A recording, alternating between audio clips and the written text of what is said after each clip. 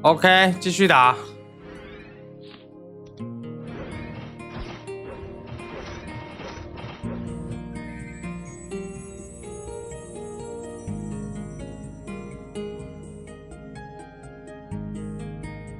安安啊！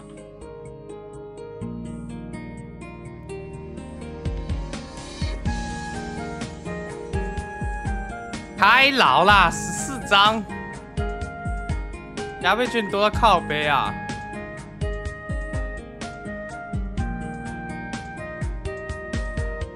今天雪女能不能赏我一张？你们觉得今天会有几张？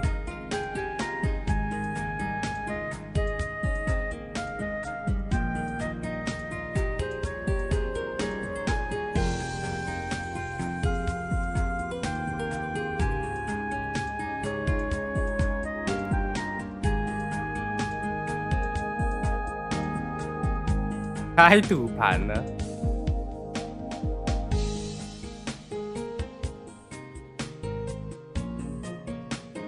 新风改版有看吗？有啊，2点半就可以休息了，刚好压线。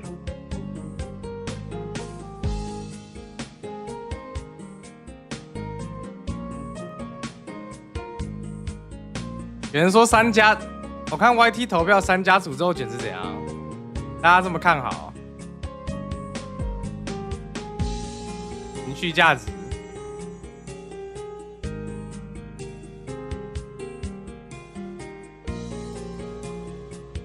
还是我们先一起来看这个端午节活动。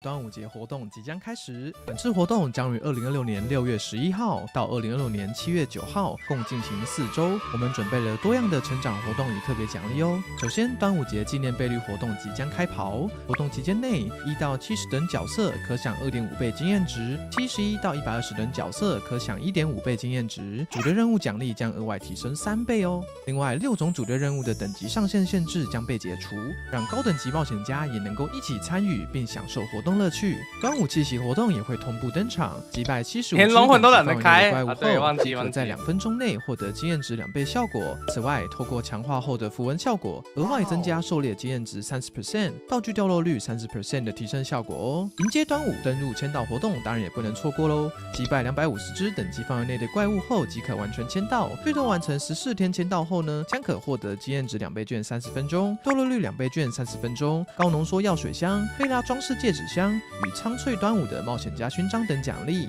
消灭五毒活动也即将开始，请击败出现在狩猎场中的蜈蚣精、蜘蛛精、蟾蜍怪、蜥蜴怪、蛇精，并获得高浓缩红色药水与高浓缩蓝色药水作为奖励吧。击败怪物时还有一定几率掉落厄运之水，收集厄运之水后也可以兑换自己想要的指定怪物召唤包哦。此外，屈原的愿望活动，我要那个召唤包什么小用？透过狩猎怪物获得祈愿粽子，并将祈愿粽子投入记述着屈原灵魂的江河，完成后可获得经验值2倍券30分钟作为奖励。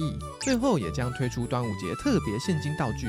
正在寻找特别的宠物吗？半熟蛋、全熟蛋以及茶叶蛋宠物全新登场，可爱的模样保证让人看了心都融化哦。另外，端午节转蛋机也将全新登场。透过端午节转蛋机，可获得全新飞镖道具、盘子飞镖箱、鸡蛋飞镖箱，还有各式各样的稀有道具。此外，还可以使用透过打开端午节转蛋券箱子获得的端午纪念信物，兑换端午节达成宝箱等级1到5，宝箱等级越高，就能以越高几率获得稀有道具。在端午节节庆中，和Artale一起展开愉快的冒险吧。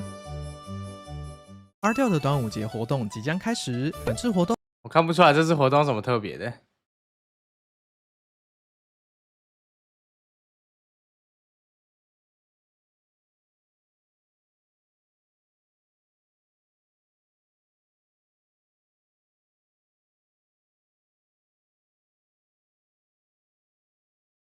特别在鸡蛋啊，算了啊，随便啦。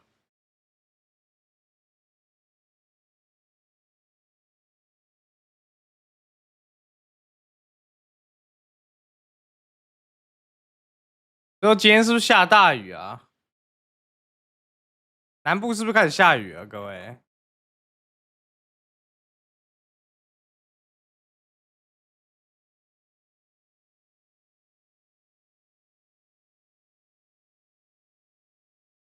我这边也开始下了。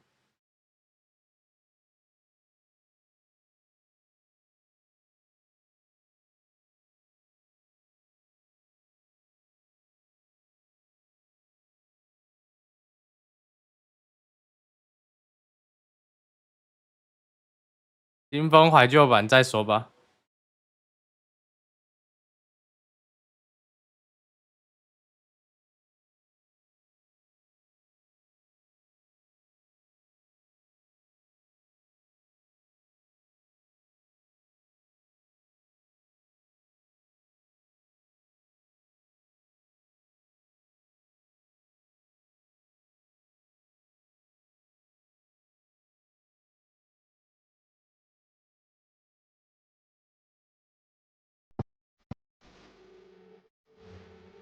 够，太够了，98了，来了，拜托了，100公先走。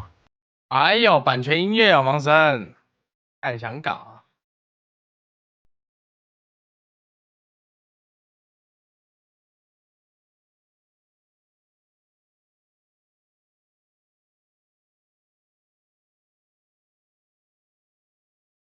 黑历30了，对对对，黑历30了，昨天过的。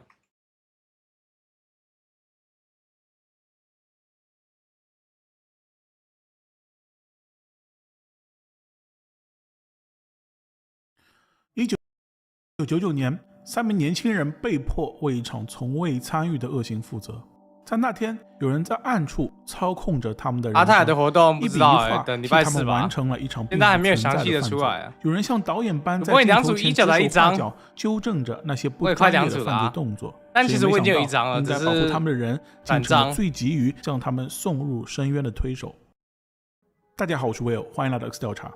故事发生在全罗北道，其北部的参里伊地处平原，水质、土壤条件优越，主播好像走出来了。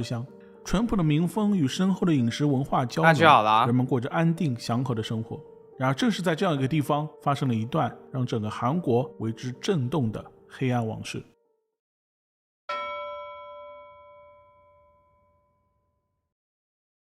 他在看到俄敏78两张，昨天是个星期六，而且那是在30分钟内。的那拉超市大门紧闭，货架尽头的里屋，店主一家4口还在熟睡中。我打这么久，实际上喷几张？ 43岁的崔成子2张俄敏，然后他猛地惊醒，却发现双眼已被胶带封住，视线一片漆黑。紧接着，一个陌生的声音在耳边响起：“敢动一下，我就杀了你。”崔成子屏住呼吸，发现身旁的丈夫一反常态的没有打鼾，显然已被控制。她紧紧地抱着怀中的5岁儿子，以防孩子醒来哭闹，惹怒眼前的劫匪。在威胁下，崔成子说出了超市里财物存放的位置。随后，房里响起了杂乱的翻找声。从脚步声以及说话的声音判断，劫匪应该有3人。搜刮完主卧，隔壁房间的门被推开，我觉得这个东西就是那里住着崔成子丈夫的姑妈刘爱顺。只听她发出一声尖叫：“谁？”关龙有没有成就感？还不错啊。直到一切归于寂静，冷风从门缝吹了进来。现在是14过，崔成子意识到劫匪们离开了。她迅速解开身上的束缚，确认了丈夫及孩子无恙，随后冲到隔壁房间，却见到姑妈静静地躺在床上，已经没了呼吸。大家观众都很凶跟实况组打现金，以及跟实况组打龙王好像压力很大我看那个什么小依依跟那个黑糖雪都在群组说快受不了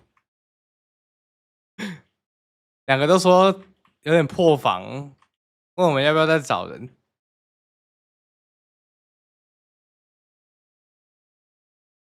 好像一直被骂还是怎么样？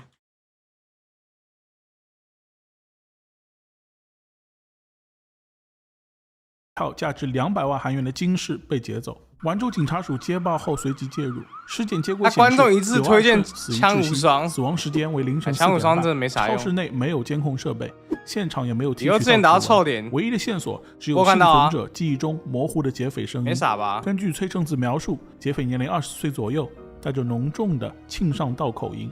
刘爱春的丧礼上，家人们嚎啕大哭，为他感到惋惜。有人私讯骂，不会私讯的，就两人是一的人，竟然以这样的方式惨死家中。崔成子一度心灰意冷，认为劫匪可能难以被抓到。没想到，仅仅在案发的9天后，丸州警察署就打来电话，告诉他3名嫌犯已经落网。瓜肉哪有被我拒绝？前往警局，想要当面，他根本就没有问要不要打龙啊，但被警方阻拦。警方的通报揭露了3名劫匪的身份，他们分别是姜仁久、林明善和崔大烈，年龄在19至20岁之间，都有过偷窃的前科，文化程度不高。其中学历最高的崔大烈为中学毕业。为啥今天打7小时？因为加倍军到今年，但不曾与崔成子一家打过交道。根据警方公布的案发经过，传话帮2月5号没有，晚上9点半，林明善因手头拮据，提议出门搞点钱，于是随身携带菜刀、螺丝刀、胶带、手套等物品，与崔大烈、姜仁久会合。3人最初的目标是停在路边的车辆，但由于缺乏经验，砸车没有成功。他们折腾到凌晨4点，仍一无所获。在街上游荡时，经过了娜拉超市，林明善提出了新的想法，他率先翻墙进入院内。是我现在黑力30血量可以拉到多少？放进2位同伴，3人分工明确。崔大烈掏出螺丝刀撬开房门，林明善挥舞着菜刀负责威胁，姜仁久用胶带封住受害者的口鼻，并将其手脚捆绑。原本只打算求财，可在撤离前，他们发现刘爱顺因口鼻封堵过严，哎呀88，反正我吃那个，眼见出了人命，3人慌了神。逃跑途中，他们将抢来的现金和金饰扔进了附近的河里。没钱贷款了啦。随后警方已经贷款黑力30书和所谓的作案工具。从当年外界看到的信息来判断，今天就算打到这起案子似乎已经没有太多3张俄敏，我还是1999年4月，泉州地方法院开庭审理此案，还是没钱。林明善、崔大烈、姜仁久今天最起码要打到3张俄敏致死罪等罪名。法院认为，今天最起码要打到价值中起到领导作用，不是属于主谋。今天最起码要打到价值大概1亿5千万才能还债。姜仁久与崔大烈虽为从犯，但行为导致了受害者死亡，性质同样恶劣。考虑到案发时韩国成年年龄为20岁，林明善刚成年，而姜仁久与崔大烈尚在法律上属于未成年人。不用祈祷啊，这个打开法院在量刑时心的考虑从轻处罚，最终法院宣判3名被告罪名成立，林明善被判处6年有期徒刑，姜仁久、崔大烈被判处3至4年有期徒刑。此后经过2次上诉，最高法院维持了判决。这3人被称为参理3人组，关押在泉州监狱中。对于崔成子来说，凶手已伏法，生活似乎归于平静。可真相真的是这样吗？宣判的几个月后，2000年年初，崔成子接到了一通陌生电话，打电话来的是泉州监狱教化委员朴英熙，他的职业是为囚犯提供心理疏导。电话里他讲述了一个令人震惊的故事。1999年年末，朴英熙在监狱例行辅导时，听说吗？有啊，悄悄塞给他一张纸条，上面写着：老师，请见见我们牢房的林明善，请务必和他谈谈。朴英熙对林明善这个名字毫无印象，也不清楚对方的意图，便顺手将纸条揣进兜里，将这件事抛在脑后。直到几个月后，在一次监狱举办的集体宗教洗礼活动中，他才第一次见到了林明善。根据资料记录，林明善因强盗致死罪入狱。朴英熙告诫对方，因为他的贪欲导致了受害者的惨死，我感觉我上面必须反省自己的罪孽。没想到的是，林明善呆呆地回望着他，自言自语道：“我连娜拉超市都没去过，看到万万的秀奶奶都没见过，没有怎么谢罪？怎么反省？掉到一个他长什么样子都不知道，怎么祈求原谅？”这句话让朴英熙感到意外，他想起了几个月前收到的那张神秘纸条。为了判断其是否在演戏，他追问了案件大量细节，包括你知道为什么猫主播上礼拜在风星打龙王的暴气吗？等内容。洗礼活动结束后，他问他吧，你问此案的卷宗进行调查。随着翻阅越来越多的资料，朴英熙觉得越来越不对劲。让他起疑的不只是林明善一再否认，而是他的说法与案卷中的一些关键细节始终拼不严实。眼下的处境让他陷入了心理斗争。此时她的丈夫正卷入一桩诬告案被捕入狱，为了帮助丈夫，她已四处奔波，很难再抽出精力调查另一起疑似案。就大概少一刀吧。思来想去，他还是过不去心里那道坎，无法视而不见，因为这违背了他的职业良知和信仰。接下来一段时间，朴英熙频繁与林明善谈话，今年版不知道，还见到了另外2名同伙，到时候我要设个在还原真相的过程中，一定会有人一直问我大量时间，数次因愤怒和同情流下泪水。参礼3人组中，年龄最小的为江仁九，他遗传了父亲的智力障碍，并患有严重的口吃。江仁九的童年伴随着贫穷与暴力，父亲长期酗酒家暴，母亲左臂残疾，靠摆摊卖水果艰难度日。江仁九7岁时，一天晚上，母亲神色忧郁地递给他一张字条，让他交给药店店员。他虽不识字，但为能帮助母亲做事而感到自豪，一路小跑完成了任务。没想到母亲在服药后不久，嘴角开始不断溢出白色泡沫。江仁九不明白发生了什么，惊慌失措地用袖口为母亲擦拭，但泡沫越来越多，直到整只袖子都被浸湿。母亲用残疾的身体将他紧紧搂在怀里，轻声安慰说自己没事，哄他入睡。第二天，江仁九醒来，无论如何摇晃母亲的身体都没能得到回应。失去母亲后，父亲总是拿江仁九出气，他长期处于饥饿状态，在学校也因智力障碍遭到排挤，中学2年级便辍学。为了填饱肚子，和伙伴一同偷窃，留下了案底。崔大烈在3人中身材最魁梧且学历最高，但他与江仁九一样患有智力障碍，背负着沉重的家庭枷锁。其母亲下肢瘫痪，父亲因事故脊椎受损。年少的崔大烈是家中唯一的劳动力，他一边在工地打零工，一边照顾双亲和妹妹，一家4口挤在狭窄的窝棚里，每月靠34万韩元保障金糊口。被认定主谋的林明善在3人中年龄最大，其父亲是木匠，本有一技之长，却酗酒家暴，家中一贫如洗。一到父亲发酒疯时，林明善便会带着2个妹妹逃出家门，在废弃的空屋中躲避，或在阴冷的桥洞下蜷缩入睡。相比于寒冷，饥饿才是兄妹3人的头等大事。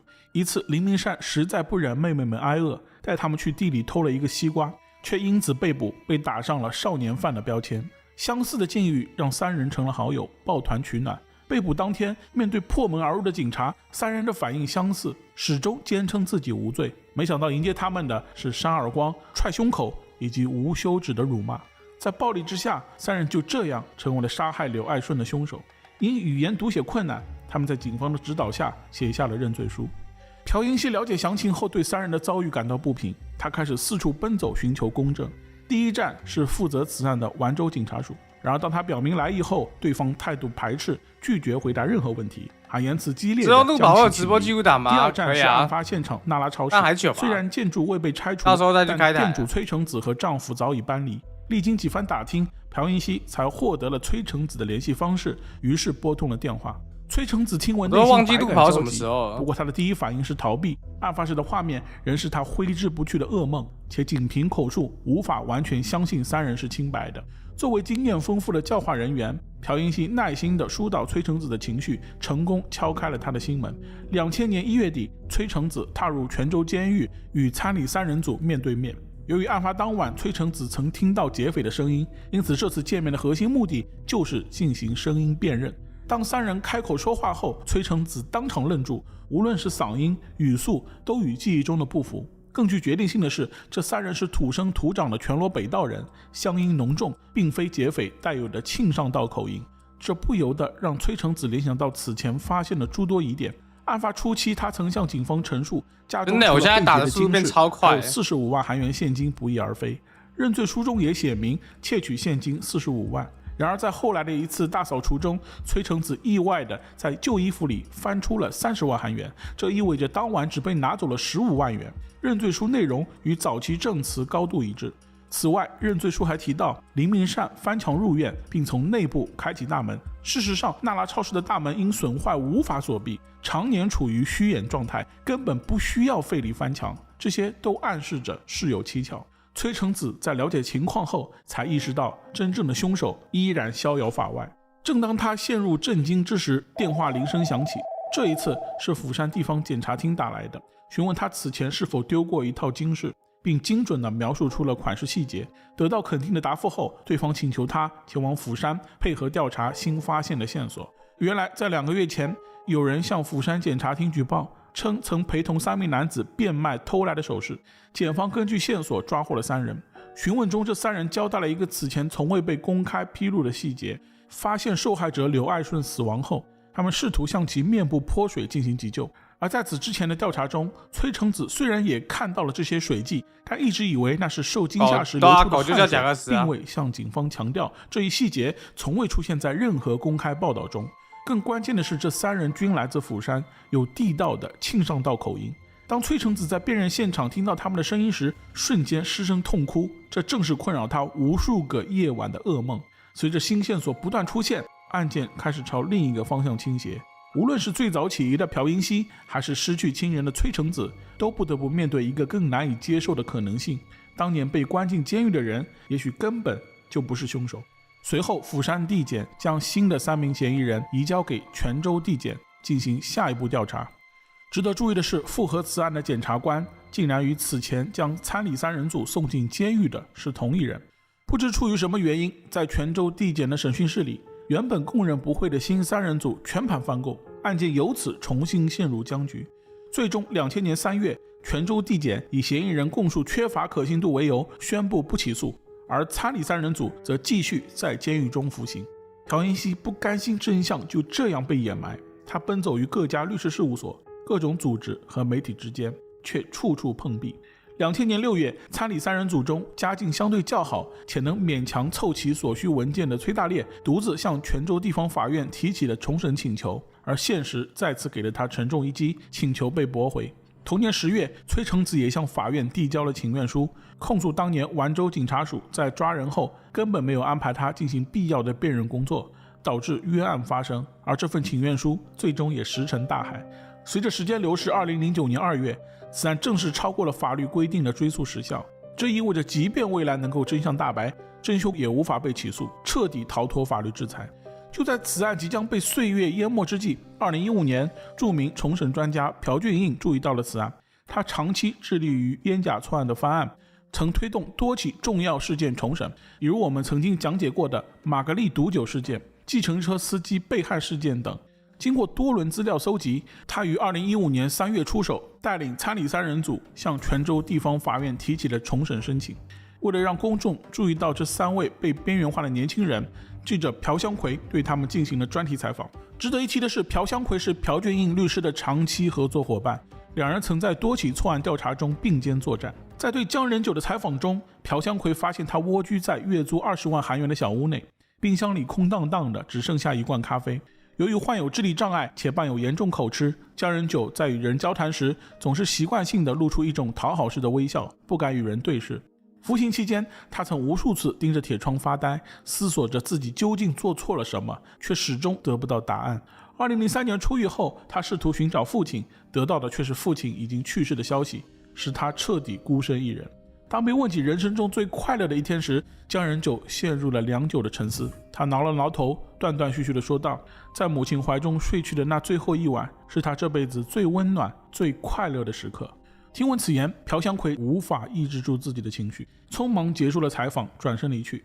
可没走几步，江仁九竟追了出来，将仅剩的1罐咖啡塞进他的手中，以此感谢有人愿意倾听他的故事。同年10月，朴香奎见到了崔大烈，他一开口说话，那缺了3颗上牙的牙床便显露无遗。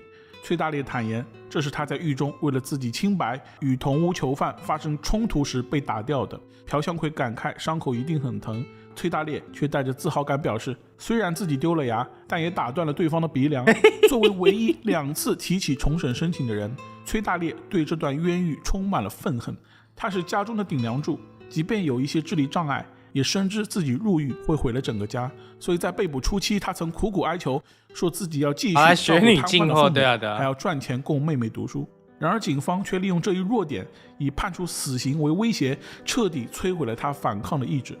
林明善在同年接受了朴香奎的采访，他有些自嘲地表示自己在学校受欺凌，在家里挨毒打，可通过警方的调查，他生平第一次当上了老大，并领刑最重。入狱第3年的时候，林明善收到妹妹的来信，才得知父亲早在2000年就因车祸去世。不一定啊，从未有人告知这个消息。他在牢房里哭得撕心裂肺，尽管父亲生前暴力，但作为长子没能送对方最后一程，成了他心中的亏欠。朴香奎注意到林明善的鼻梁有些歪斜，他尴尬地笑了笑，称那是遭到狱友殴打后的结果，因未能得到及时医治，骨头畸形愈合。他至今无法理解从未对别人动过手的自己为何总要面对这个世界的拳脚相加。绝望最深时，他曾在狱中吞下石头，企图自我了结。采访结束后的那天夜晚，朴香奎收到了林明善的讯息，对方先是发了一个哭着道歉的表情，随后局促地询问能否借1万韩元买点吃的。他解释说自己并非厚颜无耻，只是最近日子真的有点难。但朴香奎知道这并不是暂时的困境，他的日子其实从未好过。令人意外的是，真凶之一的李某竟在2016年1月主动现身，也接受了朴香奎记者的采访。他坦言，促使自己站出来的决定性因素是读到了朴香奎关于三人组的现状的报道，那些文字令他深受触动。李某并非孤身前来，随行的还有他正在攻读法律系的侄子。李某表示，早已将当年的罪行向家人坦白，之所以带侄子到场，是想向公众证明他是真心实意的为过去忏悔，并渴望赎罪。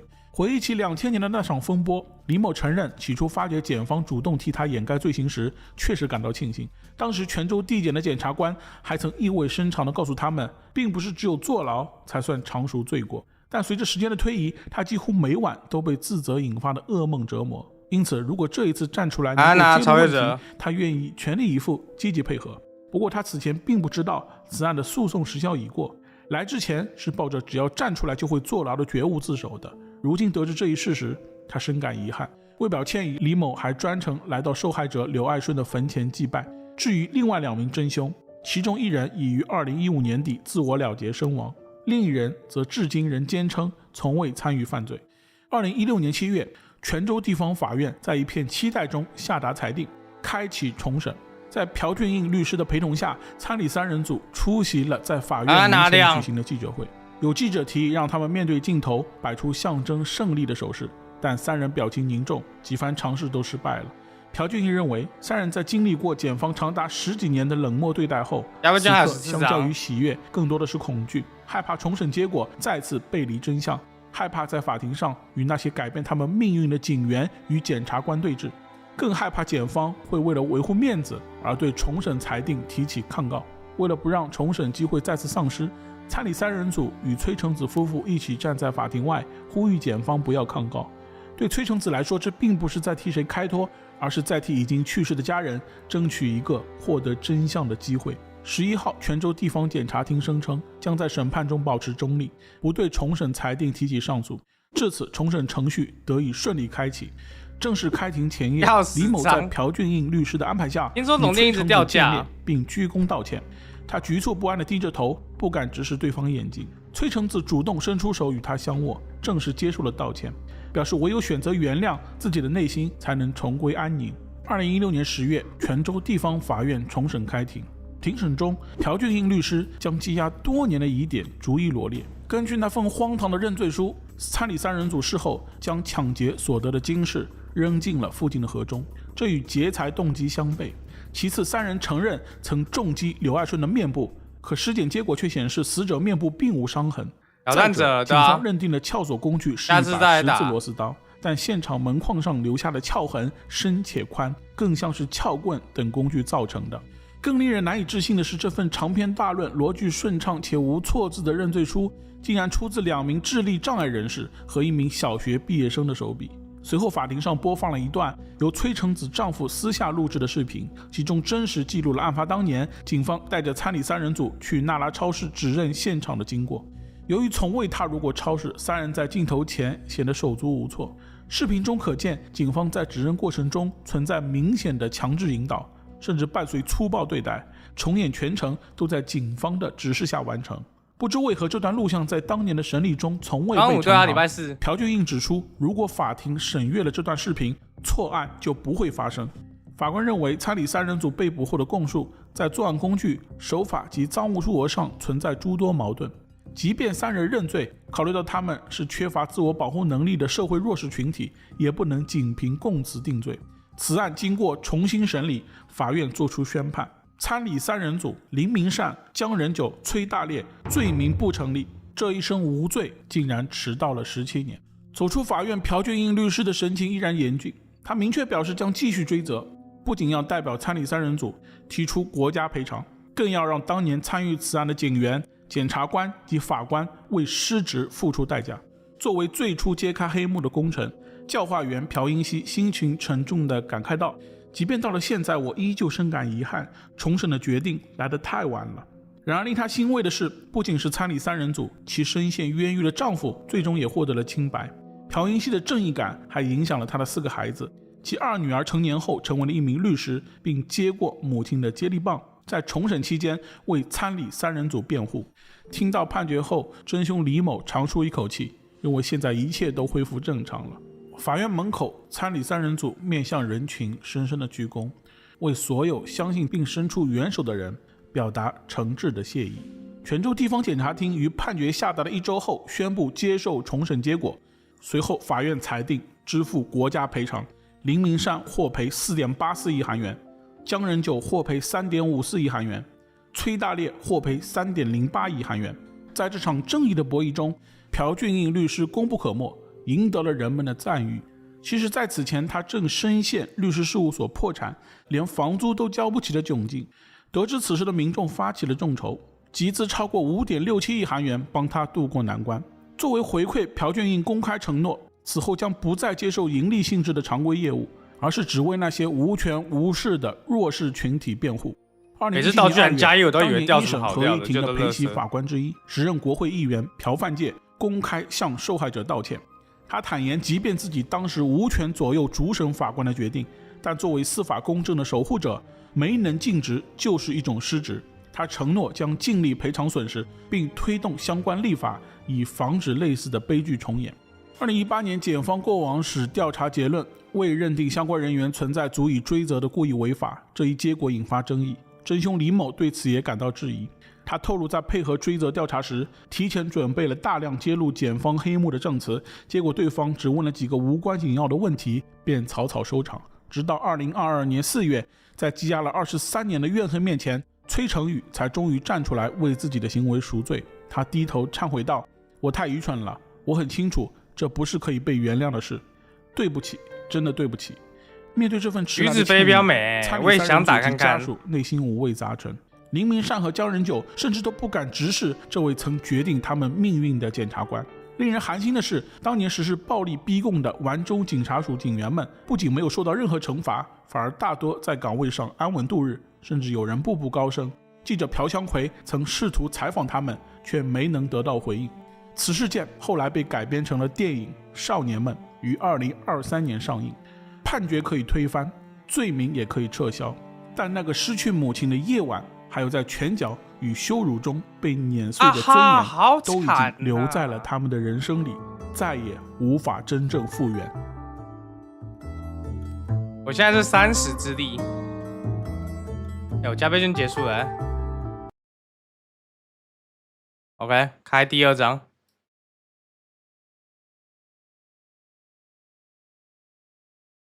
今天我们加倍券还有很多张哦，有没有什么好看的影片？赶紧推荐一下。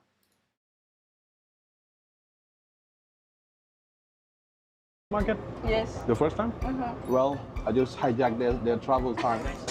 Now we're not going to Shilin. I'm going to Shilin now. Now we're in Supai. We're back. We're back home. So what do you guys eat in Supai usually? What do you eat here? There is a very little. 老高最近没什么好看的吧 I don't know if it's where we're going. Yeah. Oh, so that's the we're one. eating there. Oh, you eat there always? Yes, sometimes. Yeah, so that's the one actually we're taking you guys. Yeah, but you know, if you come to Taiwan, there is one food that you must eat. The tofu grill? The tofu? No, no, not that one. You know, it's beef noodles. But I can't eat that. You cannot eat? 哎，不是有那个什么乐高的事情吗？那个乐高的事情 not halal? 是蛮好看的。 You can eat? Okay, then we go to the beef noodles store. 买车哦，没有，暂时没有这个计 How many 划。 countries have you 等下 been 去看一下那个乐高那个。 15? 50? 50? No, 15. 15? I've been to 13. 2 weeks ago I was in Hong Kong. Before Hong Kong, last month I was in Thailand. I love Thailand. Yeah, you love it? The food? Yeah. Amazing. Amazing. Pad Thai. Yeah, the pad Tom thai. yum. Oh. Ayo. So what's your favorite food in Taiwan? Ramen. Ramen, mais c'est japonais. Ramen is Japanese. It's Japanese. 他说他最喜欢的是拉面。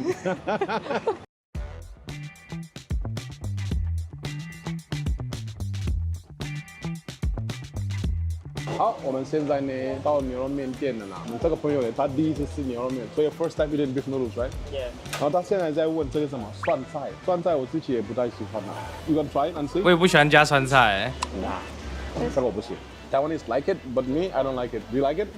No, it's okay. It's okay? Yeah. Yeah, not my thing. Yeah. 香菜我喜欢，香菜我喜欢。 Beef noodle store. We buy the beef noodles, but also we buy the side, like the tofu, the eggs. Try with the beef noodles together. Okay. Since you don't eat the beef, you can try the tofu. Okay. Oh, it's not that bad. Yeah. Good. No, c'est bon. So this restaurant since 1974. So it's been here for 40 years, and it's always here. You see the locals, they're always here to get the beef noodles.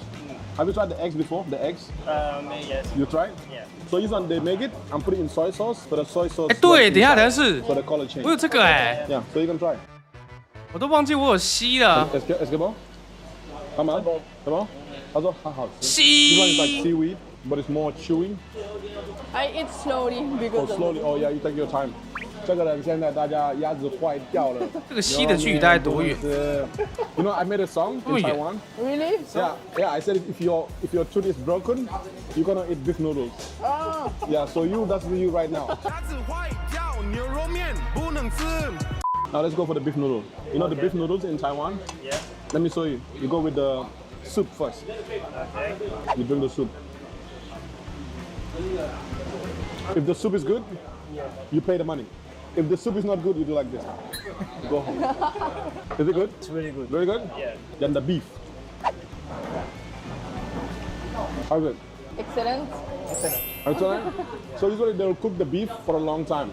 Then the soup will come out, and then make the noodles. So in Taiwan, the beef noodles before, in the past, when they kill the cow, they take the meat, so they'll be left with the stomach and everything, right?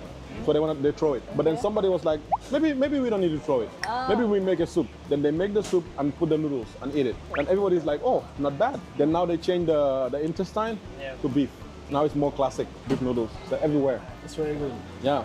And then finally we have the noodles. Yeah. How is it, Tom? First time. For the first time, it's really good. Out of 10, how much you give it? 10. 10? Yeah. Wow! 第一家就10。第一下就10了。后面怎么办？ So for me, usually, I will rank it from the soup, the beef, and the noodle. Before I make a video, I try different beef noodle, and then I say which one is the best. I do that. So for the soup I think I'll give it like 8. Yeah, 8 out of 10.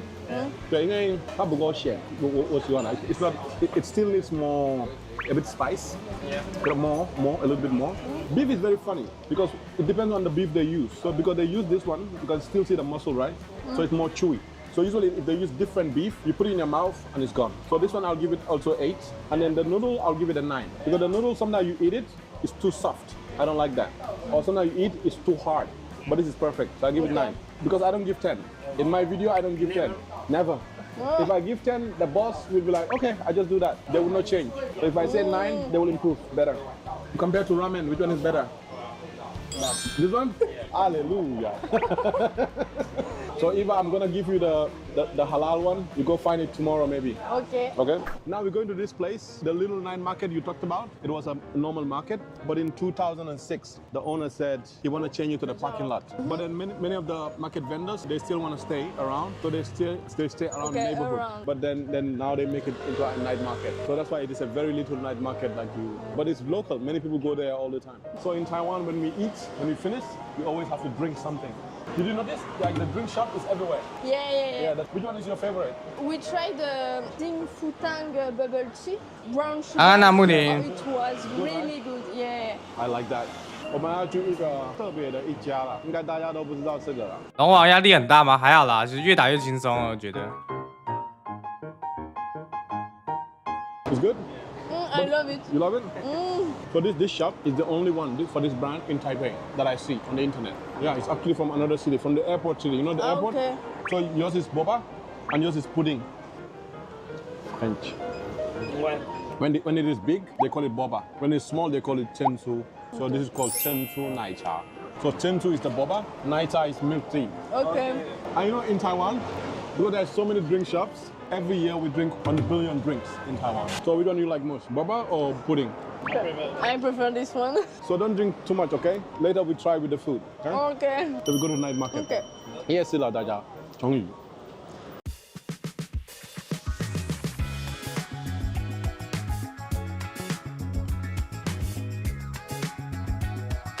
So you sure never tried this before, right? And you know in Taiwan. 主播可是黑历30人，没错。 Even in the toilet, you make the line. Make the line. You know, in Taiwan, after we eat dinner, we still go and get the small snacks. So you see, most of the stores, they only open until 12 because we need to come out and buy food after we watch the movie and stuff like that. Eating after eating. Yeah, eating after eating. Manger après le manger. Oui. 大家我们今天都是法文，酷会帮我们翻译，好不好？ So today we bought fried chicken, fried potato. 不知道英文怎么讲？There's squid, okay. squid, and then also the mushroom. So Eva, potato. It's hot. Hot. In Taiwan, we are not scared of the hot.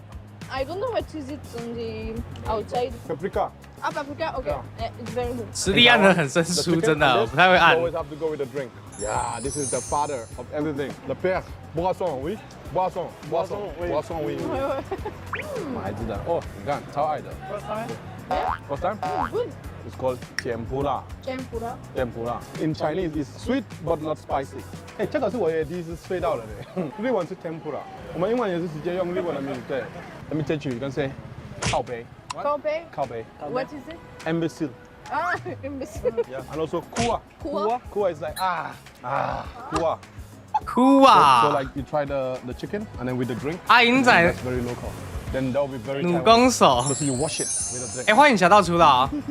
So Eva, which one is your best? Your favorite? Sweet potatoes are. It's good. 我看李优昨天是不是 Yes, 龙店爆掉还是怎么样？ And the mushrooms too, but they are oily. Oily. 哦，他说那个金巴菇有一点。卷眉比赛的奖励什么时候发放？哎，你在睡啊？大概睡啦。So which one is the best? Chicken. 要看官方哎，我也不知道 Then。the potato. Yeah. Alright, so I'll just give you guys this. You keep it. You take it home. You can eat it for 3 days. 理论上 Don't 是 eat this. It's 一个 very 礼拜 oily, 后 right? 啊。 You need to eat fruits and make it 理论 go 上 down. 那个有，就要把它全部拿掉这样子。你了解吗？你懂吗？Say yeah. You say yeah. Yeah.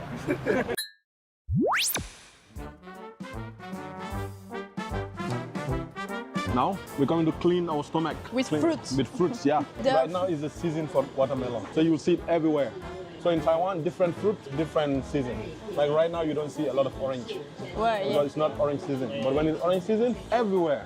And very cheap. So maybe 找他去 MS 的兄弟吗？ This 你 one I never tried. I don't. 看起来要自由 It's called 行 the。dragon fruit. Dragon fruit. 这个呢，明天他们集装的时候会觉得他们搭配有问题的，完蛋了。They put it like this, so that is 4 for 100. I think that is very cheap for me. Okay. Yeah. So if you go to the night market, be very careful. Oh, yeah. If they write the price, yeah, you buy. No price, don't buy. Okay. 我在教外国人卖水果，好不好？然后夜市的那一些人哦，不要这样子欺负外国人啊，好不好 ？Right. Now we need to clean the body. Eva, which one are you gonna try first? I don't know.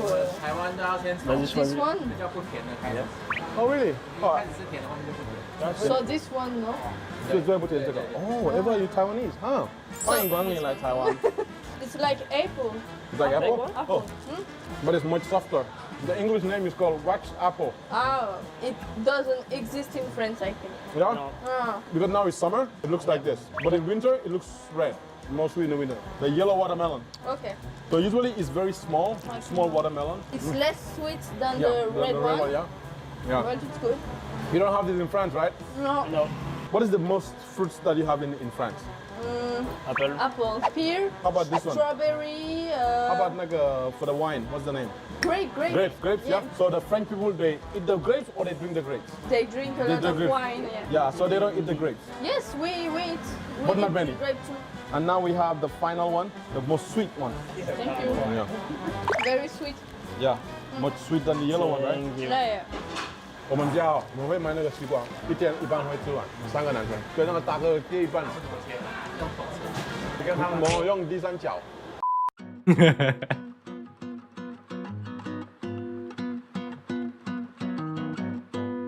Yesterday we went here and there were a lot of people and we're like, but what is this? There were too many people, we don't buy it. So this store actually was in another part of the city called Beitou. So it moved here. So it's also a very old store. Some of them, they'll just use the ice and make it like snow. You hear that sound? Yeah. It's cutting the ice. Make it like snow. Then they can put the fruits or some other little beans and stuff like that. But this is very famous in Taiwan. Okay. So something like that. Different stuff. That one is very colorful. So we go inside and try. Okay, Eva, here we are. Here, yeah, Okay. Here we are. Yeah. So this is like I said, ice. So they add different stuff. This is like green beans, peanuts, and this one jelly cake. They call it. Usually it's two types. We have this, the ice, and we also have this one. This is like soy milk. So this one usually in the winter it's hot. So it's very good actually. Taro, you know taro? French people love it, I think. My French friend, like a French guy in Taiwan, YouTuber, he loves taro. And this? This is mochi. This is called swapping. Swapping. Wait, like hold the ice. Let's go. You dig inside. Moi, je regarde. First time try ice. This kind of ice, yeah. It's different. Thank you. Yeah. You wanna try, Tom, the taro? Best. Yes? You know the French YouTuber in Taiwan? He loves this. How about you, Eva? No, yeah, it's good. This one we did not buy. It's the boss who gave us for free, yeah. So usually this ice is with milk. Ah, yeah, we. And then they add the mango and also ice cream at the top. Attends. 中间有冰淇淋， Wow, 去吧，也里面。它的冰有特别的味道呢。It's good, right? Yeah? 这个是我吃过最好吃的。Usually when I eat it, it's just ice with milk. But this one has a special flavor inside. 香蕉油。就是以前古早的刨冰呢，其实不是黑米，是用白糖跟香蕉油。 The banana essence. The banana essence. 对，我知道。我加油这个。So now you know why people make the line, right? Okay, I understand. Looks like Eva loves the mango. Yeah. Ah, Yeah. okay. En flan, it's like I don't know. Like the pudding of the yeah. pudding of the soy milk. It's special, but I like it because it's not too sweet. Oh, Tom was looking at you. After you eat, then he eats. Tom 很坏。Yeah, actually, even me, I don't like soy milk that much. You don't like? I don't like soy milk. But in the winter, I'll buy it hot. Hot, yeah. You know, in the winter, soy milk with this. Oh, amazing. I'm gonna try this one, the mochi. 它把麻薯放在那个黑糖里面去熬，哦，甜的。什么口的师傅？ It's good. 这个老哥怎么一直以来都在 This 笑 one？is cold, but this one is warm. 不同的。烧麻。 We have mochi in France, but this one is the better. So, Tom, which one is your favorite? These two? Yeah. Wow. How about Eva? 我觉得她喜欢这个饼，前面这个。 This, And the this. mango. Yeah. I like these two because it's not sweet. I like Sweet. it. So you guys were going to the night market today, right? And I was like, stop, wait a minute. Let me take you to another place. How was it today? We tried things that we didn't have tried before. 安安 so 早 it 安 was very good, yeah. So you were just seeing them around, but you never thought about trying them. Yeah, So especially this. this one, yeah? But now you try, would you come back and try again? Yes, maybe. So like, which restaurant today was your favorite? Or which shop was your favorite today? No, this. This one? was good. How about Tom? Beef noodle. Beef noodle? Wow. Tom is my friend. Welcome to the, not this one? It's very good. How about this and beef noodle? Which one would you choose? Beef noodle. Beef noodle. 安安早安 Team 早安。 Welcome to my team. Yeah. What was your feeling of today? Like, other than the food, trying different foods, any other feelings that you got? I think we'll try more when we see it at first. We're like maybe not, but we have to try You it. have to try it. Don't say no. Never say Yeah, never. never say. You see your friends? Tell them to come to Taiwan. They find the black dragon. I'll take them around. I'll open a company, the tourist guide. Really? Yeah. Like I just started filming, and you guys showed up very quick. Because I was gonna find someone. Ah, yeah. I just Yeah. started, and you guys come. I was like, And oh. we were here. Yeah, I was like, okay, there we go. Because usually when we do something like this, like the last time I went to the airport to get someone, very hard. Like the Japanese and the Korean, they're like, sorry. No. Okay. So we ended up getting an American guy with the girlfriend, yeah. So today we got the French. Maybe next time we'll get the British. Who knows? Never know. So I'll thank you guys today, for going, for agreeing to come with us and then enjoying Taiwan. Thank you. No, thank you. We discover new things. New things, right? Welcome to Taiwan. Yeah. Thank you. 对啊，叫外国朋友们来找我好不好？我带你们去玩啦，去吃什么喝什么都有啦。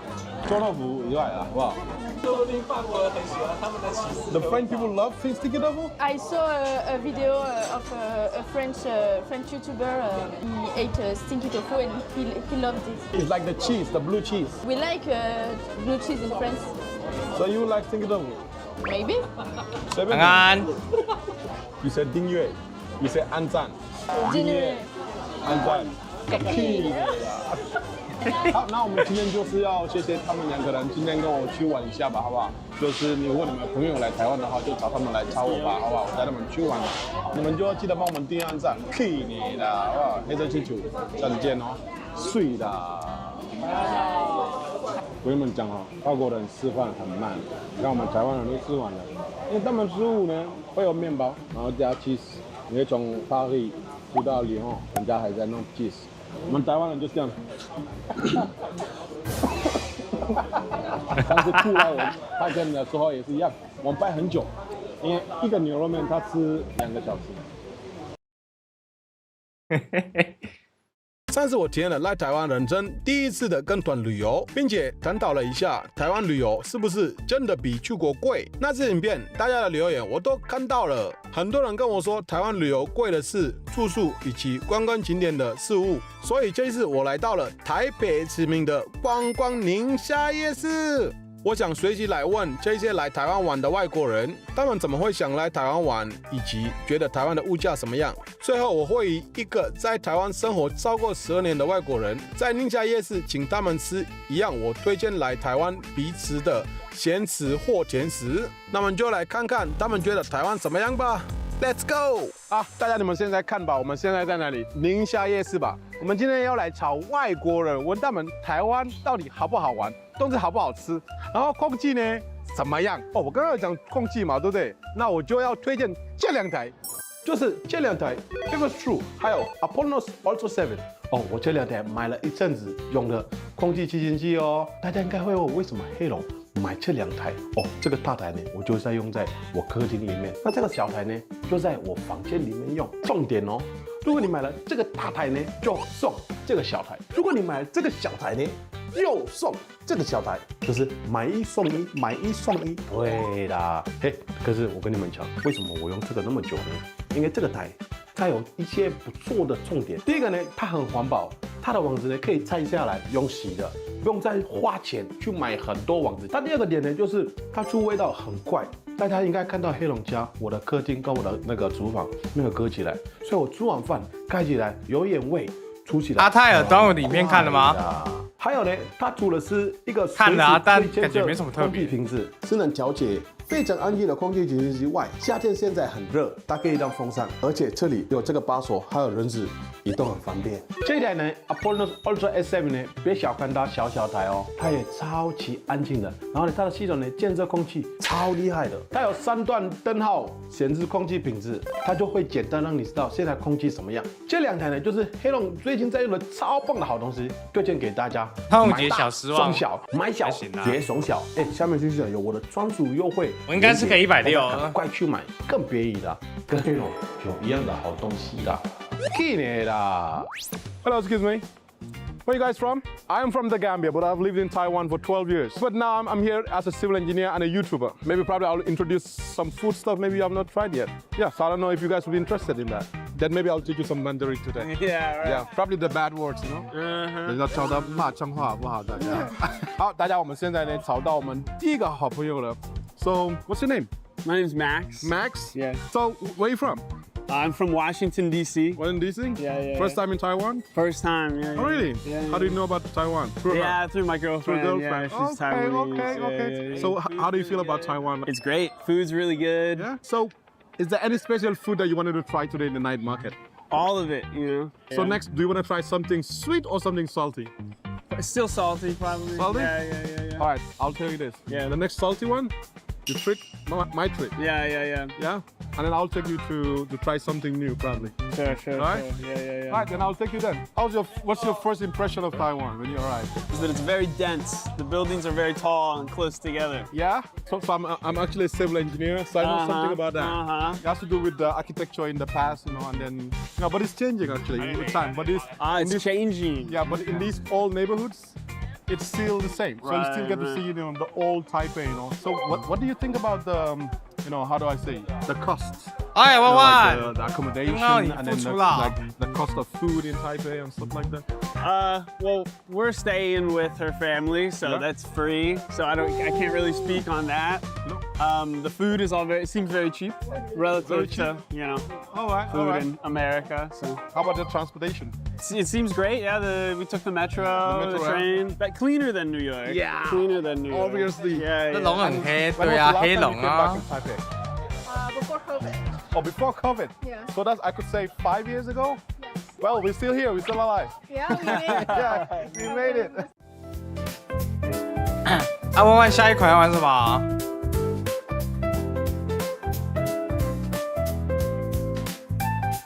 我看你要正式告别风心啦。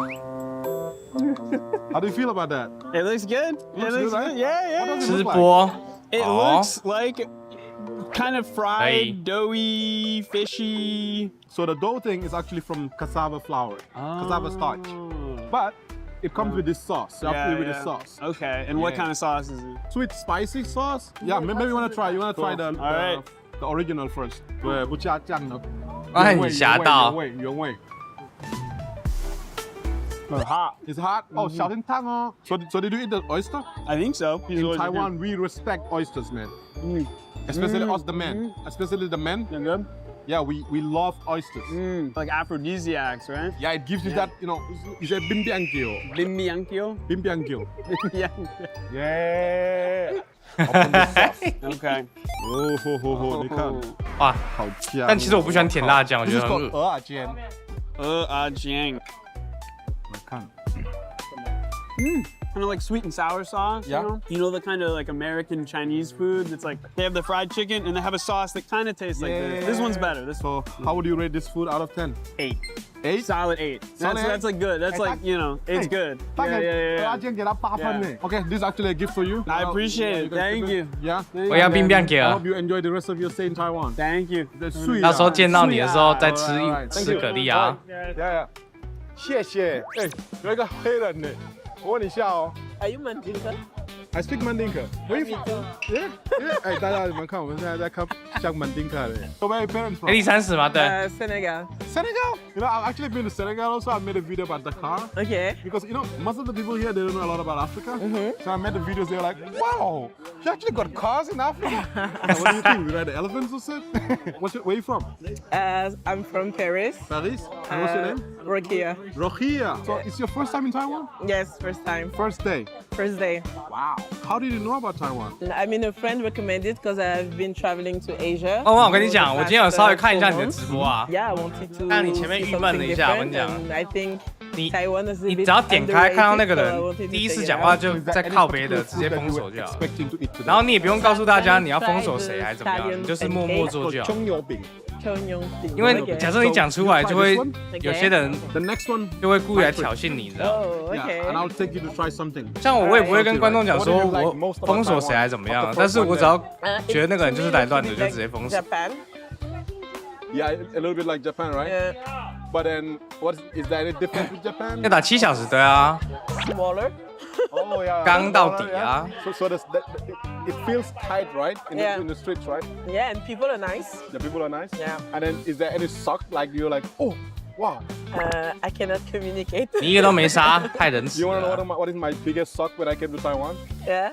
The bike, the scooter. Yeah. Too many. But I was in Vietnam before. Oh, and yeah, yeah, yeah. 我跟你讲，有时候太善良不好啊。这个其实有时候比较善良，你知道吗？ Yeah. 这个你会因为这种事情，让他再喷你下一次，你给他下一次喷你的机会，然后你就会下一次就 It's called 心情不 chipai. 好。 Chipai. Yeah. So it's actually like they will take the chicken and marinate it for like a day. 这个是 and 我 they'll add 做 some YT 几年之后的 flour and some 心得。 breadcrumbs and then fried. 你不要给他这个 Sometimes 第 it's 二 very 次 big. 机 There 会 you。go. Ah. It's good. It's good. It didn't actually start from the night market. This meal. Okay. It started from a breakfast shop. So the boss was thinking about how do I make something quick, something cheap. 哎，但 And 其 he 实 just 万 took 万， the 我有一件 chicken 事 breast 情， and marinated. 就是我有看到你那个影片，你不是要把装备抽出去吗？其实如果你有问我这件事情的话，我会叫你不要用抽的。你要送谁就直播哪一天自己送一送就好了，不要用抽的。为什么用抽？为什么这样讲呢？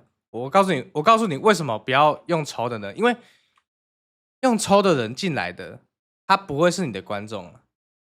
就像是我，你如果仔细看我的台，你会发现，就是我基本上不会那个什么，就是我不会，就是我的就是我不会叫别人订阅我，然后怎么样抽奖，怎么样，什么的，就是我觉得就是要送，我就直接给一给这样子。你就是你让别人，你让那个什么，你也不想要，我觉得啊，你可能也不想要让不喜欢你的人拿到你的东西吧，对吧？但抽奖这件事情就是很容易吸引到那些人，也没偷臭你啊。我本来就一直都觉得我不喜欢抽奖这个动作，也不是说抽奖这个动作我不喜欢，而是我不喜欢订阅、按赞、分享，然后片尾抽5份 WC， 也不是这样啊，就是我不希望因为抽奖你才留言，你们懂我意思吗？就是我不希望让别人因为要抽奖或什么样的理由订阅我，就像是我不喜欢去餐厅说什么5星好评，然后送一个东西这样。我通常有这种的店，我都不会给5星好评。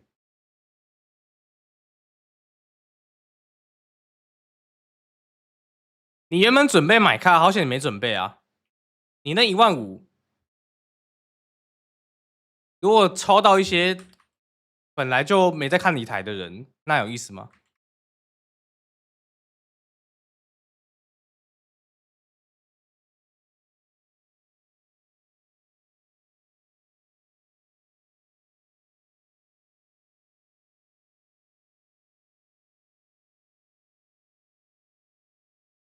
而且我讲真的啦，这个我不知道大家怎么想啦。其实我觉得很多人，万万你自己心里应该有数吧。就是你那部新影片底下很多人鼓励你，你点进看他过往留言就知道了，他到底平常有没有在看你台，是不是订阅，这个是第一个点。以前有没有留言过，这是第二个点。很多人鼓励你，那只是为了抽奖，而不是真的鼓励你，你懂吧？不要被这些人给骗了。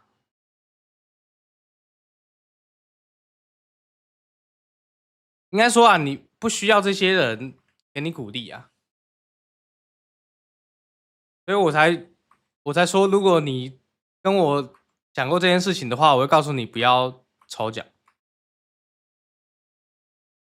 现在这部片没有啊，这部片不会剪啊，我只是纯粹跟万万聊天而已啊。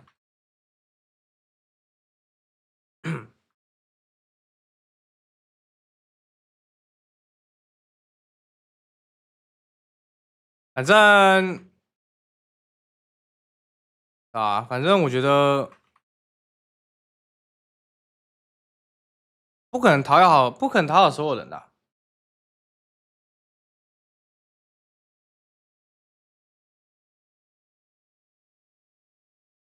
我在幸运频道打的吗？没有，777屏有人了，所以我随便找的。回归阿泰尔也可以啊。其实我觉得风之谷现在接下来有2个新的赛道，第一个是新丰怀旧服，然后另外一个是那个，你们有看到最近巴哈上面有一篇文章吗？6月18号有一个 POE 版的啊，6月18号有一个风之谷版的 POE， 在 Maple Story World 上面的，感觉这2个可能是个新赛道。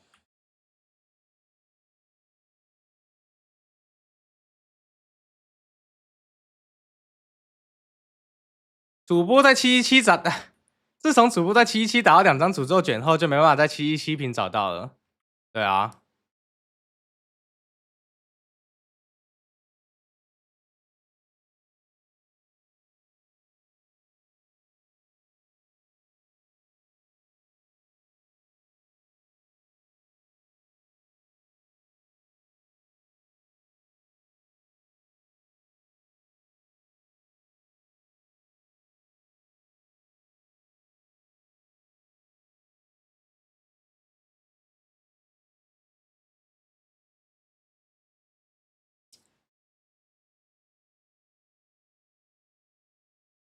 Started selling it, and then it became very popular. Okay. Is it a specialty from Taipei or Taiwan? Taiwan. It's a Taiwan specialty. So in Taiwan, it's cheap eye, 珍珠奶茶。 That I tried. Yeah, and then the stinky tofu. Oh no, that I can't try. Ah, I don't also like it. Yeah, no, I don't also like it. Yeah. But he likes to watch me eat stinky tofu. Okay. Very bad guy. Very bad guy. This is 其实我认真讲，我觉得万啦。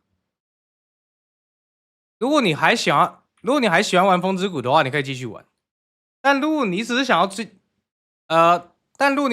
营 YT 的话，风之谷其实不是一个很好的跑道。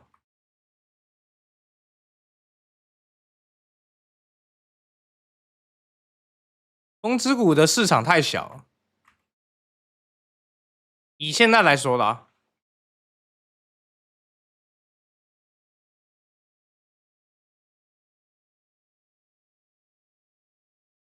其实我觉得风之谷大部分时间都蛮无聊的，像我今天开台就是抱着一个很无聊的心情下去播的。你们看我这边打宝，你们不可能看7个小时吧？你们要么跟着我一起看左上角影片，要么就跟我聊天。其实主要是这2个，你根本就不是在看我的画面。first time trying this one, right? Yes, this is the first time. Better than black people chicken? It's different. 你很喜欢，那你可以继续玩啊，没事。Yeah, no, you can say it's not. How much will you rate it out of 10? Solid 8. Solid 8. 现在没什么游戏好播的，没有。其实有一大堆。 Enjoy the chibai. Yeah, I will. And then Thank you so enjoy your much. stay in Taiwan. And then tell your friends about Taiwan. I will. For Sweet sure. 啊 Yo. 对啊，其实现在其实风之谷的台主要就是一个陪伴感，主要不是看风之谷的台在干嘛。端午节活动怎么样？等礼拜4吧。我现在看完那个影片，我没什么想法。现在都在红什么？很多啊，甚至英雄联盟现在都比这个红吧。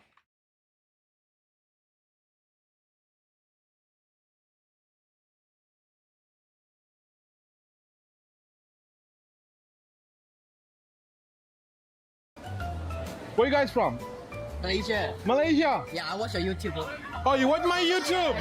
大家看这个人只会看我的 YouTube 了呢。哎呦，那这个给你好了。大家这个马来西亚粉丝哦，马来西亚哪里 KL 了吗？对，就。哎，你看你朋友们都跑掉了呢。哎，妈的啦！那我问你，你第一次来台湾最大的 shock 哎，加倍美了。是什么？车子不能丢马桶，在马来西亚我们都丢马桶啊。哦，可是现在好像可以。现在能了吗？哦，你好久没来呢，大哥。哇，好久啊。对啊，好像现在好像变了。大家可以下面留言一下，让大家知道一下，好不好？那我问这个问题，我们粉丝想知道，你觉得住宿就是这边饭店啊，费用怎么样？啊，其他东西捷运啊，或者食物呢？没有，就是不要冒吗？可以啊，都可以。对啊。目前没有。亚洲人觉得可以哦。先把这个诅咒卷打出来。爆酱鱿鱼。啊没有。 所以你现在是想吃咸的，或是甜的？咸的。哦，你有吃过臭豆腐？臭豆腐有啊。哦，有吃过。好喜欢，好喜欢。必吃。挂完了。风扇鸭头你有吃过吗？没有。哎呦，你们有吃过吗？没有。吃。全部人，那我们等一下去买，然后请你们吃好不好？好，谢谢。是的。 哎，我不敢吃东山鸭头，我只敢吃它那个卤米血而已。鸭头看起来超恶。你们这个你们有看过吗？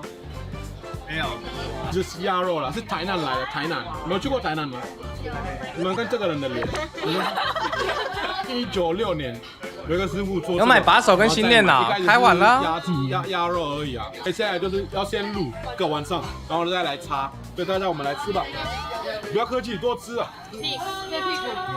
会的。屁股吗？会的。那你这个好不好？直接吃吗？对啊。哇，这个人拿了什么？来！太恐怖！大家觉得怎么样？超好吃。真的假的？超好吃。我对你炫。啊，你觉得那个什么？ 好喝啊，很好喝啊！你觉得是什么？是连骨头吃的吧？什么？鸭手不是手，舌头。好喝。好像马来西亚人超爱的。马来西亚没有这个吗？没有吧？没有啊。没有这个。那么去马来西亚开一个店啊，大家，你们如果要给他1到10分，要给几分？ 8分。外国人怎么那么喜欢8吗？我遇到的外国人都给8分呢。10分啦，10分哦，10分，超好吃啊！那这个给你。哇，礼物了，礼物了。好，那我们就谢谢你们了。希望你们在台湾就很好玩吧，好不好？还没，还有臭豆腐啊，还有臭豆腐。现在风之谷的互动越来越少了。我们没有写啊。我们请你吃。哦，他们请我吃。对，你请我们吃鸭头吧，我们请你吃臭豆腐。为什么我看你表情不对？哇，好香哦！想去6月17号宝可梦战队。在台湾吗？啊，对啊，你宝可梦起家的呢。没有想到今天又吃到臭豆腐了吧？来1到10分，你评多少分？Okay, Malaysia. 好饱。 Where are you from? London? Yeah. What's your name? Ahmed. Ahmed? Ahmed, yeah. All right. And then what's your name? Hello. All right. My name is Ali, actually. Ali. Nice to meet you. Ali, nice to meet you. First time in Taiwan? Yeah, first time in Taiwan. We have been traveling for about 5 months through Southeast Asia.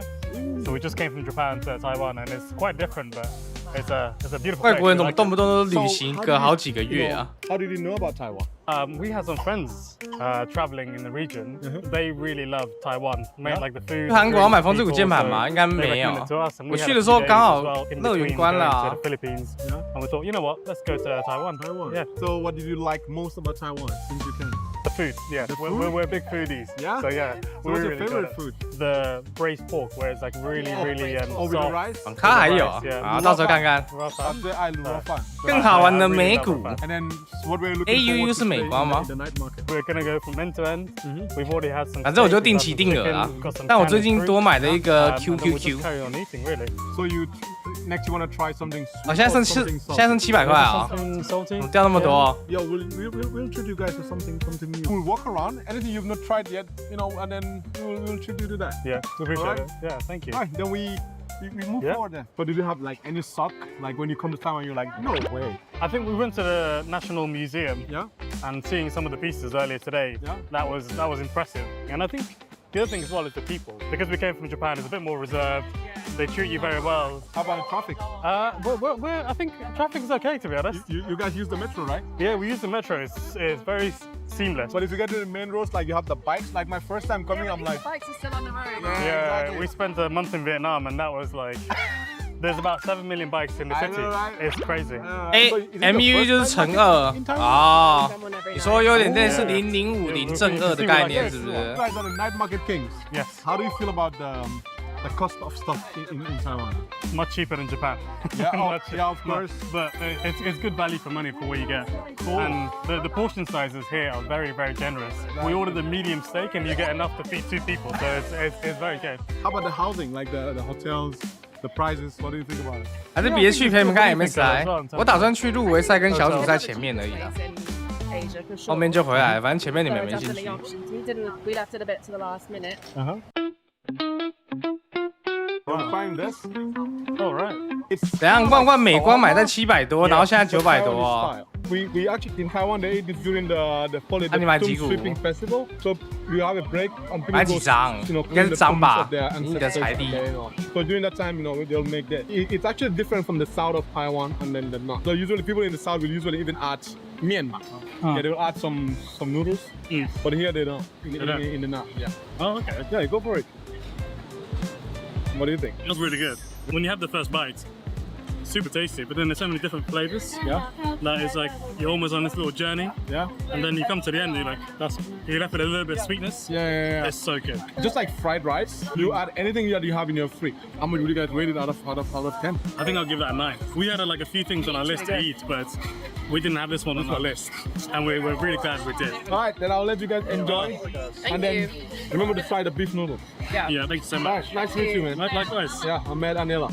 Nice to meet you. I'll give you back your... Oh yeah, I almost forgot that. I always forget this with people. 哇，我今天就找到很多外国朋友吧，然后他们就你买一股而已啊，感觉的。然后我就发现每一个人喜欢的东西不一样了。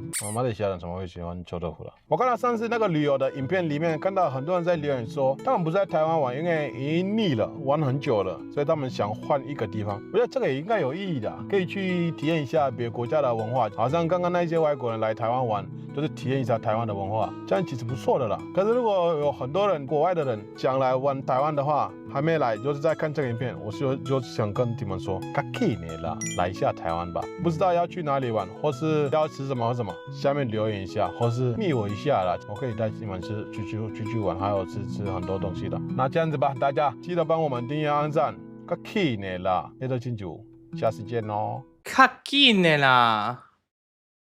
嗨，大家好，我是黑龙。你们应该知道我现在在冈比亚了吧，对不对？大家都应该知道我最爱的台湾饮料就是珍珠奶茶嘛。这一次呢，我来冈比亚介绍一下冈比亚的珍珠奶茶，进去看一下他们珍珠奶茶跟台湾怎么样。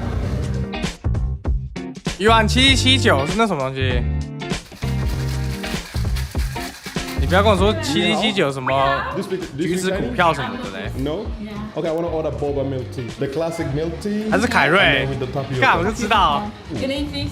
My name? Yes, please. Heilong. Pardon? Heilong. You know what is Heilong? No.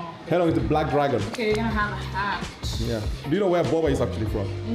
Not exactly. It's from Taiwan. Taiwan. Like this shop in Taiwan, it's at every corner, different brands. Wow. Give me one. How much? 400? 400, please. Wow, 400块，400块。 How sweet do you want it, please? 我要一杯珍珠奶茶去冰微糖。Okay, we want your bubble tea, 30% sweet. That's not bad. 不会哦。Some fun. Yeah, 30%. 各位，他现在在弄我们的珍珠奶茶。我今天才跟我室友聊到凯瑞的股票，所以说我也要一杯那个黑糖珍珠奶茶，把两个怎么说呢？厉害了，弯弯。This is called 珍珠奶茶. So bubble is 珍珠 奶茶. Yeah, and then this is 黑糖珍珠奶茶. 黑糖珍珠奶茶. Yeah. 好，那些再见。再见。拜拜。Thank you. 他们给我这个袋子，然后很可爱哦，中间有一个分开的 ，very interesting。这个比很多台湾的珍珠奶茶店好喝耶！安啊，弄然后牛奶的口味真的不错耶，它的珍珠也蛮 Q 的，这也 so good。那我如果要比的话，我可能会给它100分耶。那我觉得现在 YT 有一个什么自动翻译功能，真的很靠北。我自己在想，我说要不要？现在看万万你好前面有一个那个翻译的图案，代表是 hi， 对不对？牛奶做，看看会怎么样。然后有人打 WC 的时候就会写说厕所。给我妈妈。Do you know what is this? 珍珠奶茶 bubble milk tea. It's nice. It's good. So this is what I want us to make. You know, this is made from cassava. This black thing. So we're gonna buy cassava, dry it, turn it to powder, and then make bubbles. 好，那我们给妈妈喝吧。不是可以关吗？不知道哎。然后来做珍珠吧。大家，我今天是来拿珍珠奶茶的第一个最重要的材料，就是木薯。大家，木薯其实它都是在地下。What this one？ 裂开的时候就是到 OK 了，你要把它挖起来。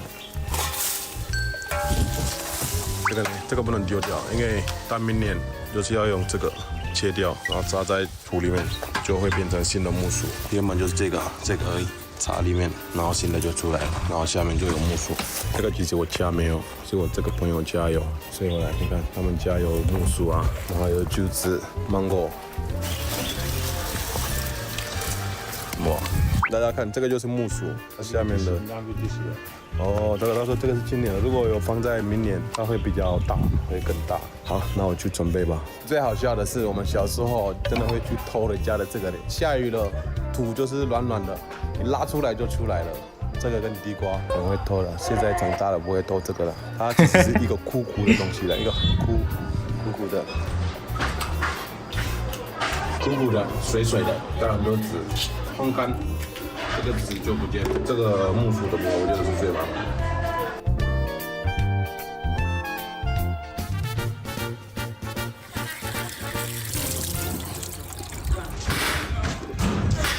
那个色王阿姨说我切的太大了，她来切很小，越下越快。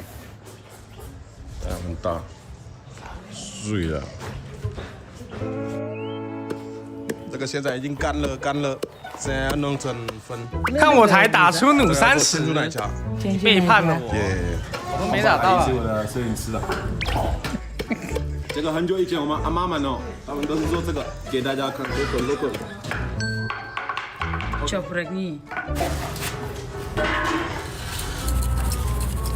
Oh no， 小蚂蚁。在弄。这个阿姨大暑假来这边跟班，妈妈放帐篷，天气太热了，都热了。哎，带便的。最后一个 last， 还有哎，是说我家最近晚上一直有救护车，还有怎样？我靠嘞！现在我今天早上起床还看到那个什么气爆，我靠！弄一颗一颗。妈妈说要加很多水，这个水不够。啊，那早安。怎么做的？然后等下我完全不知道，我就是卖喝而已啦。我妈妈说做木薯比较难，因为做小米编辑制定那边没有那么黏呐。看一下啊，快要完成了。好，跟你高手。妈妈在分大颗的拿出来，等我们要喝大建筑。这弄好了。哎，真的，等下是翻译把它关掉。是啊。另外一个很重要的东西要做珍珠奶茶，就是牛奶。他们其实是我们家附近来的，你们看我们的牛奶。这几天下要把它弄干净一点。我们还是有了很多人会去，对啊，今天早上好像新煮了买牛奶了，也是有人呢会来买这种比较 local 的这样，就是现在很少了，很少。昨天跟我们家人说我要牛奶，他们说这个呢你要先订，因为现在我们这里很少有这一种的，就是很多牛这样子的。现在没有什么森林啊什么，你们看这里都是建筑物啊，你看大家都在盖新房子啊，都是新房子。晚上会让皇家不是有金里游侠吗？金里游侠好像不是皇家。示范了，这样子妈妈的那个奶就可以很快出来，所以大人家就找那个妈妈，这个样，你看放回去了。baby 是把门开关了，开关完它就可以把牛奶拿出来。你看他把妈妈的脚绑起来，这样子他去用的时候他不会踢，因为牛有时候他会踢。哥哥，你以为你是小牛？这个是男的，没有用，大的用就是冰冰球而已。它没有冰冰球就不会有 baby 了，没有 baby 的话，皇家的攻手叫没有牛奶的话，我们就没有进出了，忘记叫啥，对不对？所以男生还是有用啊。baby 喝完一点点，然后他换他，你看这样子哇很快。破风对。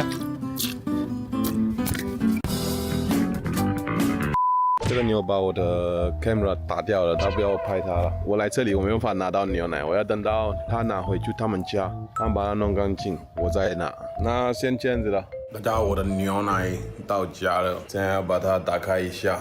他给我很多呢，我买1 liter， 这是他给我大概2个 liter 呢，这个大概100块台币，100块而已哦。我先把它放在冰箱里，先去出那个珍珠。好，各位，我们的珍珠好了，你们看一下，放在里面这样子，然后让它滚一下。你剩下来再吃，你们没有看到，还有小珍珠、大珍珠了，都给妈妈做这个种的是抽。这个滚了大概1个小时了，我们来看一下。呼呼，烫咕噜咕噜。大家摆珍珠，我觉得应该够了啦，来自己下一个。有 Q， 可是没有台湾那么 Q 啊，可是真的有 Q。这滚好了，接下来准备我的茶。我买了这个干表一个特别的茶，它叫 Mormor， 很香。今天全部打完了，对啊，这样子，因为时间只到凌晨2点。再放进去，它会绿绿的，可是它不会哭，它哭可是没有。今天就是干到底了啦。那再加热水，就香的啦，很香。好，各位，我们的东西现在都好了。这个是茶叶，所以我要把茶叶拿出来，把它放下去。你看，加糖，因为我喝糖我喝不多，所以我喝一点点而已，这个就够了。我们的糖买的话就是这样子哦，小小包包。这个等一下要放在这个珍珠杯子里面。还不够，可是很香，就碰了。好，珍珠也好了，大家换瓶没有哎，好了，在冰箱里2天，我相信冰起来了，不换，要把它 mix 起来。我先放，但感觉换瓶是有时候有用。过了吧？哦，我们牛奶呢？哇，下周不知道还没然后瞧。加一点茶，然后再加牛奶，加牛奶，然后加牛奶，然后再加牛奶，然后再加牛奶，加牛奶。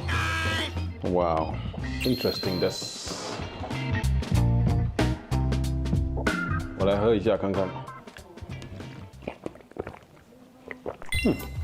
有好喝哎，就是它的珍珠没有那么 Q 啦，珍珠不够 Q， 是不错哦。牛奶口味就是够了，新鲜的。你看杯子这边我喝完了，这边还有牛奶。最近股票都涨吗？我那天喝的比这个好喝，可是不错。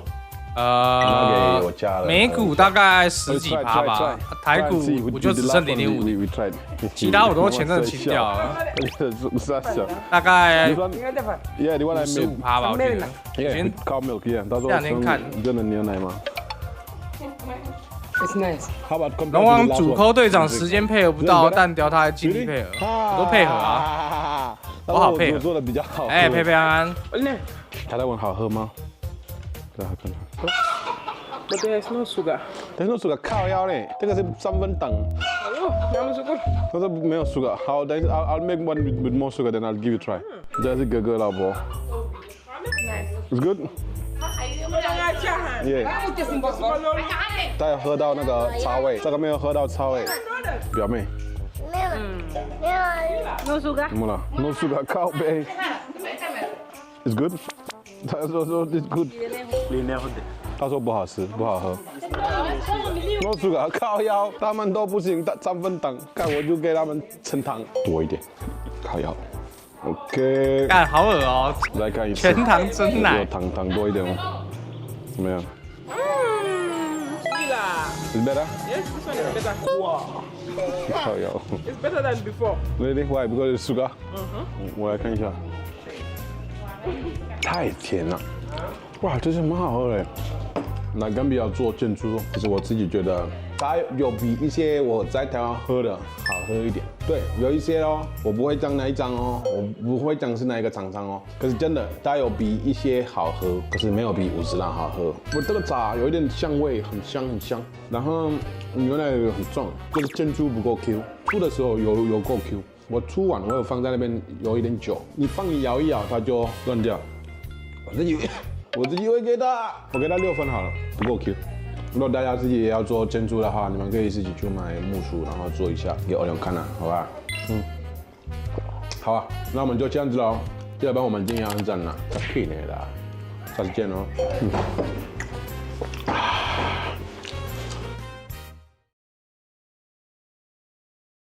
今天呢要请一些干比亚的朋友啦，4个北科大的，好，4个不是北科大的。我们看谁比较了解台湾的食物。Do you guys still know the crosswords？ 不熟的直接选全糖，真假？我都无糖哎。假设你们要点饮料，就是帮全部人点饮料，就请客点饮料好了。你们会点全糖还是无糖？我的话会点一半的全糖饮料，然后一半的无糖饮料。我会点一半的无糖饮料，然后其他的大概点3分吧，差不多就微糖。我真奶喝微糖，但其实无糖我也可以。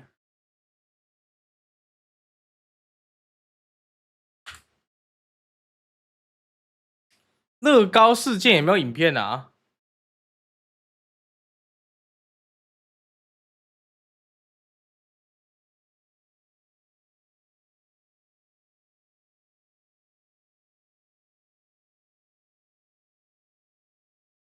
这么多部啊！全美最好的乐高店偷走价值20万美元的乐高，还大言不惭地说没有偷，搞到人家身心状况都出问题，真是太可恶了。你要这样对人家，就不要怪别人这样对你，连电影都不敢这样写。我们来看看这个世纪大劫案吧。我也是半糖无糖啊，我也是我也是无糖微糖。 What to expect? Buckle up. This man spent his life collecting what's now known as the world's largest Lego Star Wars collection ever. Wow. It's estimated to be worth around $200,000. And then the entire thing got stolen, and the police are actively working with the thieves to cover the entire thing up. But the craziest part is that the collector doesn't even know that his collection's been stolen. Yeah, the collector's son, Brian, well, he reached out to me because he has no clue how to break this news to his dad. At this point, my father had a health episode. We can't bring any stress to him. The reason he's reaching out to me is because the police are covering this entire thing up. And at this moment, I promised Brian that I would not end this video until I get his entire world record Star Wars collection back. But anyways, the thief of this collection is actually a corporation called Bricks and Minifigs. What? Bricks and Minifigs, the biggest toy store of its kind. It's the largest toy store. Bricks and Minifigs were not just your average Lego store. For collectors, Bricks and Minifigs is basically seen as the best and safest way to sell your Lego collections. So is this like GameStop or something like this for like Legos?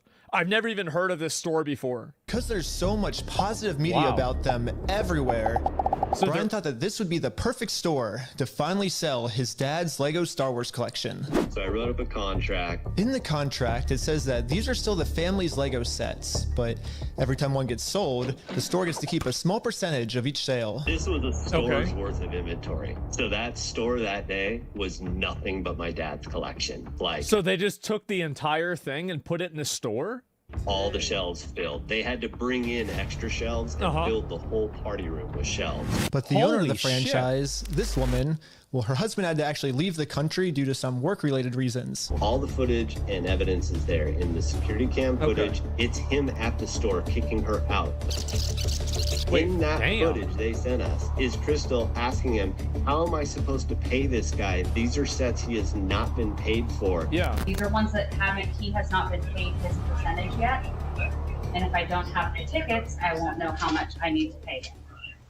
That's a business thing and not necessarily yours. He's taking on the business, he takes on all that consignment. His own corporation is sitting there on video saying they're going to take it. Yeah. I mean, well, and he's right about that, because logically, if the owner changes, he's signing a contract with the business, not with the specific owner, I'm assuming, right? So it would make sense that, yeah, obviously you inherit that obligation. Kicked out of her own store, she called Brian explaining how corporate just came down and is now trying to take the world's largest Lego Star Wars collection without paying for it.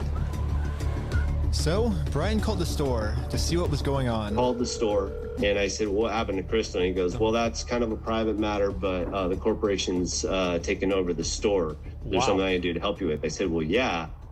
I am the owner of about half your store's inventory. Yeah. All those vintage Star Wars sets you have in there are ours. And he goes, I don't know anything about that. I said, well, you better get to learn about it because I have a contract, I have photo evidence, video evidence. Yeah. Like, that is our collection. I feel like so I went down to the store, brought a copy of the contract. We're like, you need to let me in back and let me see the sets that you still have. All you have to do is let me in back. We can go that route or we can go to court. And the guy just looks at me, crosses his arms and goes, let me tell you what's gonna happen. If we go to court, we're gonna drag this thing out so long and you're gonna end up spending so much more money than your collection is ever worth or what you ever would have gotten out of it, that it ain't worth it, man. So he's trying to strong-arm him into doing, oh my God. Bricks and Minifigs knows that this family, especially with the father's health, doesn't have the resources to take them to court. And almost mockingly, they've since flooded all of their social media with tons of pictures of Star Wars Legos. At this point... So they're rubbing their face in it even. Holy shit.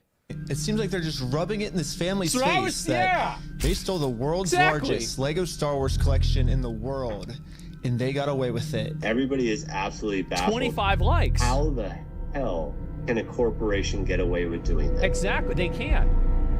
Yeah. And why are the cops not helping? But luckily for Brian, a YouTuber ended up catching wind of this story and created a team of YouTubers to do whatever they could to get Brian his Legos back. This is the full inventory of all the sets and minifigs. We can figure out how to get this guy his money and his stuff back. But right after they started, they instantly stopped working on this case. So I called one of them to find out why. So they were threatening legal action against us. You know, Bricks and Minifigs, which is a pretty big company who probably has way more resources than we can you know, really put up a fight against. Just bully anyone that tries to expose them with frivolous lawsuits. They DMCA'd it or they shut it down? Yeah. Well, it's obvious what's happening, right? I mean, his dad is like, I mean, this guy's old, right? He's like probably in his 40s. And so he's married, everything. So like he's having to deal with his dad's deteriorating health. They're selling his collection probably to pay for his out. Like, I mean, this is awful.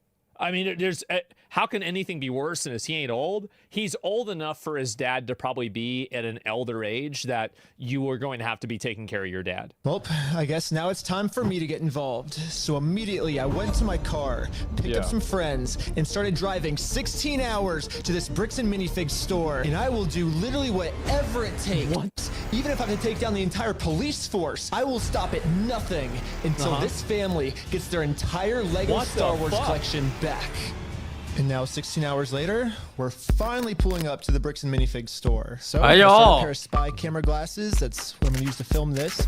And honestly, I kind of just want to hear bricks and minifigs side of the story. Hi, how's it going? Pretty good. How about yourself? It's pretty good. So basically my friend said that you guys have some of his Legos, I think, and he told me to come here and see if I could pick them up. Who's your friend? I think they're Brian's Legos. It's like a big Star Wars collection set, I think. Uh-oh. You could go ahead and leave now. Really? So you could go ahead and leave now, or I will call the police for harassment. Well, I'm not harassing you. No, you are. Hi. You want to watch the cameras? I'm being harassed by you. Watch the cameras. I am being harassed. You need to leave. Literally, all I did was just bring up that my friend has some Legos in their store, and the manager started freaking out on me. But I wasn't going to leave the store without hearing her side of the story. Before showing up, I printed out a copy of the contract the store made with Brian, saying that all of these Lego sets will remain his until sold. Because I have a contract, legal reason to be here, legally this does not count as harassment. Instead, 我大概懂意思了啦，梁师，我大概懂意思了，就是假设我有100个乐高好了，这个人有100个乐高，但是呢，因为他要筹医药费，他爸的医药费，所以就是把那个100个乐高拿去，有点类似二手店，然后拿去那边卖。但是呢，因为二手店它不是直接把那个乐高给买走，而是呢把东西放在那个地方暂放，就寄卖。然后呢，寄卖它可以抽一部分的钱，可是卖掉之前呢，代表那个东西那个货还是属于我本人的嘛。它的概念是这样，然后只是呢，那个店因为被总公司给接手了，然后总公司就觉得说，在店里面的东西都是他们的，变成那个老哥没有卖掉的乐高的钱都收不回来，我觉得是这样。I think actually he's wrong on this. I think the police can remove him because he's not legally representing the guy. But, you know, again, I'm not a lawyer. I'm not the police. I have no idea. And this situation is such a it's very obvious that he's in the right morally, even though very clearly maybe this is technically illegal. Like what they're doing is a million times worse, right? The manager should be checking the store's inventory to see if these sets are still in their store. Well, so here's still all of the Lego sets you guys still have. I don't have anything to do with that, and I don't want that. You can go ahead and leave, and I'm going to ask you one more time. This is the last time. I do not want that. You're not handing me anything. I tried for a long time just to get her to look at this contract. But finally, she gave me an answer of why she can't help me. You're supposed to be getting a hold of corporate. Basically what the manager's saying is that if someone did steal the Legos, it wasn't her, it was corporate. But little does the manager know, I already did this. Yep, I literally went to the corporate Bricks and Minifigs headquarters. Oh no.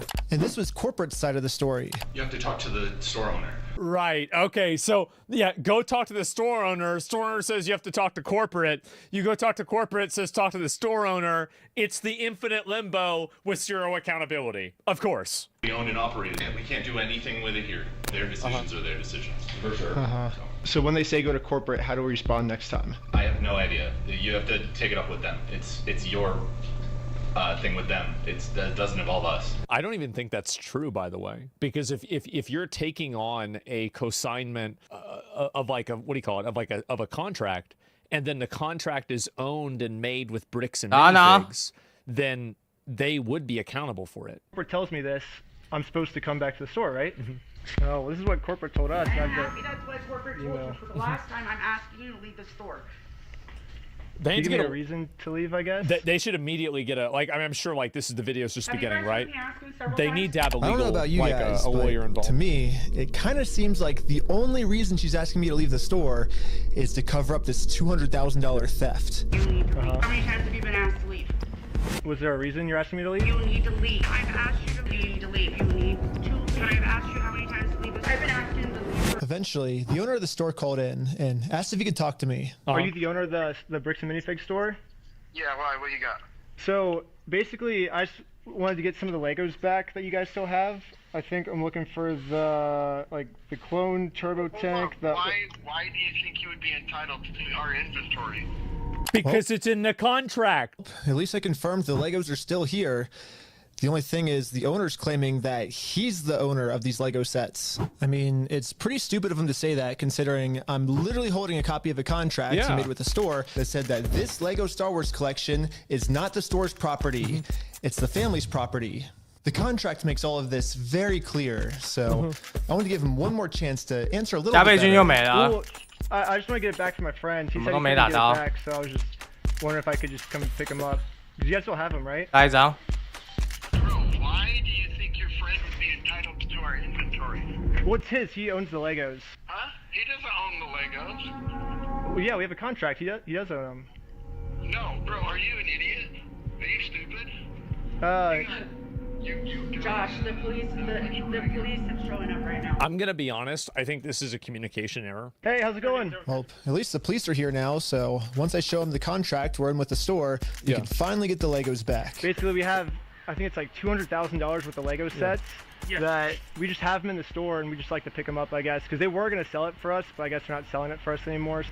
But does it sound like they want you here, right? So they well, but they have our sets though, yeah. I understand that. But right here, the factor is that they don't want you. They're a private-owned store, and they don't want you on the front. Okay. But I don't want them to keep the Lego sets though. Okay. So. Yeah. The police officer literally didn't care at all that the store just stole $200,000 worth of Legos. Yeah. For some reason, he made it seem like I was the bad guy. So you are trespassed from here. So okay. Trespass for life. So if you come back. Oh, for life? Yeah. If you come back, you could be arrested. Okay. Oh, so how do I get the Legos back then if I can't go in the store? Okay, we talked about that. Do you understand the trespass portion? If you come back, you will be arrested. 他在警察到底在公安小 Brian did warn me that the police are actively trying to cover this up. So Brian and I are now officially trespassed from the store. And if we ever come back to ask for his own Lego collection back, then we are going to be arrested. What's crazy is that he's trespassed. Like, I could understand the YouTuber getting trespassed because it's a third party. But like, if this guy is trespassed on a property that he made a contract with, there's something that's like insanely wrong. We've been filming for 10 minutes and I'm already trespassed from Bricks and Minifigs, which is like the whole location of the video. So how do I film a video of Bricks and Minifigs now if I can't even legally go back there? Yeah, they need to talk to a lawyer. So to continue the video without getting arrested, I went back to Bricks and Minifigs corporate offices. And the Bricks and Minifigs CEO, the guy who runs the entire company, Yemen McNeff, he personally came out to talk to us. Great. So what's going on? So you guys are holding some of our Legos? No, we're not. You're not? No. Is that a lie? No. That's a lie. You did take the Legos. No. So we have our attorneys have visited. Like again. So who's Brian Mansell. Okay, and who is that? He's a guy who had he had like $200,000 worth of Legos in your guys' store. Nope. Never happened. This is the CEO. 他怎么都没有查证过就直接说没有啊？他连他都不知道是谁。 The CEO in this lie. I wanted to let him know that it's gonna be much easier if he just gives us the Legos back now. If you just want to give it back now, it's gonna be a lot easier for you guys. You know, I think you guys would prefer the easy way. The hard way, I don't think you guys are really gonna like it either. So you can leave. If you come back here, we will call the cops. If you don't leave right now, I will call the cops. So you don't want to do the easy way? So you're threatening me. What you are doing right now is illegal. It's an extortion. So catching you guys in illegal activity, that's illegal on me. And with that, Bricks and Minifigs has made their decision. I presented them very politely with the easy way, and they said, heck no. Yeah, just give us the stuff back. It's really simple. Well, they've only left me one other option, which is the hard way. But now it's pretty much the super hard way because the police are protecting them. If I ever go back to this store, I'm getting arrested. What the fuck? After watching the footage over and over, my final conclusion is, yeah, the manager sucks. But she's not really the mastermind of this whole thing. She's just protecting the mastermind of this whole thing because she's brainwashed. But luckily for me, through my YouTube career, I've infiltrated tons of cults and I've personally experienced some of the most intense and crazy brainwashing in the entire world. Basically what the fuck? I'm pretty sure that I could brainwash one of these Bricks and Minifigs employees way harder than any corporate offices could. Yeah. And yes, that's the plan. Brainwash the Bricks and Minifigs employees to be on my side. Yeah, I'm starting a Lego cult. I mean, a true cult would never actually call themselves a cult. They always disguise themselves as something else. So, yes, I'm actually just starting a I can't believe all this is over Lego Legos. club. Yep, that's what we're calling it. My friend Victor is going to be the cult recruiter. I dressed him up to look like a famous YouTuber so he would look powerful, and the employees here will have to listen to him. Oh my god. Oh my. My name's Victor. We're going to Bricks and Minifigs. Let's go. All right, guys. We are heading into the store right now. He was doing amazing. Oh my but we god. had to make sure that these employees know that Victor is the real deal. Yeah. Dude, that's crazy. Dang, let's go. Yo, we got a fan over here. 1, 2, 3. Toys for everyone. Yeah. Real quick pic. Hey, I'll send you that clip later, all right? You can? Yeah. So far, everything we had set up was working perfectly. But now, we have to come up with some type of way to get one of these employees out of the store so we can brainwash them. What? Hey, what's going on? So we're filming a quick video. Maybe you and her want to do like some kind of challenge for like $100. I mean, sure, I'm down for that. I don't wanna... What's happening right now? Do they believe it? He's doing the challenge. Hell yeah, they're believing the challenge. 3, 2, 1. Yellow! Go, go, go, go, go, go! And these employees started their YouTube challenge. And yeah, I'm just gonna fast forward. I'm not gonna Wait a minute, so they invented all of this. Like, this is crazy. So they invented this entire narrative just so they could get contact with the employees? Holy shit. All you really need to know is that this girl ended up winning. High five, sweet. So I'm gonna call my producer. It's going right now. How's it going? We're partnering with the local Lego club and we're gonna kind of do like an award ceremony. Like the Lego club wants to host the award ceremony for you, so yeah. And just like that, she's in. So we traveled deep into the woods and waited for this employee to show up. 看他搞好像什么 There's no way this is real, right? Okay, wait a minute. All right, so can we just talk about yeah, you want a competition and what you have to do is you have to meet us out in the middle of the woods. Like, I'm sorry, this is crazy. Like, how do you get somebody to do this? Like, I thought that the people that would believe this shit got removed from natural selection like 3,000 years ago, right? You would assume that, like, this would have kind of worked itself out many, many, many moons ago. But how is this still happening? And with that, our new cult member has arrived. What the fuck? The Lego Queen! Yes, she's the Lego Queen! Before you can brainwash one, they have to be open to it. And most cults achieve this by making the new recruit seem like the most special person in the entire world. Official best employee of Bricks and Minifigs. The winner goes to... This poor girl. This... Lego Queen! Lego Queen! Lego Queen! Lego Queen! Oh, wow. Lego Queen! Lego Queen! Lego Queen! 看这什么 Lego Queen! Lego Queen! Another thing I've personally seen a lot of cults do is they instantly give new recruits power.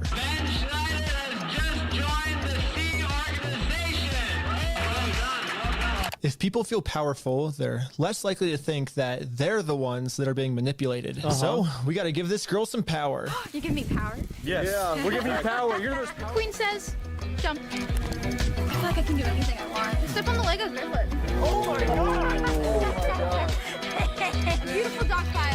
他洗脑小女孩 so 啊 ridiculous. I don't even know if it's real. This is insane. And now the employee is fully brainwashed. This is insane. Okay, maybe not It's- fully it's- brainwashed, this is so but insane. we definitely did I don't a even know what much to better say. job at brainwashing her than The corporate CEO. Bricks and Minifigs Yeah. did. So hopefully now I'm finally safe to bring up these Star Wars Lego sets. We heard something about like some like Star Wars sets. Yeah. Do you know anything about that or? I know some of it. They were gonna reimburse him for everything, and then I think they did, and he's still upset about everything, which I get. They reimbursed him for everything? Yeah, we don't have any of his stuff on the shelves.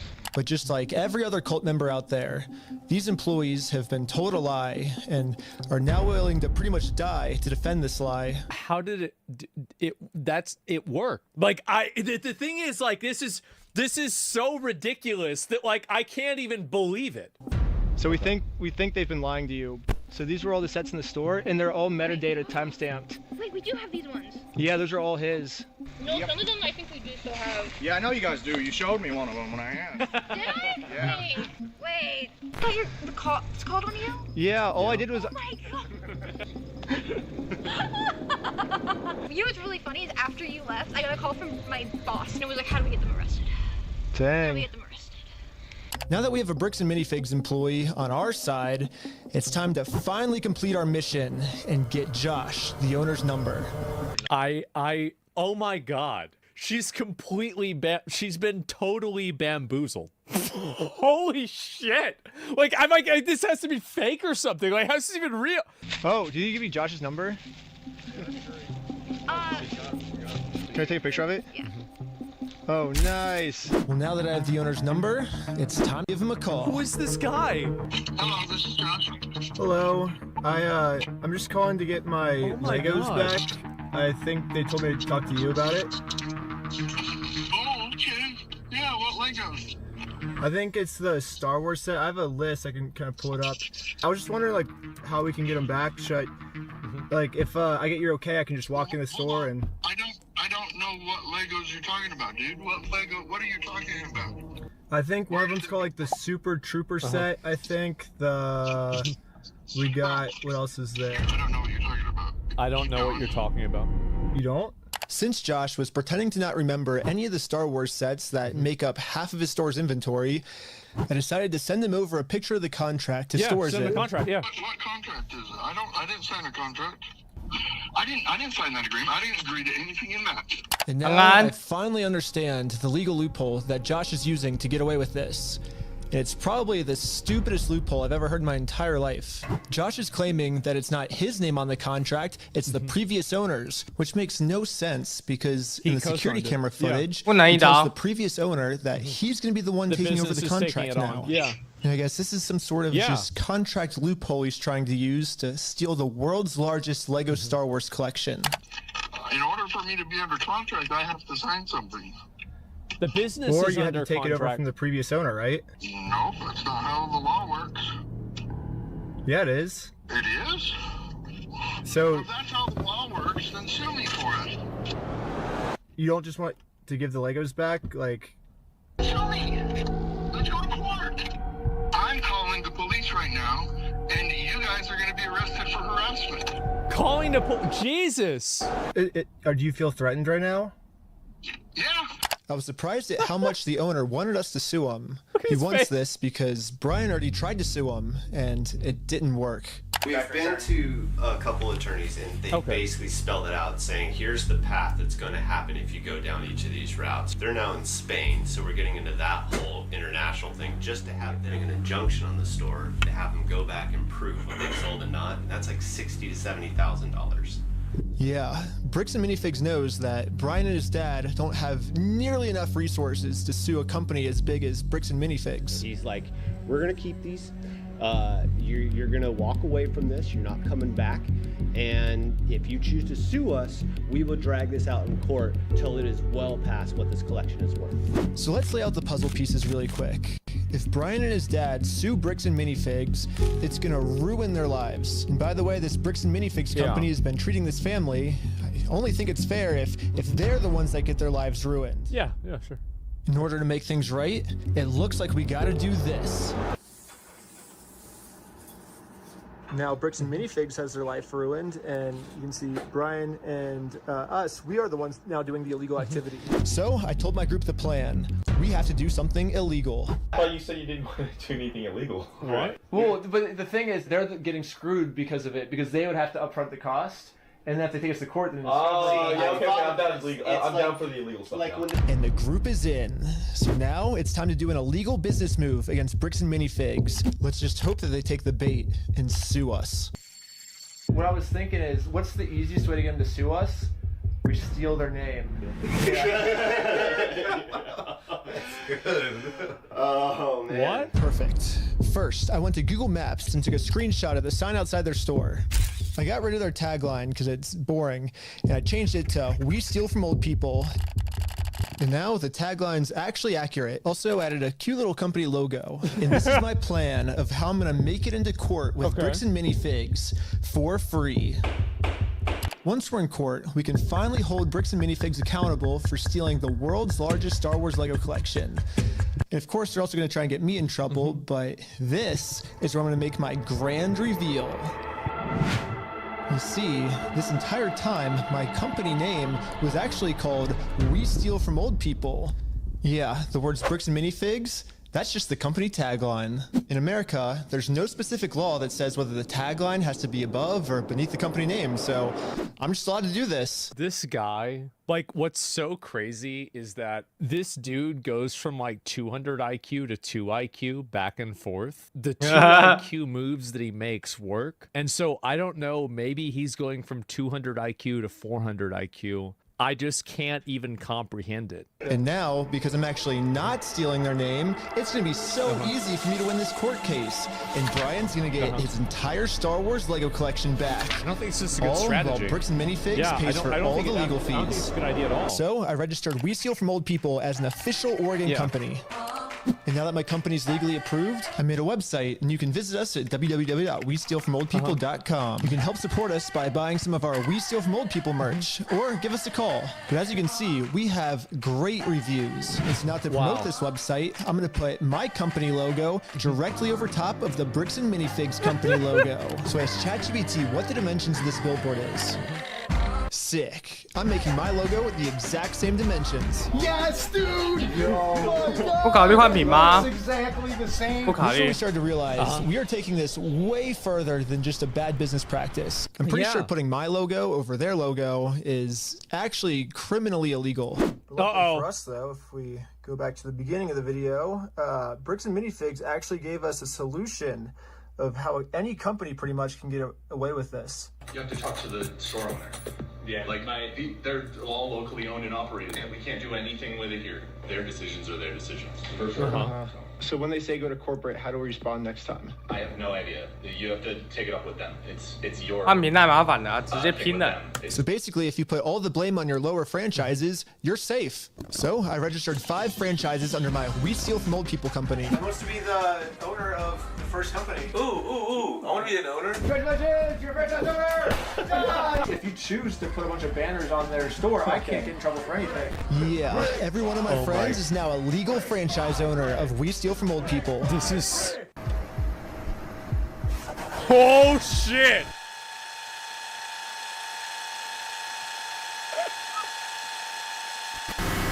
Brick by brick. This is so ridiculous. The smartest defense ever. I know. Bro. Each of my franchise owners is allowed to make their own decisions of how they want to run the company. And what they've decided is that they're getting 2 pumpkins, and they're going to use these pumpkins to support this tarp, and they're going to climb up the Bricks and Minifigs building, and they're going to hang our logo over top of their logo. Dude, he just doesn't give a fuck, bro. He just doesn't give a fuck. Yeah, have my franchise owner. Oh my god. And we did it. And the sign is way too small. What the heck, ChatGPT? No. Yeah, I miscalculated the size. So sorry, guys. Yeah. It'll work for now. So we're still going on with the plan. 2, 1, let's go. We're setting up a Bricks and Minifigs We Steal From Old People company booth right outside of their entrance. If anyone wants to walk into the Bricks 主播 and 的截 Minifigs 止 store, 我 they 在 have to get through me and my merch. And I've all the court papers 932违禁人调制标 Hopefully they take the bait. So好，我 he 去 just 93了。 okay, so he's trying to get the Wow, this is 2 IQ again? Yeah, there's like no way this is gonna work, right? I mean, this seems like the worst idea ever in like 5 different ways. How's this gonna happen? Trust the process. Okay, I'm gonna trust the process, guys. Yeah, what's this? Yeah, we also got some we steal from people barf bags because honestly what they're doing in this store is so gross, it's probably gonna make all the customers throw up. Yeah. Do you have an XL? Well, we stopped a customer from going into Bricks and Minifigs, and he left with our merch. It was going pretty good, and I was stopping a lot of customers from entering the actual Bricks and Minifigs store. Wake up? Okay. Yeah, I might just be out here all day. This is going very well. It was almost going too well. It's basically the end of the day now. They haven't really seen me because these windows are tinted, I guess. In order to get the store's attention, my friend Jay is going to walk into the store just pretending to be a normal customer and ask what's going on. Is this the main store or is it the one that's out front? What? Wait, like, is this the main entrance? Yeah. No. I'm saying like the counters. There's 2. There's one here and then one outside. No, there's a guy who's selling stuff out front. I don't know what he's selling. Wait, what? Wait, what? What's going on? What?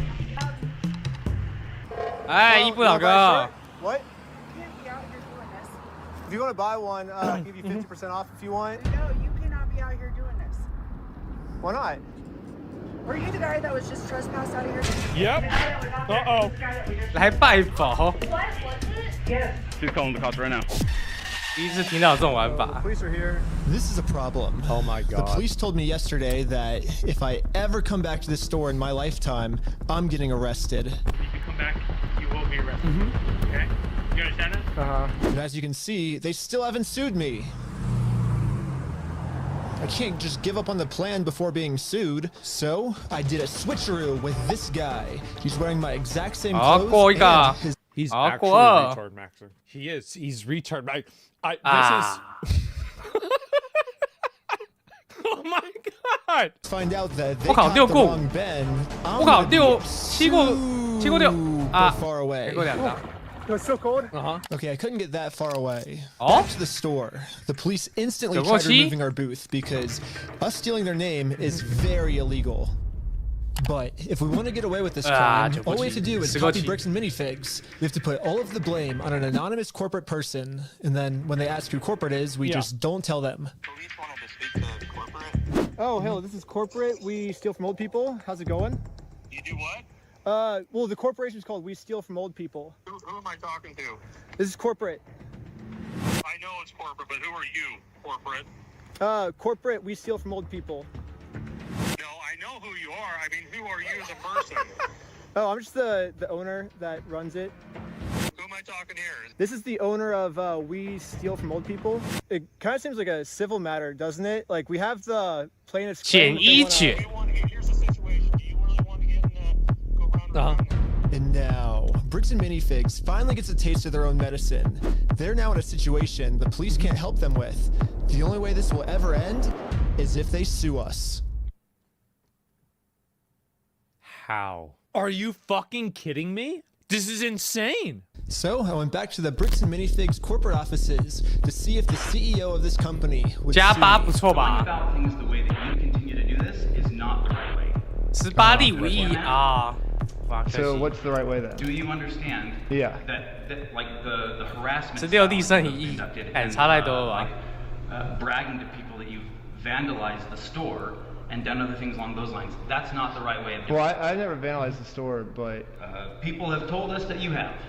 I mean, whatever like my franchises do like underneath me, I guess that's like I can't really control them. I'm just corporate, I guess.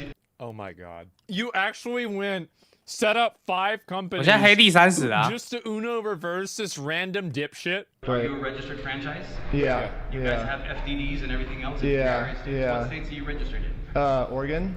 You're a registered franchisor, so... Yeah, I'm actually a franchise owner of the franchise, too. The CEO of this company knows pretty much better than anyone that he can't get us in trouble for what we're doing because we can always just keep passing the blame onto our lower franchises. We're just doing the exact same thing he's doing.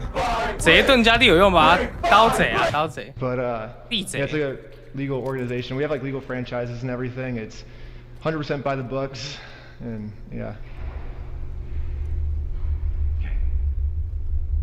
I get what you're doing.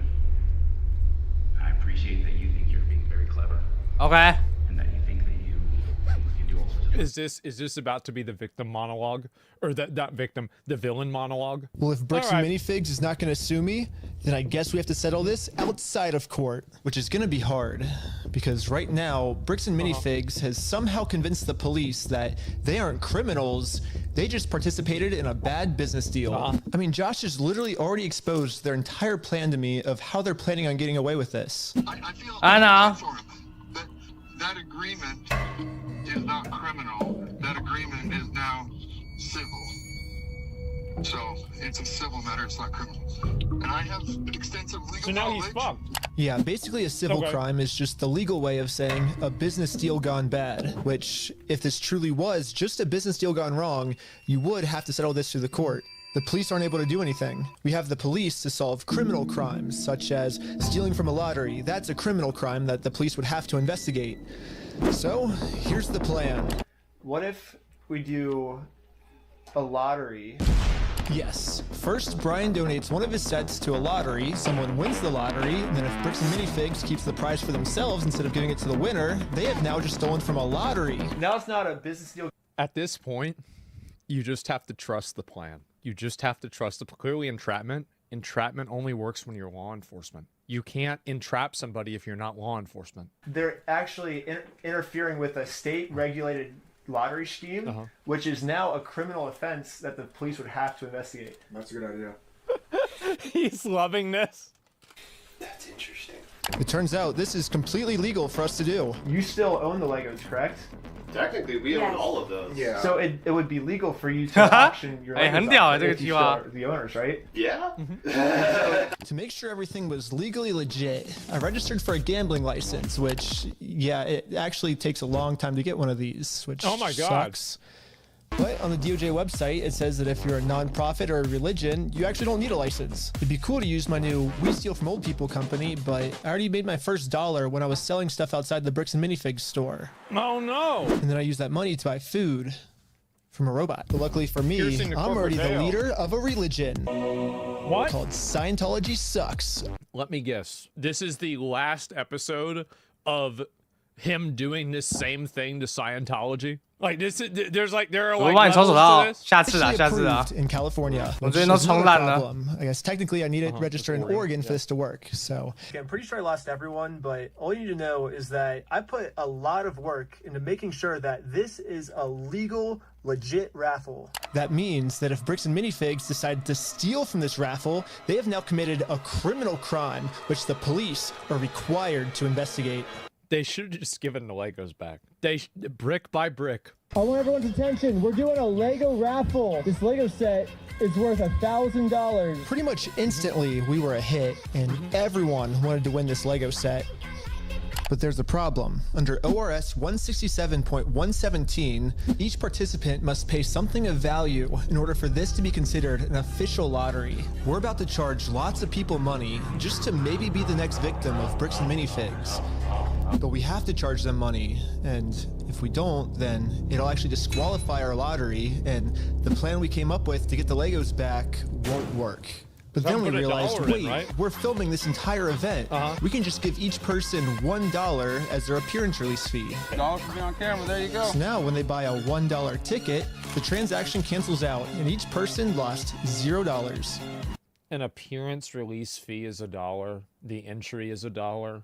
This is a masterwork. 哇，漂亮！ I'm really impressed. This is incredible. So what's your business? What's our business? Yeah. We're with the Church of Scientology Sucks. Okay. Yep. Finally, it was time to pick our winner. We are about to see who the winner is right now. We have the winning ticket right here. 5, 3, 9, 7, 7. Is that mine? You won!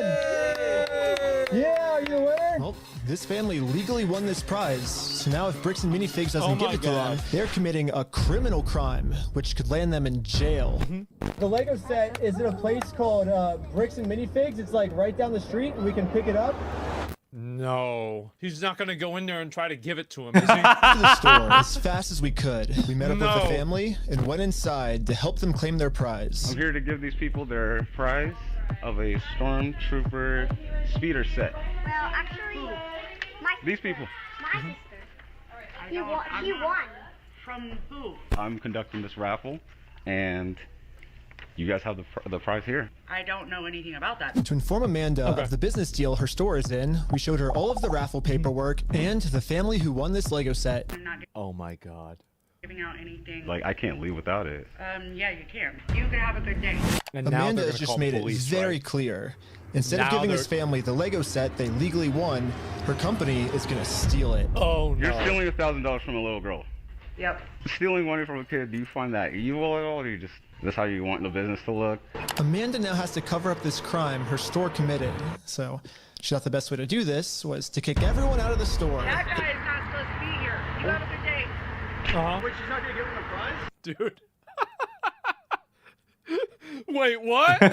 Wait, why not? Wait, what's going on? But good thing for us, this isn't a civil crime anymore. Amanda just stole from a lottery. Now they have officially 这 committed 影片 a 还多长 criminal 啊 crime.？它这影片1个小时哦，好爽哦！ This company just stole the prize from our lottery. 还没加入风信或阿泰尔推荐吗？先不要加入。 Okay, thank you. But 看一 for 下 some reason, I think they 三方 thought 怀旧 that 服 I 怎么样 was the 再说。 criminal. Is this typically how you treat victims if they get their prize stolen, or? Do you have ID or anything on you? No. What's your date of birth? 12/30/1995. Did we commit Nope. a crime? I'm trying to figure that out right now. The police were very confused on who the actual criminals in this situation were. So we explained everything to them. I'm supposed to be getting this prize from here. 又要开一张加倍， And they're not 还 gonna 是 give it 没 to 东 me? 西。 But the police don't just have to take our word for it.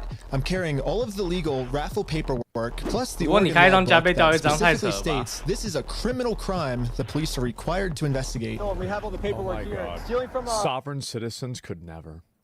DOJ-approved raffling scheme is a criminal offense which the police have to investigate. Now that the police have seen the law, they actually agree that a crime has been committed. They're now finally going to do a police investigation on this Lego theft. The investigators started by taking some notes. They're selling stuff because they're thieves and stole stuff. It's a raffle? Yes. Okay. And we need to investigate some sort of raffle thievery. Well, he actually got the police guy to fuck. Oh my god. It actually, like, this is crazy. Brick by brick, yes. Another police officer came and whispered in his ear. I don't know what he said to him, but whatever it was, it made them all completely change their attitudes. And you're trespassing the property for life. Okay, you come back. You're gonna go in handcuffs and go to jail. Was it trespass you? But we're just trying to claim our prize. You guys have no right or have no connection to the store. You're not. Well, yeah, we do. They stole a bunch of Lego. They have our prize, so there's a connection. That is a civil issue between. No, it's criminal. No, it's not. No, it's not. I got the. Are you gonna listen to me? This officer's trying as hard as he can to cover up this crime, but I wasn't gonna let him. But eventually, he said, if I don't let him cover up this crime, arrested. You really want to dive down this really deep? We're trying to give some outs. Okay, we're trying to work with you guys, give you some outs. We can start looking at that you guys falsified a raffle. Whatever that raffle looks like. Well, here's the thing: is it's not a falsified raffle. We have all the legal paperwork right here. You don't have authority to give out a prize. We're just going to get to the point, then we're not going to have these conversations. We're just going to put you in handcuffs, take it. Are we all on the same page? No. No. Okay. Yeah, I'm not gonna let the police just cover up this crime. I'm gonna get this Lego set to the rightful winner. First off, we do have the authority to do this raffle, so we are legally. done for the night? No, Are we it's done? actually required by you guys to investigate this. It's not civil; it's criminal. Just so we're talking in circles, right? Yep. No. Do you understand at least what he told you on the? I don't know we're talking in circles. That's the first time we brought up falsifying a raffle. Good. Just answer my question, please. Do you understand what Officer Bev has explained to you? Kind of what's going to happen, what's going to be the next steps? I think. Nope. Yes or no? No, I'm not understanding. You don't understand? What part don't you? Yeah, I was pretty confused on what they were going to arrest me for. I mean, the Fourth Amendment in our Constitution specifically states that the police can't arrest you if they don't have a reason. Using the ancient text. I'm asking them for a reason, but they can't tell me anything that I'm doing that's illegal. This is insane. Well, I don't think we broke the law. That's your opinion. That part doesn't matter. Here, it's pretty black and white. Because right now, you guys said the law we broke is the falsifying the raffle. Now let's do this. Let's just call it, and we'll just go from here, all right, guys? Just please. So you guys are going to investigate? We are trying to keep you guys out of handcuffs. We don't want to go that route. We actually, you seem like nice guys. We don't want that for you guys. But at a certain point, we can't keep doing this. All right, so we're good, guys. All right, guys. We're good. Yeah, take care. We're not good at all. What? Pretty clear. You go on the property, you're gonna get arrested. Yeah, so they just simply didn't follow the law. I mean, this is insane. How is this even real? When I came up with this plan, I was under the assumption that the police are supposed to follow the Fucking law. cop. Yeah, what the fuck But is I was this? wrong. In Kaiser, Oregon, the police don't follow the law. Because of this, another family got scammed by bricks and minifigs. I felt pretty bad, so I just paid this family what this Lego set was worth myself. But this is when we realized that this raffle might have actually accomplished something pretty big for us. Josh ended up giving me a call. You guys keep coming to the store. You park out front. You do fake raffles. You're threatening my business, you moron. Josh seems pretty scared, and he should be.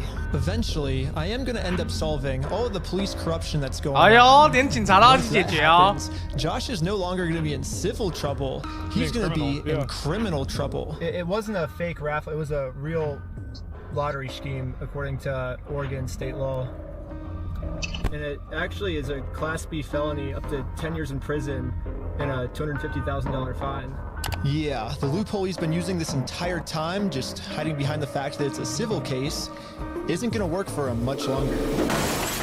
Let's not argue that. I don't want to.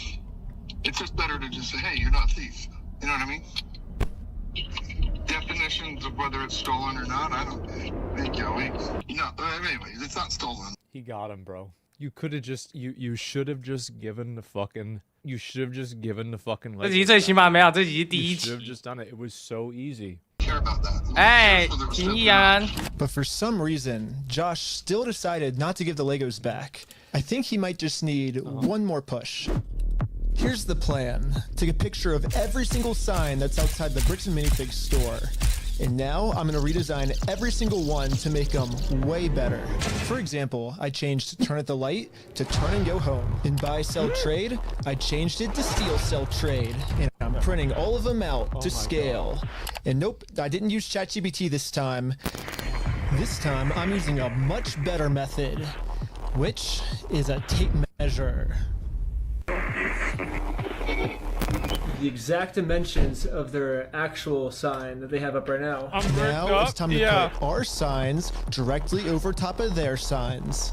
But before we had time to do this, Josh gave me a call. He's still trying to convince me to sue him, so he gets charged with a civil crime, not a criminal crime, which could land him in jail. If you think it's illegal, why don't you sue me? It's a civil matter. Tell Brian to put his money where his mouth is. Let's go to court. When Brian first came in, Is he gonna spill the beans now? After all of this, is he finally gonna just simply admit what happened? Oh my god. Okay, so now we know. Identified anything that was on that list that would have been his that Amanda didn't sell, and we set it aside. And it's still sitting there. We're happy to give you your stuff back. I just don't want any more damage to the store. I guess Josh has finally realized he roached out. He roached out, bro. So whatever he's going through right now will literally never end for him unless he gives the Legos back. I'm happy to give you the inventory.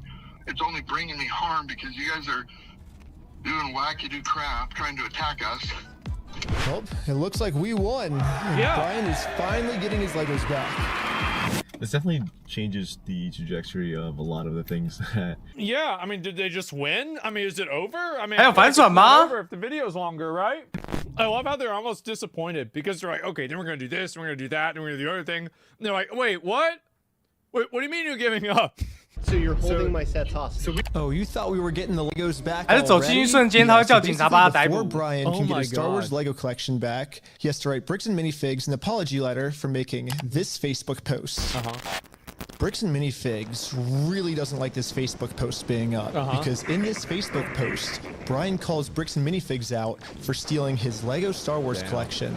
Damn. Apologizing for shit. I agree, but it sucked. But here's like where we're at, right? If you could just write the letter, like we can get the Legos back. I walked in there with the best of intentions. Here's proof of my collection in the store. I want it back, and they've done nothing but lie and make my life a living fucking.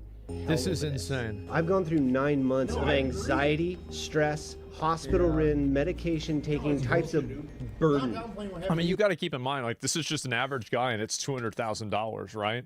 I mean, think that's like half a house. I mean, shit, if it's a shitty house, that's a house. I am not apologizing to this fucking asshole.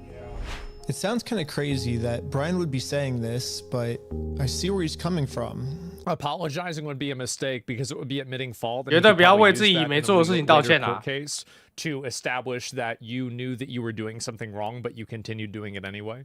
You should never apologize for that. Like he's not apologizing seemingly for a different reason, but like, no, you never do that. Tiny bit of how this company bullying his family has just torn his entire life apart. I just want to say thanks, guys. I have to go because I got a gnarly panic attack right now. But at the same time, if Brian just writes this apology letter to Bricks and Minifigs, he'll get all his Legos back. No. I get it. You're asking me to swallow my pride and write this letter, and I get it. But then Brian told us a bigger reason we shouldn't write this apology letter. Because Brian told us that this apology letter is really a trap. Yeah, this is Josh trying to trick us into giving him a get-out-of-jail-free card. What I mean by this is, if Brian makes an apology letter to Bricks and Minifigs, then Bricks and Minifigs can now use this letter as written evidence in court that they're not the bad guys, Brian's the bad person.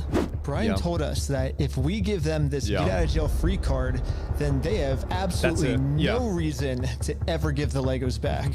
I just want to say, if this is actually what Bricks and Minifigs' plan is, then that's insane. That's so. But I really wanted to find out if this is what their plan was. Yeah. So I decided to tell Josh that Brian is going to send him an apology video. He makes the apology, then we can get the Legos back like today or tomorrow, you think, or? Yeah.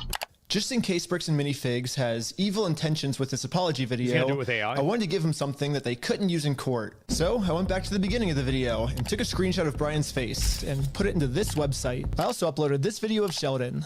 Hi, I'm Brian Mansell. And then he's gonna reframe it, right? It now looks like this. Hi, I'm Brian Mansell. I knew it. I knew, bro. Like, that's exactly what it was, because it wasn't him. That's the only way you could do this. I apologize sincerely for accusing you guys of stealing my Legos. I was wrong. And you were right. This is the ultimate test. 100% pre-wash? No, bro. Like, I've gotten every single other thing wrong. I have gotten everything wrong except for this. Like, this guy is like, you know, back in the day, the Viking berserkers that would just show up to the battle with no shirt on, and they would just fucking throw axes and shit at people. Like, that's this guy. That's the guy. It's freaking. So like I have such a massive blind spot for that. Like, because I can meticulously plan out like, oh, okay, then you can do this, then you can do that. But like, what do you mean you're gonna set up a lottery and a table in front of there, and they're gonna tell you that you can't leave, but then the police are gonna let you stay there? Like, there's no way that's gonna work. I want to give it back to him. That's the long and the short of it. We've run me over. I'm good. We gotta win Amanda over, right? I apologize to Amanda. Okay. I guess Brian's just a little worried that you guys are just gonna keep postponing it until You're gonna get him. You're gonna get him. I'm not gonna screw you. You have my word. I promise you. I swear to God. Go apologize to her. Say sorry, man. Sorry. We did a fake raffle. So before we get the Legos back, Josh made up one new thing I have to do. I have to apologize to Amanda for my raffle being fake, even though I put in a lot of effort to make sure my raffle was actually real. I don't know. It almost feels like another trap. The employee we brainwashed from before told us that the owners are coming up with schemes to try to get us arrested. After you left, I got a call from my boss, and it was like, how do we get them arrested? How do we get them arrested? Maybe Josh is saying this to trick me into going back into the store so Amanda can call the police on me and have me arrested. But I had to find out for sure. Do you give me permission to go into the store to apologize to her? To make peace? Sure, yeah. Okay. Hi Amanda, how's it going? We came to make peace. And we talked to Josh. He told us to come back and make peace with you. It's okay? It turns out I was right. This was a trap. Bricks and Minifigs doesn't care about giving us the Legos back. They just want to get us arrested. But now that he gave prior consent, they can use the recording to tell the police, and then the police can't actually arrest them because they gave consent, which overrules the trespass. There's a gentleman who was trespassed off the property maybe 4 or 5 days ago, and he's literally standing right in front of the store, right here in the store in front of me. We only have a very small amount of time before the police arrest us. So we decided to use this time to see if we could finally convince Amanda to make peace with us. Well, I guess before they get here, we just wanted to talk to you, like, civilly, if you would like to have a peace treaty with us. Not in a harassing way, not in a very peaceful way. Would that be okay with you? But making peace with us did not seem like a priority for Amanda. Her 看那女的看起来 was to 很 get 难 us 相 arrested. 处哎。 It's just a regular peace treaty, a one-page document. What is that, a quest? Oh my god. If you need to go over it, like, you know, you need to take your time. They have, like, the papers they're trying to get me to sign, it literally just says peace treaty. I don't know who this other guy is. He's apparently a guy. Oh, he's the treaty guy. Friend or the treaty guy. He has some kind of, like, treaty on a scroll. Well, do we stick around for the cops, or do we... And so we waited for the police to show up. Yeah. And they never showed up. They're just like, bro, bricks and minifigs? Again? Yeah, we're gonna be right over. Barbecue or tacos? What are you thinking? What do you want to get for lunch? Hi, Josh. Ben, how's it going? It's good. So we walked in, we were like, hey, we're sorry. We have permission to come back here and like apologize. And she's like, I'm calling the cops. And she like starts. Josh now realizes that his last-ditch plan to get me arrested, that plan didn't work. I'm sorry Amanda did that. Thank you for doing that. It looks like Josh has no other choice than to give Brian his family's Legos back. Yeah. I apologize, and it's up to them to accept it. So let's cross Amanda off that checklist. Let's get this done. And now that our work here is done, we decided to head back to Los Angeles. Okay. It's too late to pick up the Legos today, but tomorrow they're finally gonna give this family their Legos back. Okay, great. And now it's tomorrow. But the store has Brian's phone number blocked, so he can't call them. So instead, I called the store to see how Brian could pick up his Lego sets. I was just wondering if you guys are still down to get the Legos back today. I think. 还有反转。 I just want to make sure everything's properly. The guy I'm on the phone with was trying as hard as he could to stall. It turns out that this is actually the same guy in the security camera footage that kicked the old owner out of the store. I bet it is. Google says his name is Brandon Best, and apparently he's co-owners of this franchise along with Joshua Johnson. But for some mystery reason, they weren't able to give the Legos back today. They said they'd give me an update on Monday type thing. And they were so reasonable. They were like, okay, yep, you had a delay. You need to get the inventory. All right, it's going to take you an extra day. That's totally fine. Okay, we're going to wait until then. And let me guess what it's going to be this time. 2,000 years later. Hey, man. He said, I probably won't be able to talk tonight. What the heck? Why do they keep postponing this? Finally, after a really long amount of time, they finally answered my call. Oh! I'm not going to distribute those things at this point. We've kept them on hold for this long, so.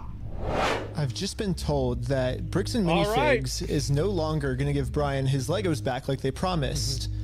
And at this moment, I finally realized what I did wrong. Well, he acknowledged that he had them and it wasn't his. Said we could get the Legos back once we make peace with Amanda, but we never actually really made peace with her. And I'm not signing nothing from anybody. Now it all makes sense. Unless we can somehow find a way to make peace with Amanda, we are never getting these Legos back. Now it's back to retard maxing.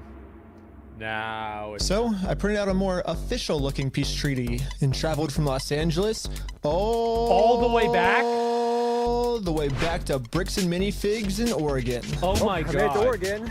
Hopefully I can get Amanda to sign the peace treaty this time and we can finally get the Legos back. Hello. Oh, she's mad already. You're not allowed here. Oh, no, Josh told me to come back. I think we didn't get the Legos back because you didn't sign the peace treaty. You want to call Josh? No, I'm calling the police. Bricks and Minifigs is still doing the same thing they've always done. They're still trying to get me arrested just to avoid giving the Legos back. The problem with their plan, though, is Bricks and Minifigs is never going to be able to arrest me. Because I have a get-out-of-jail-free card. Yeah. I've actually had this card the entire video. I just haven't used it yet. Let's rewind all the way to the beginning so I can show you what I mean. Right here, I made a contract with Amanda that says I, Ben Schneider, should not be trespassed in all of these legal words for any circumstance whatsoever and for literally any reason. They cannot trespass me. And it's effective for the next 10 years. But this only really works as a get-out-of-jail-free card if I can get Amanda to sign it. But how the heck am I going to do that? Yeah. I mean, you can't.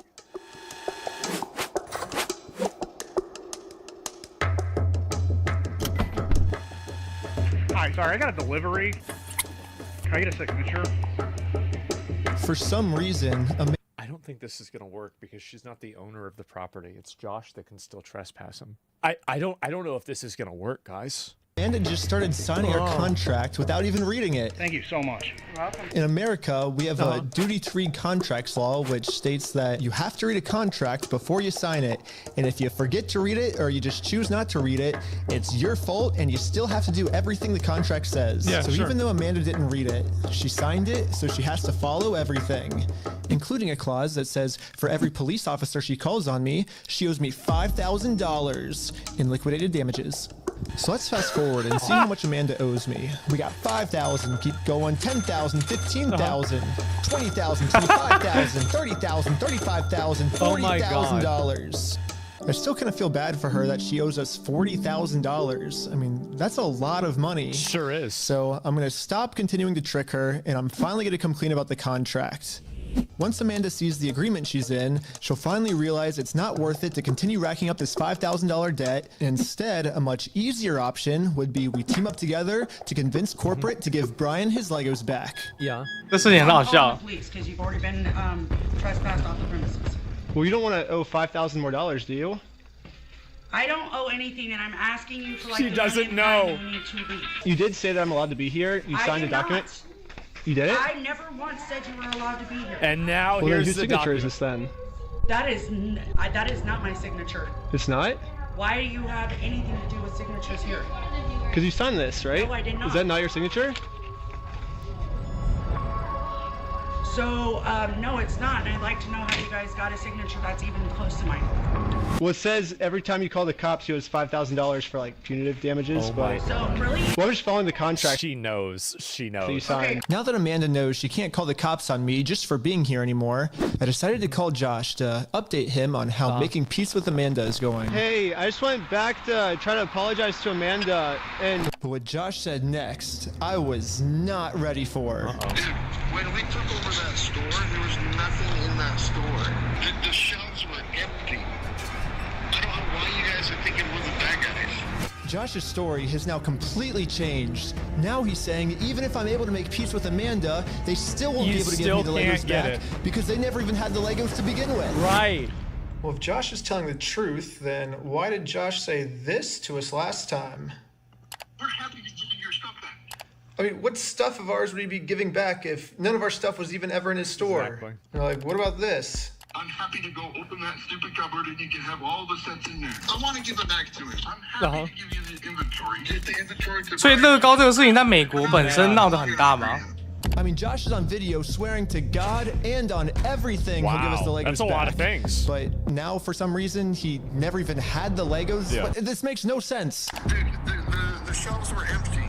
So I decided to remind him of all of these examples where he claims they do have Brian's Legos in the store still. And this was his response. Fuck you, I never said that.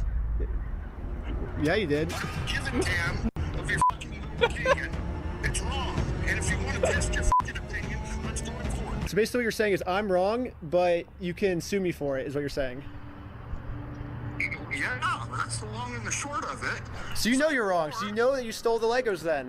Why would you say that on camera? Is that what you want? Why would you say this over the phone? You know you're being recorded. I mean, I would like to just get the Legos back, but if that's what you want, I mean, it seems like this is what you want. Why would he do this? I'm giving you every out that I can, but... Let's just not go down. Look. Dang. Don't go down that route. It doesn't really matter because... I just want to get the Legos back. They're Brian's Legos, give them back. It's pretty easy. It's kind of funny that this entire video, Josh has just been begging me to sue him. Show me! Let's go to court! But the second I agree to it, his attitude completely changes. It's almost like Josh doesn't want me to sue him, and the only reason he's saying that is because he knows that by saying it, he can get away with his crimes. But now that Josh thinks that there's a chance I might actually sue him, he's getting scared. In fact, he said if I do sue him, he's gonna tell the world that I'm the one that stole the Legos. Think you can f*** yourself. Dang. You stole them, bitch. I stole the Legos? It's over. Like, he's totally crashed out. Like, whenever you get, like, this is, he's hallucinating, he's freaking out. Yeah, this is totally done. One of the thoughts you had was taking the small claims court, right? No, because it's way too much money to take to small claims court. You can't take someone to small claims court, Ben, for $200,000. Yeah, it's $12,000 at the most, right? $12,500. Everyone hated option number 3. Makes sense. We ended up looking it up, and you can actually only sue for $10,000 at the most. So if we go with option number 3, Brian actually could win $10,000 pretty easily, but then this is what would happen to his $190,000. But I'm not giving up. It's gone. We just need to get creative. Theoretically, if you wanted to, could you take them to small claims court? If you wanted to limit it. If I wanted to limit it. But you would at least get $10,000 out of that, though, right? We could, but it would be giving up $100,000 more, you know? So here's the pitch. What if we have 10 people sue 10 different times for $10,000 and we get $100,000? No. Well, why not? The reason that this will never work is because of a legal term called claim splitting. Yeah, so it turns out my idea is called claim splitting, which is when a civil plaintiff splits one lawsuit into 2 or more lawsuits, and that is illegal. Yes, if 10 different people sue and win money for one crime, then that is illegal. But we have already established that if one person sues for this crime, it is a very easy win. So what if this exact scenario just so happens to happen 10 different times? Think about it. If 10 different people get their Legos stolen by Bricks and Minifigs, all 10 people can individually sue, and it turns out that that is actually not considered claim splitting. So basically, if I can find 10 different victims of Bricks and Minifigs, my plan will work. And maybe I don't have to find 10 victims. Maybe I can create them. Starting with myself. First, I signed up for a credit card and then used that credit card to walk into the bank and take out a $10,000 loan. I then used this $10,000 to buy a few Lego sets from Brian. Specifically, these Lego sets. And according to the legal paperwork, they're still Brian's to sell to me. But just in case Bricks and Minifigs tries to argue that for some reason this wasn't a legal sale, I hired a public notary to officially approve the purchase. It's official, we have a public notary approving it. A notary public. We have a notary public approving it. I own these Lego sets now, right? Once I stamp it, it's all yours. Here we go. Wow. Pleasure. Congratulations. It looks like I legally now have $10,000 worth of inventory inside this Bricks and Minifigs store. So I wrote a very stern demand letter to Bricks and Minifigs demanding that they give me all of my $10,000 of Legos back. And they never got back to me. Oh, wow. What a surprise. So I'm going to sue them in small claims court, completely separate of Brian. Now that there's 2 crimes committed against 2 completely separate victims, this is not considered claim splitting. So this is when I thought, if the plan works this well for me, it should also work this well for all my friends. So I signed up for a ton of more credit cards, took out a bunch of more money, and each of my friends bought $10,000 worth of Brian's Legos. I actually didn't even expect that you'd need to do this. I thought that he could just simply do 10 different transactions. Like, I'm surprised. Like, I guess maybe that's not possible. This is when we realized there's actually a big problem with our plan because we're now all $10,000 in debt, and if we don't pay the banks back soon, the interest is gonna destroy us. Dude, what's the problem? We're $10,000 in debt. Well, how do we solve this, dude? What do we do? Just period. But this is when we remembered that our friend Brian just made about $100,000 from all the Lego sets he just sold us. I bet he has extra money he could lend us. So we gave Brian a call. So we're in a really... Is he gonna, let me guess, he's gonna take out a loan and then have it leveraged against these things, and then, oh, then he's gonna pay them. Really weird pickle right now. I just need $10,000, that's all. I'll give it back. This is weird. I know, it's crazy, but like... There's no way, right? See about it. Oh, okay, okay. So you could take out the loan and give them the money. Brian legally gave each of us a $10,000 loan, which allows us to now pay back the banks to avoid interest. And it says in the paperwork that once we win these court cases against Bricks and Minifigs, we'll pay Brian back. Yeah, and we promise once we win this lawsuit, we'll pay you back. Yeah, we'll pay you right back. And if you're thinking, wait, how is all of this legal? There has to be some type of catch. And you're right, there is. It's called sales tax.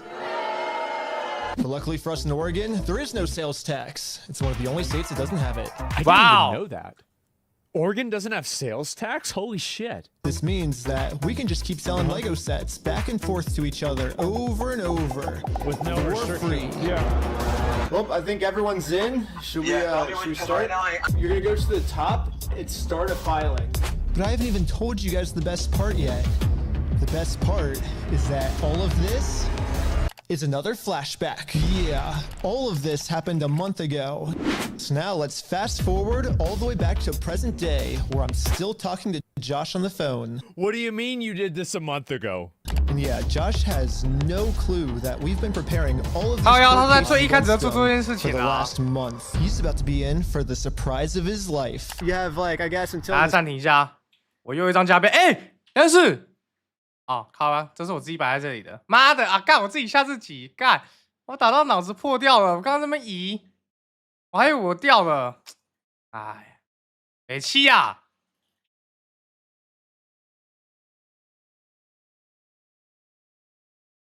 第6张加倍券。好，我要继续看乐高了。Store closes, I guess, to get the Legos back if that's the way you want to go, but if not, I guess we'll serve the papers today and then go to court. How are you going to serve the papers today? Well, figure it out. That's not how it works. Are you young? That's not how the world works. It's not how the world works? Well, we're going to do it. We're going to make the world work that way today. Well, Bricks and Minifigs knows the deal. Get the Legos back before the store closes, or they get served court papers. And now we wait. The funniest part about yesterday was when I was talking to Josh on the phone, he totally thinks that I just made all of this up in the moment. When the actual reality is, we've been planning this court case for months. But I'm not complaining, because if Josh thinks it's fake, then he probably won't show up to court. And if Josh doesn't show up to court, we just win by default. Like Frogan. So before I serve him any court papers, I'm actually first going to confirm Josh's beliefs and do something super duper fake. Like give him a world record for the most amount of Legos ever stolen. Not everyone can say that they're the best in the world. It's something. Exactly. The most Legos ever stolen? You ready? Hi. Hello. I am Ryan with the Guinness World Record Association, and I think you're expecting this actually. This is an award for most Legos stolen by any company in the world. God. Stolen by a single franchise. Is that what it says? Mm-hmm. I'm definitely not hanging that up. You don't know anything about this. I have no idea of anything about that. Okay. Anything that gets delivered to the store now, Bricks and Minifigs will probably also think it's fake, which is now perfect timing to serve all of these real court papers. Oh no. I didn't realize the goal was to have him not show up to court. But to do this, I need a lot of people. So I started recruiting some people with a game of hacky sack. Here's your legal paperwork. You have been served. The first lawsuit has officially been served. Good luck, guys. Here's my resume.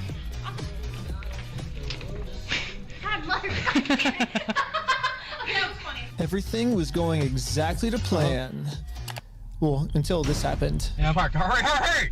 Yo, can we just talk real quick? They're closing the store.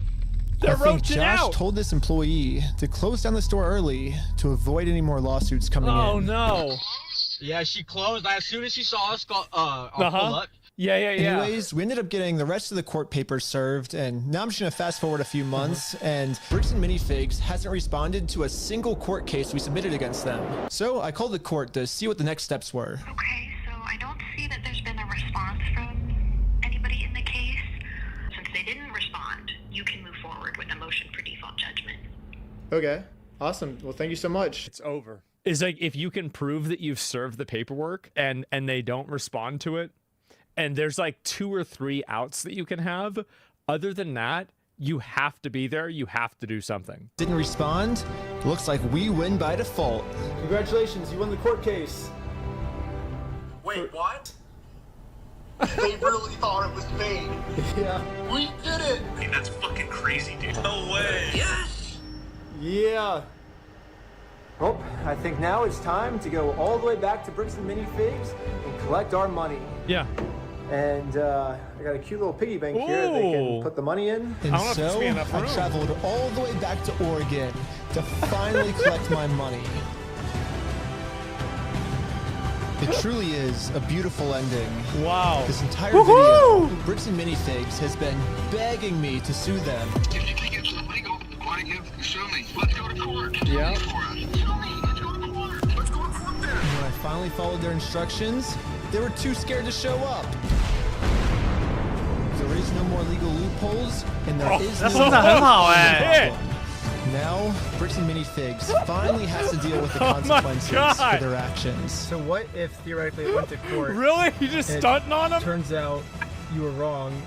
Would you then admit you're sorry for everything? Yeah, sure, of course. Yeah, I give him the inventory, and the judge says I gotta give it to him. I gotta give it to him. I'm not gonna go against the judge's orders.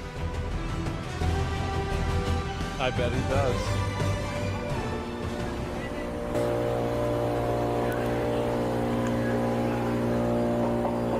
Ah, 关店了。 Roached out. Temporarily closed. Oh my god. I couldn't believe it. Literally one day after we filed motion for default judgment, they permanently closed down the store. At first, it did feel kind of cool that our plan worked so well, it completely shut them down. But pretty quickly it sunk in that we are not the winners here.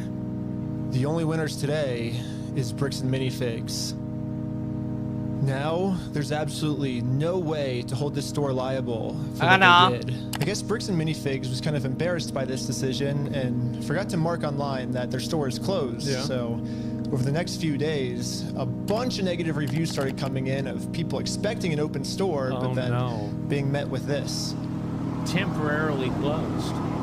Bricks and Minifigs didn't even notify any of the kids' parents who booked birthday parties here. So when all the kids would show up, they would just have to sit in an empty parking lot for their birthday. If Bricks and Minifigs is too scared to show the world that they're closed, then the only way to let the world know is for me to give them an official closing ceremony.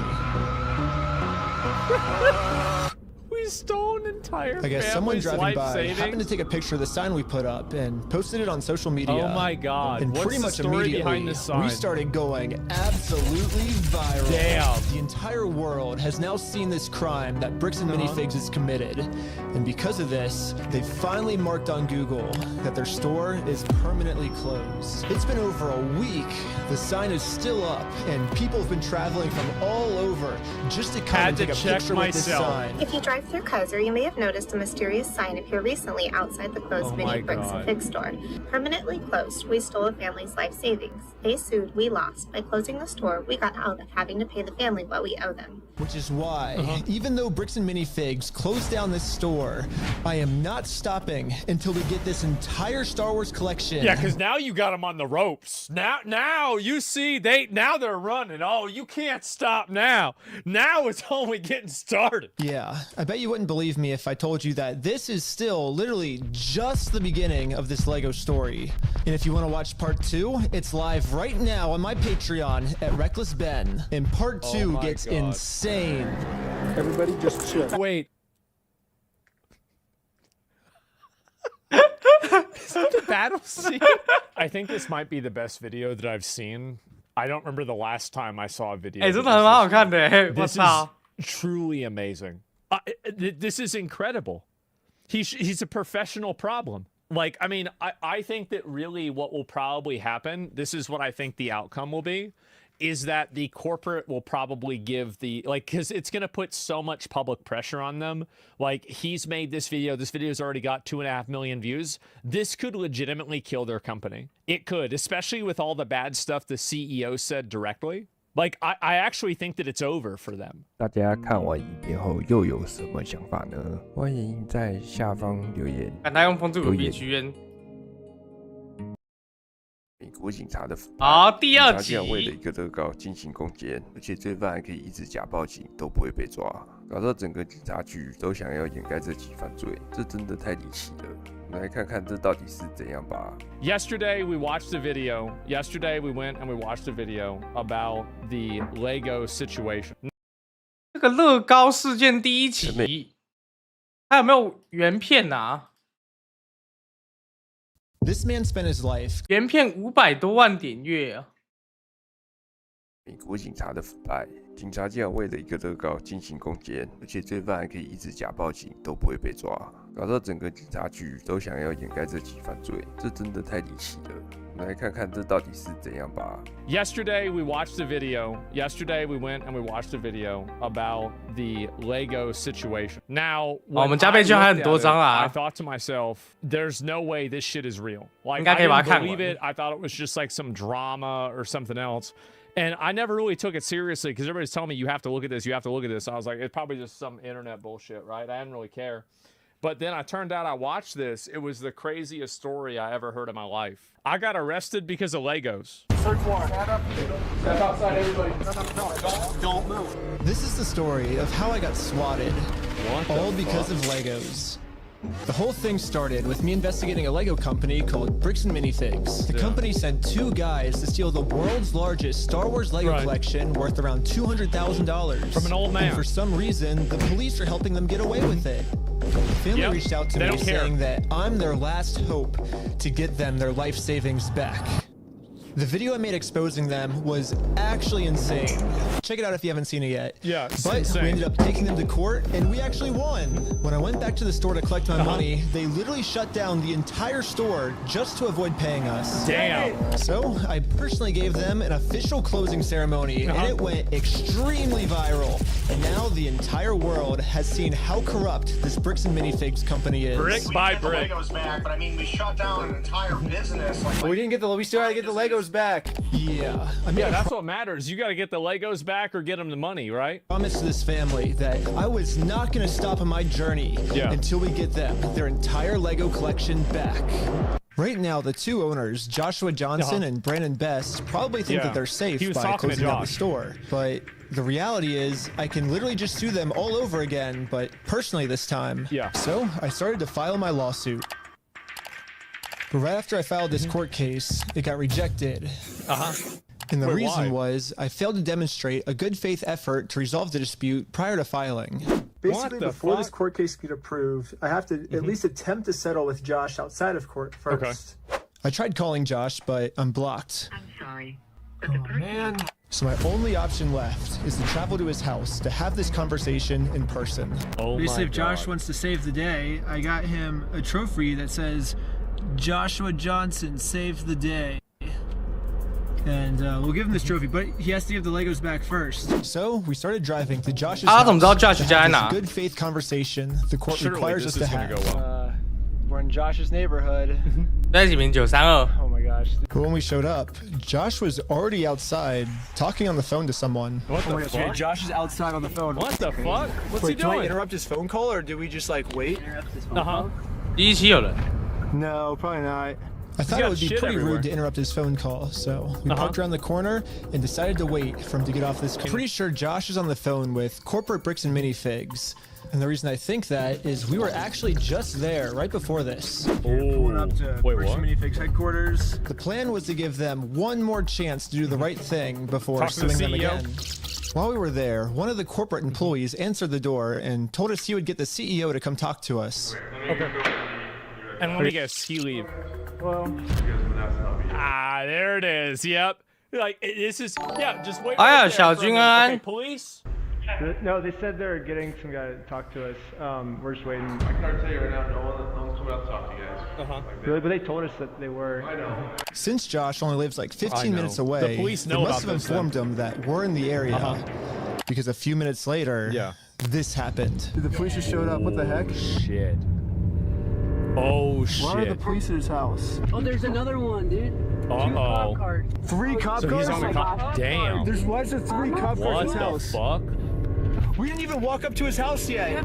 The cops are following us. What the heck? That's so crazy, dude. Obey every traffic law. He's got his lights on. Oh, shoot. He's pulling us over.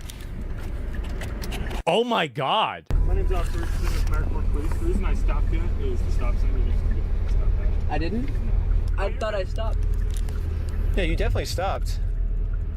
You said you ran a stop sign? Huh? You said you ran a stop sign? I didn't see what happened. Yeah, I was like... Because we definitely stopped at the stop sign. Stopped. Yeah. I was so sure that we stopped at the stop sign that I actually requested all the police footage of this. And as you can see, we didn't even do a rolling stop. We fully stopped at the stop sign. So this is an illegal traffic stop. True. Why would they do that? So who's Why Ben? would they pull them over? Me? Ben, how's Utah? It's good. Like it? Okay, it's pretty obvious that the police know why we're here. So I just explained to them the entire situation. This old man spent his entire life collecting the world's largest Star Wars Lego collection set. The only problem is it's a crazy story and the police officer did not believe me. Wait, what? $200,000. $200,000. Sounds crazy. Yeah, when the officer went back to his car, this is the message that he radioed in. Hey, can you get the contact for Reckless Ben? Said he did. They know his. Oh boy. Yep, they know all about it.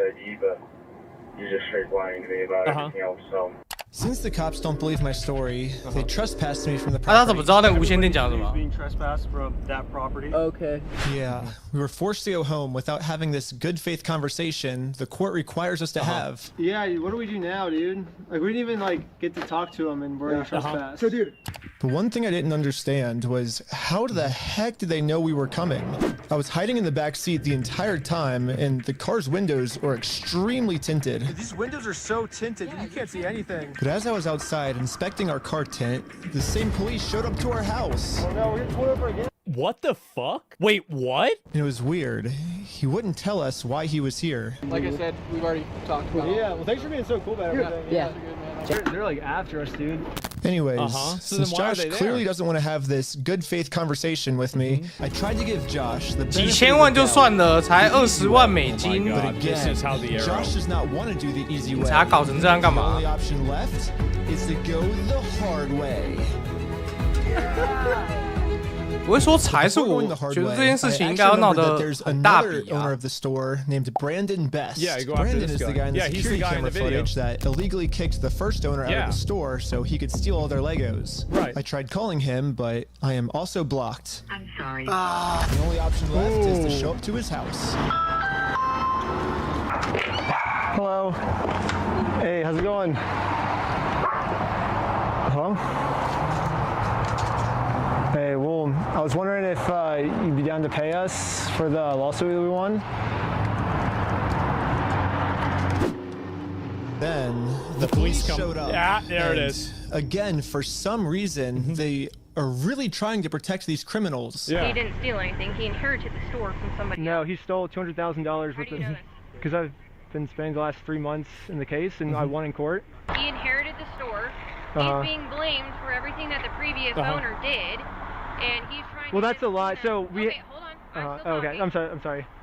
He's still trying to clean up the mess from the previous owner, and now he's catching blame for it, and he's just trying to clean up the mess from the previous owner. No. Well, if he wants to clean up the mess, why didn't he just pay? And also, the court already gave Reckless Ben a default judgment. So she's literally saying the court is wrong. The court agrees with him.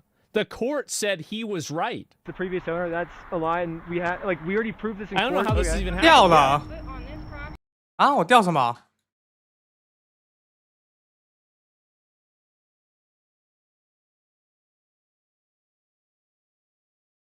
干嘛唬烂哦？我掉什么？骗我的 ，OK，拜拜。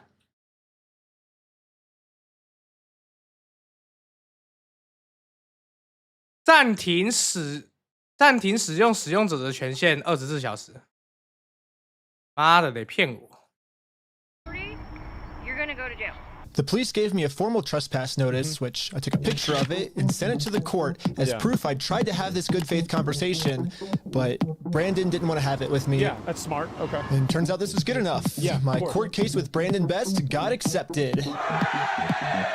But my court case with Josh is still going to be rejected until I find a way to have this good faith conversation with him. So I decided to see if I could find Josh online, to see if I could look up any more information about him. Yeah, they look the same. No, there's just a bunch of Joshua Johnson. Lower their tax liabilities and minimize their exposure to lawsuits. That's hella ironic. Are you kidding me, dude? That's what he's known for, is reducing people's exposure to lawsuits. After some more research, we found out that both Josh and Brandon are super hardcore Mormon. What the fuck? Was actually extremely surprising to me. Isn't stealing against like more like 摩门教是什么？基督教的一种吗？ Every Mormon that I know is like the most fucking like prim, proper, well-behaved, never does anything wrong kind of guy. Like, thou shalt not steal. Remember? Because that was in the book. Remember that book? Yeah. Because if Josh and Brand are truly Mormons, they believe that stealing is wrong. Bad. Yeah, it's bad. If they steal, they're going to go to 哎，会不会这件事情最后跟我说， I guess in Mormonism, 其实真的没有那些乐高。 But still, Brandon and YouTuber Josh 被骗，有没有可能？ actually believe that this is going to be eternity for them. I 应该 mean, 没有吧？ Josh even swore to me on his 应该 Mormon 不可能是 God 这个 in the 结局 last 吧？ video that he would give us the Legos back. I promise you, I swear to God. My problem right now seems to be that Josh is never going to listen to anything I ever tell him. Oh, true. But if someone from his church heard this audio, maybe he would listen to them. So after finding exactly what church these guys go to... Oh my God. They're going to tattletale on him? We went to it and showed one of the Mormons there this audio clip. And the Mormon thought that the best thing to do was to have a talk with Josh. You can tell he's a Mormon. Look at this guy. He's sitting there. It's just a random fucking day. And he's locked in with a fucking belt, khakis on, a nice jacket, and a tie. And he's even got like the little things there so we can write down your information and shit.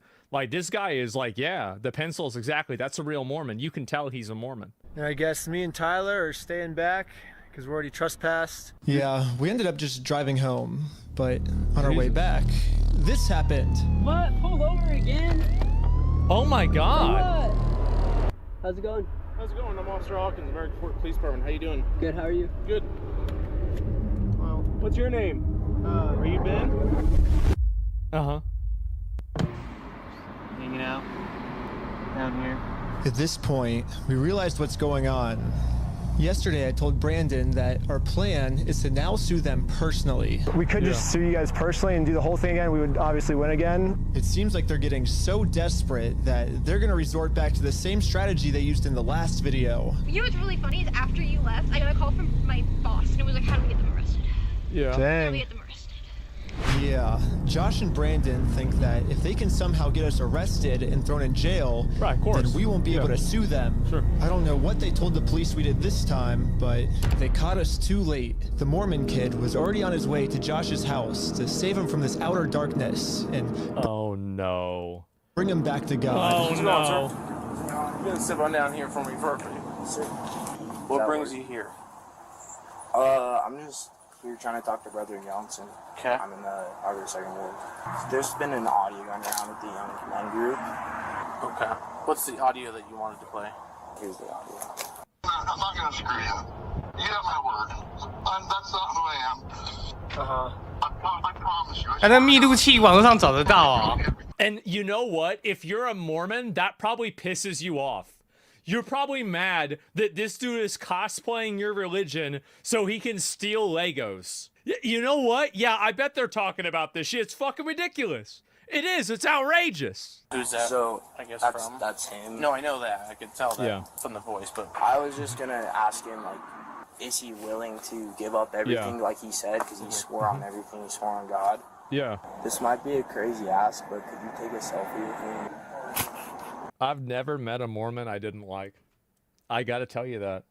I think their religion's a little batshit crazy, but I never met a Mormon I didn't like. Back to us. Yeah. The police apparently got a call that we had heroin on us. This officer is going to conduct the search of your person because there are illegal substances in the vehicle. What? So he's going to do that. I'm going to put this away, and then we'll be right. Don't. Besides Joshua Johnson, yeah, true. Okay. Sounds good. Thank you. Ready for this? The vehicle will be searched. Wait, is he going to get searched for what? Searched? Why? 我记得，等一下，这个事情让我想到一件事情呢，不是有美国警察在搜查别人的车子的时候，把毒品自己放进去的吗？就是我不是有看到前几年有一个新闻，好像是一个黑人老哥的车子被搜嘛，然后那个警察在搜的时候没找到，然后自己放一包进去。After 2 hours of searching the car, obviously they found no drugs. So, duh. Why would he bring drugs? I explained to the police that we didn't have drugs, and the reality of the situation is that Bricks and Minifigs is so desperate at this point that they're willing to do anything to get us arrested so they don't have to pay for the property they stole. Yeah. And the police was arguing back with just some of the worst comebacks I've ever heard, which is why I think the police actually redacted this audio in this clip, because if they kept the audio in, then the world would get to see how stupid the American Fork Police Department is. 他自己那边有没有引导？ Even redact the audio in the first place. I feel like that's a little bit unfair. Even though we were passing, 对啊，为什么密录器它可以消音档？ Yeah, what the fuck? They were still not going to let us go until we told them where the drugs were. your eyes, for example, right? There's a constriction, which is dilated, and then not. 看，不要剧透啊！等一下，我还没看到，不要剧透。Go ahead, look at him. I'll look at you. Yeah. You do see it? So it's crazy. I have no idea because I've never done any drugs in my life. I don't do drugs. I don't do alcohol. I've never done any of that in my life. I'm willing to do any drug test. 不过你上面0到6没关系，我们可以到14。I don't understand what you're seeing in my eyes. I'm gonna have a discussion with this officer. And then the police department illegally redacted this conversation too.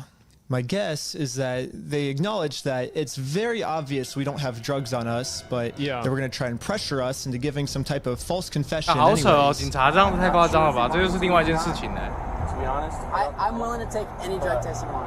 Walking a very dangerous line, which can get you into a lot. So they're trying to intimidate him. In jail in Utah when you're from Cali.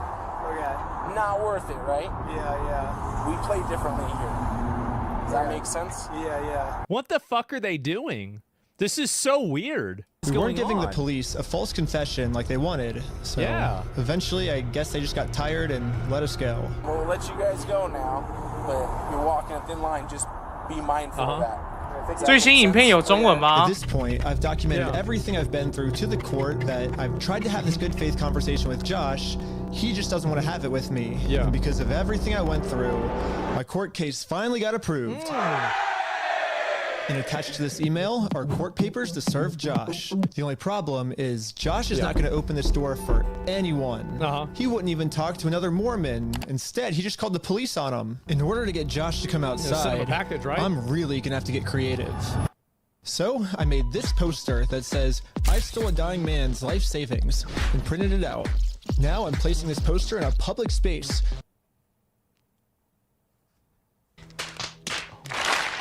This is like white collar guerrilla warfare. It's actually insane. I've never seen anybody even do something like this before. This is amazing. Yeah, it turns out this tiny patch of land is actually free for any person of the public to use. And since we have the freedom of speech, I am breaking no laws by doing this. So when Josh walks outside to take down this sign, I have a process server to serve him his court papers. But almost immediately, my sign got blocked. Oh no, he's blocking our sign. What are you guys doing here? So we are in a court case with them and we have to serve them legal papers. So I explained to the cops the entire situation. I'm not going on his property. Right, no, that's fine. Yeah. That's fine. The police realized that we're not breaking any laws.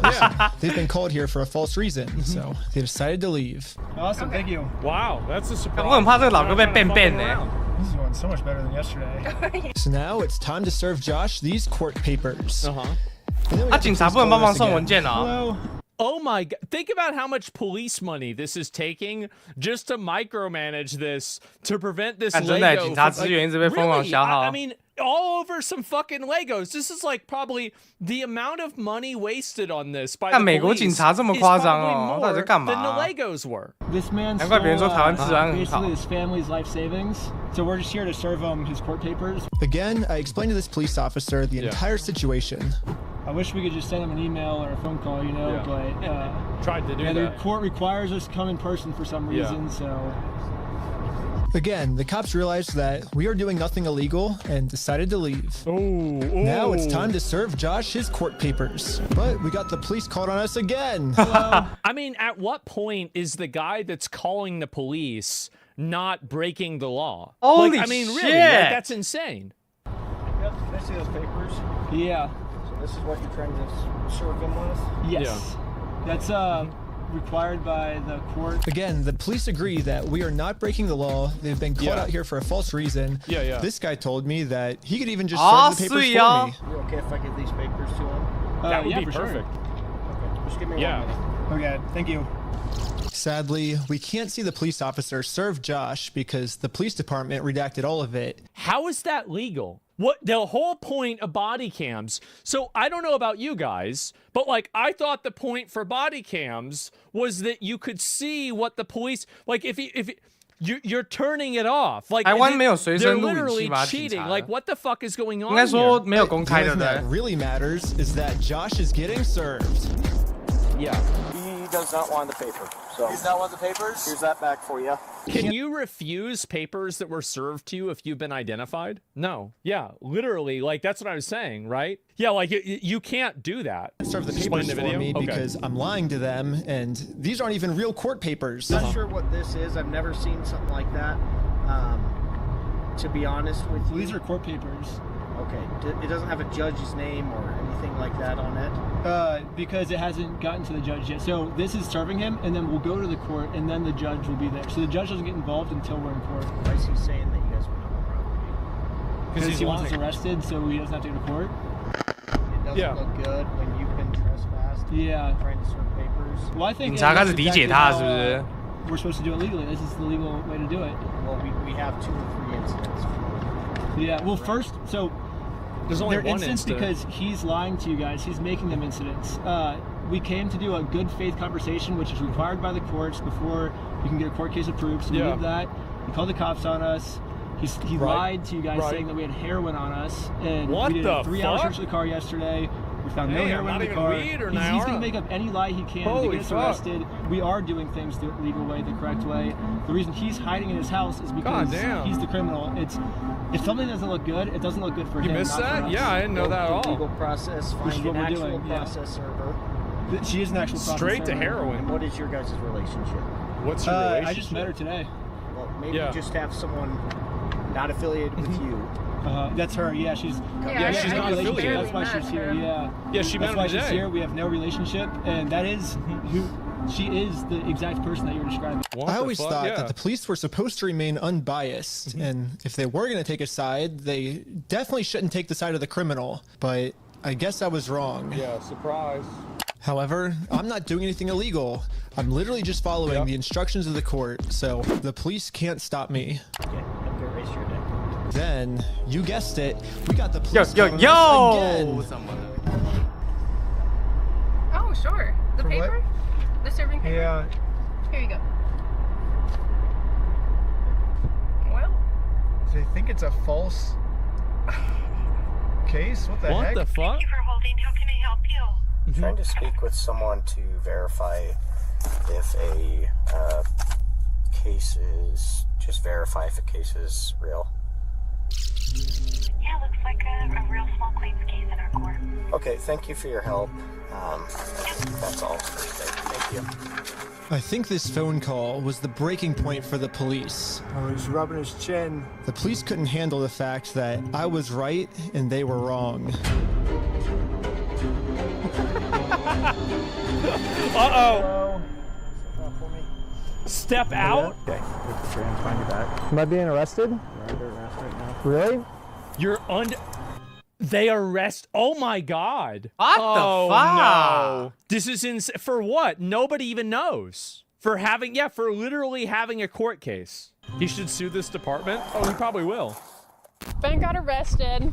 Like, they didn't say anything when they were putting him in handcuffs. They just said, you're being arrested. I was confused on what I was being arrested for. I mean, the same police officers that arrested me gave me permission to do exactly what I was doing.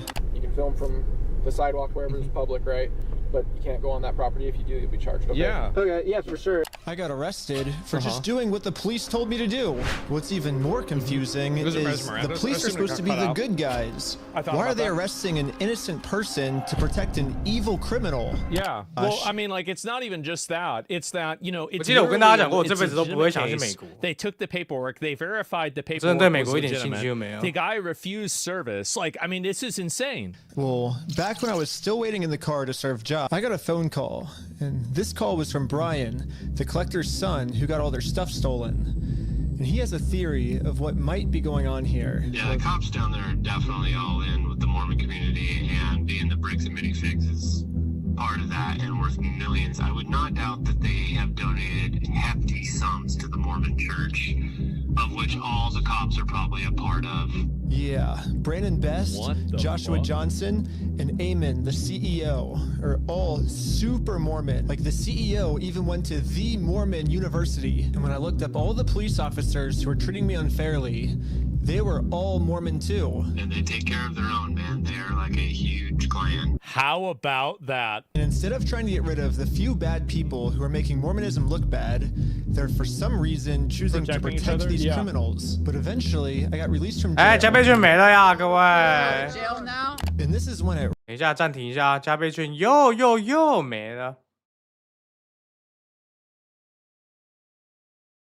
第7张啦。 跟我们家附近的捷运站一样，7张捷运站，说不定会有好的结果。我们换个频道吧，随机。Get him. Which is a GoFundMe. Yeah, it is a pretty anticlimactic ending, but at least I'm confident that I'm not going to get in trouble for this. Now that our GoFundMe is live, it's time to promote it, to start getting donations. We printed out the GoFundMe's picture to hang it up so we could get a nice Instagram video to post to social media. But before the group could even hang the picture up, the police came. What you guys up to? We're starting a GoFundMe. Yeah. What we're doing is we're going to get a bunch of publicity to get basically all this money back for this family. Yeah. You know, we're not going to do the lawsuit anymore. We're just going to do this GoFundMe. We've already got it started. It can run into some defamation stuff. Defamation's a civil suit. I thought they said they weren't going to enforce civil suits. Again, the police were thinking of any technicality they could think of to protect their Mormon friend. Oh my God. See if it's that. If it's not, we're going to look at disorderly. If it's not disorderly, then we're going to look at the city ordinance. They're just going down the list. They're going down the list. They're trying to do everything they can to fuck this dude over. Keep this in mind. These are the guys, they're going through everything that they can. Meanwhile, they let people that are fucking, like, random shoplifters arrested 30 times. They're like, oh, 阿斯芒果在看这个最新一部的吗？ I guess that's just 有人刚刚不是说2个小时前有最新一部 And meanwhile, so they're micromanaging this guy. It's actually crazy how much goodwill these guys lose by doing this. It's insane. Like, whoever is running the police department, wherever they're at, needs to fire all of these people. They have to all get removed. Like, there's no way you can maintain trust with the community when something is this blatant and this obviously completely biased. It turns out that hanging this sign on a fence and then taking a picture of it for Instagram is not illegal. In fact, what the group is doing is actually protected under the First Amendment, freedom of speech. So one of the police officers let the group know that they were okay to keep doing this. Right now, I don't think you guys break the law. But this other police officer wasn't able to accept this reality. We're going to take it down. Damn. And then for the rest of this footage, the police redacted all of the audio. So I called up the police station to find out why. All the redactions are done pursuant to the Utah State Code. We don't redact things just because we feel like it or, you know, just because something looks funny. Everything is redacted pursuant to Utah State Code. And other than that, I can't really delve into any more detail. Got to get the, the Attorney General involved in this. We got to get, I mean, at least. right? If not the president. They accidentally forgot to mute this police officer's audio, so when you sync the two clips together, I can actually hear what they're saying here. He sees it or give it back? Is it an occasional crime? Is it disorderly conduct? Why? Is he upset about it? I mean, I guess, but that's not. Yeah, this police officer is right. Just because this might make Josh upset does not make this poster illegal. Yeah. So I decided to let the police department know that some of the redactions they made aren't exactly what they're claiming they are. Yeah. I think you guys might have accidentally forgot to redact another clip that was at the same time. And when I synced the two clips together, I was able to see what they were saying, like what the redaction was. And he was talking about how what we're doing actually isn't illegal and how the police officer might be wrong. And so it wasn't about protecting a victim. It wasn't any personal information. And so I was wondering, it seems like there might be a lot of stuff like that that got redacted, maybe to protect the police officers, not to protect the victims, if that makes sense. And so... Yeah, we don't do that. So like I said, anything that... No. What a fucking bitch.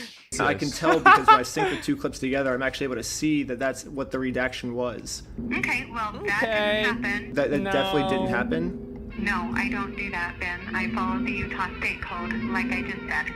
Okay. I don't know. It seems like the police department redacted this entire conversation because right here the police are actually admitting to themselves that none of this is illegal, but they're still going to try to arrest us anyways. It seems like the only reason they're getting rid of this audio is to protect the police officers from getting fired. Exactly. I don't know what the police officers are saying in this next clip, but I'm pretty sure they're scheming up a way to get the group arrested because this is what happens next. And Lieutenant Adamson can correct me if I'm wrong, but we're going to seize your phone right now.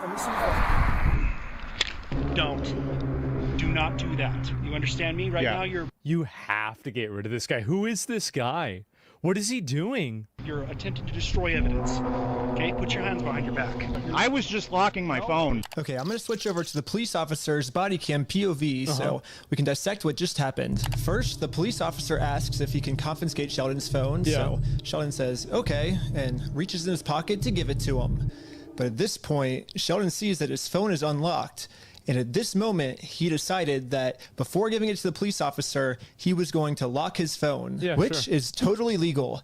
There's no search warrant, so Sheldon is legally allowed to lock his phone. But as the police officer saw Sheldon's thumb moving towards that lock button, he snatched it out of his hands. And now the police officer's claiming that because he tried to lock his phone, he's destroying evidence.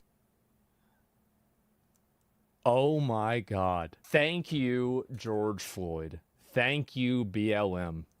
Because there are these stupid, fat, fuck, piece of shit police officers out there, and now we have the evidence. Now we know. Now there's accountability. Right now, this phone is being seized as part of this investigation, and you're being arrested. Okay, let's put him in the back of the car.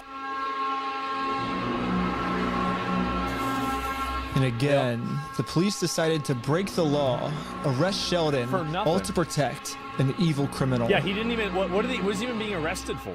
Now that Sheldon is in jail, just for promoting our GoFundMe, we started doubting if we'll ever even be able to get Brian his money back for his dad's Lego collection. It's crazy that out of all the powerful organizations I've gone up against, the one company I'm not able to beat is a Lego company. I literally couldn't have imagined a worse ending for this video. But I had no clue that it was about to get way worse. What the fuck?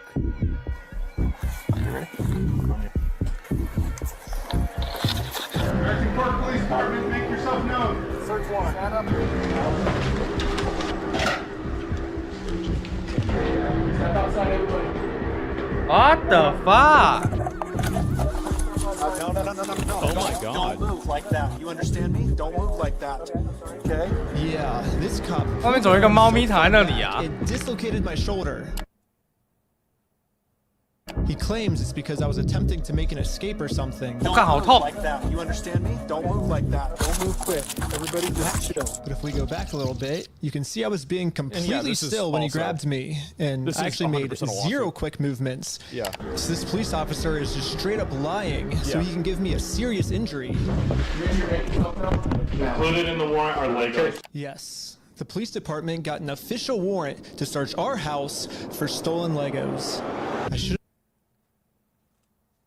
This is like third world behavior. Like this is so blatant and so flagrant that like you would expect something like this out of like some random third world country where the leader gets killed every other year, right? Like, oh my God. Josh did threaten me in the last video that if I go out and actually try to sue him, he's gonna come out and say that I'm the one that stole the Legos.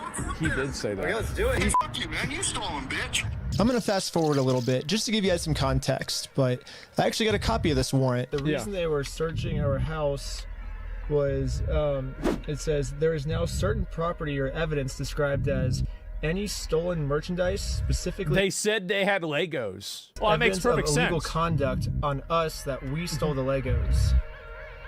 They're looking that we stole the Legos is why they stormed our house with no evidence. And this is after he's been proven to make up stories about us before. And so now he's just pulling something out of his butt. Oh, they're the ones that stole the Legos. Yeah. And for whatever reason, the police take him seriously, even though he's acting like a crazy person. Anyways, the cops probably felt pretty stupid when they searched our entire house and didn't find any stolen Legos. I don't think they felt stupid. I think they knew there weren't going to be any Legos. I think they did this on purpose. The process is the punishment. It's what I've always said. That we're the thieves. Damn. In handcuffs again. Wow.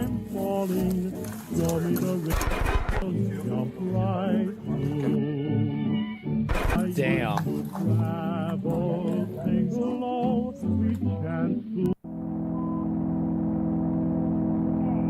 What the fuck?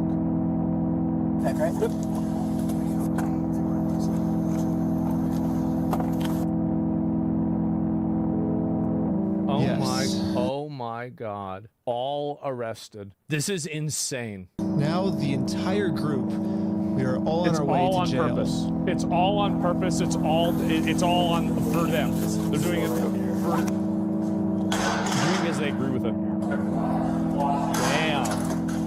Damn. Except in for the me, box. I got taken to an interrogation room so they could find some reason to lock me up for good. Ben, I'm Detective Nikosha. Last time, I was able to get released on bail. Right? But this time, they're requesting that I be held in jail a month until my court date. But there's honestly nothing for me to hide, so I went through the entire story with them to show the detective that this whole thing is just a big misunderstanding. Yeah. If you think about it, 83-year-old man versus $400 million company. Even though the $400 million company's in the wrong, they're gonna win, you know?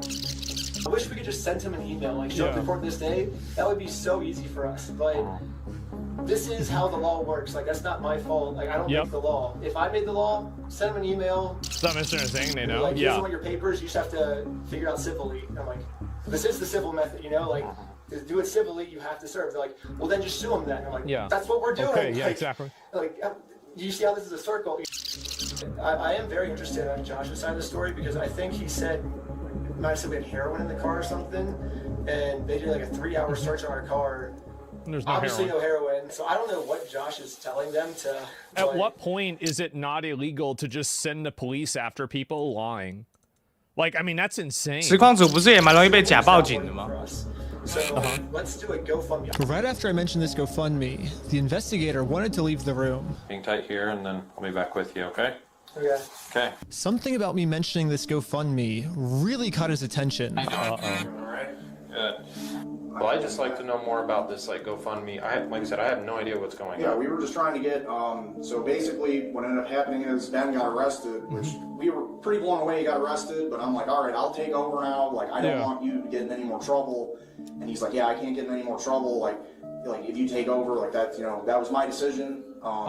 Yeah, so I mean, I don't know. What other questions do you, like, I guess have? Because there's not really, I guess, much else to say in the situation, to be honest. That's just the whole thing that just happened. I mean, I'm honestly kind of shocked to be arrested at this point. I'd be stressed out.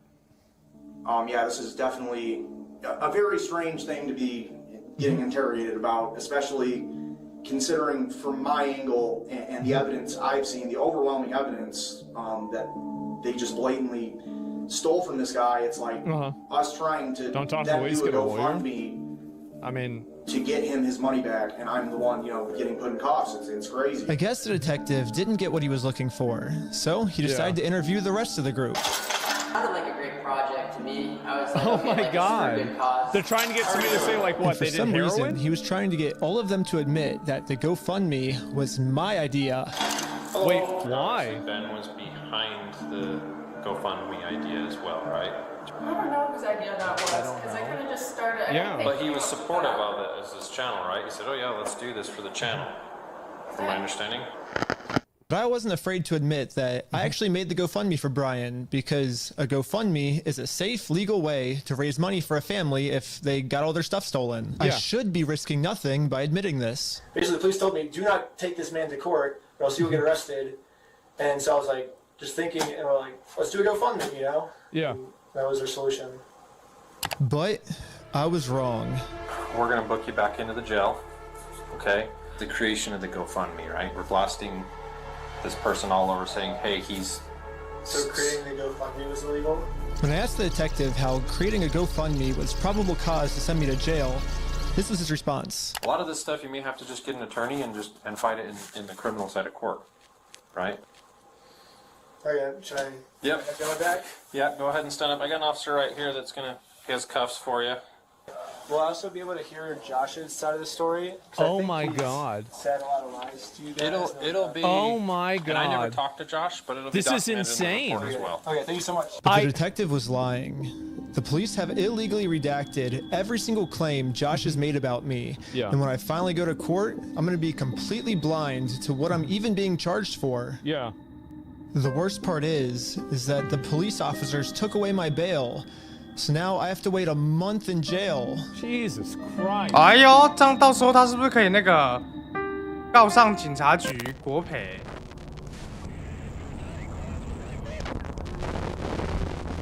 What the fuck? However, I ended up getting extremely lucky. When a judge ended up reviewing this arrest, they thought the whole thing was so stupid and ended up releasing me on bail. So now, at least I'm a free man I was until like, my court there's case. no way he was in jail for a month, right? I was like, there's no way. Okay. The illegal act that I committed was mentioning that Josh stole the Legos in our GoFundMe. So if you say who the thief is, then that is illegal for us to do that.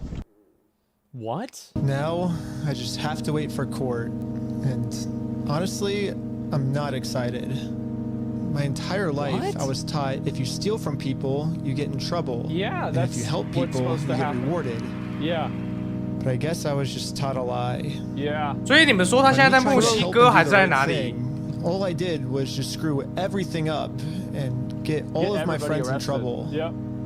I couldn't fix 但是 anything. 下一集我就知道了， And now 这还有 with all 2 the 集 charges I 吗 got in this video, I'm looking at least 5 years in jail. But I finally accept my fate. I failed. And now it's time to go home. Oh my God. There's no. This is gonna be a twist. He's gonna be like. But before I just made kidding. it home, one of my roommates called me saying that a police officer just showed up to our house. So, it rings the doorbell. Ben, 他连在华盛顿的家都那个啊。 here. I was like, why? I was like, can I deliver a message for you? He's like, how could you deliver a message? He said it just like that. He was like, just tell him he has a warrant for his arrest. Like, he thought he was in an action movie type walk off, and that was his like end scene line. What the fuck? If I had to guess, I'd say that Bricks and Minifigs has seen that I am a free man, and they can't have me actively working on my lawsuit against them. And considering how many lies Bricks and Minifigs has made about me in this video, Fuck you, man. You stole them, bitch. I stole the Legos? American Park Police Department, make yourself known. Oh my Included in the warrant are Legos. I can only imagine of what I'm being accused of doing now. Yeah. So immediately, I called the Utah Police Department to see what my warrant was for. Someone showed up at my house today saying that there was a warrant out for my arrest. If that warrant has, it says a no bail, those are the ones that are more serious. The only thing the police department could tell me is that I do have a warrant, but this time the judge approved it that I will have no bail. And I am now a physical threat to Josh, the person the police are protecting. What the So fuck? basically, at any moment now, I could be arrested without bail for some mystery crime. Oh my There God. really is only one thing that I can do now. Wrong. Well, I'm in Mexico now, and the American police have no authority. 他怎么闪现到墨西哥的？ Oh my fucking god. 犹他州离墨西哥很近吗？ This is insane. How is this even real? He had to leave the country over Legos. Uh-huh. Oh. Oh. But at this moment, I realized what I had to do. Bricks and minifigs thinks they can just bully 可是他如果有逮捕令的话，为什么还能上飞机？然后为什么还能出境？ And what's the only way to stop a bully? To stand up to him. If me posting this picture online once got the city this upset where they had to arrest me, just think about how upset they'd be if thousands of people started wearing it. Which is why the picture that got me arrested, I'm putting that picture on a shirt. And you can buy this merch. 哦，还卖衣服哦！哎呦，老哥。 So go right now. It's gonna be sick. And yeah, all the law enforcement that's干这个老哥。 protecting bricks and minifigs is gonna be pissed. 该了。 But there's nothing they can do because I'm in Mexico. Also, make sure to donate to the GoFundMe we set up for Brian. Wow. I'm not really sure if I'm allowed to promote this. I mean, I got arrested just for creating this thing, but I'm gonna do it anyways. Everyone donate to this GoFundMe. I'm in Mexico now. The police can't do anything to me here. This is the most insane, ridiculous, unfair, dumb fuck, retarded story I've ever gone through. Religion makes people do insane things. It's not even religion. So if he wants, there's a couple of different ways that I could approach this, right? Like I might try to reach out. Does he have a Twitter? Reckless Ben. I think this guy that probably like it's already probably going to be resolved or it's being resolved. So I might not have to, but if he wants to reach out to me or something, I can do what I can do, right? I mean, I don't know what else I can do, but I mean, how could you possibly think that journalism isn't dead after watching this? Like, it's just so obvious that these guys are the future. It really is. And by the way, completely deserved also. This is a great thing. 大家看完影片后又有什么？啊，后面这个旁白他妈不要硬加啦，根本就没有人想听他讲旁白。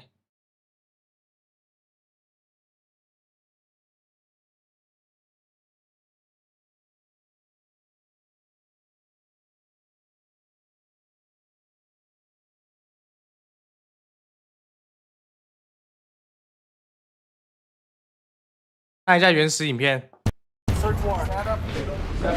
原始影片400多万，他订阅变113万呢，好扯哦。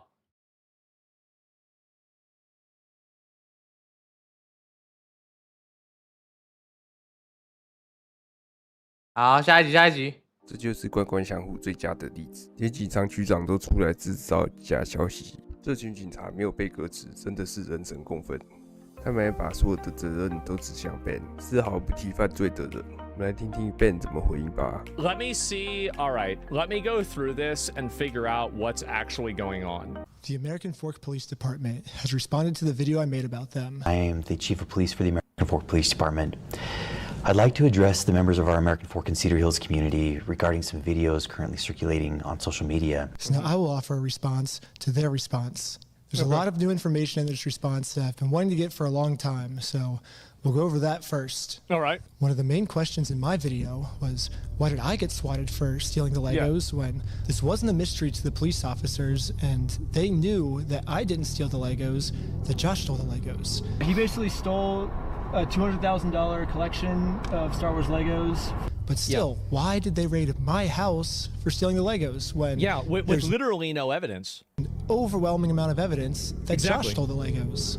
When I requested it's not even that Josh stole it. It's that there's no as far as I know, the police can't just raid your house for no reason. They have to have probable cause to have a search warrant to go in there and do that. Where's the probable cause for this? And they claimed it was to protect the victims. It's ridiculous. However, one of my friends set up a GoPro as we were getting swatted, and we caught the entire conversation on camera. Included in the warrant are Legos. For 3 months, the police department's answer has been, this redaction is important because it protects Josh, the victim of this case. However, we can clearly see that the police are looking for Legos and they saw no Legos. And they redacted this because they were embarrassed that they made such a stupid decision to SWAT the wrong person.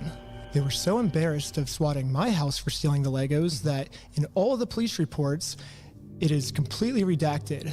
The police department wants this information hidden so bad that they're willing to break the law to hide this from everyone. The only reason I know about it is because the receipt I got the night I was released from jail and my friend's GoPro that was recording. So even though I've been asking them for 3 months why I got swatted, they finally came up with an answer, which is the Airbnb host told them that I stole the Legos. How the fuck would they know that? The homeowner also disclosed that he could hear multiple individuals inside the residence speaking about possibly stolen Lego toys they had taken. Officers added a request within the search warrant affidavit seeking authorization to also search for and seize possible stolen property, including Lego merchandise. 4th District Judge Roger W. Griffin reviewed and approved the search warrant. I always like giving people the benefit of the doubt, and I will take the police officer's word on this, but something fishy is going on here, and everything can just be cleared up if you unredact the audio and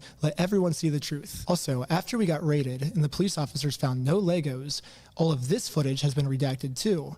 And my guess is if the police unredact this footage, we will find out the answers. Well, if you cross-reference the audio to something that it wasn't attached to and it matched up perfectly, and then the audio wasn't related to something that was confidential or private or compromising, the odds are they just simply redacted it in order to save face.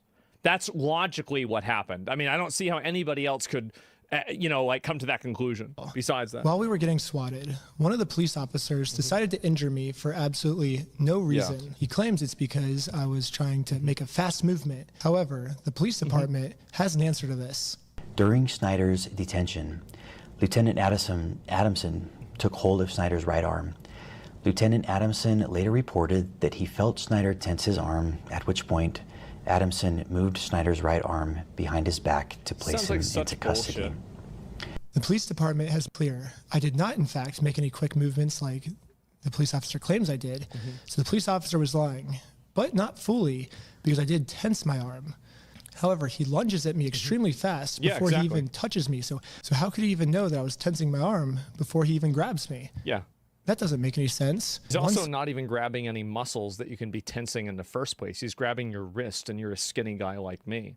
Like, this is, I can't really feel fucking anything, right? I mean, like. This police officer has psychic powers, and he could tell that my arm was tensing up before grabbing me. He knew. However, this makes no sense, because if the police officer did truly have psychic powers, he would have known that we were not the thieves, Josh and Brandon were the thieves. So this can't be the case either. I'm trying to have an open mind with these different possibilities of what this could be, but literally the only outcome left is that this police officer injured me for no reason. However, the police have another response to this of why I must be lying. In the X-ray image displayed by Mr. Snyder in that video, a small L is visible in the upper right-hand corner of the X-ray. I see a large L in the middle middle screen. The L indicates the image is that of the left shoulder. The video shows Lieutenant Adamson handling Snyder's right arm during the arrest. Yes, the stock footage I used to show what a dislocated shoulder is, an image that's clearly not mine because I didn't go to the hospital, I went to jail, so how could I have taken this picture? But anyways, the stock image I used is of a left shoulder when my shoulder that got injured was my right shoulder. When I was editing this, I like to think highly of my audience, that they would have known that this was a stock image and I wouldn't have to spoon feed every tiny detail to my audience. But now I realize that there's another portion of my audience called the American Fork Police Department that maybe I do have to spoon feed every single piece of information to. I'm going to use this as constructive criticism, and every single episode going forward now that I know that the American Fork Police Department's watching, I will be forced to spoon feed every single detail. I mean, yeah, I thought that was his shoulder as well. I did. I mean, like, this is the kind of stuff where it's like making a distinction without a difference. It's like, this is what people like this try to do, is that they try to find like one inconsistency and then try to reverse into everything else is inconsistent when everything that they're doing is inconsistent except for maybe one thing that they think is true. It's like a massive distortion. 3 days before I got arrested, I had a really bad ski accident where I had a really bad dislocation of my shoulder, and any movement at all would have dislocated it. So I will say here, I don't think that the police officer was purposely trying to injure me.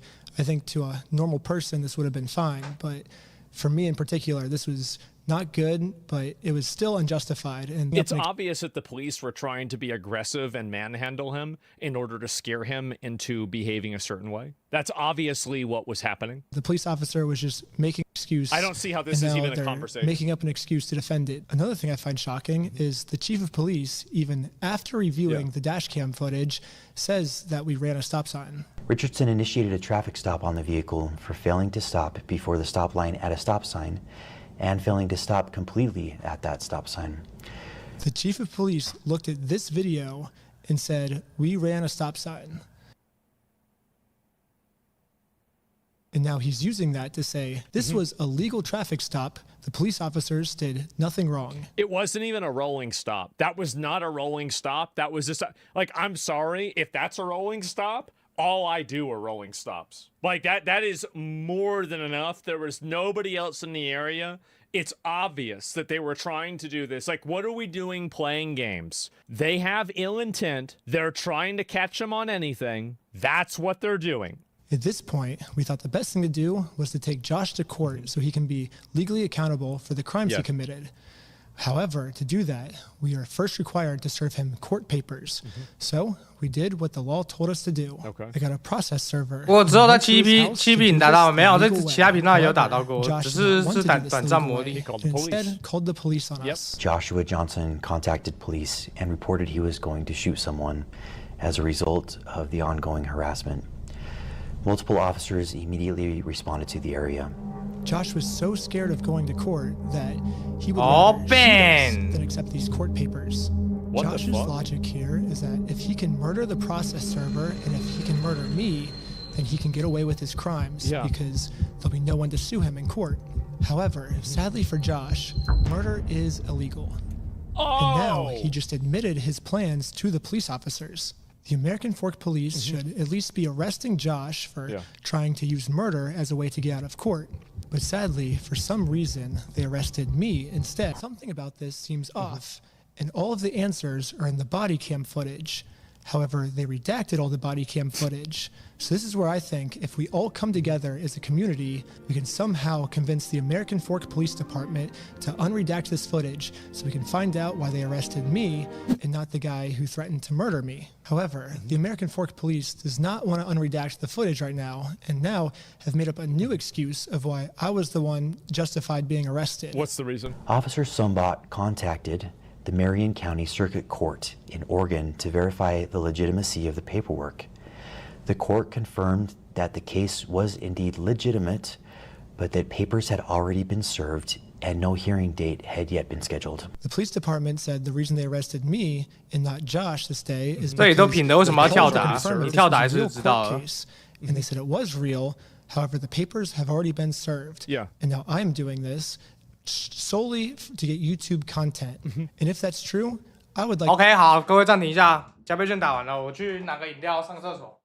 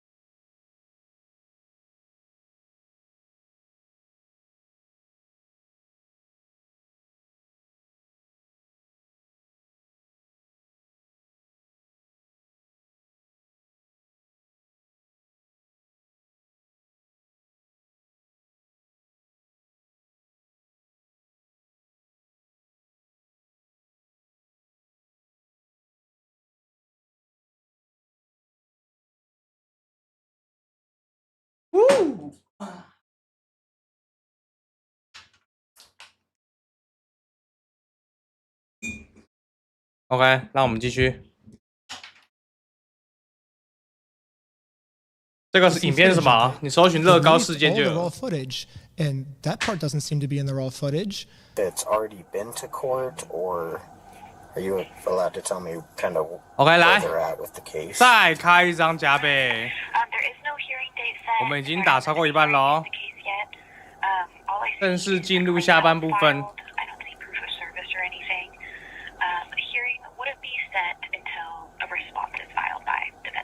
Okay, so the defendant needs to be served with papers before the case will, I guess, start. Yes. Okay. So they literally just lied. So it's not even like there's any ambiguity here. They just straight up said, you know, it's blue, but it was red. Like, I expected there to be like, you know, okay, well, they're not gonna, you know, it was like ambiguous. No, this isn't ambiguous at all. They just straight up fucking lied. Right here, the police officer admits that it is March 10th. On March 10th, 2026. However, you can see here that Josh doesn't get served until 3 days later, March 13th. So how could Josh have already been served on March 10th if he didn't get served until March 13th? What a lie. Unless Josh is a time traveler. There's only one way to clear this all up. American Fork Police Department, show me the time machine. Yep. So now they say that I have done all the check marks which constitute stalking. Let's go through them. Individual commits stalking if the individual intentionally or knowingly engages in a course of conduct directed at a specific individual. So yes, I did do an action that was targeted at a specific individual, but that's what's required by the court if I want to take someone to court. If someone steals your stuff and you go through the legal process to take them to court, it is not considered stalking. I have a right as an American to sue him. Is reckless as to whether that course of conduct would cause a reasonable person to fear for the individual's own safety or the safety of another. The second check mark is that if a reasonable person would be scared. The police are claiming that since this action made Josh scared, this check mark is complete. However, they've completely forgotten about the term reasonable. As we can see, Josh is not a reasonable person. It's beyond that, in my opinion. He didn't even try to engage in a way that was stalking in the first place. He's trying to serve him legal papers. Like, there's no other alternative. And even the police said they were going to give it to him. Like, there's so many things wrong with this. It's insane.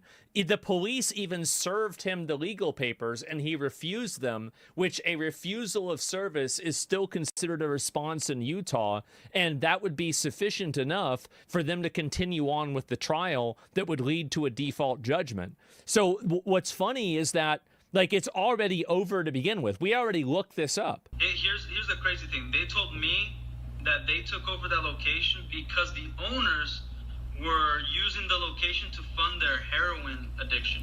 What? Yeah, and that's how they took it over, and saying they had like a pigeon in there that was crapping all over the Legos and it smelled bad, all this stuff. This is someone who threatened to murder me just for trying to serve him papers.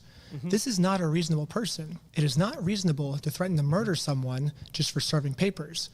A reasonable person would accept the papers, so that second checkbox does not meet the requirements. I even tried explaining this to one of the police officers early on. What the law says is if the average person would feel unsafe by our behaviors. So I think he's feeling unreasonably unsafe. A reasonable person would not feel unsafe in the situation. Well, I could say the same thing. I feel unsafe trying to conduct business with him, and he calls the police on me to hide. I feel unsafe because of that. Because we had a 3-hour search in our car. He said we had heroin in our car yesterday. We had a 3-hour search in our car. That makes me feel unsafe. I think that's reasonable for me to feel unsafe. It's not reasonable for him to feel unsafe. 吸引大不大我不知道等到时候出了再说吧。其实我真的很不喜欢回答一些假设性问题。That's good. 所以大家问我要不要玩新梦怀旧服，我都回答不了，你知道吗？因为我根本就不知道他到底要出什么。你现在问我吸不吸引人，我讲真的，我真的完全零回答。我只能等到时候他们出完跟我说要出什么，我才能回答大家这个问题。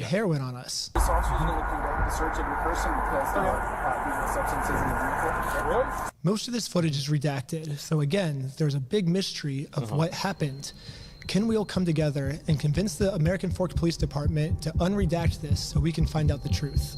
However, what the police is claiming now is that they did not get a call saying that we had heroin on us. Instead, they could just tell from the second we pulled over that our eyes were glossy. They could tell that you were on heroin because they could see that you were on heroin. Oh, okay. During the interaction, Officer Fraughton indicated he believed Shaw's eyes appeared glossy and expressed concern regarding possible impairment. If we look back on the raw footage, this is what the police officer said his first interaction with us was like. Good with these guys being able to drive?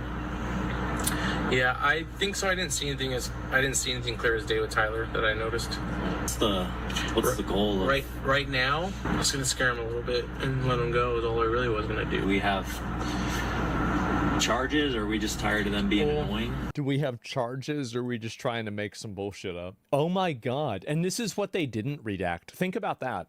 So they didn't redact this. Think about how totally crooked and bullshit it must be, the stuff that they had to get rid of. 然后我觉得等礼拜4吧。 hard to take what the chief 那个 of 影 police 片我 is 感 saying 觉说明不了 seriously 什么。 because so far almost everything he said is a lie. 保不保底对我来说也没 The 差， only 因为我 way 没 we 在 can 抽。 actually find out the truth is if we unredact everything. Yeah, it's what I've always said. The people who are fighting to have less information are usually lying to you or trying to take advantage of you. It's just another example of that. We already know Show the it. victim's name is Josh Johnson. Why do we have to keep that protected? His name is already 好， out there. 等礼拜4吧。 None of these redactions 很 are 完整。 protecting anything except for the police. And now I want to acknowledge my friend Sheldon's arrest. The group stated they were supporting a GoFundMe campaign for a dying man. One of the individuals, later identified as Sheldon Norcross. Officer Richardson then decided to seize Norcross's phone, pending the approval of a search warrant, in order to preserve potential evidence and prevent the deletion or alteration of any data.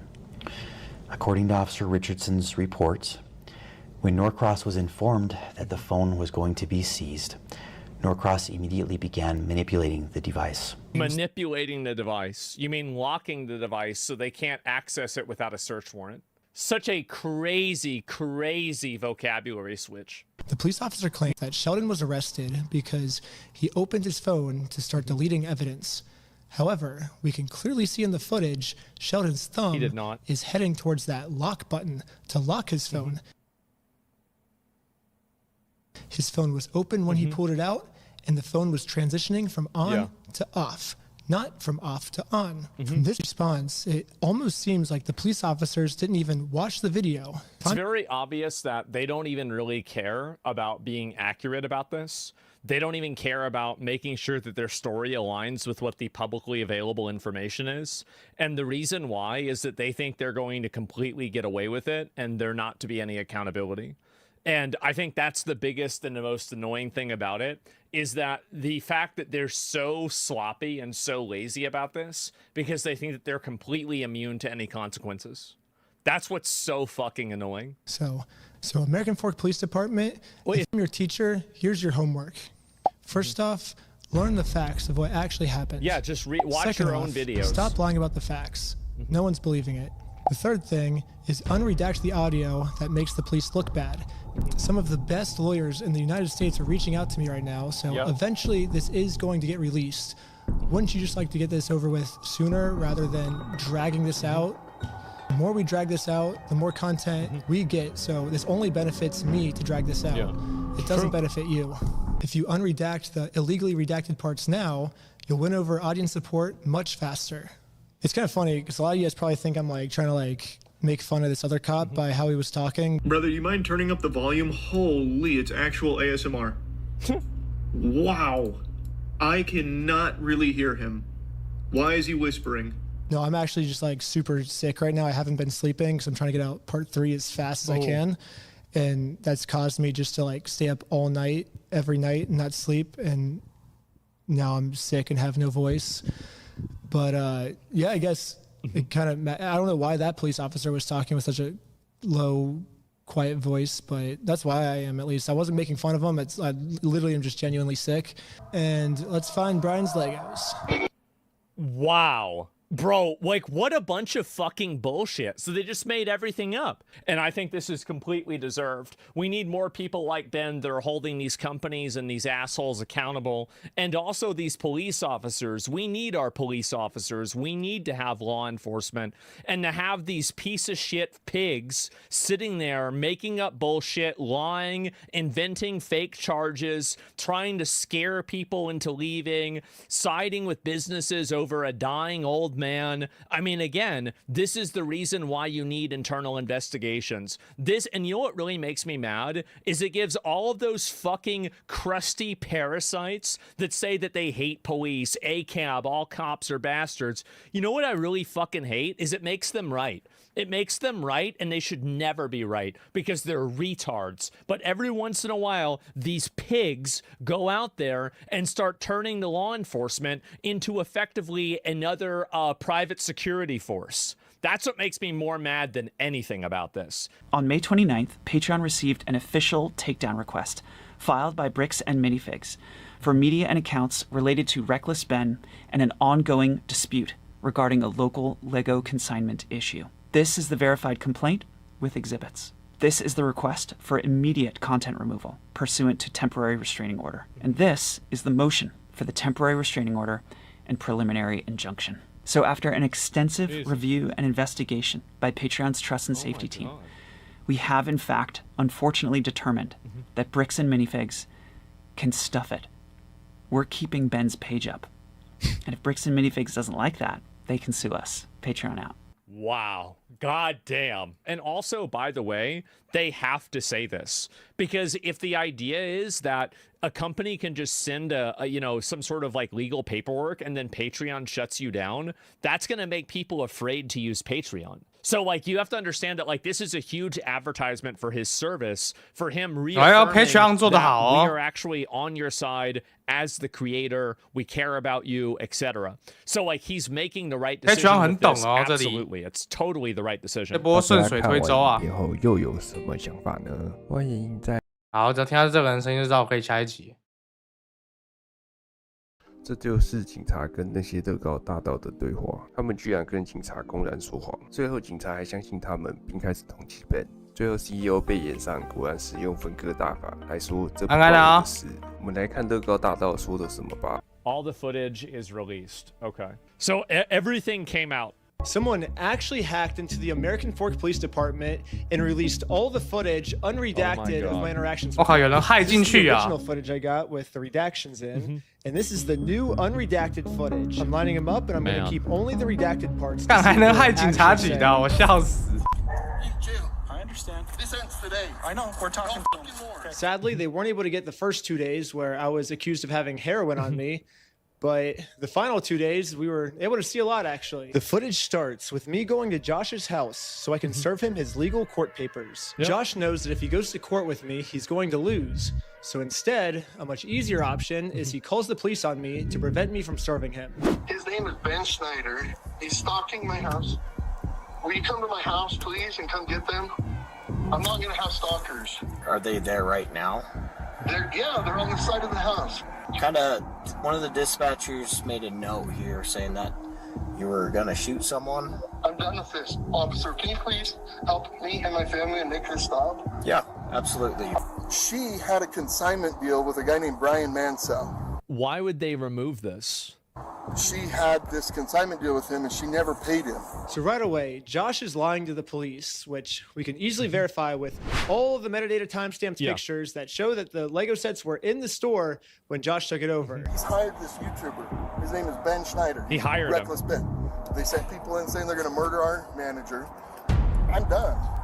No, they didn't. What are you talking about? So we are in a court case with them and we have to serve them legal papers.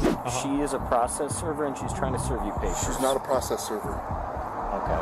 Get the papers. They're fake papers. They're fake. Go get the papers. Okay. You okay if I bring those over to you? Absolutely. Okay. They're fake. Can I see those papers? Yeah. You okay if I give these papers to him? Yeah, for sure. Okay. Hang tight. Are you okay if she just gives you the papers so we can just Have you looked at the papers? I've talked to the Kaiser Police Department. There's nothing filed. The police department doesn't. They don't. But I thought they just called to verify that it was real. Okay. Absolutely not. It's fake. Okay. It's not real. That's completely fine. You have that right. Yeah. Literally, all this police officer has to do is be like, "You are served," and then he doesn't even have to accept them. He can literally just drop them. But as long as you say you are served, that counts as illegal serving. So why doesn't this cop just do that? Like this whole thing could be solved in literally 3 seconds. Like here, I'll time it. You've been served. It's not even that. Even I actually think that the process has already been done. He knows they're trying to serve him paperwork, and with him not refusing the paperwork, that is like by him not taking it is acknowledging it, and he did acknowledge it. So if you've acknowledged it, it's on video of you acknowledging it. It's over. It's over. Like, I mean, this entire conversation is done. Yeah, like literally 1.5 seconds, and this could be solved. This could literally be solved in 1.5 seconds. And this police officer is just purposely choosing to make this way more complicated than it has to be. Yeah. Hold on. All right. What are you wanting done today? Besides, obviously, talk to... As much as you humanly possibly can. I can screen charges. I'm open to screening charges through our attorney. Yeah. Instead of serving these court papers like the police officer promised me he would, this officer would rather screen all possible charges for me to see what random stuff they can make up about me. What the fuck? What the fuck is this? This is insane. Give him his paper back, since you do not want this. Can I peek at it? What was that? Can I peek at it? It kind of puts me in a little bit All of a right, bind. never mind. It's fake. There's no lawsuit in it. So anyway, I'm going to give this back to him and trespasser. Because here's the thing. Like, think about this logically. Do you think a process server would show up with a guy that's been harassing a YouTuber to serve papers in Utah? Josh knows that if he gets served these papers, it's going to be really bad for him. And at this point, it seems like he's willing to make up any story he can to get us arrested before he gets served these papers. They sent a lady in, and the lady's like, "Oh, I'm going to murder you," to Amanda, the manager. And now, Josh has just committed a felony. Lying to the police officers about a false threat I made to get me arrested. What is he talking about? Super duper illegal. 任何人都需要演规。 The manager? What the? That's insane. 我生女吧。 billion times, threatened the employees. He does not want the paper. So He's not want the papers? here's that back for you. Okay. I'm not sure what this is. I've never seen something like that. To be honest with you. These are court papers. Okay. I mean, he asked him. The thing is that, like, I mean, this cop, like, I don't know what he was doing. So they muted this part out so they could avoid liability of potentially serving the papers to this guy. And then basically operate in a gray area where they tell him that they served the papers. But then if there was ever a conversation about it, you would pretend like it wasn't. Yeah, process server's really going to ride with the YouTuber. I mean, how stupid does he think I am? They have fake service papers. And the girl is like, she's like, "Oh no, I got to serve him these papers." Like they printed up a fake lawsuit, you know? And I'm like, "Oh yeah, do you think the process server would really be riding with the YouTube guy to deliver papers to a guy that he's been harassing?" I'm like, "Do you think I'm stupid?" I just don't know what to do, man. I'm done with these guys. We're ready and willing to arrest these individuals for Utah statutes for cyberbullying and cyberbullying. Oh my God! Digital stalking, because they're using electronic means for communication and coordinating their stalking habits. Oh, it's digital stalking, not stalking. It's all of the above. But because they're continuing to use additional tactics and other things like that, thinking that they're being cute and whatnot, can't continue. So somebody has to be arrested to show that they can't continue to do this. Somebody has to be arrested. Just kind of want to know what you want done on this. As much as we humanly possibly can. He's going to submit, have it screened for charges with our prosecutors, right, with our city prosecutors. He is very adamant that he wants to serve you with papers. Okay. That's fake. That's illegal. You can't pretend to be a process server. So you can't. That's illegal. Why not? In the state of Utah, to be a process server, all you have to do is be over the age of 18 years old. You got to be not affiliated with the case, and you can't be an attorney. And this girl meets all three. She is over 18 years old. I literally met her like 10 minutes before we showed up here. and she's not an attorney. So legally, in the state of Utah, this woman is a process server. And I already explained this to the police. So anyone can be a process server. You have to be 18 years old, and you have to be not affiliated with the case. So she is not affiliated with the case. She's over 18 years old. That qualifies as a process server. Okay. Well, maybe just have someone not affiliated with you. That's her. Yeah, we have no relationship. That's why So we just met her. she's here. Yeah, that's why she's here. We have no relationship, and that is who she is. The exact person that you're describing. Yeah. That's fake. It is a lie. She's impersonating a process server. Somebody says that the papers are fake. Why are you so afraid to take them? That's a really good point. Yeah, I think that kind of gives away the game, doesn't it? Seems pretty obvious that he knows they're real. So for this girl to be impersonating a process server in the state of Utah, she must either be under 18, which the cops took her ID and verified she's not under 18. Do you have an ID or anything like that on you? She has to be related to this case, which Josh says he's never seen her before, so she can't be related to this case. Josh has verified that. And so the only option left is Josh must assume that she's an attorney. But if Josh has never heard of her before, how does he know she's an attorney? Yeah. And spoiler, she's not an attorney. But so I don't know what Josh means when he says she's pretending to be a process server, because it seems like he's verified that she meets all the requirements to be a process server. So basically what Josh is saying is, even though she meets all these requirements, and I acknowledge she meets these requirements, I don't acknowledge she the still requirements. doesn't meet those requirements. You're making no sense, Josh. Impersonating an officer of the court, that carries some, it's pretty significant, you know, like... Yeah, you can't pretend to be a process server. Oh, bro, he's so happy. He's like, oh, we got him. Shut up, Baldy. Shut up. It's a Class A misdemeanor to impersonate a process server in the state of Utah. So right now... I want her arrested for impersonating a process server. So right now... I can't just go and pretend, I can't go print up fake documents and go try to process serve people. That's illegal. So these papers that he printed up are fake. Yes, 1 billion, trillion, gazillion %. Wait a minute. So isn't this whenever I'm assuming this is when he called the fucking court to figure out whether they're fake or not. So he's gonna take the word of some random bald retard? This is Ammon. Not yet? I know, that's what I'm saying. This is the CEO. Oh, hi. So what's happened is we had a former franchisee, Mr. Schneider is just a YouTuber that got a hold of the story and then went to this guy and said, hey, if I can harass these guys and if I can do some stuff and get some money out of them, will you pay me some of that money? That's a crazy accusation. That Ben is only involving himself so he can get a cut out of the money that was the Star Wars was worth. That's a crazy accusation. That's a CEO too. And now Eamon has just committed obstruction by lying to the police officers. He created a fake contract, forged a manager's signature up there, threatened to kill her. I didn't sign no agreement. I like how he can just lie to you guys. He's a straight face. Oh, he owes me $200,000. What a fucking idiot. I'll check with the court, see if it's a valid civil case that he's trying to push through, and we'll go about it that way, okay? Thank you for holding. How can I help you? Trying to speak with someone to verify. And by the way, this is smart for the cop to do. It is. This is a smart thing to do.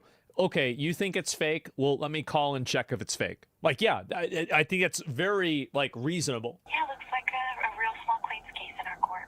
Okay, thank you for your help. And after this phone call, I guess the police officers turned off the microphone on their body cam because I guess they really didn't want literally anyone to hear this. Oh my God. Is that illegal? I don't know. Even if someone gets a hold of the unredacted stuff, not even we now can get it to hear what these police officers are saying. This is never recorded. But anyways, the police officer ends up going back to talk to Josh. They're screening some charges, okay? Yeah.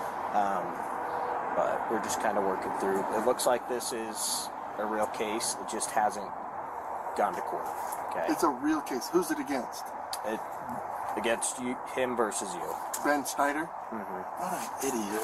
So he acknowledges that there's a lawsuit against him and he refuses the service, which means that he acknowledged it and he knows that it's real. He is dead to rights. He has now been served. He has. Like, that's it. It's done. So basically the consensus is we were all wrong here. However, let's just arrest Ben anyways. Letting them go cannot be an option here, guys. Like, there's got to be something for cyber stalking, bullying. Like, isn't it crazy that these people are just openly discussing with the police how they can basically get somebody arrested for something that they didn't even do wrong? Can't we make something up? And they're talking, the police are talking, and obviously like the background of this makes it like 1,000 times worse, because you have a literal, like, these people stole $200,000 worth of stuff. They refused to honor a contract that was signed, and then they call the police to protect themselves from accountability. They refuse service, and now they're telling the police that the police have to find a way to arrest them so they can avoid having to go to court. I mean, like, really, like, this is some straight up fucking. 没有，我在随机频道。 to arrest them and send a message that this is not appropriate. This is not okay. I'm in agreement with you. Again, that's why we're kind of working through this right now. Why are the cops acting like servants? This retard is denying service from a legal, like, aren't you servants of the law? Hello. Benjamin, step out for me. Mormons? Okay. I guess. Find you back. Am I being arrested? You're under arrest right now. Really?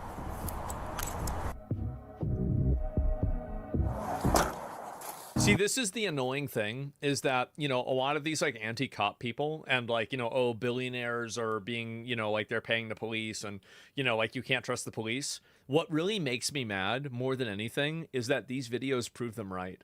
They do, because there aren't instances where that happens. And that's what makes me so angry, is because I hate those people. I think those people are just like fucking scumbag bottom feeder retards, right? But at the same time, there are these instances where it does happen, and I hate the fact that they're right sometimes. It makes me so mad that I have to acknowledge that. I love you. I love you. Oh, there we go. I love you. He's so happy. Okay, I love you. I love American Police Department. How shameless. So now let's get to the search warrant, where the cops raid my house because they heard that I was the one that stole the Legos from Brian. Yeah. So I might have found out an answer of why this cop was so rough with me and threw my arm back. Before we enter the property, the cop warns all the other police officers to make sure we are not filming. Hey, they're probably going to be quick to film. They're probably going to be quick to pull their phones out, so just be aware of that. However, when we got raided, I instantly pressed the record button on my phone because I was terrified these police officers were going to do something and try and hide it from the public. But I guess the police officer sees that I'm filming, and once he sees I'm filming, I think he was like, as punishment for filming me, I'm going to bend your arm back upwards and injure you, is my guess of what happened. Because So they went to his house and then they got mad at him for filming them? The main kid had his phone recording, so I shut it off, but The other kid had a GoPro. How many did you get? You got Ben? we got 5 right now. Including Ben Schneider? Yes. Sweet, that's good. next we got some unredacted footage of me using the bathroom.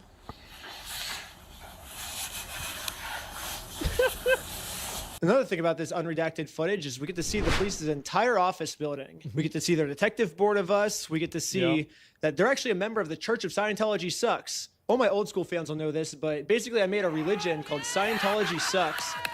And it legally got approved by the IRS. And Scientology Sucks worships a gold plunger as their god. I even got it tattooed on my wrist right here. It's like a plunger cross on my wrist.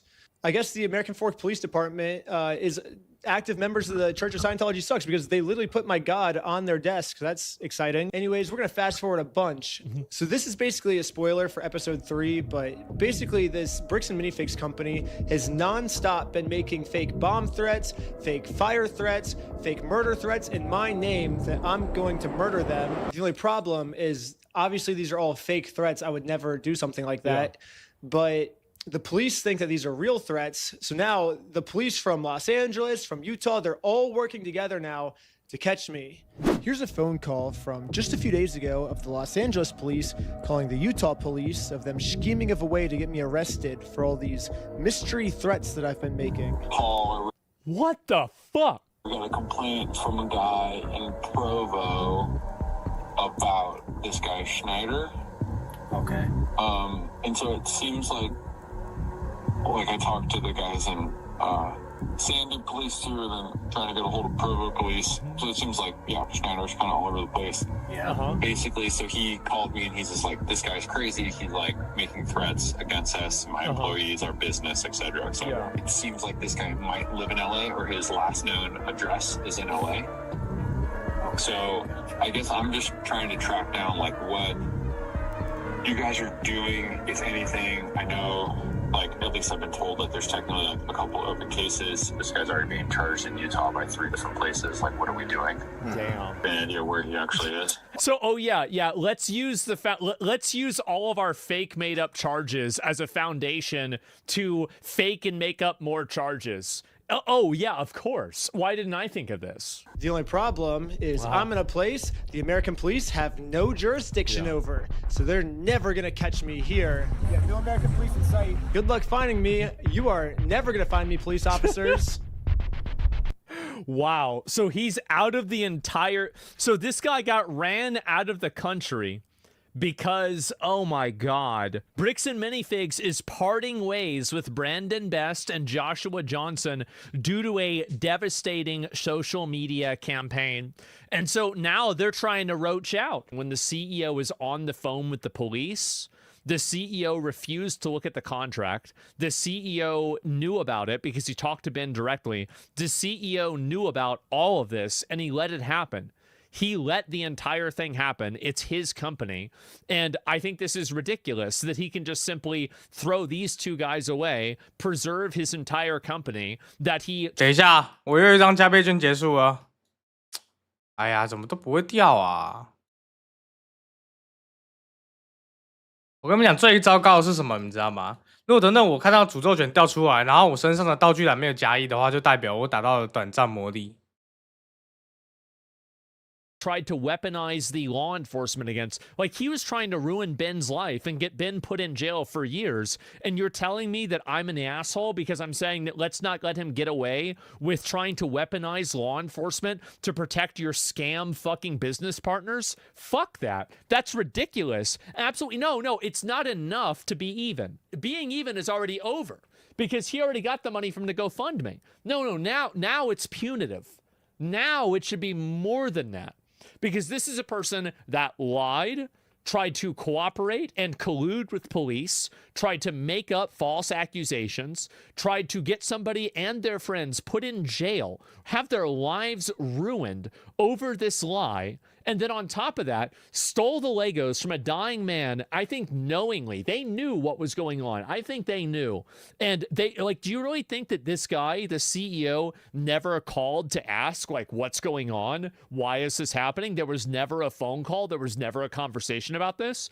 So either he is so negligent that he should basically be accountable anyway for gross negligence, or he did have an idea about it and he was protecting them on a tribal basis or some sort of other bullshit basis. Absolutely fucking not. No, nobody should let up on this. Nobody should accept this. Nobody should say, oh no, it's okay. No, they need to be looking at how to make sure that these people never fucking forget about this. Because again, whenever you try to use law enforcement and collude with them to fuck up somebody's entire life, multiple people, just to cover up for fraud, and this is on top of basically saying you can sue us, but you're going to lose the money in the process. So they even knew that you were trying to abuse the legal system, you abuse the law enforcement system, and now you're trying to lie to the public and try to save face. Absolutely fucking not. 大家看完影片后又有什么想法呢？欢迎在 hacked into the American Fork Police Department and released all the footage. 现在最新一集怎么样啊？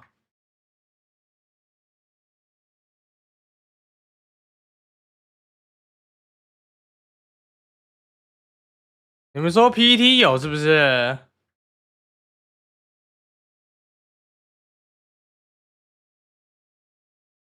乐高最新进度原本6月8号开庭，到6月22号。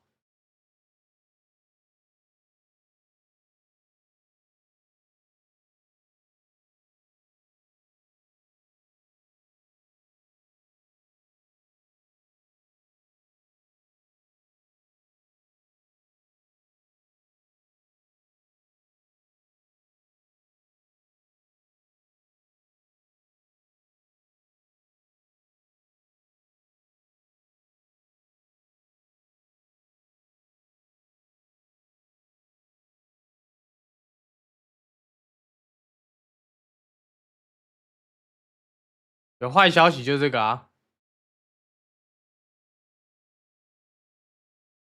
BAN 是什么啊？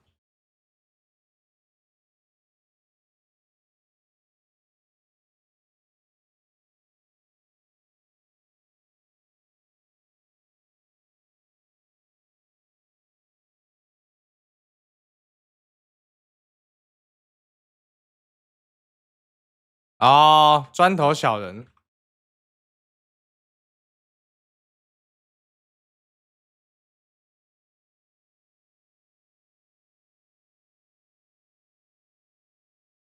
我靠，我看完了。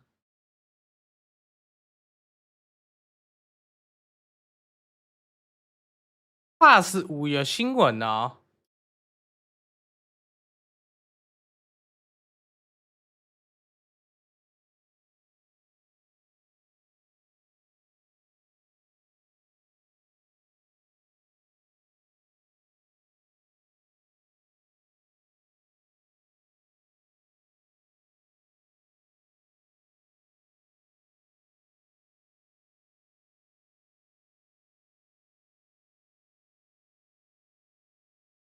阿斯芒果的影片也有100万。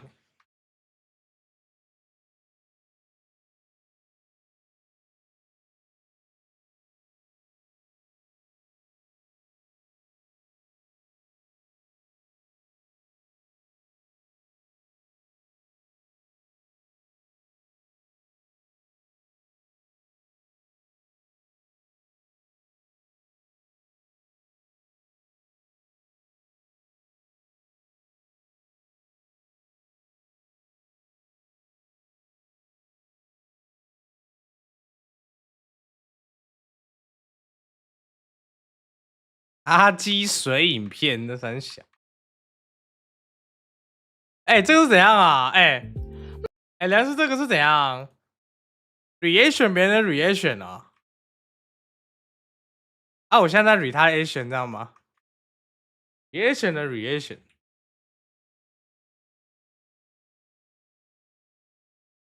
不要不要。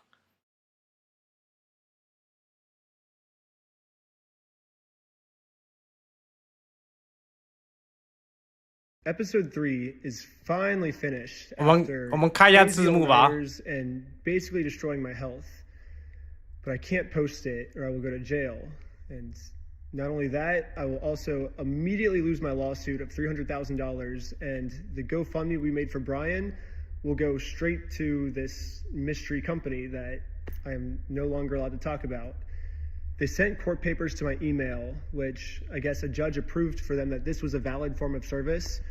And so now that I'm officially served, I cannot even mention this company or I will be in jail and everything. Normally I would be like, screw the big guy telling me what to do. I'm going to do what's morally right. But in this situation, if I do that, then all my friends get screwed with this lawsuit and we lose all the GoFundMe money we raised, like immediately. So I am no longer allowed to even mention this mystery company. My personal opinion is that this is unfair because this order was put on me because this company was telling the court that I was making bomb threats, I was murdering the manager and employees, which obviously I didn't do, and you can see that in the footage. The only problem is I was not given a chance to share my side. The court just heard their perspective, not mine. So because I wasn't able to share my side, I am now no longer allowed to talk about them. And 烟花事件我昨天有看啊，今天有新的啊。Yeah.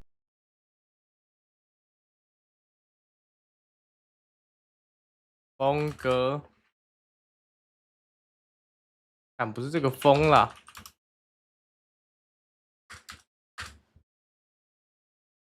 又出大事了啊！是要出大事了。然后隔天烟花是有出来道歉啦，其实该他的烟花那个真的是蠢。部分都有道歉到，他也有视讯阿狗道歉，反正就是说他不应该没有完全搞清楚就这样冲进去指控阿狗啦，太冲动了。所以原本应该就这样结束了，没想到又出事了，因为他是一开台没多久就已经讲完一次道歉完了，那个道歉没什么问题，可能后面太多人冲进去一直问，到后面公删完之后呢，可能有再小聊一下，就提到了一下 EV 的女友。然后当时我进去那个 disco， 就是因为对方有说要不要进去玩游戏，但是我说我不要，然后还有 EV 女友的部分。EV 也是跟他还有冠伟那一群蛮熟的，平均观看人数也是有1000以上，也是有做起来了。所以这个呢又引发了 EV 的不爽，在这个风头火势的时候提到他女友，就是他女朋友其实很生气，但我就是觉得我就是一时上头了。所以燕花在道歉直播里面提到 EV 女友生气 ，EV 又觉得很不爽了，他觉得干他屁事，所以他直接就跟燕花撕破脸了。隔天开台直接撸喷，浩维就正在阿妈家干嘛啦？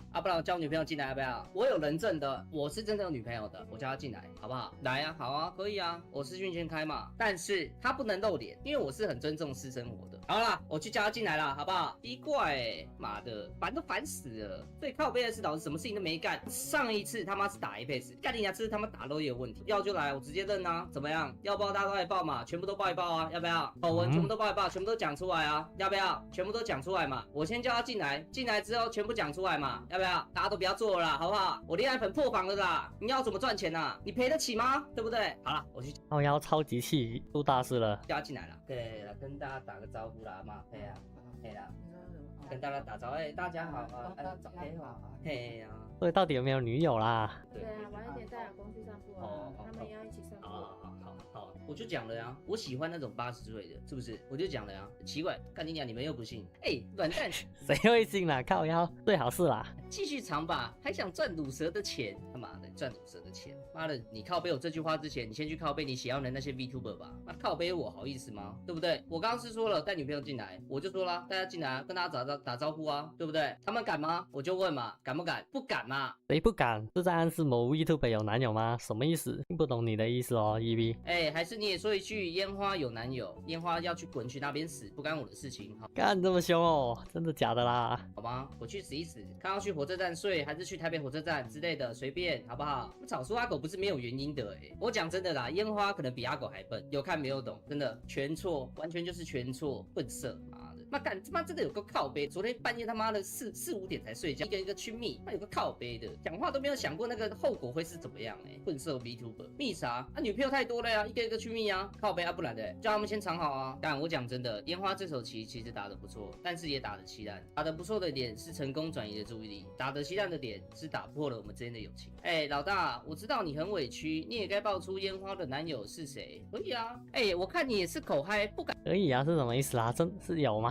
还是干话？敢爆吧？爆什么？这个有什么好爆的？我要跟人家一样，他妈的把私下的东西全部都爆出来就对了。我要这么下贱，这么不要脸就对了。把这个原本不想要让台面，我甚至在想，峰哥左下角要不要放个表情动图就好了？跟他们一样，是不是？跟他们一样一起下干，是不是？那烟花就是他妈其中下干的一个。假装有开视讯就好。他妈有人是说什么8、9枚，他妈的完全不为过。我讲认真的，完全不为过。他妈的就是一个下干8、9枚。我昨天已经密烟花了啊！我跟他说，我们连朋友都当不成了。我已经这样子跟他讲。我跟你们讲，他要这样子把我拖下水，他要先想过后果啊。但完全翻脸了后果就是好，那就是把自己再搞得更臭漂亮，把自己搞得臭臭的好不好？臭花嘛，反正烟花放出来蹦的那一瞬间，火药味也是臭的嘛，是不是？火药味也是臭的呀，谁会觉得火药味是香的？真的搞不懂真的没有社会化过烟花你可能要再去跟小亮学一下。我讲认真的，说不定阿口社会化都比你还要成熟啊！我讲认真的，讲话要有逻辑，不是谁会讲正事，突然掏一个 EV 女朋友很生气这个东西出来讲，不是关我屁事，我就好奇关我屁事，讲这个东西不就是要拉我站边吗？真的很恶心的，很靠背，看不下去讲真的是看不下去，自己公关危机处理不好，要这样子拖人家下水，真的是吐血了。那再看一下当天是什么状况？当天就是有田跟阿狗吵完架嘛，冠伟原本是先拉 EV 的，那后面就邀了有田，然后又邀了阿狗进来。但是阿狗进来了之后呢 ，EV 就退出了。最后 EV 就问有没有去上路，我最近在练，所以可能就是不想跟阿狗下路，然后又说他地系坏了，也就是他没有要进通话，也没有要跟阿狗下路的意思。后面是有重新把他拉进来啦，然后他进来了之后就说：“阿狗，我女朋友会介意我们2个一起玩游戏。”阿狗说：“那找他一起来玩。”EV 说：“不行。”那顺带一提 ，EV 之前也是跟阿狗有些小 beef 的，因为阿狗之前呢在玩这个麦克狼人杀的时候呢，好像有针对这个 EV 乱杀，然后这个时候 EV 有传了 DC 私讯给阿狗，要阿狗自己看，要练出来给大家听，他才会进这局游戏，因为他女朋友会介意。这就是进游戏嘛，就是烟花跟阿狗吵架的那一段。然后其实是烟花是先在里面的，严格来说是他在等阿狗进来，然后阿狗一进来之后，他再开始问那一句，就说阿狗说为什么要私下跟干爹说烟花针对他嘛？好的内容其实也是有田退网了，什么意思？所以EV生气，他拿这个出来挡。我现在想认真的，我不会再跟烟花好了。虽然说他之前有送过我为主贴图啊，但是那个钱我也可以给他，而且我可以加倍奉还给他，我没有关系。因为小钱啊，认清一个朋友啊，还好啊，没有关系。筹币大将军从今天第一天开始就是我，拍谁的医生哥，剪纸片人这个名号我可能要冠上了，我先跟你借用一下，我就借用一天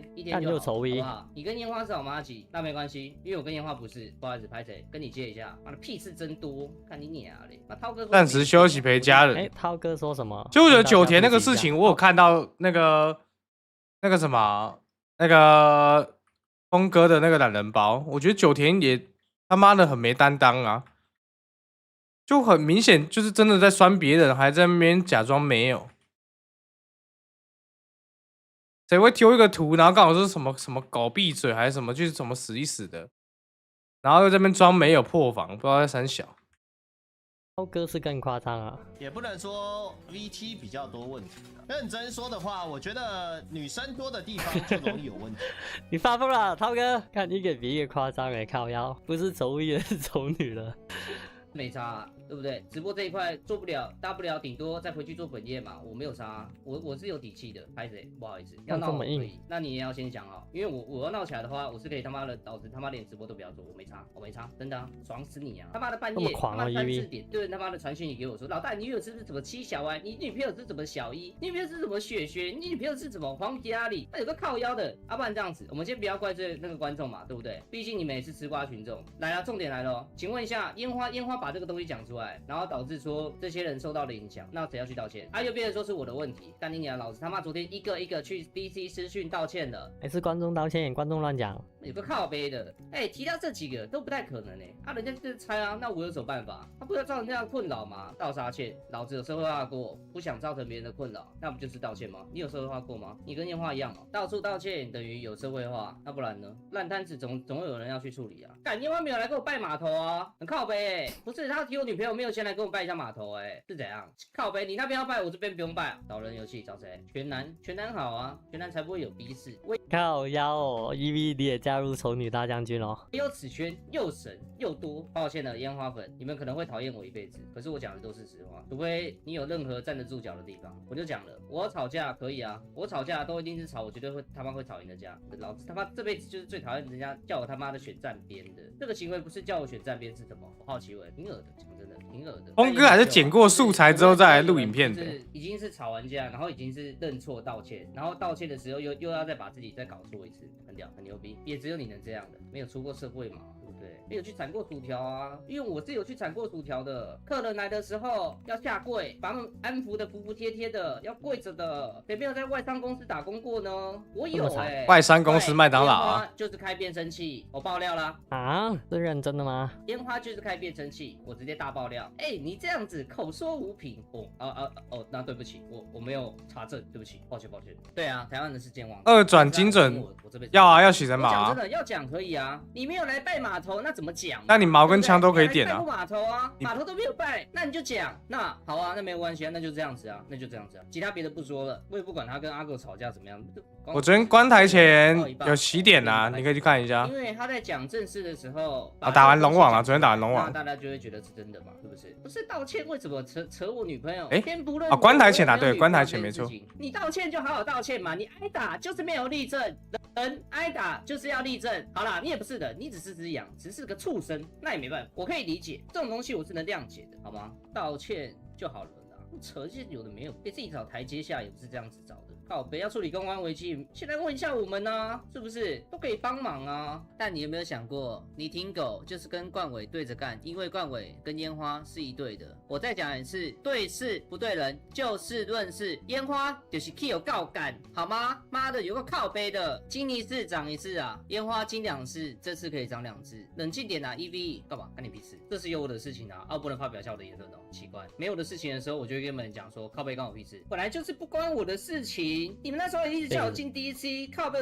我到底进 DC 干嘛啦？我就不想进 DC 啊 ，DC 也没进，又能搞到我头上来。烟花，你道歉还给我转移话题，换屏没用啊，女朋友已经换2次了。我刚刚他妈找他妈女朋友进来，还差点漏镜头怎么样？我女朋友就是阿嬷，我就说了，理想型80岁左右的这种的，合照先放，不了，我有我的私生活。你60几等先不要洗点吧，这件事情就这样子过。你可以去看别人攻略啊。我如果就算交女朋友的话，我也不会想交圈内的，你知道吗？就交圈内的那个逼事会很多的，会留丑闻的，不要按内姆赫。今天几趴认真，几趴再杠，100%认真。烟花就是 key 有高感，好不好？也不用跟我道歉啊，因为泼出去的水已经收不回来了。峰哥就在左下角一直在那边严厉试着，然后剪一下片账。从那张九田踢狗图变成峰哥好像也没干嘛他也没有发表什么意见啊。他这个比阿斯芒狗的 reaction 还要水，好不好？阿斯芒狗的 reaction， 我觉得他最起码还会发表一些这个见解。但峰哥这个完全没有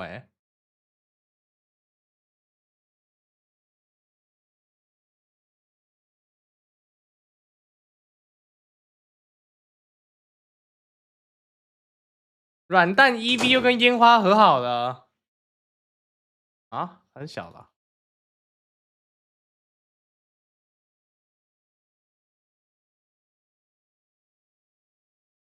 端午节活动来啦！从这礼拜6月11号开始，首先又是1到70等以及到120等的经验倍率增加，然后就是组队任务的等级上限限制解除，再来又是端午气息活动，打75只的怪物就可以在2分钟之内获得经验加倍的效果。然后还有不重要的地图轮以及签到活动。这次的奖励有经验加倍券、掉宝券、洗血和洗魔水，还有时装戒指，以及打龙王非常重要的勋章。然后是端午活动消灭5毒，可以拿到洗血和洗魔水。然后打怪会掉厄运之水，厄运之水可以兑换各种怪物的召唤包。还有一个屈原的活动，要打怪拿粽子，然后把粽子丢到江河，可以拿到经验加倍券。再来是商城活动，有这个蛋蛋宠物。最后就是端午转蛋机，里面有盘子飞镖，这在暗示什么东西？和鸡蛋飞镖箱，还有应该是椅子和药水吧。然后这一次到商城买转蛋券也可以拿到硬币，有我们的老面孔转蛋宝箱啊。不过看这影片，奖励好像都是椅子和药水，还有奇宠和飞镖，看起来好像是没有卷轴。OK， 我们来看看能不能趁这一次活动把等级拼上去，好不好？199是怎样啊？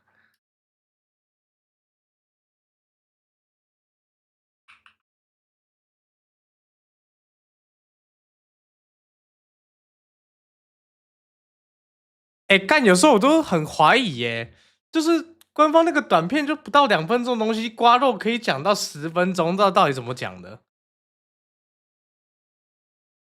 我都不知道要讲什么了。我看完一遍之后，我基本上没啥想法。我想说等礼拜4公告好了。他可以出一个10分钟的，到底怎么出的？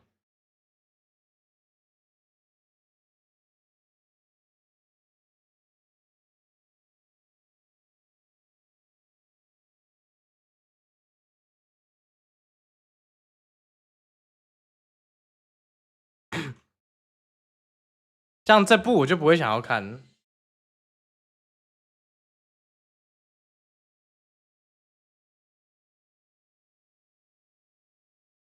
This former Marine says that he is fortunate to be alive. Now, people in this Oxon Hill community says that they picked the wrong person to allegedly try and rob.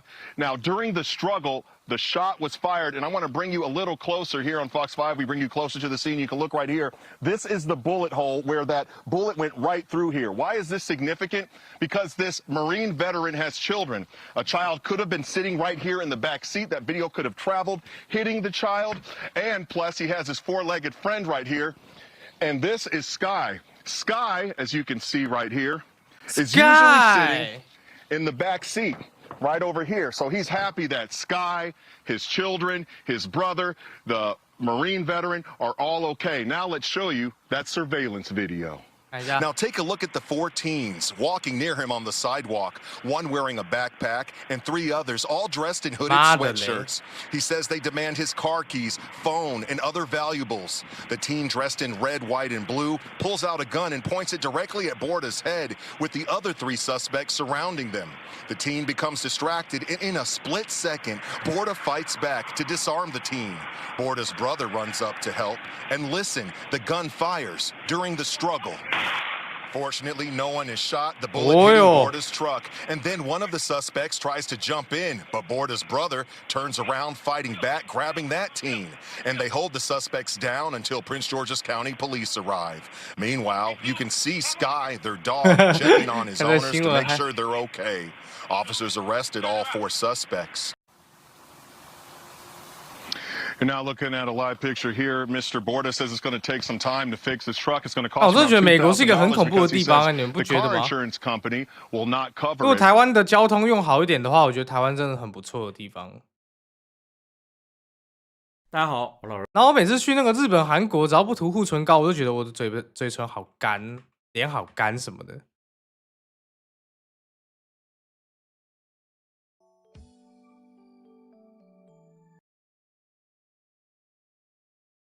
贾克斯能上电视吗？感觉贾克斯应该，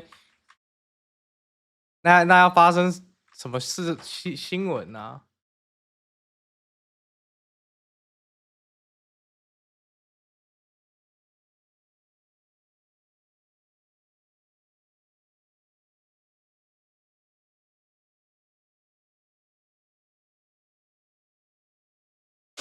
哎，还有没有什么有趣的事情啊？没了。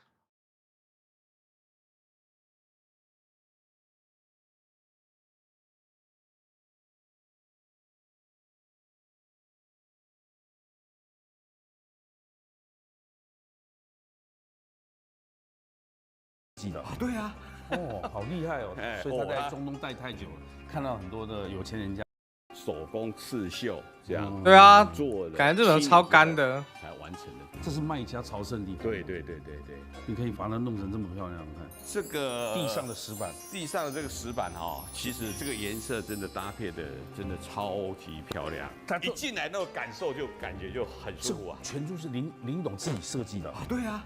哦，好厉害哦！所以他在中东待太久了，看到很多的有钱人家的，他灵感文思泉涌啊，马上回来呢，装潢就运用上了。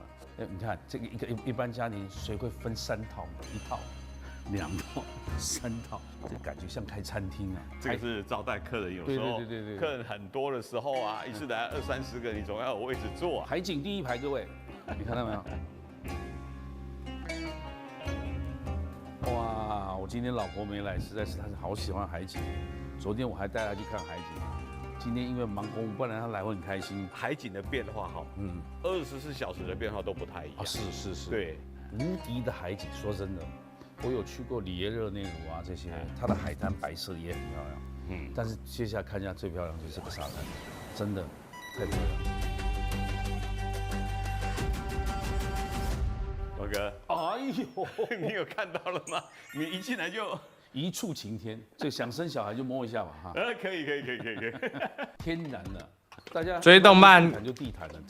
我已经很久没看动漫了，但最近我点开一部叫什么《藏语魔法》什么什么的，这上面都有镶宝石哦。藏语剑的魔剑毯，这都是哎，但我看到第3集而已。而且断断续续，我就躺在床上看10分钟，想睡了我就关掉。树瘤了，对，这个是大树瘤，像不像人的脑？超像的。瓜皮绵绵，对不对？对，这放在我家多好。胡瓜是要收这个吗？光哥假如喜欢的话，我们来谈一个价钱。来谈一个价钱。因为你们没有用，胡瓜是有用的。是，真的。假设有机会的话，我讲真的，这个放到叫中庭，看到没有？我一直曾经跟林董事长结缘。胡瓜嘛，你们又不是胡瓜，你们叫这个干嘛？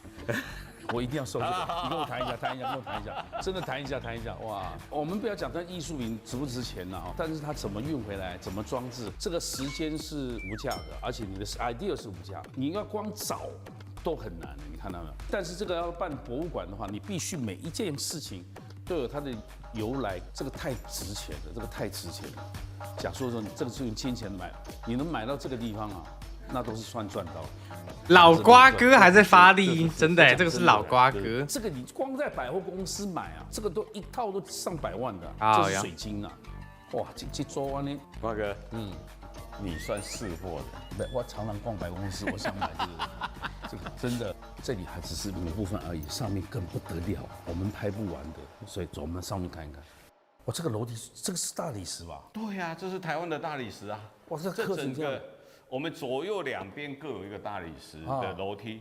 其实我觉得瓜肉的名字取得不好。单一级的总督府的楼梯，它的英文 ID 里面，它的英文 ID 不是什么 GUALOW 吗？做这个楼梯这种。LOW 不是很 low 的意思吗？对纹啊。对，纹路都要对纹路。光接瓜 low。你知道大理石硬度多硬吗？你看人家胡瓜就是装不好，这个吉祥的画嘛，很糊的瓜。纹路不对啊。对，听起来。老哥黑历30吗？黑历30来。我2本过，然后引力也30，给你看一下。玫瑰石切成片，下面一副山水，它上面还题字。只差风柱20了，但风柱我也没点数点啊，所以没差。这水晶灯，对，这水晶，我们看一下我们的房间，这里从头到尾没有开放过，而且没有人住，根本没有点数去点，所以欢迎光临。各位是没看过的哦。这个就是住家里面，就是很私人的地方了。对。昨天买黑历30，对，没有，昨天没买。昨天是我们那个龙王团的老哥给我贷款。房间这么大，他打到之后直接借我。这间是主卧房，让我先点。林董的卧房。对，林董跟林夫人。我风速点了也没用啊，所以我想说不点。是，对啊，对，完全都是符合。而且我也没有空的点数可以点啊。人家坐的椅子，黑暗守护一定要点到11嘛，所以剩3点，点这个9点没意义。那个明天阿拉伯那一笔100多亿的案子呢，我已经签了啊。风速1点是多少啊？1%，蛮烂的。乱讲。我在台湾第一次看到那种贴金箔，这个只有在哪里你知道吗？在法国里面看过皇宫，皇帝。梁人说我加倍又没了啦，我剩下5张了。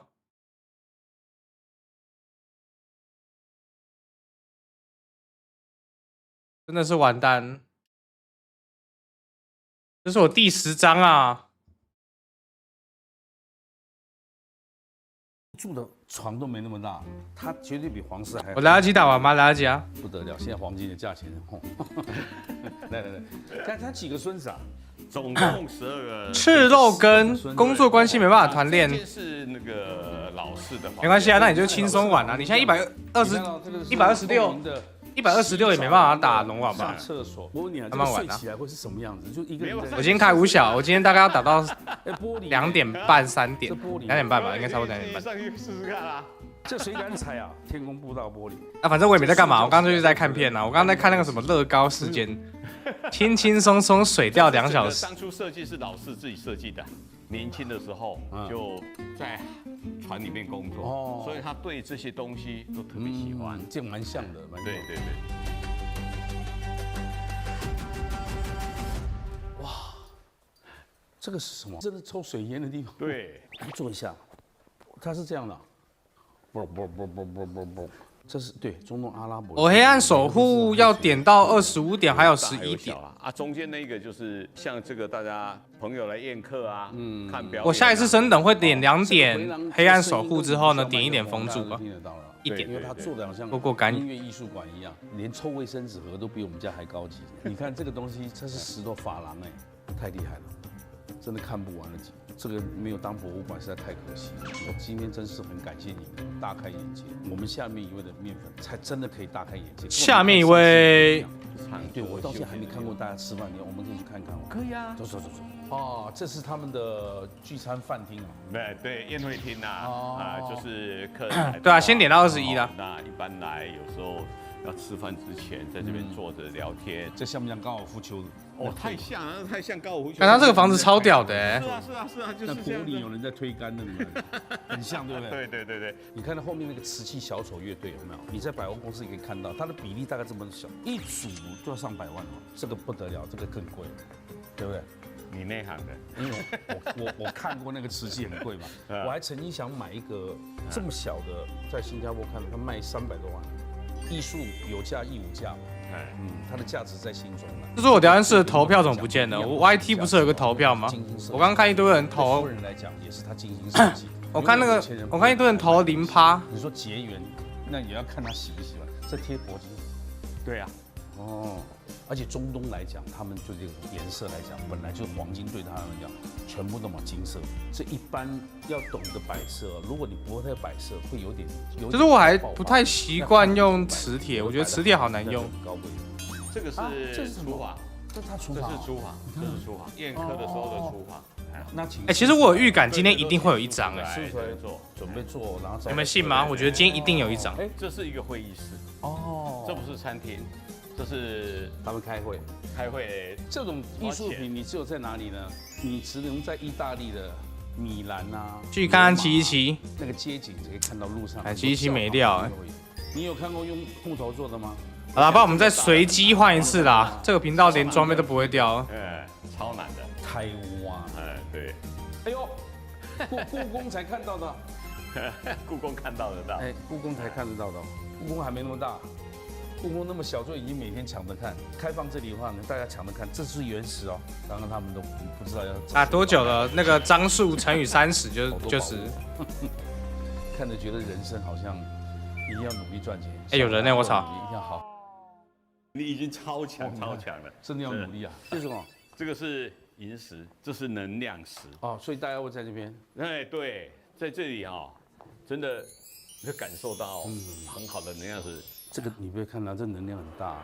这个超人到这边会没有力。问我要不要玩抱抱网？他说抱抱网好玩。不是，这是餐桌哦，餐桌。这个总共有20个位置当初小孩子回来，孙子回来，就全部在这边吃饭的时候。可以啊，有时间玩一下啊，对不对？你会觉得那食物真的超好吃。来，你坐，我们都还没聊，一直在走，光这样走腰都会酸。你看，逛个地方，这么大的一个地方是当初林董跟他太太桂莲我是蓝宝吗？对啊，你看蓝宝实现他们的梦想。这个地方要买起来的话，现在大概多少钱？终于换屏了，没有啊？我觉得换屏真的没啥用，你们知道吗？换屏我刚刚前面也换了30几亿的部分其实觉得换屏有用，只是因为换屏要打到东西，你才会觉得有用。没用的时候，你不会特别记得它。15亿，我觉得我是真正无钱啊，有钱我就改变了。只是你们都一直讲，那我就换了。规划，对了，我们谈到这里也差不多要接近尾声，我们是不是看看我的木头啊？可以啊，那个瓜藤绵绵。观众给我一点建议呢，我们走，看到一个这种。其实我比较想要玩 CSO 的灾厄之章也是丝瓜嘛，它是我们瓜的家族。我看到这种艺术品，我就忍不住是很想看，而且写个瓜呢，瓜蝶绵绵。感觉跑很适合万呢。这我应该收嘛，对不对？因为开车啊 ，CS 的话要用跑的。这个搬得动，搬不动的话，你很快就被僵尸抓了。这么轻啊？那可以的。那这个还不拿回家干嘛？不是要跟瓜肉玩？要啊！加拜托，谢谢。但最近真的有点忙，真的爽呆了吧？可以看到这么多艺术品，而且你给我下面留言没关系。卖丝，我主频道的片我应该还没剪呢，明天呢？还是说他们应该送？连棺材都剪一下，我已经剪一半了。我不能做主了。而且这么多艺术品里面，我就看上这个东西，因为太像苦瓜的东西。你有龙炮，真的假的？下次丢给我。来，下面一位。瓜肉现在很少开台，他有点倦怠了吧？我觉得。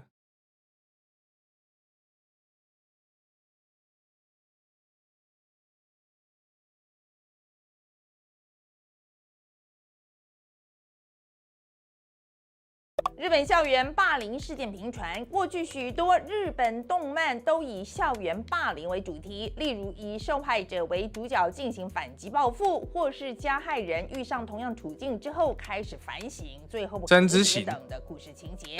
这些题材常常能引发广大的共鸣，但也某种程度也反映了日本校园霸凌的真实情况。最近日本网络上出现开起来看影片不会被版权吗？不会，缩在左上角。大量转传，这是一种 reaction。在大阪的一名男童被同学勒住脖子，用。但是如果你放的很大，像假设你放这么大，就有可能会被版权，因为你的那个画面比例太重。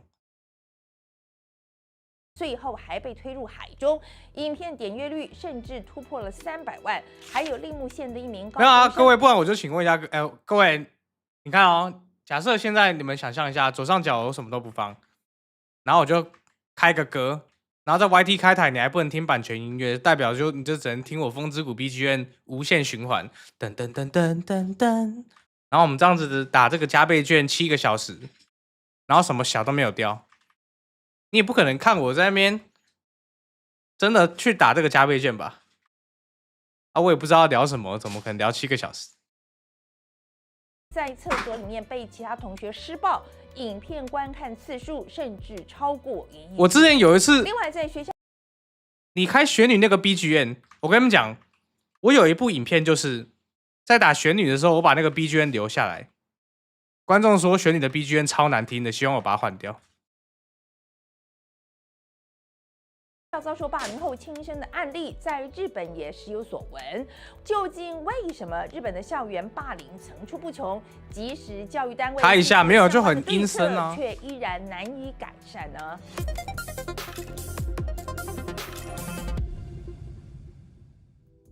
大家好，我是范琪斐，欢迎收看范琪斐的台来看世界。根据日本文部科学省去年底公布的最新统计资料，2024年日本校园霸凌事件，光是有正式确认过的就有。下次你开看解说动画，我跟你讲，你最好是看那个比较后面的，就是比较没有版权问题的那种啊。如果你看什么很近期的动画的那种的，有点危险。但也反映出日本教育单位但解说通常没事啊，因为如果要版权炮的话，应该他先被版权炮，他都没被版权炮，代表你不会被版权炮。逻辑是这样。而让日本建立这套严格通报机制的转捩点，就是2011年发生在滋贺县大津市的一场悲剧。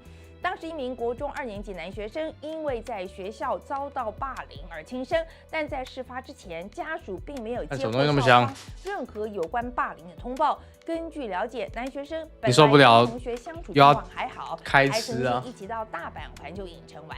加害学生表示，后来他们开始玩起模仿摔跤、拳击，还有猜拳输的人。今天有 NBA 吗？罚的游戏却越玩越过火，甚至在运动会时压制被害人，企图逼他吃死蜜蜂，还恶作剧在他脸上涂鸦等等。也有报道指出，男学生在轻生前的3个月左右开始把存款领出来，甚至 NBA 这种都不像棒球一样一直打，总金额至少数十万日元。事发前几天也曾经向家人表示不想去上学，没想到最后我来不及去乐天了，对啊，算了。这起事件之所以受到高度关注，除了情节重大，还有一点就是校方跟教育单位的应对态度。男学生导师在事发前就曾经接获报告，指出被人欺负，但最终却以只是同学间吵架，不算霸凌，草率20。事发之后，校方对全校学生进行问卷调查。那你有被狂聘吗？回答指出，男学生曾经被逼着练习轻生，校方也把结果报给你说积分？看你还真的打积分呢，好扯哦。却草草结束调查，并宣称无法判断霸凌与轻生的因果关系。查实去韩国，我还在想要什么时候去，然后去几天。我想要去1个礼拜，但是干一个人去韩国不是很蠢才在查案过程中让这些情节一一曝光，引爆了社会舆论不满，批评教育现场对霸凌情况的漠视。这样子不行啊！大津市成立的会被杀的调查委员会才确定霸凌是他轻生的主播还有几张？4张。校方视而不见。最后，大津市教育委员会的教育长辞职，其他相关职员也被以有失民众对教育行政的信赖等理由惩处。你有看到那个吗？一个叫乐高事件的事情。那也太那个吧。事件促成日本在2013年推动通过了防止霸凌的相关。你说美国警察不意外是不是？明文规定，校方跟教职员有义务防止霸凌发生，接获通报的时候也必须要积极处理，同时你说对霸凌警察不一定站在人民这里是不是？定义，只是随着时代进步，开始从学校里延伸到网络社群当中，类似情况的憾事依然不断的发生。例如2019年，新川市的一名国中学生透过网络游戏认识了同校的学长，后来多次被要求传出哑照，他一度亲身校方也知道，却没有认定这是霸凌事件。直到事隔2年之后，他又突然失踪，等到被发现之后，已经发生一个强暴案，之后训川市一度认定霸凌与亲生的因果关系不明，在加紧下面下才有调查，直到2024年才认定这起事件与因有关。最后学生家属与新川市在你说因为对台湾人来说，觉得这根本不可能发生，所以就会觉得他。近年来，网络社群媒体的发达，让这些霸凌事件变得有人在那边狂拿电锯锯了，怎么可能让他警察或是都不去报警？对不对？其实今天都看到了，超商小区都去报警，到底可怕什么？台湾人没有办法理解。但这股网络私刑正义的崛起，也反映出民众对学校单位的不信任。为什么明明都立法了，憾事还是不断的发生呢？专家认为，这是因为现行的制度有缺陷。第一，球员兼裁判的调查机制，目前学校发生霸凌的时候，初期调查权还是掌握在学校跟当地教育委员会的手里。但对校方来说，承认校内有霸凌事件，不仅影响校誉，也可能影响老师跟校长的升迁。所以学校就可能选择大事化小，小事化无，把霸凌讲成同学吵架。这也是为什么家长跟民众宁愿在网络上公审，也不相信网用。第二，犯罪行为被降低。你说什么东西？在校外打对，都是不可能追上刑事犯罪，警察可介入。但只要发生在你花钱这些买不到经验值，都被算成霸凌，交由校方处理。加害者如果未成年，几乎不用承担法律责任。很多案子如果没有网络曝光，可能算了，悄悄了结了。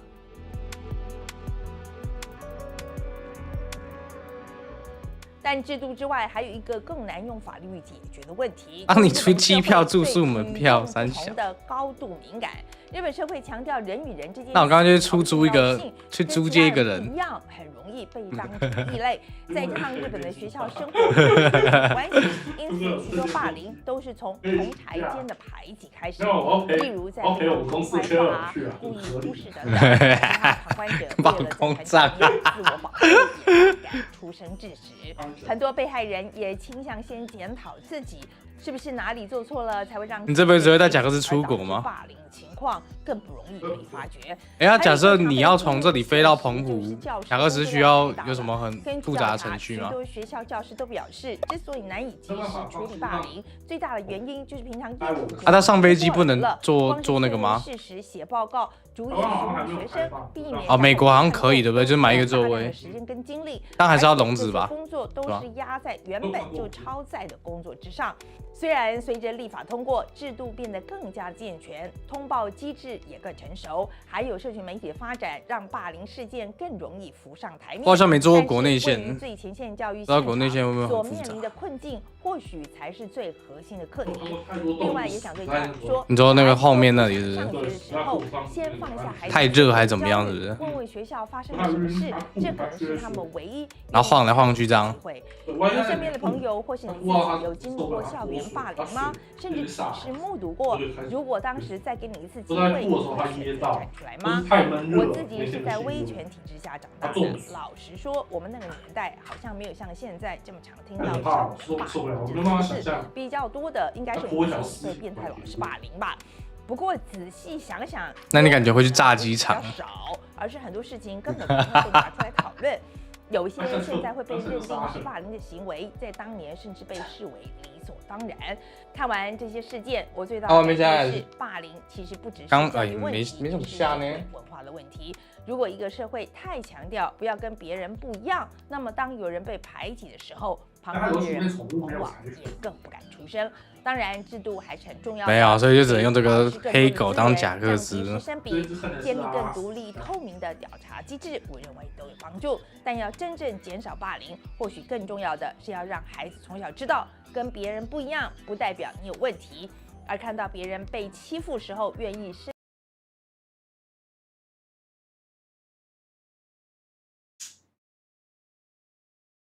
肯定就是聊天台。哇，你没事干啊？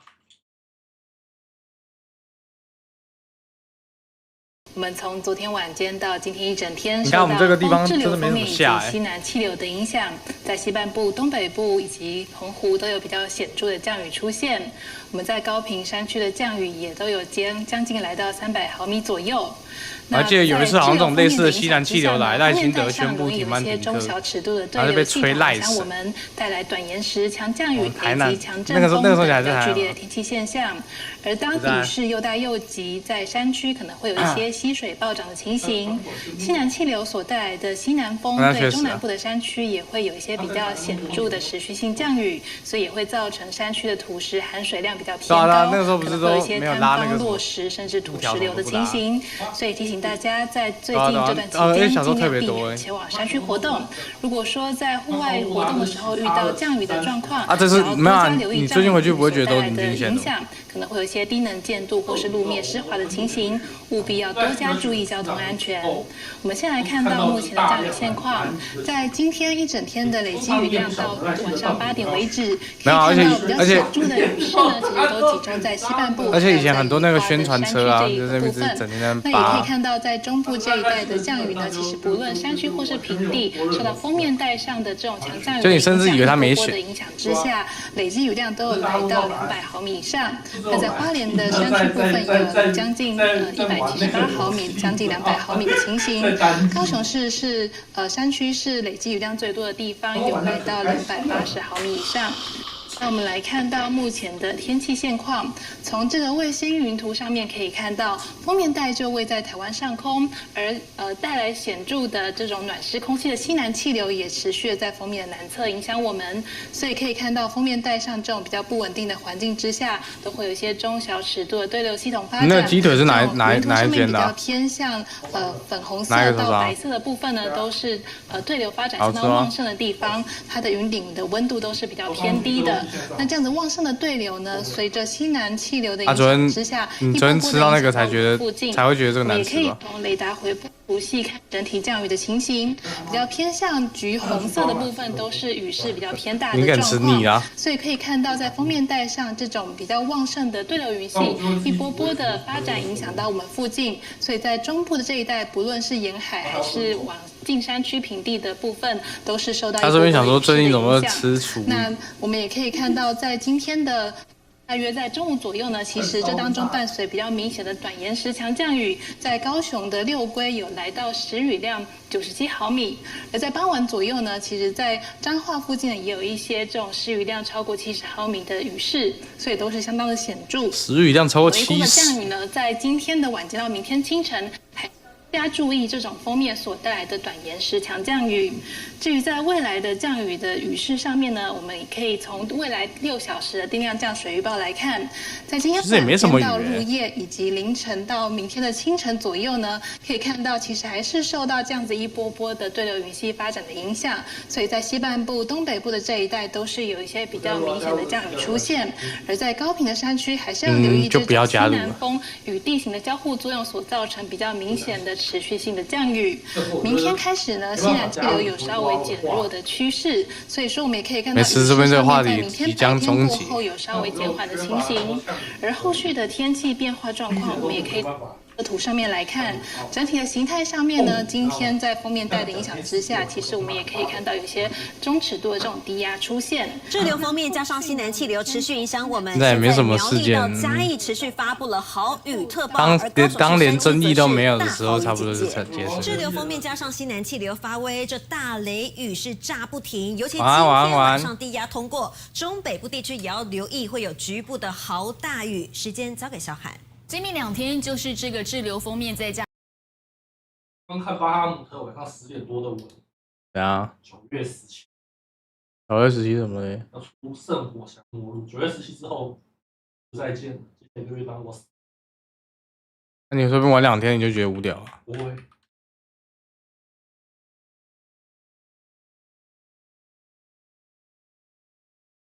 下1个月公司当我死。大家好，这里是总裁聊聊。今天我们来聊一个曾经差点地球被毁灭的化学故事啊！这个故事大家一说肯定都知道，就叫做氟利昂和臭氧层空洞啊。80年代、90年代我们天天说这个事儿，但现在好像怎么没有说它的呢？其实这背后就涉及到一场科学家孤身奋战拯救人类的故事，就跟我们原来讲过的那个米基利，他用4乙基铅毒害全人类，最后靠帕特森几乎一个人一己之力挽救人类的故事一样。对吧？这个氟利昂的故事，我们在4乙基没打到诅咒卷之前不会去还是米基利这个人。米基利在20年搞出了4乙基铅，开始用铅毒毒害地球，对吧？在30年的时候呢，他搞出了氟利昂。为什么搞氟利昂？是因为当时的那个冰箱会爆炸，冰箱当中有冷媒嘛，有制冷剂，那些制冷剂主要就是一些氨气啊，一些烷内物质。这些物质它易燃易爆，所以说就需要一种更稳定、不易燃不易爆、没有味儿、没有毒的冷媒气体去作为那个冰箱里的制冷剂。哎，那米基利他们不是一个魔法学院吗？每天研究这些新材料。无聊啊！果然，1930年他如果不掉东西的话就无聊。你要氟利昂就是一个碳。旁边接4个氢的话，就应该是甲烷啊。甲烷它的那个冷热转化效率是非常高的，但是就赚钱啊，就是甲烷容易爆炸啊。于是米基利就想了一个方法，让这些甲烷的性质继续存在，它不爆炸。那怎么让它继续存在稳定呢？我可以提升我的装备啊。这个我们说过，氟元素是非常好用的，加到任何东西上面，因为氟它抢电子的能力特别强，它非常稳定，对吧？加了2个氟。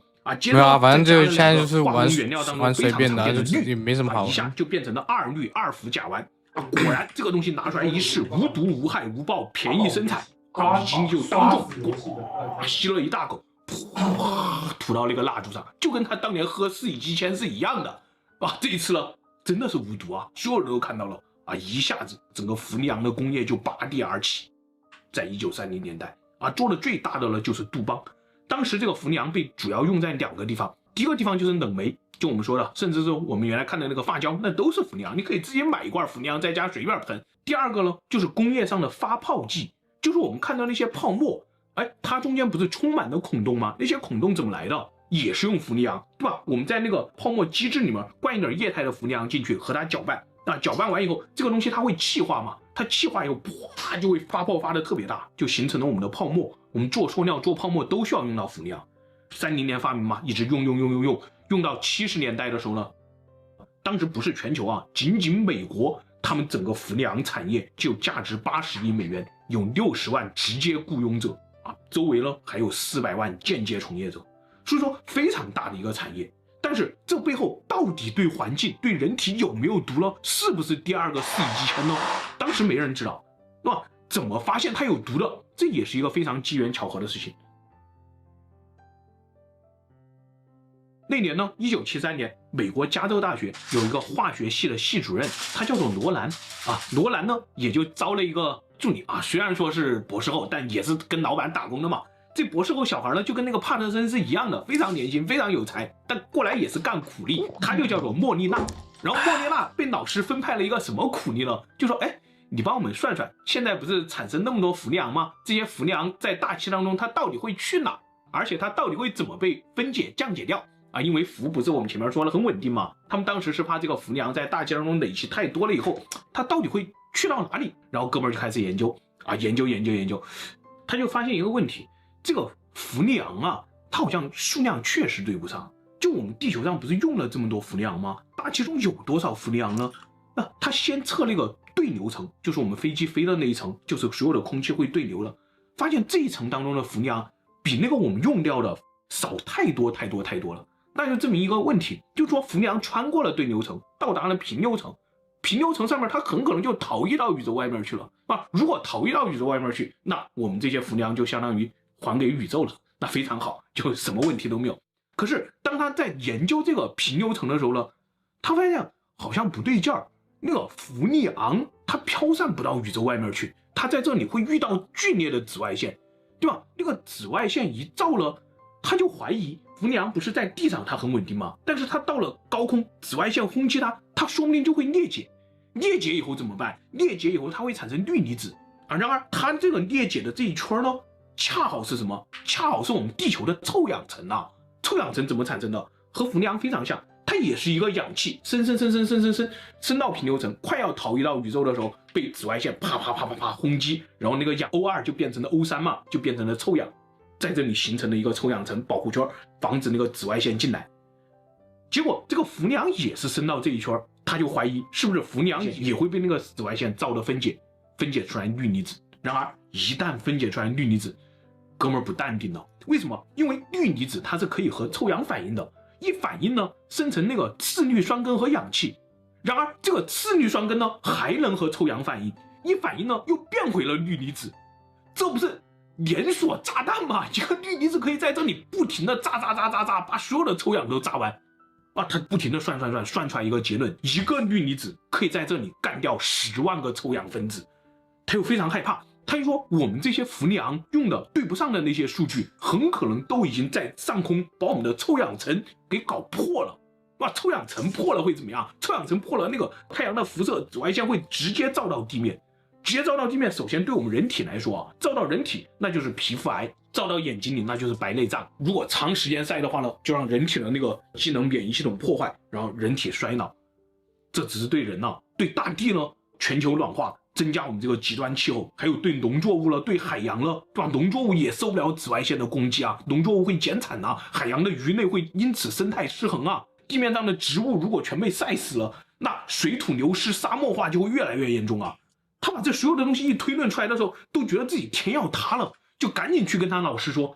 最后在他老师的支持下，1974年啪就把这篇论文发上了 Nature 啊，哥们儿算是这博士后很好毕业了，发了篇 Nature 哎。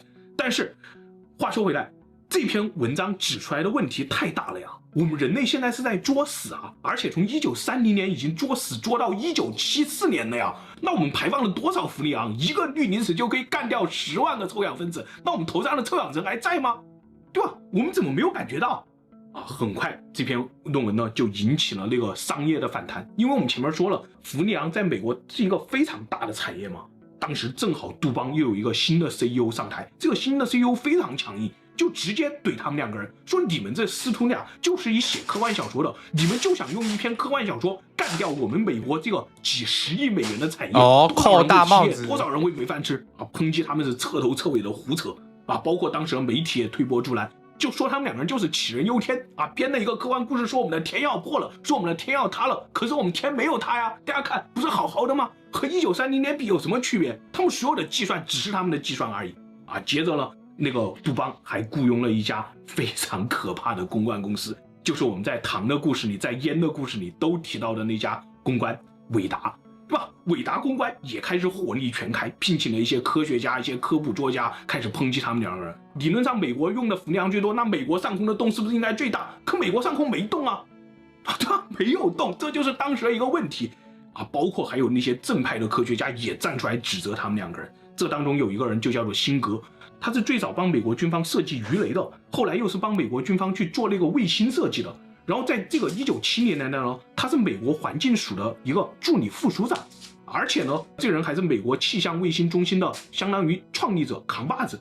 他加倍菌又没了，再开看到了，他说我什么都没有看到，你们两个人别胡扯啊！你们两个人这就是不负责任的。最后4章了，喷到什么程度了？喷到那个 Nature 不停的要审查他们的原始资料，差点就把他们那篇论文给他撤稿了呀！而且整整10年，就这种化学啊、环境学的大会都是不邀请罗兰去的，认为你们两个人就是个异人。在这种环境下面，罗兰和莫莉娜没有放弃，尤其是那个莫莉娜，她老师已经年纪大了嘛，他说我要去找这个空洞，我现在认为这个空洞很可能在南极上方。为什么在南极上方呢？这么多张周年的啊，和这个伏尼昂层，他们两个人都是在对流层和平流层交界的那个地方，他们会跟着全球的气候去走，对吧？全球气候去走了以后，所以说美国用的都，它不是在美国上空形成一个空洞，它是跟着全球的气温走到哪儿，在哪儿聚集了以后形成一个空洞。这个位置会在哪儿呢？当时那个莫妮娜就本能的认为它会在南极，会在北极，因为这里有极地环流嘛，他们进来以后就很难出去，于是他就去南极找。你在南极冰天雪地，你要看天怎么找，对吧？恰好这个时候呢，其实有一个科学家已经发现南极上空的异常了，是一个英国科学家，叫做法曼，他在南极那儿已经驻扎很多年了，他就已经发现似乎南极的那个臭氧层有一个空洞，而且每年春天来临。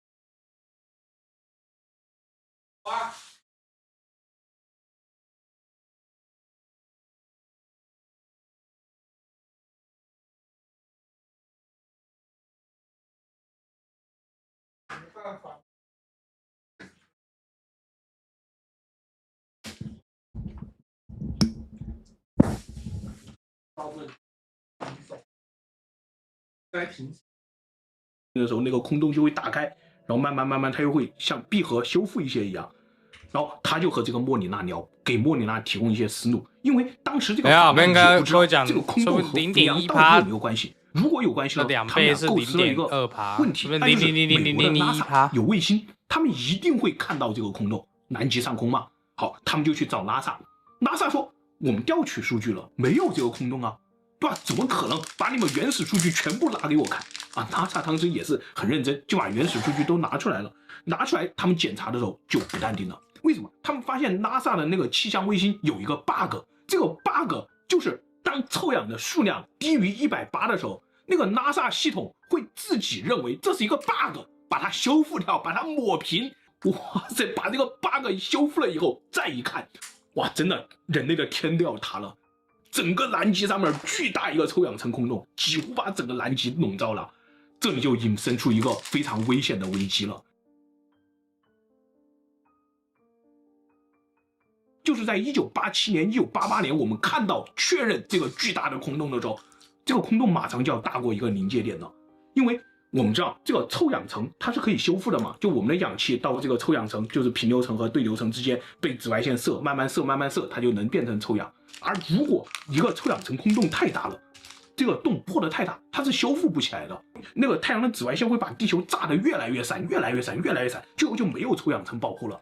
那整个地球就受紫外线的轰击啊！我们人类，我们现代的文明，我们现代的这些生态系统，都是在由臭氧层保护上面建立起来的。很可能我们整个地球都会灰飞烟灭，对吧？研究到这里的时候，所有人都意识到了，这不是开玩笑的，赶紧保护臭氧层吧。可是那边还有庞大的杜邦，还有庞大的伏尼昂利益机构，他们依旧不信。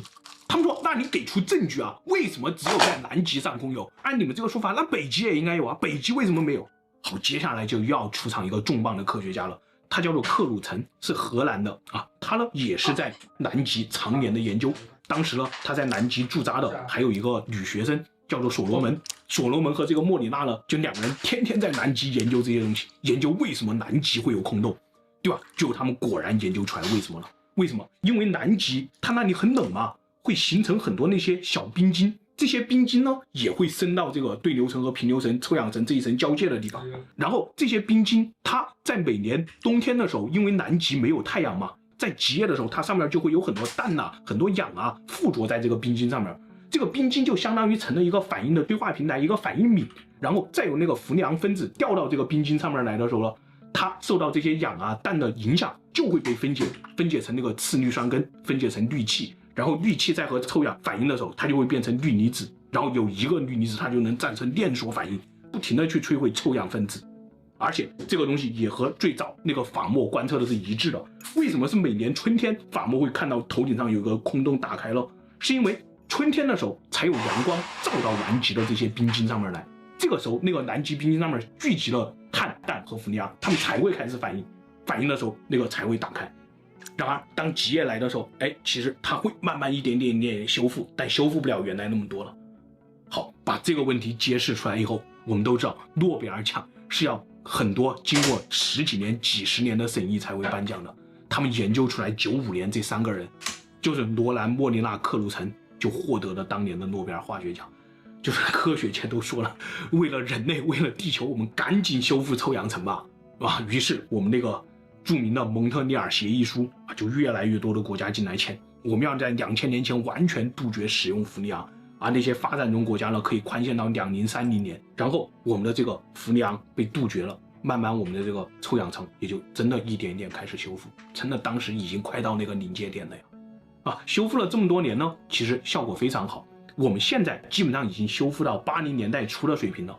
预计到2066年就可以完全修复到1973年之前我们使用氟利昂的那个年代。那接下来还有一个问题，既然我们禁用了氟利昂，那我们现在的那些冷媒、那些制冷剂是什么呢？其实这也是杜邦公司后来干出来的一件事儿他们就把那个氯给它再替换掉了，用氢替换掉了，就是一种氢氟胺氢氟胺大概从90年代开始使用。结果使用10几年下来了，发现氢氟胺也有问题，因为这个氢氟胺还是因为氟原子太稳定了，它升到上面以后和那二氧化碳是一样的它会吸收正好特定那个波长的红外辐射，对吧？它相当于给地球在盖被，又是一个极强的温室气体，它的那个温室气体值比二氧化碳要高1000多倍对吧？那太夸张了，这东西又不能用，蒙特利尔协议书于是又加了一条，从2013年开始，我们要慢慢的禁止使用氢氟胺。那到今天我们的那些冷媒是什么了？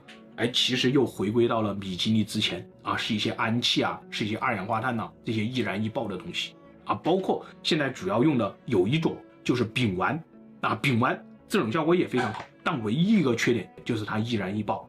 这也就是原来我们聊过的，为什么那个冰箱除冰的时候别拿那铲子去铲冰，因为那些管道里面都是这些可能易燃易爆的冷媒你一旦把它铲破了，很可能就造成爆炸，对吧？这就今天想跟大家分享的一个化学故事吧，非常有启发意义。贾克斯在客厅叫，但没人屌他，他现在吸引别人的注意力。想说我们刚刚都在吃东西，怎么没分他？他不爽。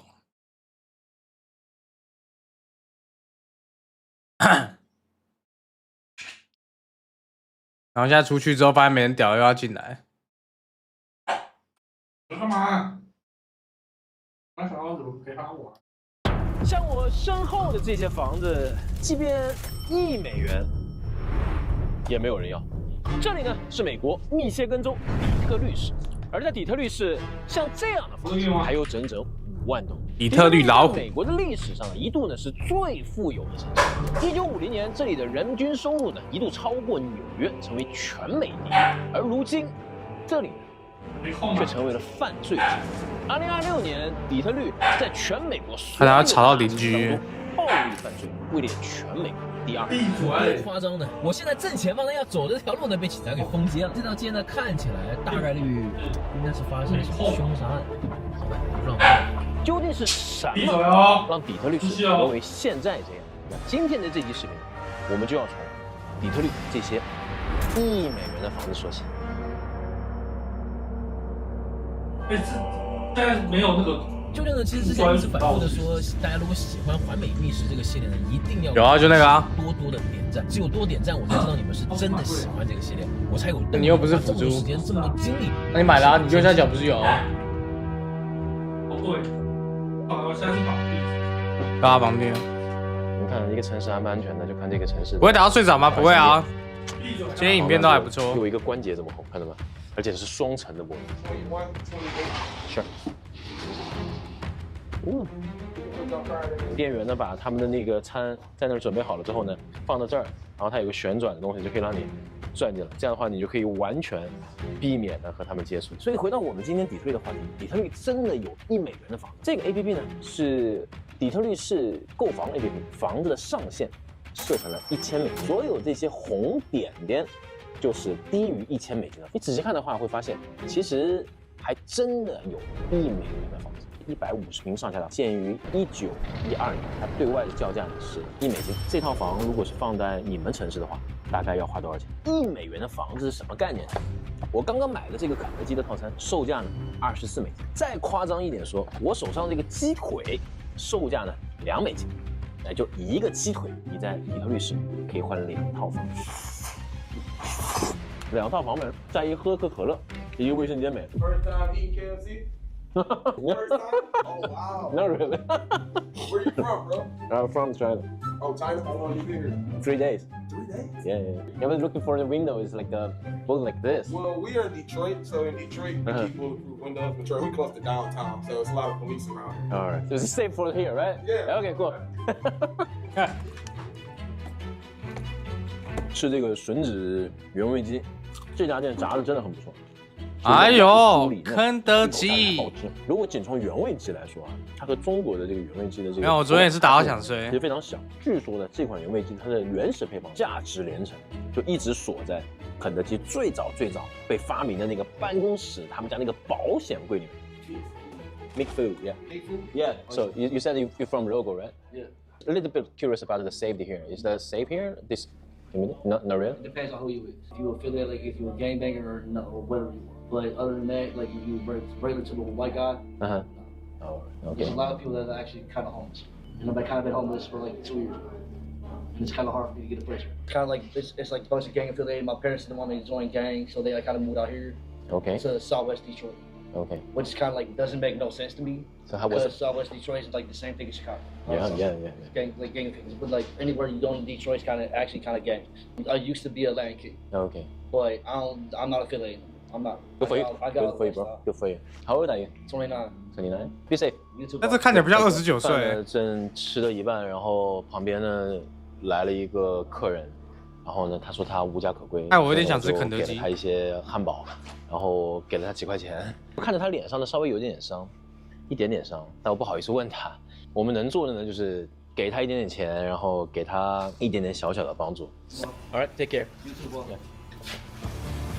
Nice to meet you, bro. Thank you. Nice to meet you. Take care. All right. Welcome to America. 带你们看一下这套房，在底特律真的只要1美元的房，地址是1514。肯德基现在已经关了吧？没有24小时的肯德基吧？如果你仔细看的话，这个钱，我记得肯德基现在好像12点就关了。它这个一整个呢也用的是，我觉得老麦跟肯德基是完全不同东西。铁栅栏给它围起来了，1美金，买不买？就这个房子1美金啊，吃一个炸鸡，1块炸鸡能换俩，这房子能换俩。哎，先不要着急下答案，好不好？那九九呢来跟你们揭秘一下，为什么在底特律有很多这种1块钱的房子，但是呢挂牌了这么久卖不掉，这当中呢另有玄机。该不会就是那个吧？1块钱起价，就是你买了之后呢，你每一年依然需要为这个房子支付一定比例的房产税。房产税的比例大概是房价的0.几到1.12%左右。比方说，2013年底特律市政府破产，13年时间，如果这个房子破产了，那他欠了13年的房产税。这个房产税呢，就价值打比方说5万美金，那你买来之后，这个房产税依然要交，且欠下的房产税也由你来交。You might be buying a home for $5,000, but it's still being assessed at a $60,000 home, so your taxes are pretty high. 第二点呢，就是政府呢会要求你强制的翻新。你买来之后呢，6个月之内你就要提交一个翻新的方案。如果你不能够按时也不能按量的达成政府的要求，房子呢照样给你收回去。这样的房子如果要翻新的话，你们猜要花多少钱？第三个呢就是保险。在美国呢，房屋保险其实也比较贵，但是像这些房子，他们呢因为所在的这个社区相对来说就更加的危险，所以呢这些房子的保险往往呢是普通房子保险的3倍以上。所以这些低 buff 加到一起之后，你就知道为什么在底特律当地有如此多没有人要的这种战顺风的房子。所以底特律这个城市究竟是如何从当年全美收入第1的城市，一步步沦落成现在这个模样？想要搞明白这个问题呢，今天我就必须带你们来到这个餐厅 Buddies。 这家餐厅呢，它所开业的年代呢，1946年。1946年正好是底特律最辉煌的年代。基本上这个餐厅就见证了底特律一整个兴亡史。那为什么来到这儿呢？一会儿你们就知道了。走吧。Hello. Slight history of it. 1946. Wow. This is it. Yes, 80 years. Huh? Hi. Looking for a table for two? Welcome to the original, buddies. Yeah, the first store, right? Great one. Hi, how are you? I'm doing well. How about yourself? Yeah, great, great. Buddies， 他们在当地呢有一种披萨，这种叫底特律风格的披萨，它和其他的披萨完全不一样。Everybody, square pizza. They make a square pizza. These people crazy. 那一会儿来了之后呢，九九呢，我们一边吃一边跟你们讲一讲为什么我们今天一定要来到这儿里。这个呢是这家餐厅的菜单，打开之后呢，你会发现其实这家餐厅的菜非常的多，大概有1页、2页、3页，然后呢背面呢还有一整页纸。说句实话，这是那种就是很美式的餐厅的风格，就是它什么都有，但是这里面呢有一种东西。微风在跟人吵架啊？什么呢？他200多人看而已。披萨这种风格的披萨呢，是这家餐厅定义的。所以呢，如果你在美国将来吃到了任何的一种底特律风格的披萨的话，那不好意思，这家餐厅呢还有解释权。等来了之后呢，给你们看看到底呢底特律风格的披萨有什么不一样。我们的前菜来了，说句实话，九九吃过很多的沙拉，但是呢，给你上一个盆儿的沙拉，我还是第一次见。他一共给了4个不同的酱，咱们配俩吧。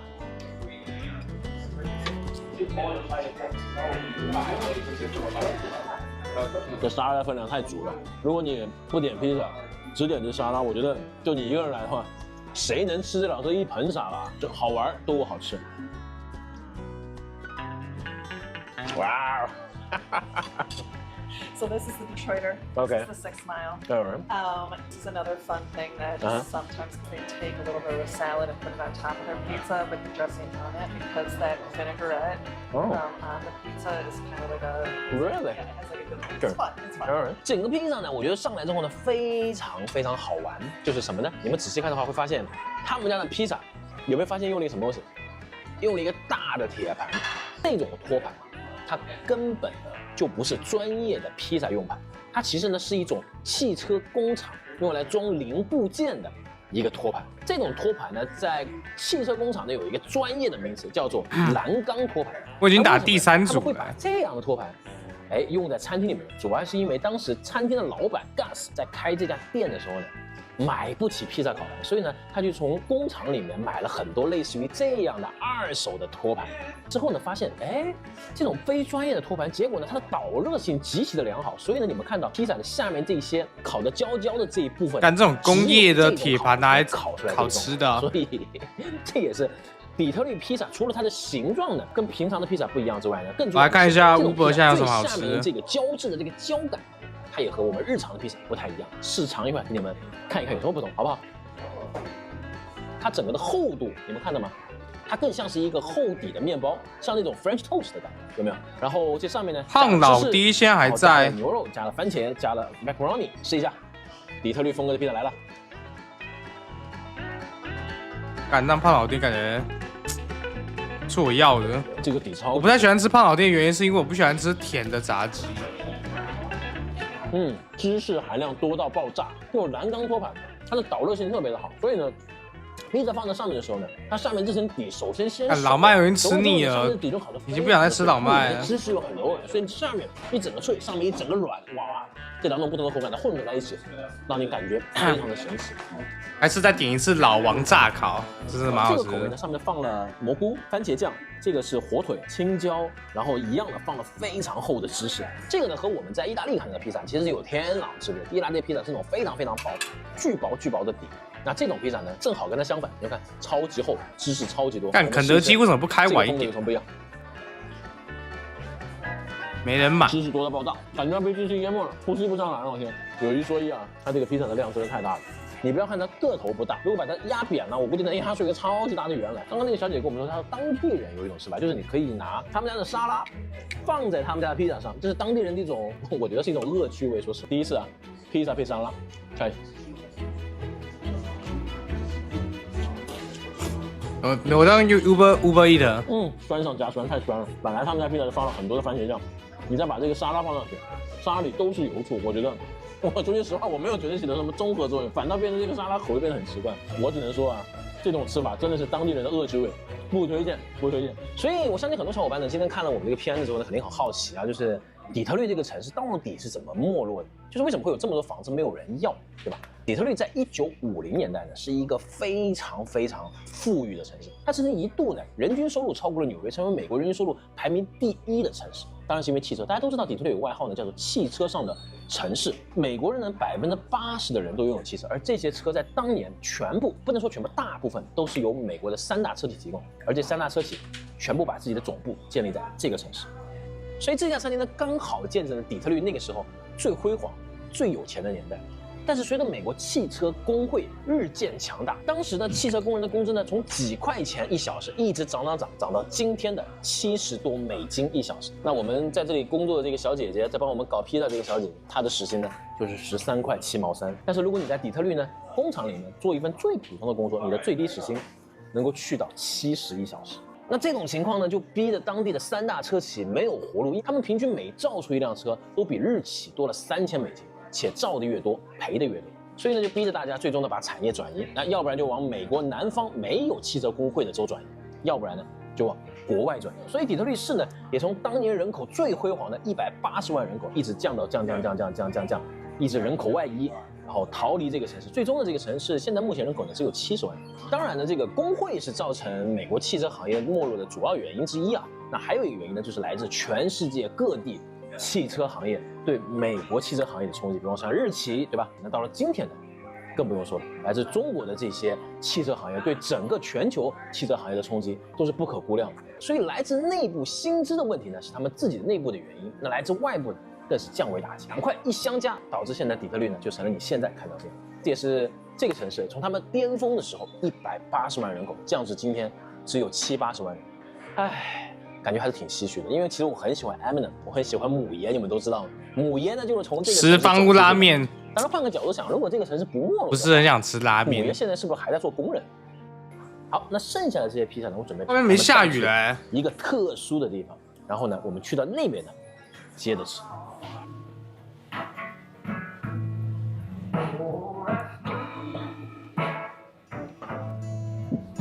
好，那今天的这个视频的结尾呢，就要带你们来到一个我觉得非常有意义的地方。算了，我要点上次那个。我现在所站的这个地方呢，是那个炸烤废墟。帕卡德汽车呢，我相信我们视频3分钟后打烊，对吧？因为这个品牌呢，在1958年就已经彻底从这个世界上消失了。但是在当年，在它最辉煌的时候，它三妈这个时候最顶尖的豪华车品牌。我没看到哎。在它巅峰的时候呢，这个工厂呢曾经有4万雇员，生产了将近160万辆豪华的帕卡德汽车。当你坐在废弃的底特律汽车工厂的门口，打开了这份1946年的披萨，时间呢仿佛又穿梭回了80年前那个最辉煌的底特律的黄金时代。你仔细听，耳边除了有风声之外，仿佛还能听见那个时代传来的回响。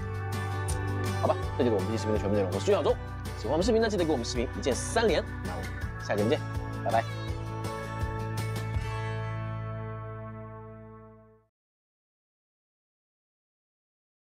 2008年在下楼买面吧。哎呀，稀罢了啦。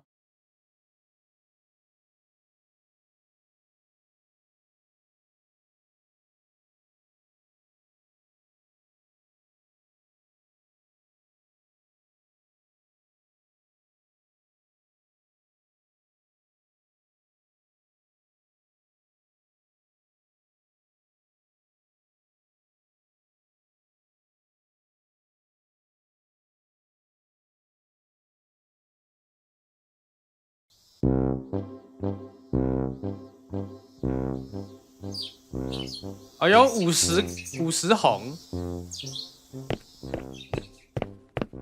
哎，又要上班，在这间摇摇店已经工作3个月了，每天开店前就是要煮茶、备料，时间又只有1个小时，我很难想象我在外面打工，准备几十种茶跟材料，真的有够累。妈的，厨房又热又闷，老板真的有够抠，都不给开冷气，才做一下下就满身大汗，做这个破活1个月才赚30K， 真的假的？饮料店现在才30K 吗？下个月离职算了。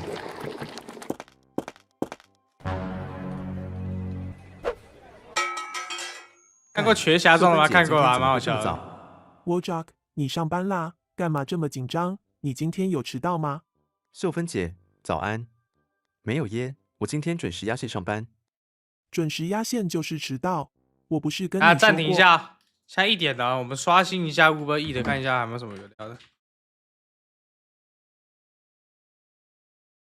他刚刚不是跟我说老王炸卡要关了吗？北新店。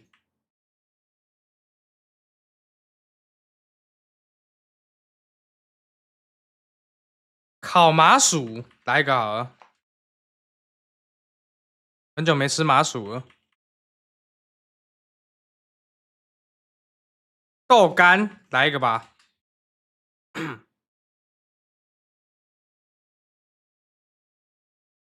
豆干买1送1 ，What the fuck？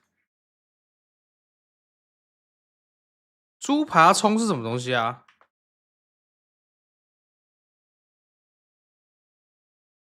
来一个。烤节瓜，来一个。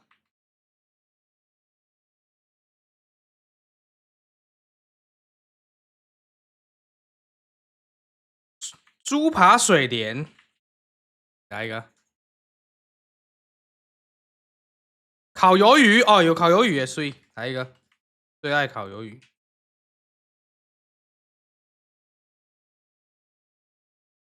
哦，我这样多少了？靠腰，感觉好像已经300了欸。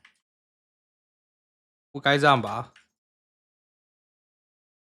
猪梅花来个2串吧。好，就这样，上多少？干，这样670屁啦！不对，这样不对。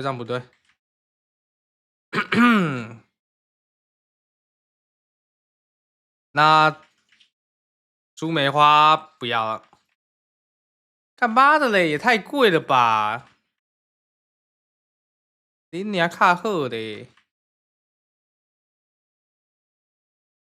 烤麻薯还是不要了。好，不要烤麻薯了。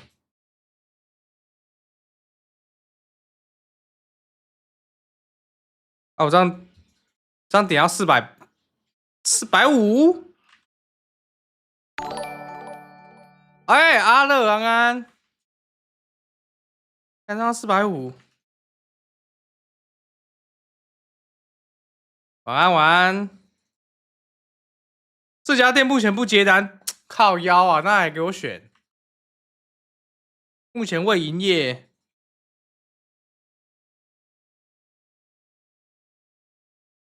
啊，选完之后跟我说没有。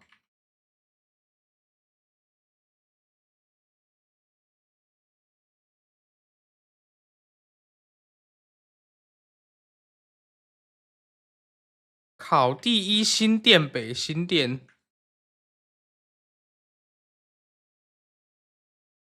哎呦，听起来有点牛皮哦。手工高粱香肠来1根吧，好甜不辣？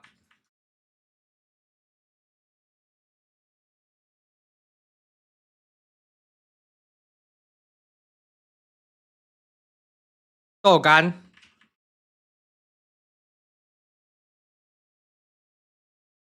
蔬菜拼盘。假猴霸套餐。我这样多少了？看我这样420了。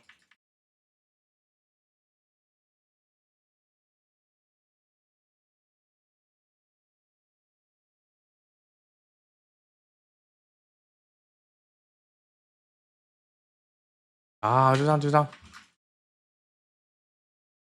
600可以吃到吐，干真的欸 ，shit。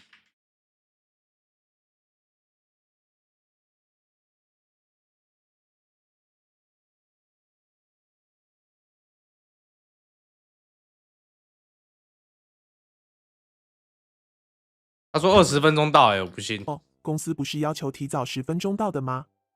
这样的要求会很过分吗？你不提早1点到，早上的工作你做得完吗？而且这杯饮料是什么回事？你不知道在公司喝饮料是不可以封盖的吗？妈的，薪水才30K，还要提早到。下班也经常被邀加班，加班不到半小时又没有加班费。为什么现在店里喝饮料不能封难怪盖？都没人要在省那封盖钱聊了，那边没那下一毛星期考钱的事情试。你都有准备吧？放心，我都准备好了，这次一定会考过。哈哈，我是比较50人还要考试啊担心你会考过啦。忙完就赶快去帮忙，不要再偷懒了，要准备开店了。好的。你好，请问要什么？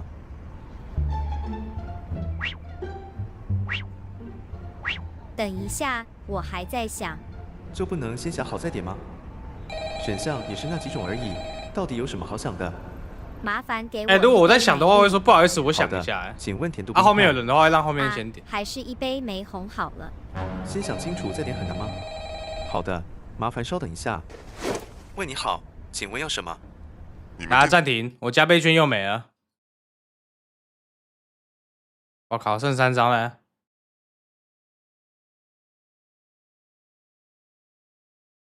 的电话是装饰用吗？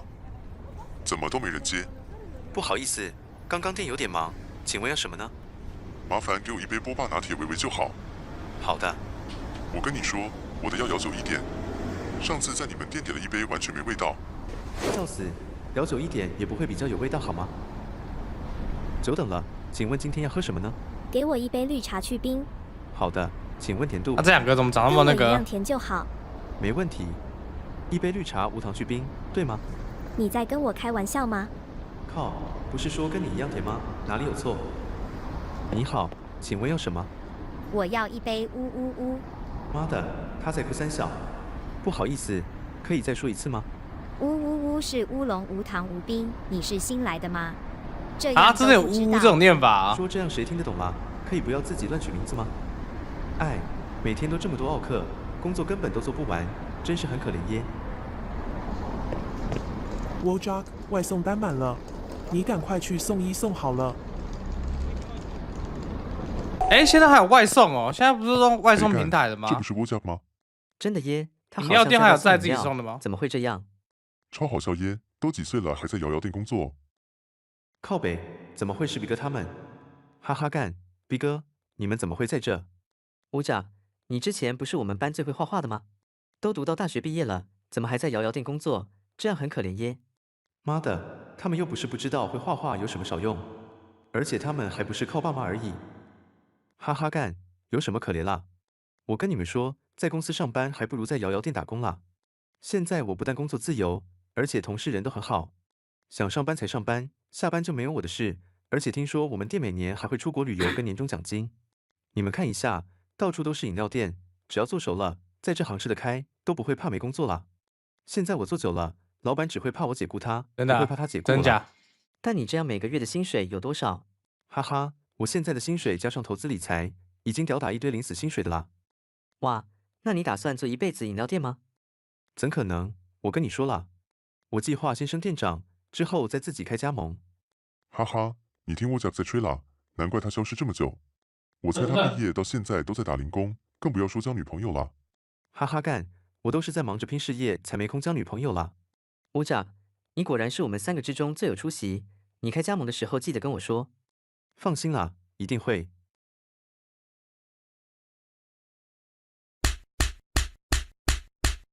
哎，在摇摇店工作了整天，真的累到跟狗一样，现在连手都举不起来了。真羡慕 B 哥他们都可以整天耍废，不用工作。而且我明明以前也很受女生欢迎啊，要认识妹子应该也没很难才对，什么时候变这样？不管啦，出门走走吧。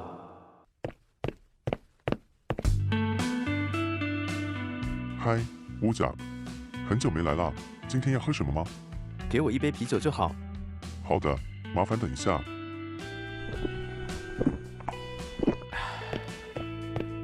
好一阵子没来，这妹好像变多了耶。哈哈，我跟你说，我换了新女朋友了。又换新女朋友？你换这么快，这样我都记不住啦。我只是跟他们说我在台积电上班，我们就很自然在一起了。哈哈，恭喜你啦！笑死，换女朋友而已，有什么好炫耀的？我跟他们果然不是同一个档次的。哎，那个妹子好像长得不错耶，要不要过去搭讪她？嗨，你好，你也是一个人吗？可以请你喝一杯吗？可以啊，我也是在等我朋友而已，刚好有空。你是第一次来这里吗？之前怎么都没见过你？对啊，我平常都在忙工作，不太会来这种地方。原来你是上班族，真是看不出来，我还以为你是学生啦。哈哈哈，你真爱开玩笑咩？你这么会说话，你是做什么工作的？我现在是在饮料店工作，再过一阵子就准备升店长了。哦，原来是摇摇店工作的，那不好意思啦，我朋友快到了。哎，明明聊得很不错，所以现在饮料店都叫摇摇店。饮料店打工就跑掉，一看就知道是拜金女。在摇摇店工作有怎样了吗？算薪水的话，说不定赚的比他们还要多啦。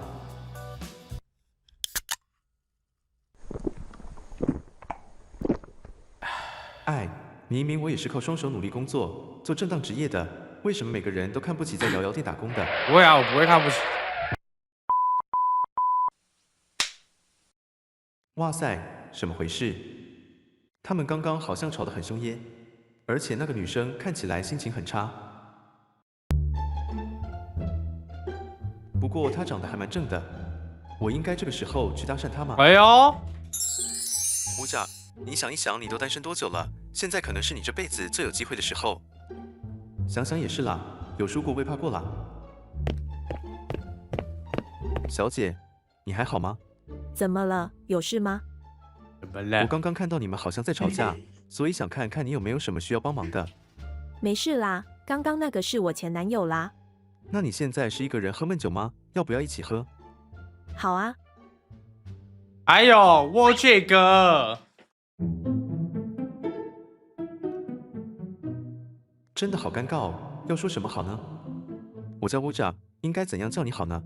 叫我九妹就好。九妹，你长得这么好看，我好像在哪看过你耶。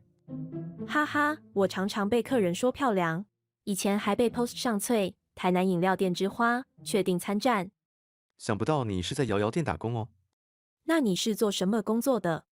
他只是在摇摇店打工而已，感觉就傻傻的。那他意思是自己也是傻傻的。我冷热交替一体调配师，副业是投资。哇，听起来很厉害耶！我以前男朋友的不是当车手就是诈骗的，都没遇过像你一样这么厉害的人。我明明找另一半的要求也很简单，只希望男生有个稳定的工作，就算是在超商打工、摇摇店上班也没关系。哇，想不到她跟外表完全不一样，感觉她真是一个好女生耶！我一定要好好把握。话说我只是在摇摇店打工而已，你不会介意吧？当然不会啦。今天晚上谢谢你，要加个 line 回家再聊吗？好啊。今天还好遇到你，真的很谢谢你。我跟九妹好像真的很合得来，而且她感觉就是很单纯的女生，虽然我也不是骗她啦，但她一定也不会介意我是在摇摇店打工的啦。我还是老实告诉她好了。哈哈，你还记得我今天跟你说我是当冷热交替调配师的吗？当然记得啦，听起来就很厉害。我跟你说，其实我也是跟你一样在摇摇店打工的，你不会介意吧？哈哈，当然不会啦。时间不早了，我先去洗澡，晚点再聊。好的，等你洗完再聊。哈哈，我就知道九妹一定不会介意的，她也只希望找个对她好的男生而已啦。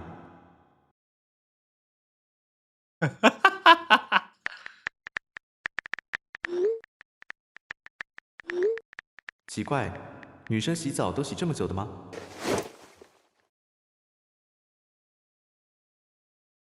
最近几个月，台湾几乎每周都有人因为毒驾丧命或重伤。其实我觉得啊，各位，我的见解是这样子啊。我觉得刚刚WhwJ有一个错误的地方，就是他都一开始是老实说的话，说不定还有点机会。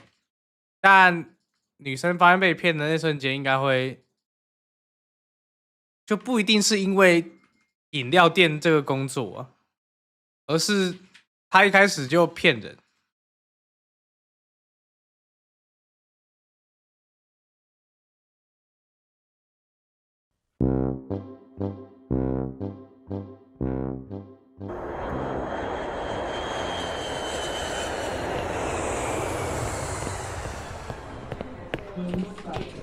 你好，我是来登机的。麻烦请出示你的证件。你的名字是？我的名字是姓陈，名字是美丽的相反。陈丑陋。是陈丑陋小姐吗？是陈丽美好吗？文盲是不是啦？不好意思，那你是订了航班 CS196前往杜拜的机票吗？对啊，请问有什么问题吗？我们电脑上显示，你证件跟机票的名字不一样。怎可能？这护照明明就是我本人啦，怎么会不一样？请问机票是你本人购买的吗？机票是我老公帮我订的，他可能不小心把我的名字打错，你帮我改一下就好咩？我先跟你说，因为你的票是透过第三方平台购买的，如果要更改名字的话，要收50元美金的手续费，你有问题吗？改名字要收50美元，这不是很好赚吗？如果你不给手续费的话，也没关系，但你要自己想办法再购买新的机票才能登机。你好，我是来报到的。我看这班机人也没有很多，你可以免费帮我升级机票吗？不好意思，可能没办法哦。麻烦把你的行李放上来。小姐，你购买的托运只有20 kg 而已，你现在的行李超重了。什么意思？我刚刚量的时候明明就没有超重啊，而且我还有随身行李，不能算在一起吗？你托运的行李现在已经超重5 kg 了，而且我们公司规定随身行李只能1件，你现在已经有2件随身行李了。那你的意思是要我重新把行李都拿出来吗？你知道这样有多麻烦吗？干我屁事！而且我登机的时间快到了，来不及的话，你要赔我机票吗？你这样的话，我们没办法帮你办登机手续。根据规定，行李超重，每 kg 多收400元，你有问题吗？才5 kg 就要2000，你现在明坑我就对了。他们到底想怎样？公司规定我也不能怎样啊。你好，我是来登机的。小姐，不好意思，你航班报到的时间已经过了。什么？我的飞机不是30分才起飞吗？根据我们公司的规定，最晚要在登机前30分钟报到，所以现在已经超过报到时间了。你就不能通融一下吗？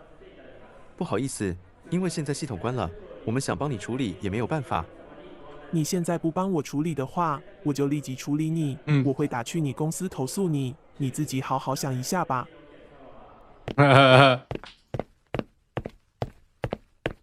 哎，这不是WhwJ吗？你最近还好吗？听说你早上都遇到一堆奥客耶，真是辛苦你啦。哎，不要提啦，工作累到跟狗一样，做这个破活，薪水又没有很高，每天还要面对这些奥客。超好笑耶，WhwJ，选择比努力重要，你不知道吗？谁不知道？有什么好关炸，比哥？我跟你说，当空服员比地勤真的爽多啦。同样是在航空公司上班，但空服员薪水不但比较高，而且还可以跟妹子一起工作。我现在也是跟妹子一起工作啊。我跟你讲啦，在空中孤岛工作跟地面不是同一个档次的啦，真假？在飞机上很容易飞出感情啦。哎，我有一个朋友，他老婆是空姐，没错啦。而且我这个月算了一下，之前是楼教练，飞行时数加外站津贴，不知道怎么认识空姐，薪水就破10万了耶。靠，他们光是飞一次长途，就比我1个月的薪水还要多了，而且他们还可以到处旅游，感觉当空服员比的勤爽多了，真的有够不公平。对啦，不说了，我组长刚刚打来，跟我说人不够，我又要去跟妹子赚钱啦。哎，早知道我也去考空服，当初为什么要选地勤？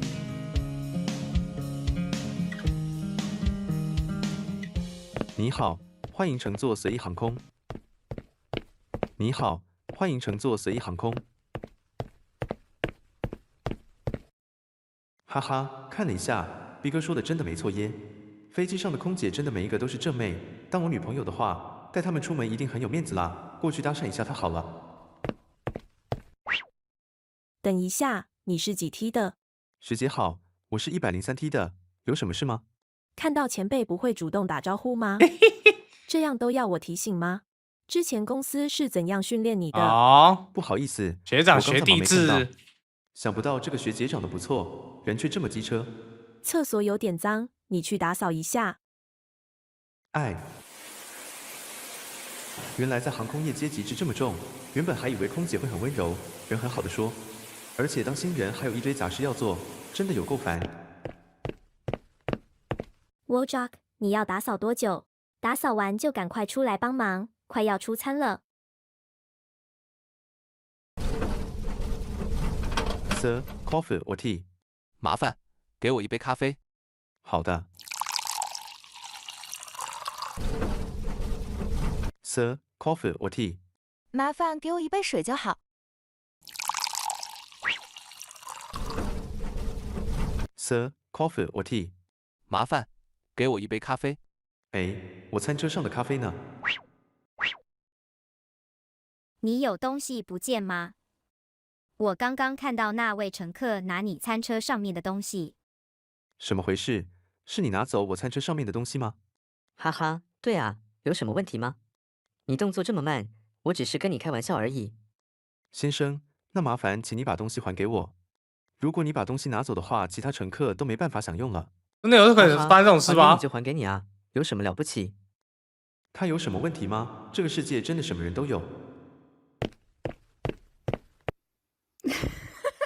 哎，准备完食物又要准备饮料，之后又卖免税品，真的有够累。忙了整天，根本就没机会跟妹子聊天。哎，说好的跟妹子产生感情呢？算了，也差不多时间了，赶紧去休息一下好了。RVHwJ， 你要休息了，但因为你的资历比较浅，你去睡上层好了。哎，这个地方真的有够小，根本没办法好好休息。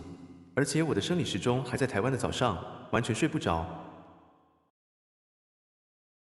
飞了18个小时，终于快到了。各位乘客请注意，现在飞机准备降落，请各位乘客坐在自己的位置上，并把安全带扣好。小姐，不好意思，飞机准备降落，为了你的安全，请麻烦请坐下并把安全带扣好。你没看到我现在准备坐下吗？我拿一下我自己的东西是不是都不行？这不是我之前当地勤遇到的奥客吗？为你安全着想，请麻烦坐下。你刚刚是碰到我吗？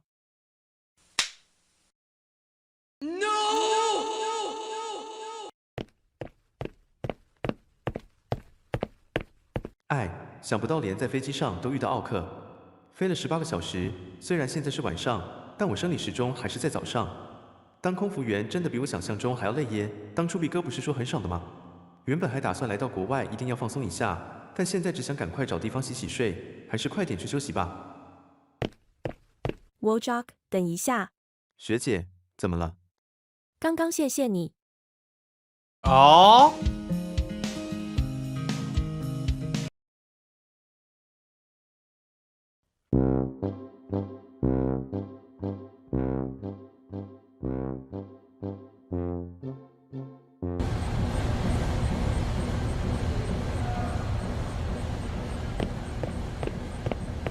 靠腰，我发现我外送没点出去。都几点了？你怎么还不下班？但是我信用卡余额不足，靠背啊！这个月刷爆了吗？公司要赶在年底出货，害我不加班都不行了。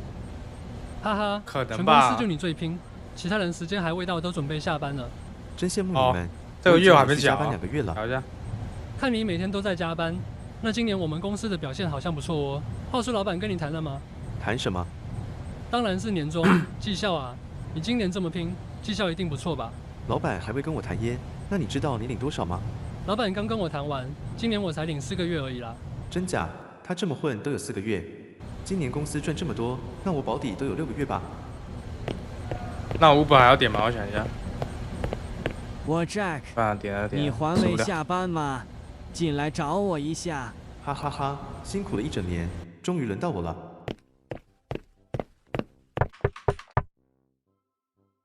老板好，请选取其他餐点。我的蔬菜拼盘没了。话说你在这间公司工作多久了？从毕业到现在差不快10年了。你也知道你都工作10年了，怎么你最近效绩都不太好？怎可能？我每天都加班轮班，身体都快被我操坏了。我知道你为公司付出很多，公司都看在眼里，但你应该也知道最近公司的情况。老板，我当然知道啦。最近公司的订单很多，公司都在赶出货，应该也赚不少吧？我已经加班也加了差不多2个月了，每天都累到跟狗一样。那我也坦白跟你说好了，虽然公司最近的订单变多，但大环境都不稳定，我们公司也在积极转型中。虽然你表现不佳，但公司评估后还是给你1个月的绩效，有问题吗？老板，你是开玩笑吗？你去年也是说过一样的话啊！我都工作快10年了，而且我听说他的年终都有4个月，他上班不是比我还要混吗？这个嘛，你也知道，他是我老婆的弟弟。这间公司除了你之外，全部人都有关系。你应该也听过，有关系就是没关系啊。靠北，他们就是靠关系就对了。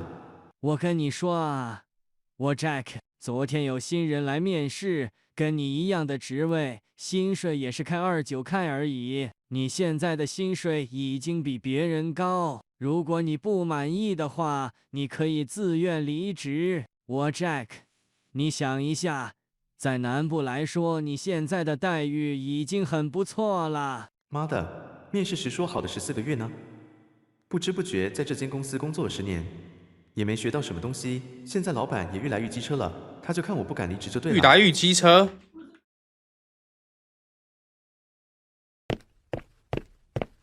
WoJock， 你回家了，赶快吃饭吧。台积电跟鸿海联合发动攻势下，台股再创新高。妈，话说你们有在投资的吗？现在电视都一直播投资的新闻耶，真羡慕你们那年代，赚钱都好像很简单。以前台积电1张才10万不到，现在都涨到100多万1张了。你刚掉了最势力量60，房地产、哎呀，这么猛啊！我怎么都没有？现在的话都是随便赚耶。我跟你说，恭喜你这些投资都是骗人的。我跟你爸年轻的时候也投资过金门大饭店，说什么一定赚，所以我们直接投资了100万，结果把老本都赔光了。我跟你说，你千万不要碰投资，还是乖乖存定存就好。但现在每个经验后得量10%，我要的是这个嘛？感觉真的很好赚。我现在的工作也是体力活，也不可能做一辈子啊。你现在的薪水已经很不错了，当初你爸毕业才22K， 工作了10年，薪水都没有调涨。但现在物价也涨上去了，现在100元连一个便当都买不起了。WoJock，按苹果了啊，说起物价，没用。刚好我也想跟你讨论一下。你也知道现在的物价愈来愈贵，我在想你的校庆费能不能再给多一点？我现在每个月才赚多少？已经1半薪水都给你们了耶！再给你们，我自己都活不下去了。帮我确认一下717频道有没有校庆费吗？你也知道，你2个弟弟都北漂，生活压力比较大。来，我开个窗哦。相比起来，你现在住家里吃家里，1400，而且你是我们家的长子，多付一点也是应该的。妈，你就是偏心，弟弟念书的时候你已经帮他全付了。晚安啦，晚安啦，还学贷。你怎么可以这样说呢？我是最公平的，你也知道你弟弟比较皮。干，这张图居然有2个人啦。好啦，不多说了，妈，我会再想想办法。放心啦，这个房子以后也是留给你们。这个房子都比我们老了，留给我的时候还有3小用啦。我跟你说哦，最近妈祖都会跟我报梦，我感觉很快就会有好事发生。我下星期再去拜拜，你跟我一起去好了。毕业工作都快10年了，薪水也只有35K 而已。77瓶没人呢。看一下现在的存款，连10万都不到，真是可怜耶。每个月薪水还要给1半给校庆费，这样下去也不是办法。他们说什么房子都留给我，这个房子又老又破，到底有什么用啦？看一下其他人来机，每个不是结婚就是买车买房，真的有够羡慕。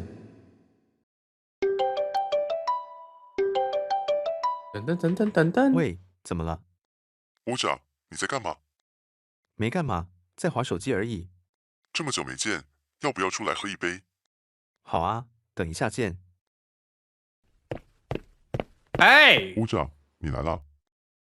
哇塞，我没看错吧？真理裤，没看逼哥一阵子，现在整个人都不一样耶，又戴金项链，又戴名表，而且旁边这个衣服我有真的有够羡慕。在冲绳买的，很类似。想不到你现在可以混得这么好，看上去整个人都不一样耶。哈哈干，还好啦。话说你现在是做什么工作的？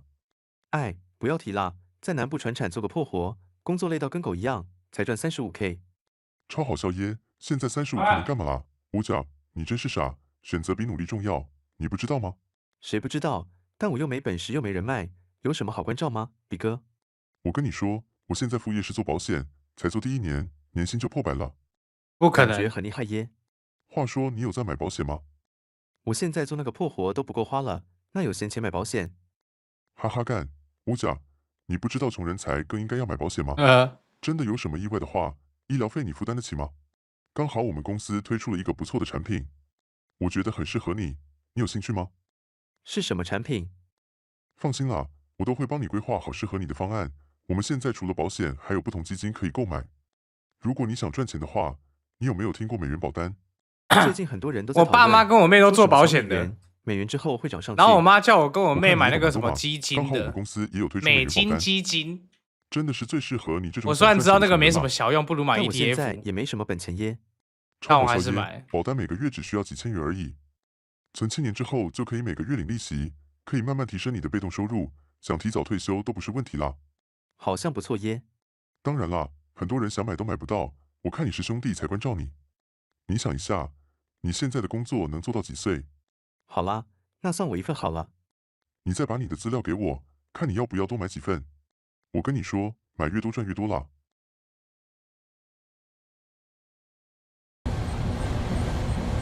哎，刚晚安晚安，不提完。原本就赚不多，现在每个月又多了一笔开支，没办法啦。哎，掉帽子哦。乌甲，你又在加班哦。话说你都不用加班的吗？公司给我们这个死薪水够用吗？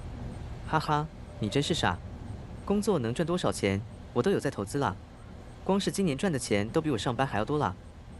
哎，原来身边每个人都有在投资，我都30岁了，感觉只有我没在投资而已。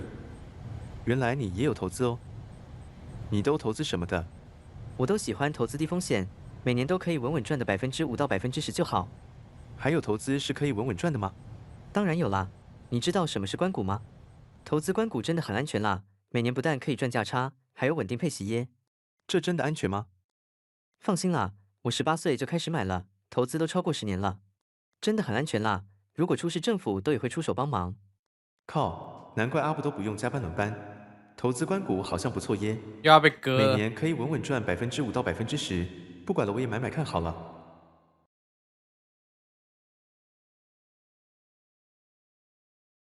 哈哈，才投了3个月而已，就赚了不少了耶。现在我买了2份基金，2份美元保单，每个月除了孝心费，我把所有钱都投资官股。原来投资这么简单，我就是太晚才发现，不然的话早就财富自由了，哈哈哈哈。可惜我本金少，要想办法增加我本金才行。本金少就是本金那个叫什么？本多终胜。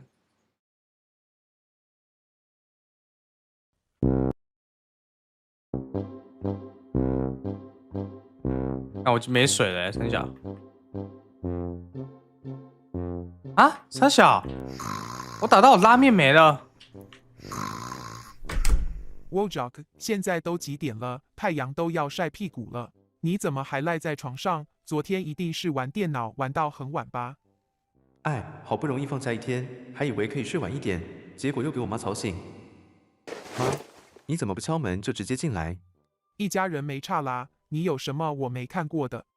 我这星期都一直加班轮班，每天都累到跟狗一样。难得今天放假可以睡得晚一点，现在又给你吵醒。你还要睡到几点？我早餐都帮你准备好了，再不吃都要凉掉了。快整理一下出来吃早餐吧。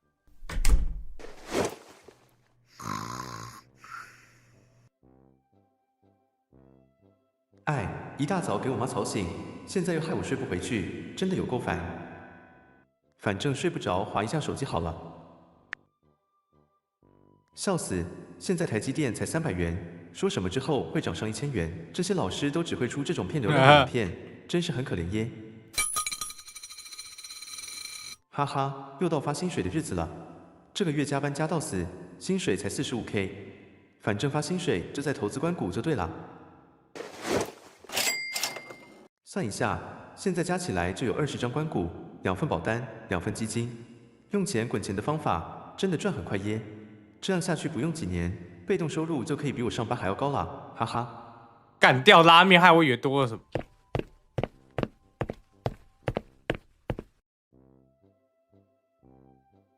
妈，怎么又是吃馒头？已经吃了整个月了。你才给那点孝亲费，现在连买菜钱都不够了，也只能省点花。话说你今天有事吗？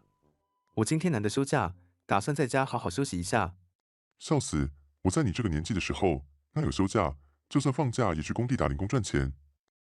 哎，现在的年轻人就是不能吃苦了。妈的，说的这么厉害，现在还不是要靠我的孝心费过活？耍废就耍废，什么休息一下？你有空的话，赶快吃一吃，等一下跟我一起去拜拜。我们家每星期都去拜，拜这么多年还不是一样穷？我跟你说，你三姑说附近有一个庙很灵，最近很多人也会去拜拜。上星期有信徒问完事就中了大乐透，还有人原本生病了，身体都变好了。真的假的？怎可能？真的啦，你跟我一起去就知道。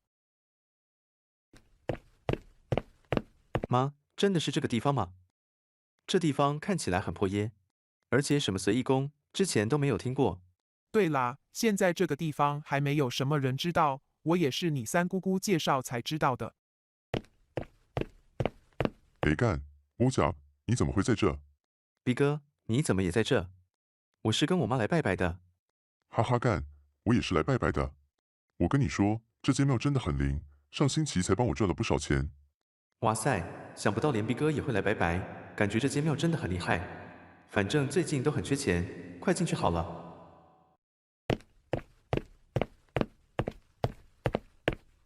你们好，我是这里的师姐，你们叫我秀芬姐就好。加倍又没了。我们是亲戚介绍来的，请问这里是拜什么的吗？最后2张是道教还是佛教呢？我们这里的是新兴的教义，母娘创教名为13睡觉，张宗旨是休息，是为了走更长远的路。你们今天来是要来问事还是收金的？感觉这个教很适合我耶。我们今天来是要问事的。那你们在纸上角落写上名字、生日跟住址就好。你们今天要问什么事吗？请问什么事都可以问的吗？我想问一下我的财运方面的。放心，只要你心诚，母娘都会听的。我玛呢巴咪哦，我玛呢巴咪哦，我玛呢巴咪哦，我玛呢巴咪哦，干你娘！母娘说你的钱都留不住，是不是？真的耶，我毕业工作都10几年了，也没存到什么钱。母娘说你缺财是因为你的阴德不够，如果想先求，才需先守德。以后你要记得要多多奉献积德。真的假的？知道了，谢谢母娘。师姐好，我也是来问一下财运方面的。好，没问题。我玛呢？你们知道这种东西是这样子吗？会问财运的人通常都没财，所以他只要说这个人是不是没钱，然后那个人就觉得，干，你怎么知道我没钱？就像是去问那个算命的人，通常运都不好，然后别人说你最近是不是怎么样，诸事不顺还是怎么样，你就哎，好准哦。哦，我玛呢巴咪哦，我玛呢巴咪哦，我玛呢巴咪哦。话说你有在修行吗？我看到你头顶有光，是什么意思？母娘说你是与生俱来的出家命，与他有缘，自带天命，注定是修行人的命格，是吗？我之前的公庙也对我说过差不多的话耶，你知道吗？你跟母娘有缘分，所以母娘才会召唤你到这边来，这都是注定的。那你最近身体是不是不太好？对啊，我最近都没什么精神，这是正常的，因为你体质关系，所以会吸引其他魂灵跟着你，他们可以透过你得到福报，但是你现在能力不及，修行未到，所以身体状况不是很好。你们有空要常来，母娘之后会再有指示给你们。听起来超喇叭的。难怪我最近我胸口也闷闷的。妈，我们白白求个安心就好啦。师姐说的真得很准啦，我们以后要多听母娘的话。下一次就收钱。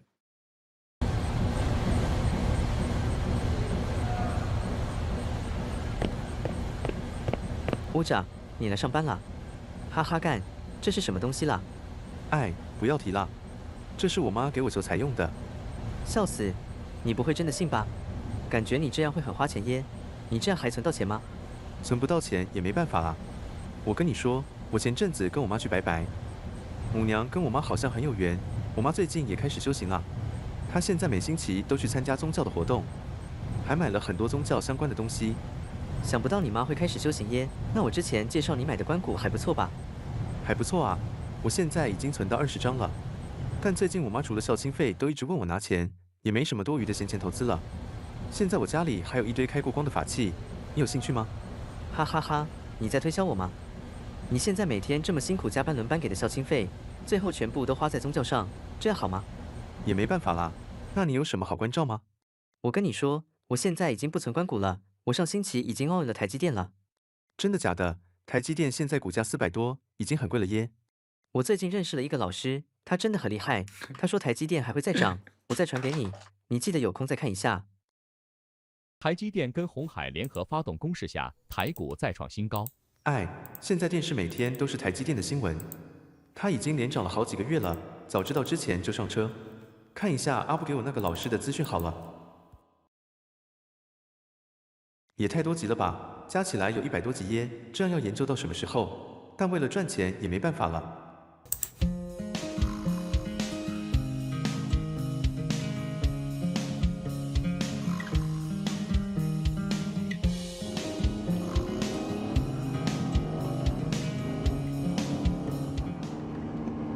每天都抽时间来看，研究了3个多月，终于看完了，哈哈！看完老师的视频后，我感觉现在整个人都不一样耶。视频，而且我对老师真的很有信心。老师说台积电会冲上1000元，老师一定不会有错的。把保单、基金、股票都卖一卖，全部 all in 台积电就对了。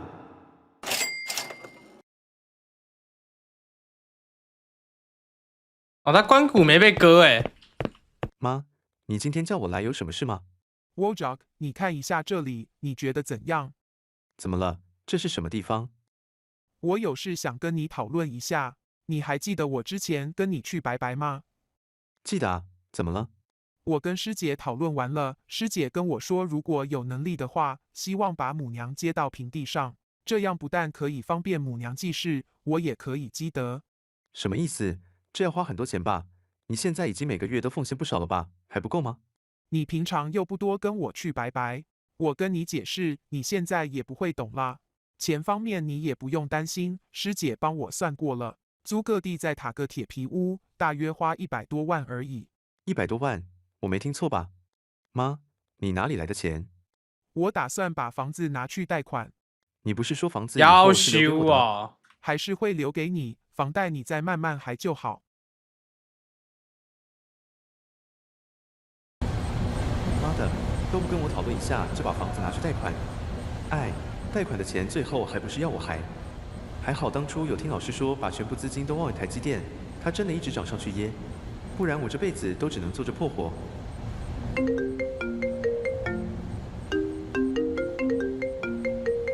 你好，你是Wojak吗？我们是医院打来的。请问怎么了吗？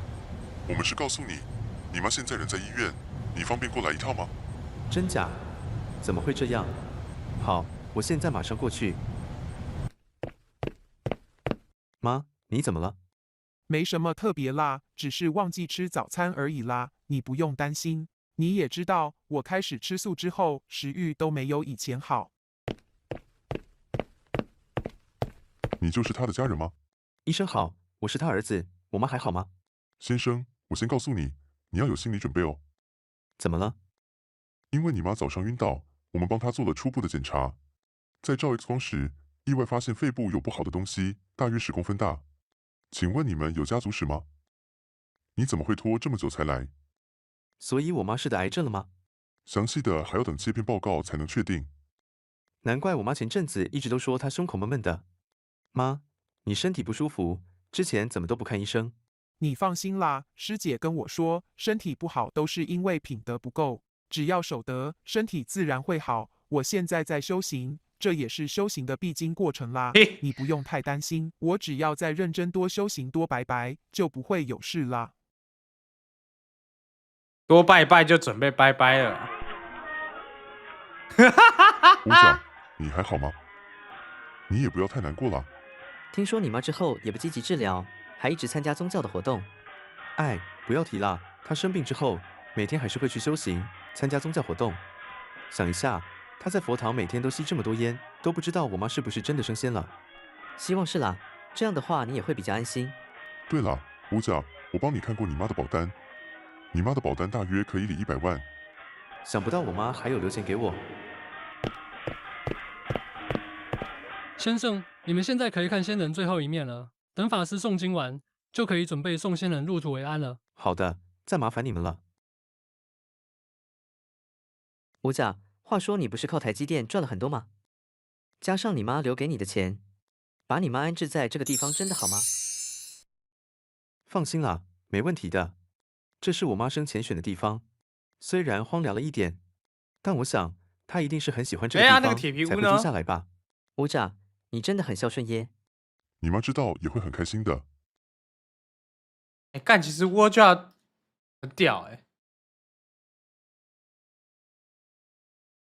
其实那个叫他买关谷的人没搞他然后叫他买保险的人也没搞他你们有发现这件事情吗？反而搞他的是宗教那100万呢？连个铁皮屋都不叫，连个铁皮屋都没有。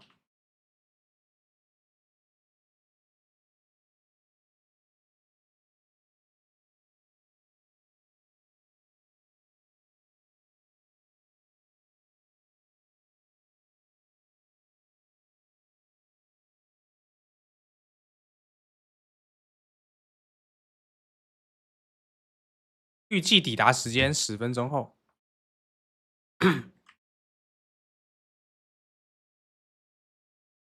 我还以为他会被坑呢，结果没有。一直讲，大家会骂乌龟车，但不太会去骂超速车。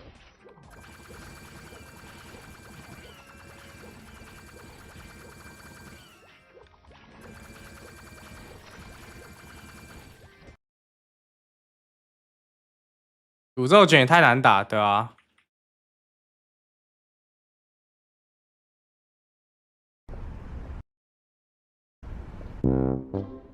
不知道打什么，看他给什么啊？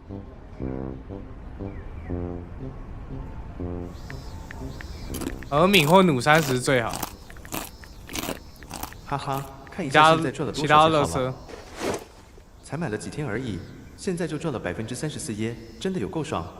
原来赚钱这么容易，早知道就多买一点。缅甸系列又是什么啊 ？WoJock， 你又在滑手机哦。哎 ，Mary， 你怎么会在这？我刚刚顺路经过这里，就看你一下啊，不行咩，哈哈哈。怎可能顺路经过？仔细一看，Mary她长得还不错耶，感觉她一直都有在默默关心我啦。宝贝，好了吗？这是你同事哦。对啊。这是我组长，他在上班的时候都会照顾我的。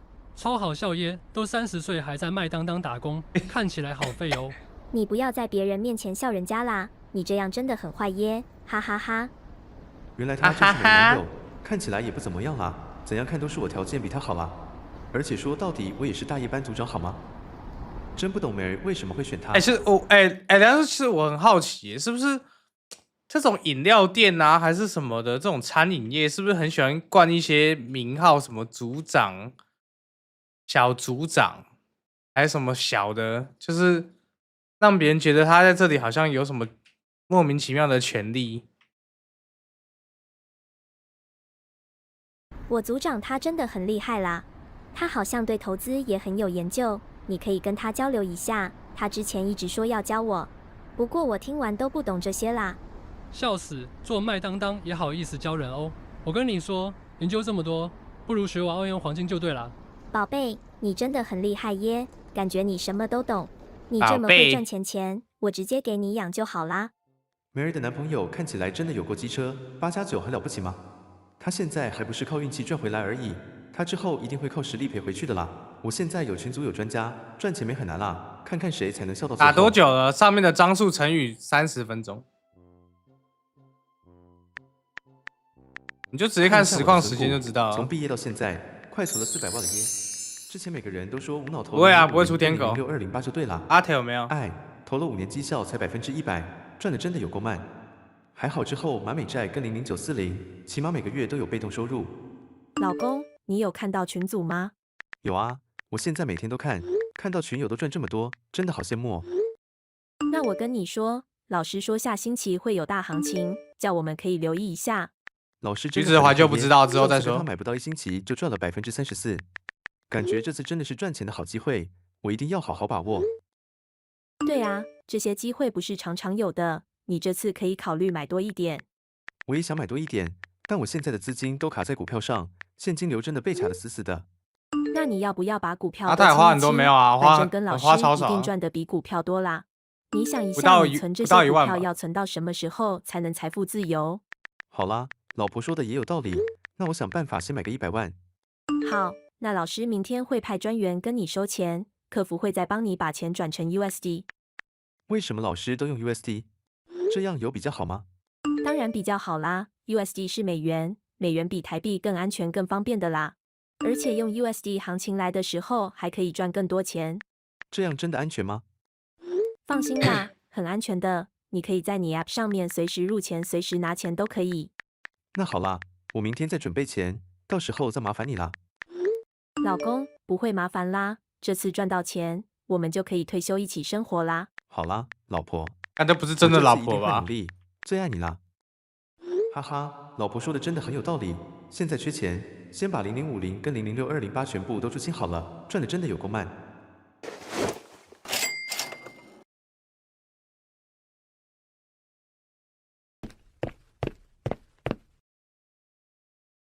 你好，你就是沃先生吗？感觉会觉得赚的有一点慢，你好是一个危你险的是老师的理信号。财专员吗？对，老师派我来收钱的。钱你都准备好了吗？我都准备好了，这里有100万，你先点一下。好的，没问题，钱我都收到了。我会再帮你把钱交给客服，他们会帮你处理，成功后会再通知你。到时候你可以在 App 上面查看转换的金额有没有问题。好的，麻烦你了。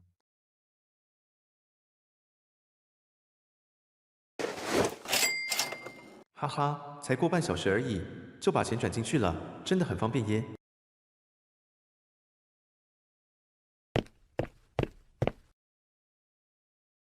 屋长，你来啦，看起来气息不错哦。哈哈，这样都给你们发现哦。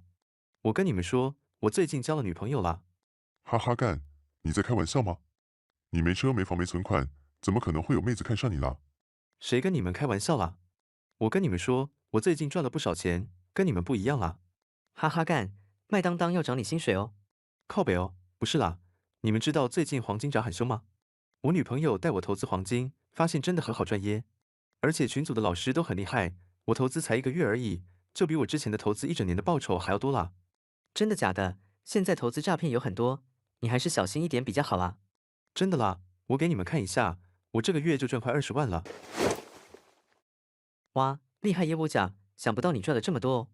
超好笑耶，这一看就知道是诈骗啦。这种手法都多久了，还会有人相信哦？真的啦，我已经跟他聊了快1个月了，怎可能是诈骗？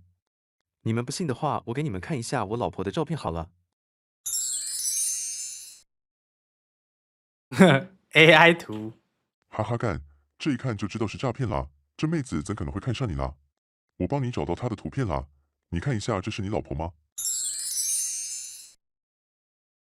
靠腰哦，是什么回事？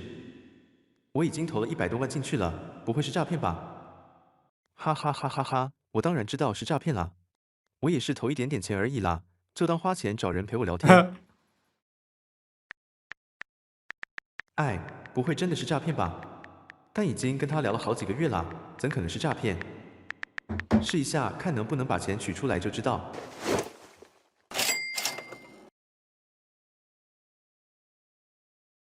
哈哈，真的收到钱耶，我就知道不是骗人的。直接警示户一定是羡慕我才这样说啦。老婆，你在吗？老公，在啊。我真的好生气哦。怎么了？我刚刚跟朋友分享群组，打算给他们赚钱的机会，但他们不但不领情，还说你是诈骗的。哈哈哈，怎么可能啦？我们都认识多久了？你难道信不过我吗？他们一定是羡慕你才这样说啦。我当然信得过你啦，只是想确认一下而已。我知道你人很好，但这些机会是少部分人才知道，其他人觉得是诈骗也很正常。这种认知外的钱，不是每个人都有能力赚的啦。认知外的钱这句话，我就知道我跟他们不一样，厉害。但他们在网络上找到你的照片，这都是别人盗用我的照片啦。常常有朋友密我说在网络上又看到我的照片，哈哈哈，我就知道。如果你还是不放心的话，要不然我们视讯一下。好啊，我想跟你视讯很久耶。那你现在可以吗？可以啊。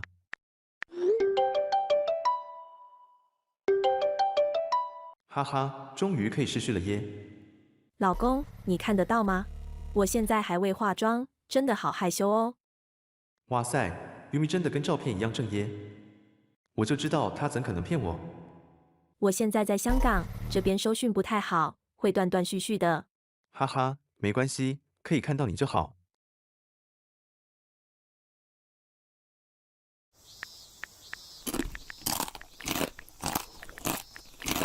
昨天跟鱼咪聊了一整晚，隔天又要上班，真的好想睡哦。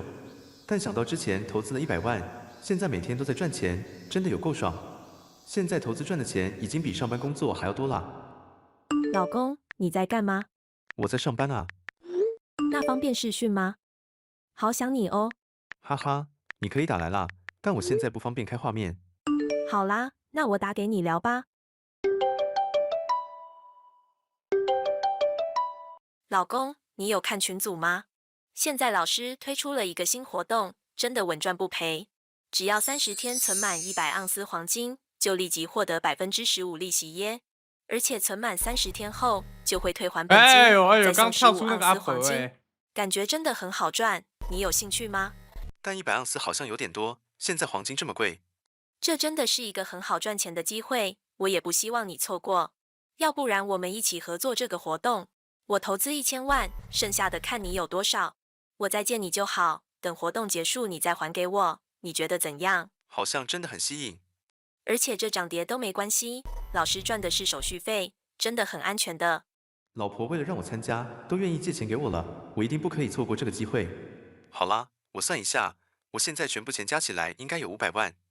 好，那你投资500万，剩下的我出就好，反正30天就可以拿回来。算一下，如果投资500万，30天光赚利息都有80万耶，再送15盎司黄金，这样算下来可以赚400万。哈哈哈，这次真的发财啦！其实我觉得有些人被骗，他是有原因的。有些人别人告诉他这个是诈骗，他会觉得你在一天的利息就差不多2万块，给钱砸醒的感觉真的有够棒。而且黄金还在涨，这个行情真的不知道会涨到什么时候。赚钱真的好简单耶！老公，你在忙吗？没有啊，我刚刚在算我赚了多少钱而已。你现在方便通话吗？当然可以啊。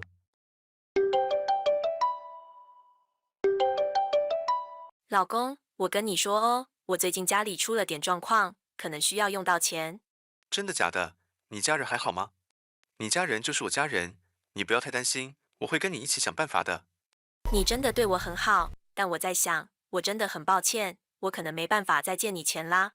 活动剩下的钱，你可能要自己想办法补进去。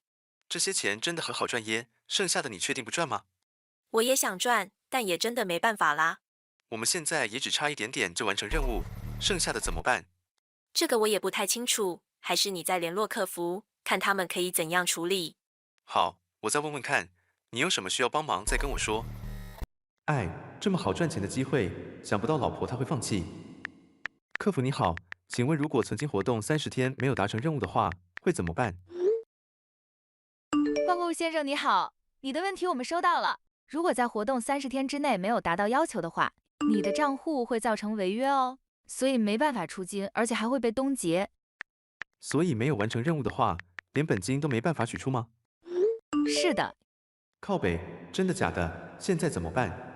我已经投了500万进去了，沉没成本加上这次获利，算下来快600万了。如果现在退出的话，这600万就打水漂了。我老婆怎么会现在才出状况？算一下，现在还差200万才能完成任务，真的要想办法把钱生出来。阿布，最近乌家有找你吗？哎，不要提啦。他昨天才打来问我有没有兴趣投资，说什么投资200万，30天就可以翻1倍。哈哈，我连2000都生不出来啦，怎可能有200万啦？他最近也有找我，但这一看就知道是诈骗啦。我们都已经提醒他了，上次明明也把那个女生的照片都给他看了，他就是听不进去。真不懂他为什么还会被骗。我也不懂耶，他连朋友家人说话都不信，怎么会相信一个网络上的陌生人会帮你赚钱？而且我上次看他的存款有快400万，希望他不要全部都投进去就好。哎，每天都这么多人被骗，到底为什么？果然最赚钱的都写在刑法里啦。妈的，身边所有的家人朋友都问了一轮，不要说200万啦，连20万都借不到，都几岁了，他们真的有够废。哎，没办法，这次只好靠自己啦，看看信贷能借多少出来，剩下的再去当铺借一借，应该能借满200万。反正只要把存金活动完成的话，全部都可以赚回来啦，哈哈哈哈！厉害了。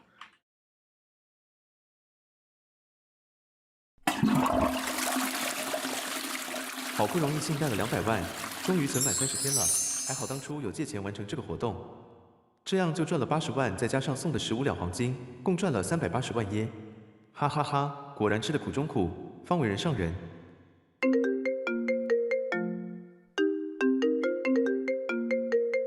妈的，当铺的追贷电话也开始打来啦，只是迟还几天而已，漂亮，一直打来，真的有够烦。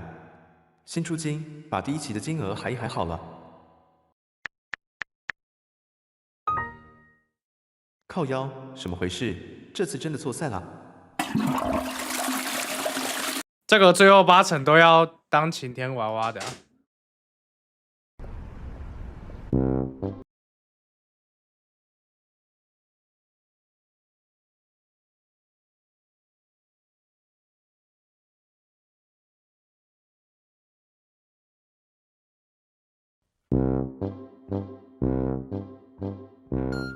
哈口交易，我笑了。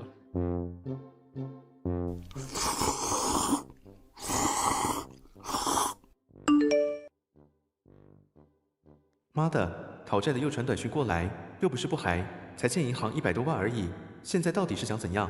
哎，之前就是听比哥他们说，什么炒币可以提升被动收入、财富自由这些屁话，害我把所有钱都忘进去了。哪知道第一天就遇到熊市，价格被腰砍再腰砍，之后还被强制平仓，直接毕业。最后我不但把所有本金赔光，还欠银行100万，现在每个月平均要还5万，还的钱都比我的薪水还要高啦。干一个月还5万，如果当初不炒币，乖乖存钱，现在都存到头期款了。哎，是九妹耶。WoJock 最近很拼哦，连大业也开始上。哈哈，反正在家也无聊，我也不是缺钱啦，是有兴趣才上班的。你真的很上进耶，但最近店长一直砍班，其他人的班表都被砍光光了，大业都只剩我一个，真的又累又无聊。哈哈，我其实也是看到班表上面有你才故意上大业的。想不到你这么贴心。那等一下下班要不要去喝一杯？可以啊，我也很久没喝了。WoJock，我没听错吧？你们下班要去喝一杯哦，我刚好有空耶，要一起喝吗？店长，这样不太好吧？什么不好？你前阵子需要钱的时候，还不是我帮你多排班表，现在不需要我了吗？店长，我先去忙好了，等一下再说吧。麻烦结账。靠北，怎么会是 Big Up 他们？这不是WoJock吗？哈哈，两个男的买一个额度的是什么意思？看不出来你会这么拼耶。你怎么会在这？而且还跟正妹一起上班哦。你还好意思说？当初还不是听你说炒币很好赚，害我都把钱赔光了，还欠了银行100多万。超好笑耶！炒币都多久之前的事了？我之后开始炒题材股，什么低轨卫星、半导体设备、散热片、记忆体，能炒的我都有炒，结果每只都是10倍股，赚钱都赚麻了，早就换车换房了。WoJock，这是你朋友吗？你朋友看起来很厉害耶。你好，我是WoJock的好兄弟，叫我比哥就好。哈哈哈，九妹，我招呼我朋友就好啦，你先去休息一下。WoJock，我跟你说，你现在才欠银行100多万而已。你知道马斯克、巴菲特他们成为千万富翁之前，也曾经快破产吗？欠100万是你欠银行，就要从哪里爬起来？100亿就是银行欠。10赌9输，你已经输了9次。你如果现在这个时候放弃，那你就真的是输了。逼哥说的真的很有道理耶。那你有什么好关照吗？我有外送来了。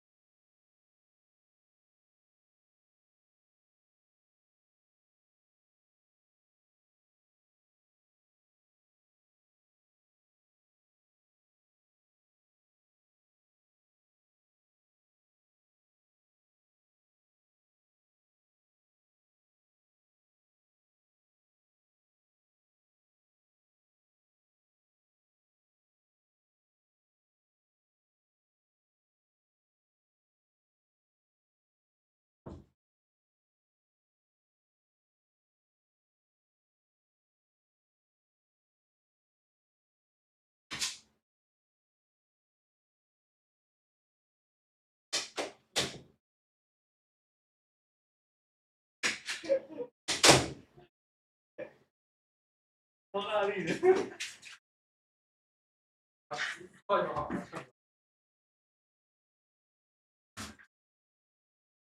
兴奋什么？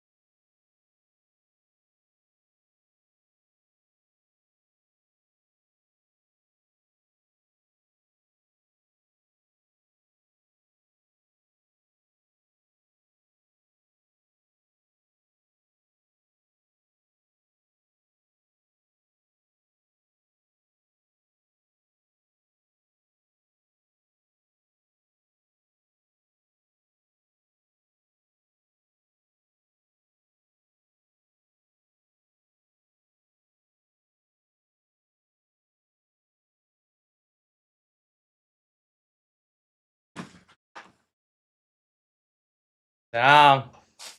来，他可以吃什么？对啊。小香肠吃一个。那啊，香肠？没有小香肠哎。咬一口。哦，哇，它这种，哦。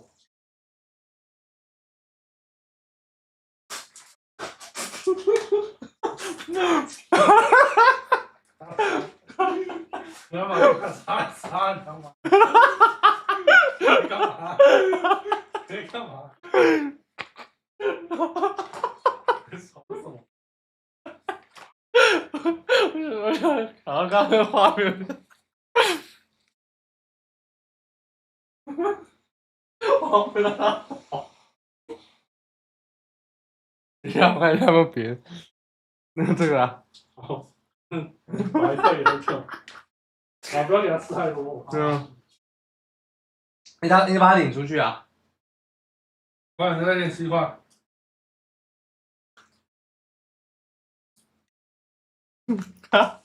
哎，香港好咬。去拿这茶来尝。好，好吧，拜拜，走了。不准来吃了，出去了，去。没了。没有听过他国交易，试一下打最后一张。现在股市看川普说什么买什么就对了。你之前就是看错方向，只要方向对了，猪都会飞起来。放心啦，我已经跟 B 哥买了很久，真的赚不少耶。但最近股票都跌很凶。你真是傻，每次他国交易前都是这样的啦。最近跌这么多才是赚钱的好机会。等关税限期快到，川普就会想办法的，你放心啦。我今天晚上就准备 all in 啦。但我曾经发誓不会再碰股票耶。超好笑耶！发誓可以当饭吃吗？现在真的是赚钱好机会啦！每个人都说会看 K 线，还不如看川普画线。你自己不好好把握，我也帮不了你。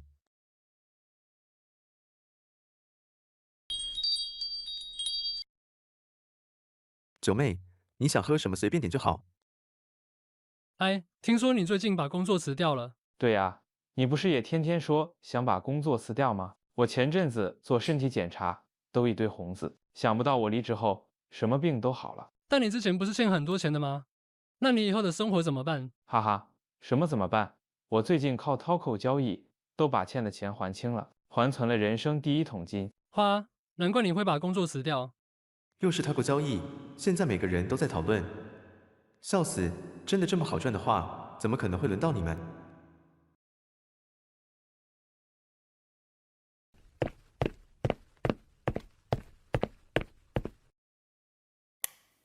奇怪，九妹喝到一半人怎么会不见了？原本还打算问她要不要来我家休息一下。哎，当初明明跟 B 哥一起炒币，为什么他现在可以住豪宅，我却还住在这破套房？真的有够不公平。这个地方又老又破，租金还要1万5，都不知道什么时候才能离开这个鬼地方。不过 B 哥昨晚说会奥运股市，看一下这几天股票都跌到狗屎一样，这次说不定他要睡公园啦。哈哈，活该。川普宣布暂缓关税，股市开盘破纪录最大涨幅。干，真假？股市直接反弹耶！昨天明明才跌到跟屎一样，怎么会今天直接起飞？早知道我也买一点。乌长，你来啦 ！B 哥，想不到昨天股市真的涨耶！哈哈干，我早跟你说过了，叫你相信川黄就对了。那我现在上车还来得及吗？当然可以啦，不用想太多，直接all in就对了。真的啦，我也跟 Big all in 啦，现在每天数钞票都数到手软了。但我现在没什么本金耶。你不是有在上班吗？我现在上大夜加跑外送，1个月才赚7万多，还欠了银行在家还啊，都不知道要还到什么时候。哈哈干，乌甲，你真是傻！谁跟你说欠钱要还的？欠钱要还谁还要借？你就是欠银行不够多，才会一直担心。我跟你说，什么劳保纾困贷款、青年创业贷款、学贷，什么能借都去借一借。等你欠的钱够多，连银行都会怕你。B 哥说的好像很有道理耶。我跟你说啦，你现在这么年轻，就应该进去一点。赌对了，人生才会反转了，不然你想一辈子在超商工作吗？而且你最近不是在追妹子吗？没钱怎么追妹子？ B 哥说的没错啦。感觉我真的要赌一把。最近股市都一直涨涨跌跌，我一定要把握这次机会。别人恐惧我贪婪，不管啦，直接买就对了。还钱的事之后再算吧。看到 B 哥他们赚钱真的有够羡慕，但我现在又没什么本金，每个月还要5万多。不管了，反正现在川黄都叫我们放心买股票，而且台股又是 T+2，一张才4万5，赚也赚不多耶。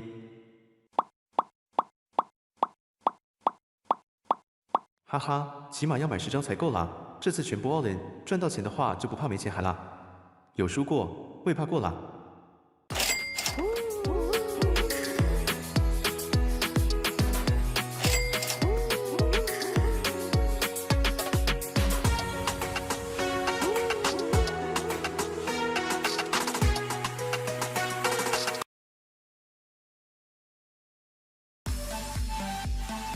乌长，你来啦！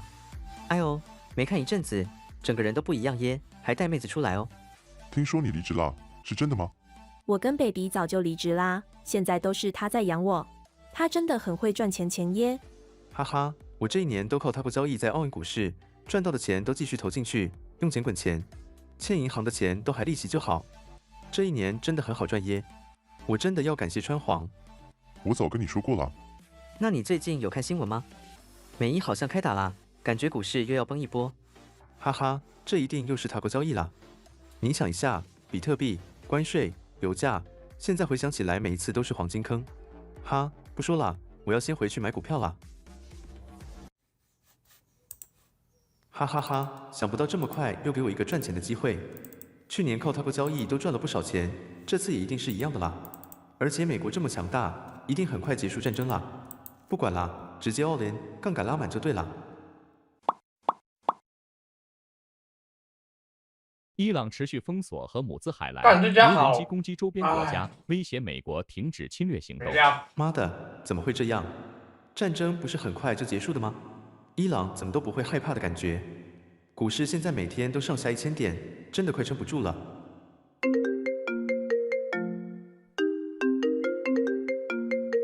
你好，你是 Wo 先生吗？我打来是提醒你，你账户的保证金不足哦，要记得补钱进去。妈的，现在哪有办法把钱生出来？这次真的错赛了。伊朗和美国进行谈判，股市反弹，历史第2大涨幅。妈的，股市怎么不早一天反弹？昨天保证金又生不出来，原本还打算问九妹借钱，哪知道又找不到人。哎，现在把所有钱都赔光了。说好的他不交易呢？WoJock， 你回来上班啦？秀芬姐，怎么是你？呵呵，我看到你班表就过来陪你啊。听说你很缺钱，下班要不要去喝一杯？我刚好有一个赚快钱的机会。根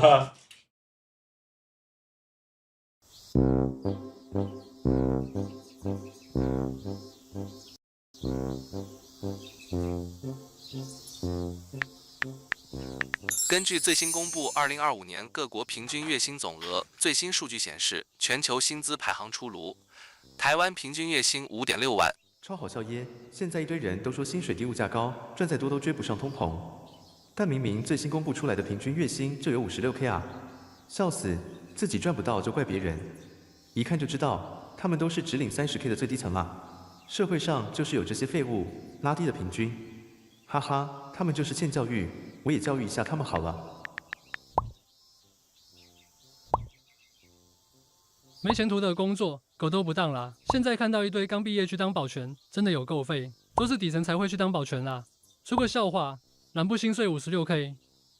妈的，怎么现在网络上一堆人都看不起保全？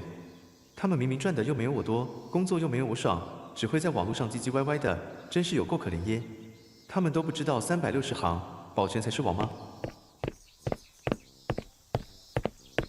李小姐，你回家了？新年快乐！这一年辛苦你了，这红包是给你的。哈哈哈，就说当保全很爽嘛，过年上班不但有妹子可以看，还有双倍薪水可以领，还收了不少红包。这个月算下来，薪水差不多快70K 了，已经吊打一堆底层了，真的有够爽。现在这个地方都是我管的，每个住户进出都要看我脸色。相比起网络上的酸民，活该他们一辈子只能当底层啦。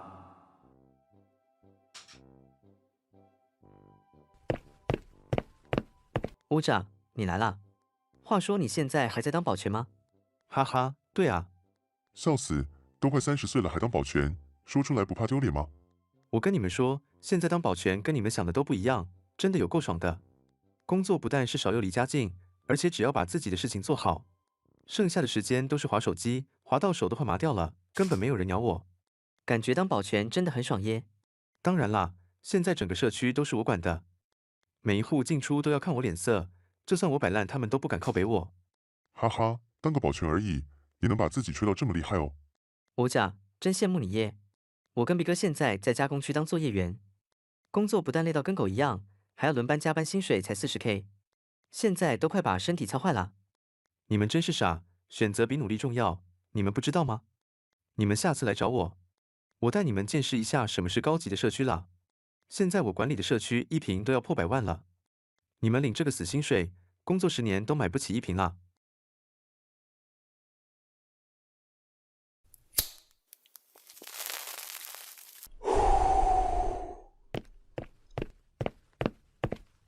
不好意思，我是外送的，请问你们这里有外送区吗？靠北，他是看不到我在忙吗？外送区明明就在门口，这样都看不到，你眼睛是不是装饰用的？我只是问一下而已，你在嘴咒什么？哈哈，我只是说事实而已，难怪只能当外送，真是很可怜耶。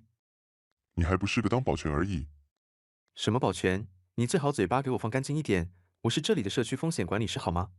这个区域都是我管的，我劝你赶快把东西放那边就离开啦。超好笑耶！什么社区风险管理师？那我也是外送师啦。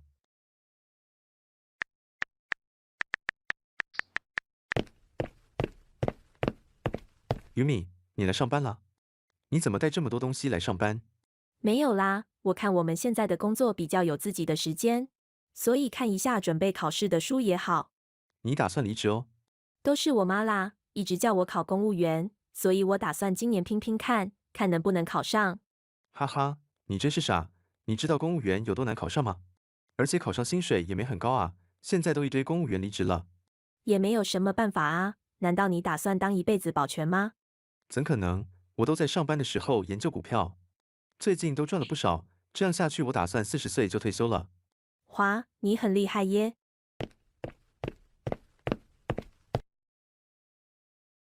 你们怎么都在聊天？是没看到我回来吗？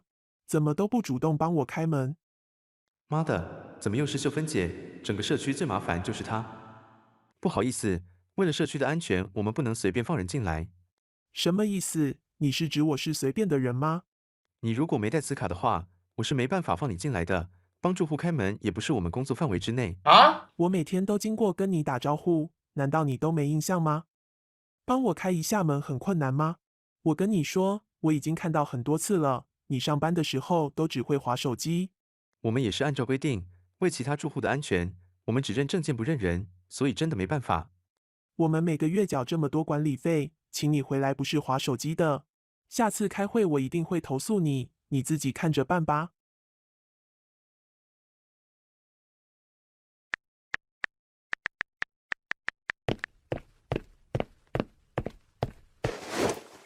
靠北，主任怎么会过来？欧甲，你还在滑手机哦？你最近上班还好吗？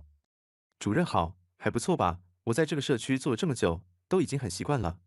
我跟你说，现在的住户真的有够机车。上次开会，他们又投诉我们，说我们上班的时候都在聊天滑手机。那还好啦，应该不是说我上班都很认真。我也知道你上班都很认真，你的表现我都看在眼里，但也没办法，他们都是对人不对事。我在想，社区最近大夜班都在缺人，你要不要去上大夜班看看？反正只要巡一下店，就可以做自己事，打整晚电脑也没人管，薪水还比较高，真的是一个爽缺，我才介绍你，你觉得怎样？哈哈，听起来不错耶。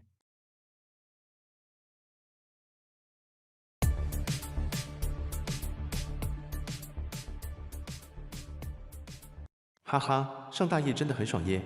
已经看了整晚电脑了，都没人理我。时间到也只需要巡一下点而已，薪水还比较高，这样算下来根本就是爽缺啦。早知道一开始就上大夜啦，打给比哥他们，让他们羡慕一下也好。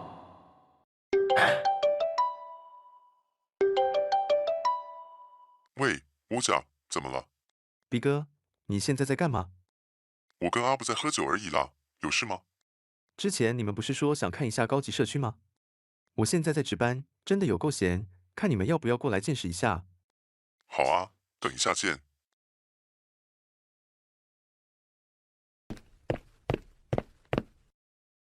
哇，欧甲，你就是在这上班哦？这里的大门看起来很屌耶。哈哈，这里还不错吧？这环境真的很赞耶。如果不是你的话，我们一定没有机会进这种地方啦。哈哈，我每天待在这打电动看影片，看都看腻了，我带你们进去爽一下啦。这家真的好普通。欧甲，你们社区晚上冷气都不用关哦。哈哈，管他的，我都是等到快早上的时候才关，根本就没人会发现。我真是羡慕你，看你现在这么爽，害我也想当保全啦。我早就跟你们说了，你们早晚也会当保全，早点当可以少走40年弯路啦。你们又不信。不要说这么多，我带了饮料过来，赶快喝一喝啦。哈哈，干杯啦！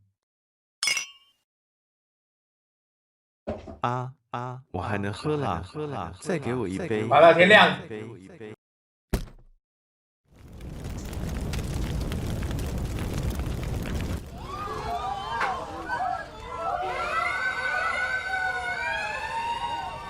所有人员请注意，现在已经发生火警，请进入往安全的方向疏散。沙小，怎么回事？警报怎么会响起来？话说比哥他们呢？Wojak，你在干嘛？昨天晚上是你值班的吗？我跟你说了几次，上班的时候不要滑手机。我猜这次火灾也是你造成的吧？你知道这样的话要赔偿多少吗？这次我看你怎么办。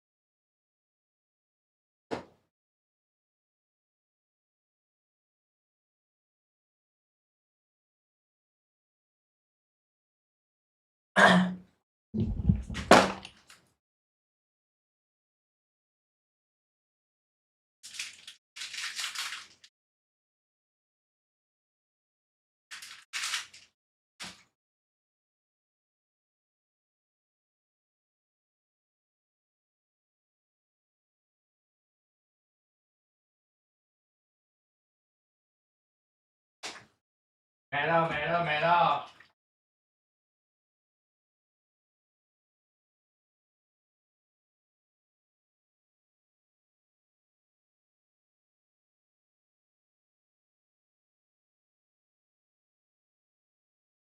好，出去出去出去！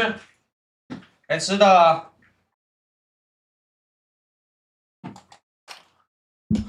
好了，最后一张加倍打一打。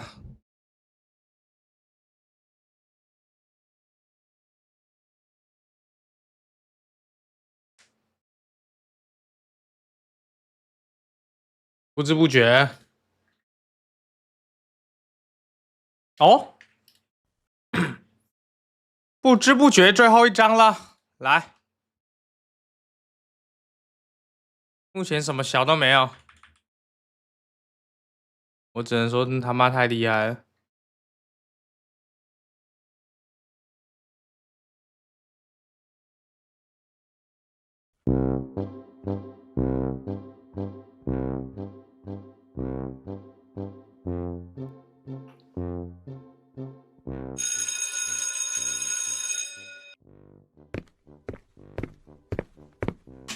吴长、阿布，你们快过来一下，我有好东西跟你们分享。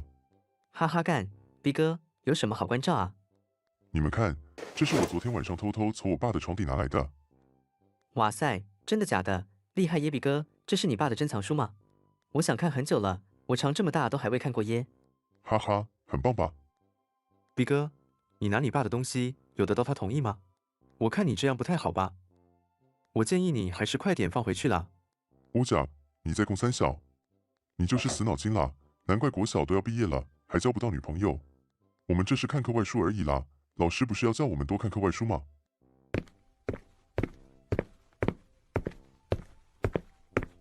你们偷偷摸摸在干嘛？干，怎么会是 A 哥？谁是 A 哥？他是3年5班的小混混。他才3年级，看起来很成熟耶。当然啦，他是留级生啦，每2年才升1班。哈哈，看不出来他这么爱念书，念书时间是我们的2倍耶。我们没什么啊，在看书而已。有什么书这么好看，也借我看一下嘛。靠北，我都还未看耶，怎可能借你？逼哥，我看还是算啦，他们看起来很凶耶。等一下，这本书是我朋友的，他有说要借给你们看吗？我跟你们说，你们这个行为是不对的。最后一张了。逼哥，我家的正义感又发作了。大家吃鱼头吧。我看这个情况，我们还是快点闪算了。跟你们讲，我刚刚点那家叫什么？这样的话，考只好叫教官过来。没料。笑死！不如老王就对了。老王炸考比较有料。乌甲，你还好吗？放心啦，能有什么事？哎，青玉安安，这本书也帮你们取回来了。之后把雷文变好玩。我跟你们说，这边风心好玩吗？我最看不惯就是他们这一种人。安安啊！等我毕业以后，我一定要成为一名维护社会秩序、把所有小混混都捉起来的好警察。阿泰尔现在也是长草期啊。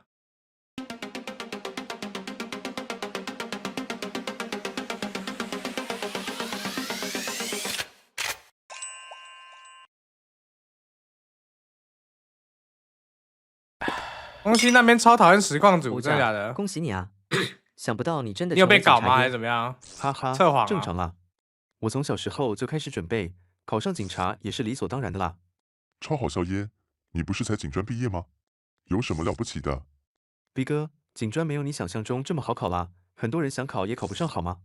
而且当警察是一个就觉得实况组有红利。哈哈，现在公务员不是都很好考吗？而且考得上，我想多了。听说最近很多公务员都离职了，当警察薪水才6万多而已，现在6万多能干嘛啦？我跟你们说，我当警察，其实我觉得我没去玩风心完全正确。我是真的想为了人民服务啦。我希望不然我前面风心一直搞的话，我可能每天都骂风心，骂到自己心情都很差。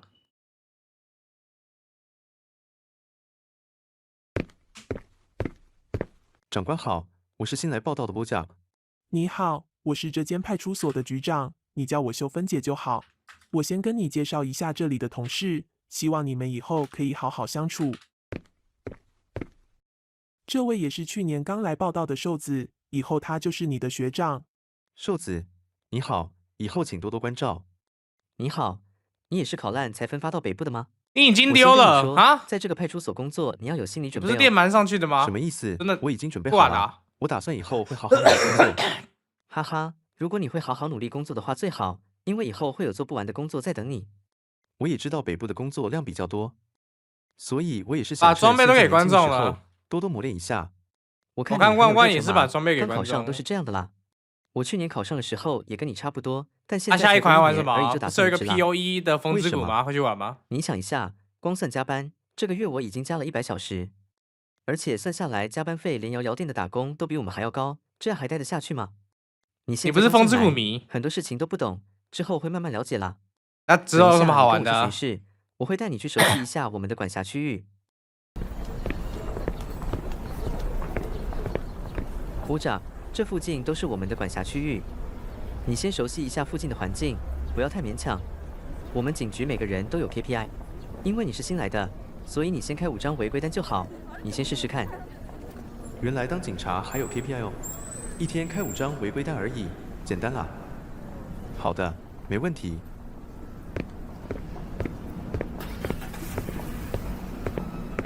妈的，以前每天经过就看到一堆车辆在违停。道路已经很窄了，这样的话行人是不是都不用走路？现在当了警察，终于可以全部都开单了，哈哈。有工作机会的话，确实，我也是这么想，清风打给我，光跑一圈就开了10几张单，看他们以后还敢不敢违停？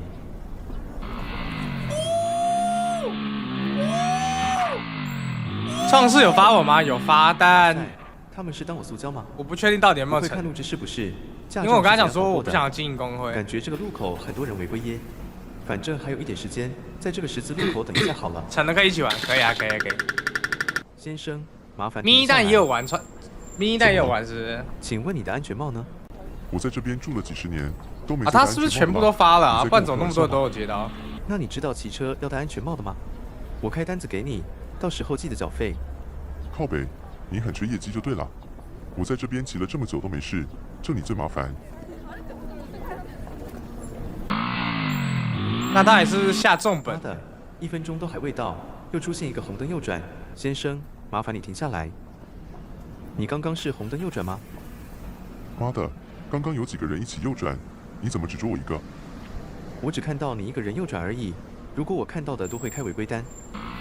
靠北，你在开单的时候一直有人在闯红灯，你怎么都不开他们单？不好意思，我没有看见，而且警察做事不用你教。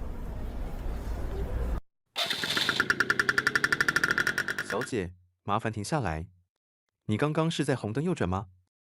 我也不是故意的，可以给我一次机会吗？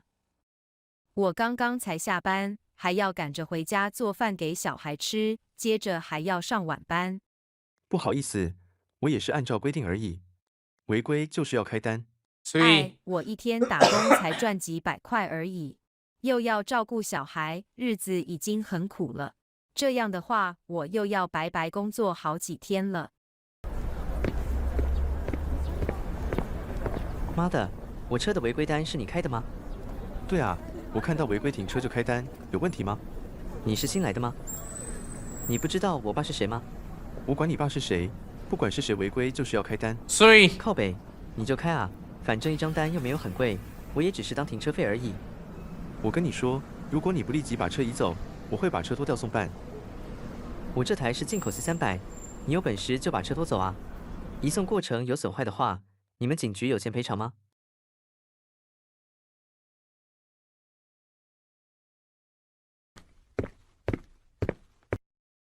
？WHwJ， 今天是你值班吗？等一下进来找我。好的。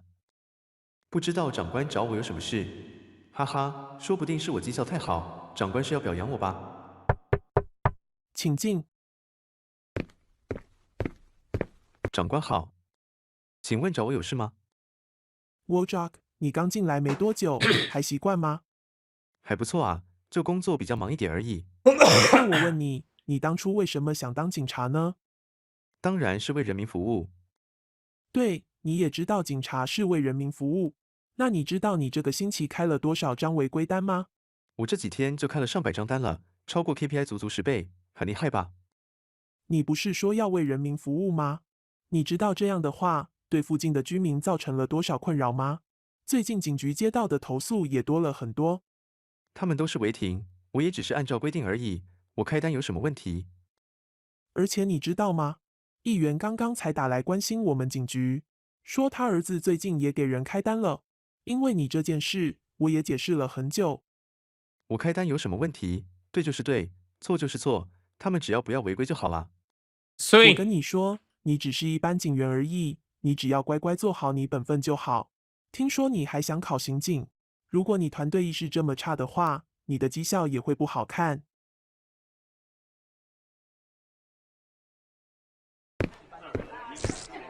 乌甲，才过1年而已，你怎么看起来气息不太好？哎，不要提啦，最近每天都在加班，工作都做不完。我也开始考虑要不要继续当警察了。哈哈，怎么了？终于被解雇了吗？靠北哦，当然不是啦。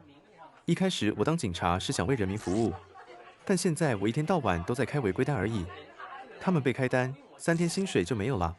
但有钱人根本就不痛不痒，这样真的是为人民服务吗？你只是开一下单而已，就有6万多，还不错吧？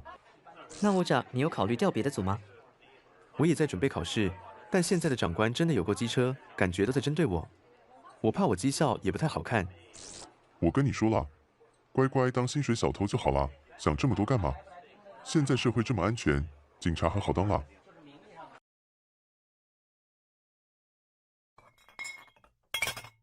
哎，都当警察1年了，整天都在交通指挥，不然就是要应付长官的要求，怎么跟我一开始想的不一样？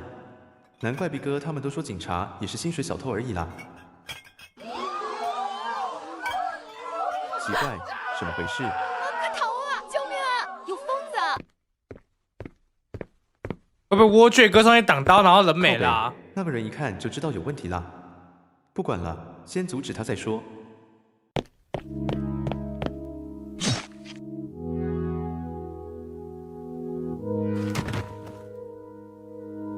妈的，死废物，还不放手！快点报警啦！警察到了吗？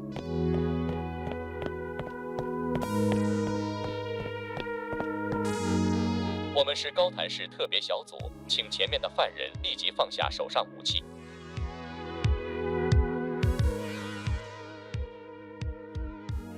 大谈过经典谱吗？没有，因为他还没出，没什么好大谈。你有听说吗？想不到那时候乌甲第一个跑出来耶。哎，早就提醒他不要太过有正义感，他真是傻。不过那个时候真的还好有他在，不然一定会有更多人受伤。我以前还耻笑乌甲当警察，当年我就知道他会成为一名好警察啦。想一下，其实以前乌甲就帮助我们不少，我们一直都没好好感谢他。那这本珍藏书我们就留给乌甲吧。我们也该走啦，让他好好休息吧。哎呀，我这样悲伤的一集。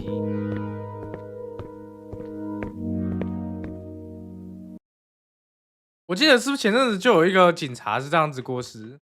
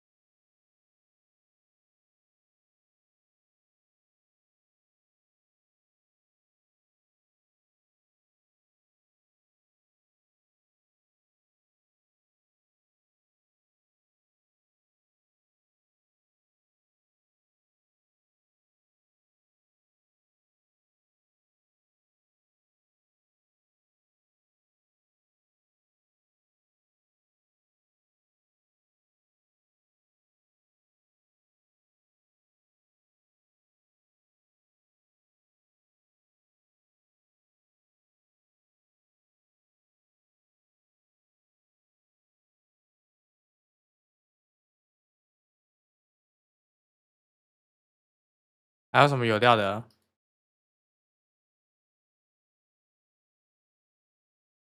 跟梅尔，好，对，我感觉梅尔酷一点啊，酷。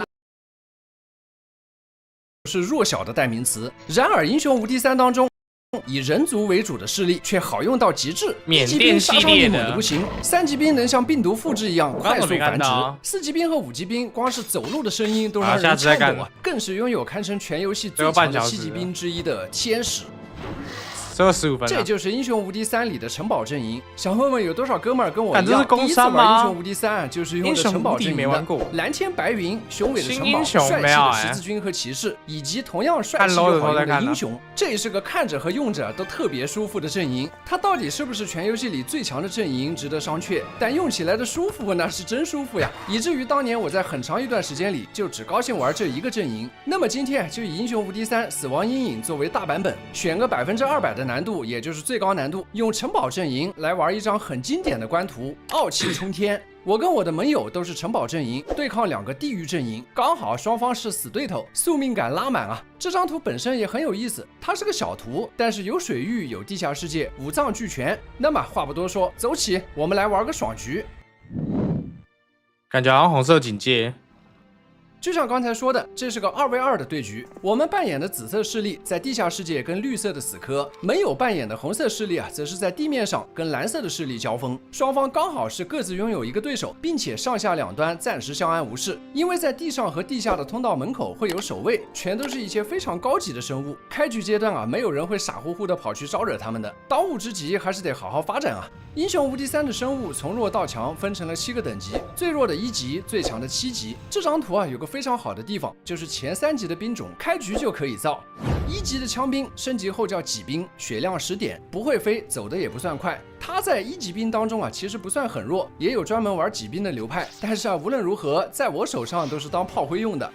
弓箭手，城堡阵营的2级兵，也是远程兵种，没升级之前平平无奇，可是一旦升级成神射手后，拥有了每回合发射2次的能力。如果配合祝福树或者一些让远程兵种伤害不减的宝物，那么一旦积累了数量足够多的神射手，在战场上会成为非常恐怖的存在。缺点是仇恨值太高，总是被各种针对性的灭杀，后期经常是在第1回合就会被对方的高级生物突脸团灭。然而另一种生物却截然不同，施救。城堡阵营的3级兵也是飞行兵种，没升级之前可以反击2次，升级之后拥有了无限反击的能力，并且速度达到了9。而且一旦城里建好了施救城堡，它的周产量可以达到17只，根本是野蛮繁殖啊！在中前期能够成为独当一面的存在，谁打我就反击谁，往场上一站永远不吃亏。到了后期25点的血量有点不够高级兵种拍的了，但是可以放在城里看看老家，毕竟产量高啊，当个守门员还是不错的。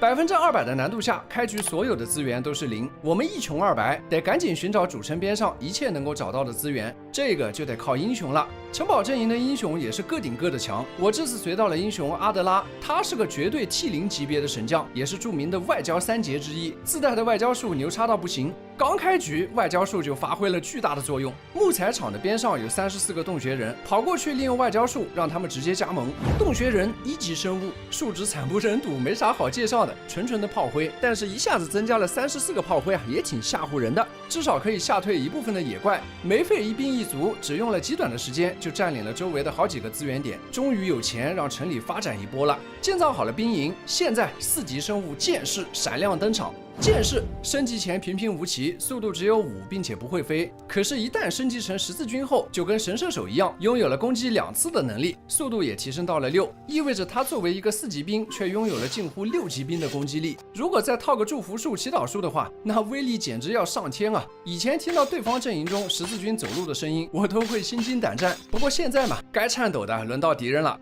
城堡的上方还有一堆资源和宝箱，被一群火元素守护着，不用急着打，主城先继续发展一波。另外我记得就在下方不远处还有一座城，派英雄过去验证一下我的记忆对不对。一路畅通无阻，果然很快就发现了第2座城，而且还是一座空城。拿下它的一瞬间，玄真的心顿时落地了。2座城一起发展，意味着对方想要建立起绝对的优势已经不太可能了。地面上的那位盟友大概是看我开局比较可怜，所有的资源都是0，他倒是相对富裕的多，经常会送点钱和物资过来，那挺好的。你多送一点，我照单全收。至于回礼嘛，没有。去酒馆又招募了个英雄，毕竟有了2座城，手上又有了点闲钱，再招个英雄是很有必要的。一看，哟，自带航海术，不错啊！刚好地面的中间有一条海沟，里边的物资和宝物还真不少。那你就去海上探索好了，先下手为强。刚下海就找到了个神奇战甲，4维属性各+1，前期绝对的强力宝物啊，太爽了！航海也使得视野扩大，看到了个对面的英雄。兄弟啊，别急，马上就来收拾你！就在我摩拳擦掌的时候，想不到对方竟然主动来打我了。他的人马确实不少，但是我早就预防了这一手。第2座城里的兵马全都没带走，这会儿把兵一招，嘿嘿，这家伙顿时傻眼了，在门口晃悠了一圈，然后灰溜溜的返航。我的主力英雄此时可没闲着，第1座城堡的上方不是还有很多的资源和宝箱吗？守护在这里的火元素已经不是障碍。洞穴人军团出击，在损失了全部的洞穴人作为代价后，消灭了火元素，赶紧把后方的资源吃掉，用来建造寺庙和训练场。现在可以招募更高级的兵种了。僧侣5级远程兵种，升级后拥有了近战威力不减的特性。在城堡阵营中，它属于各方面都比较平庸的兵种，唯一的优点大概就是远程攻击的能力了。在一群强悍生物的保护下，躲在后面放冷箭，倒也是个能让对手恶心的兵种。骑兵绝对强悍的6级生物，一回合当中移动距离越远，攻击力就越高。升级后的骑兵。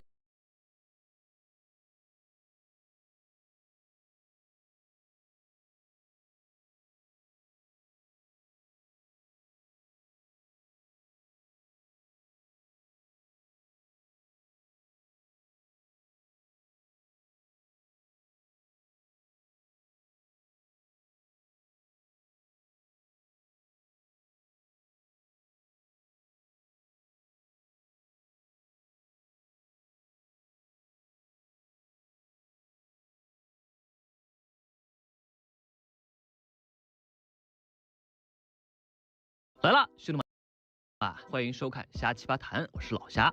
当你信心满满起了全装，准备猛攻一把绝密航天，转头就让人轻易踢死。明明占据有利地形，先发制人，对手却随便2枪将你带走。一看敌方视角，操作呆得像人机，枪法却准得像魔王。最近啊，三角洲的游戏环境被一种号称无解的外挂掀了个底朝天，不管是跑刀叔叔还是技术高玩，全都开始疑神疑鬼。导致这一切的原因都和一款名为 OBS 的软件脱不开关系。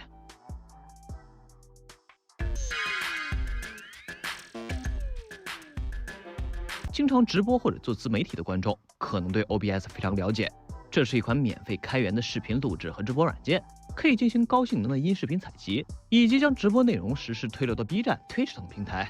那听上去和外挂八竿子打不着，怎么就成了外挂的帮凶呢？在我们印象当中，外挂是通过对游戏程序和数据进行修改，或者注入特殊代码篡改游戏逻辑。2020年之前 ，FPS 游戏通常都是用外挂软件实现作弊，即便外挂伪装的再像，运行时必然会在电脑上留下痕迹。反作弊系统只要对内存进程的异常行为、服务器残留文件进行检测，就能精准识别外挂。后来啊 ，DMA 的出现直接绕过了本地检测，将你玩游戏和开挂的设备一分为二，利用直接内存访问技术。不经过电脑 CPU 直接读写内存，这样一来，开挂了吗？开了。有痕迹吗？没有。检测得到吗？难。因此 DMA 也是目前来说最难反制的外挂。起初只能靠玩家们自行举报，系统针对高频举报账号进行检测。直到去年7月份，三角洲行动上线了 CPU 虚拟化反作弊功能，仅仅1个星期时间就封了164571个板子哥，79038台机器码。此后每星期官方都要汇报一次封号情况，虽然还是有源源不断的挂钩出现，但大伙明显感觉游戏环境好了一些。到今年5月初，一周封禁的 DMA 数量只有5000来个。就当所有人都以为绿玩的春天要来了，玩家们突然发现，有点不对劲。那最近打航天8克10，怎么一漏就被秒？中距离对枪精准2枪爆头，甲一点都不赖。自己先手提前枪，没露身位，没发出声音，对方却能反手克秒。当你安慰自己或许是碰上高手了，又或是网络延迟、丢包卡顿导致伤害未判定，查看淘汰画面却发现对手操作一点没有，却能清楚知道你的位置，提前预秒部署。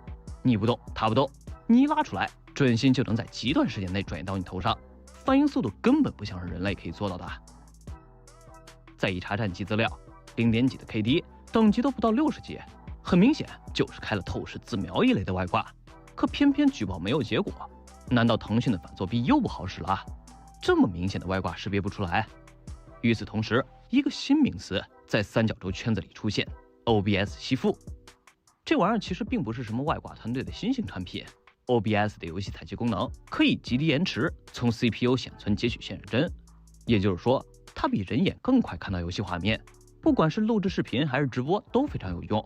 但是如果将 OBS 采集的画面实时传输给设备上的 AI 模型，由 AI 识别目标位置，比如头部、胸部、腿部，再将结果转换为鼠标指令，就能实现自动吸附。传统自瞄外挂，子弹落点就在人物头上或者身上。哎呀，快睡着了。吸附是模仿玩家鼠标移动轨迹，最后5分钟，先拉到目标位置，后者更像是人类操作。如果 AI 调教的够好，还能完全模拟出咱们平时那种先开镜大致定位目标，再轻微修正往头上贴的钝感和惯性，甚至跟枪时的轻微手抖也可以表现出来。到这儿，兄弟们大概能明白，所谓的 OBS 吸附，准确应该叫 AI 视觉吸附。OBS 算是给外挂背了口黑锅。其实 AI 视觉吸附早在2018年之前就出现了，技术原型非常简单，画面采集加 AI 识别加自动瞄准，曾有人在 PUBG、COD 等游戏当中用过，但当时的 AI 远没有现在这么聪明，识别精度低，速度慢，画面稍暗一点，有烟雾遮挡，直接失败。有时候 AI 指令还没发出呢，战斗已经结束了，并且当年的主流显卡能把游戏带动就谢天谢地了，还指望跑 AI？ 除非不差钱配2台电脑，成本可就比 DMA 和内存挂贵多了，自然就没有流行起来。直到今年5月份，突然大规模的出现在三角洲当中，一些主播被 AI 吸附打崩溃，破防大骂开发团队。我出将了。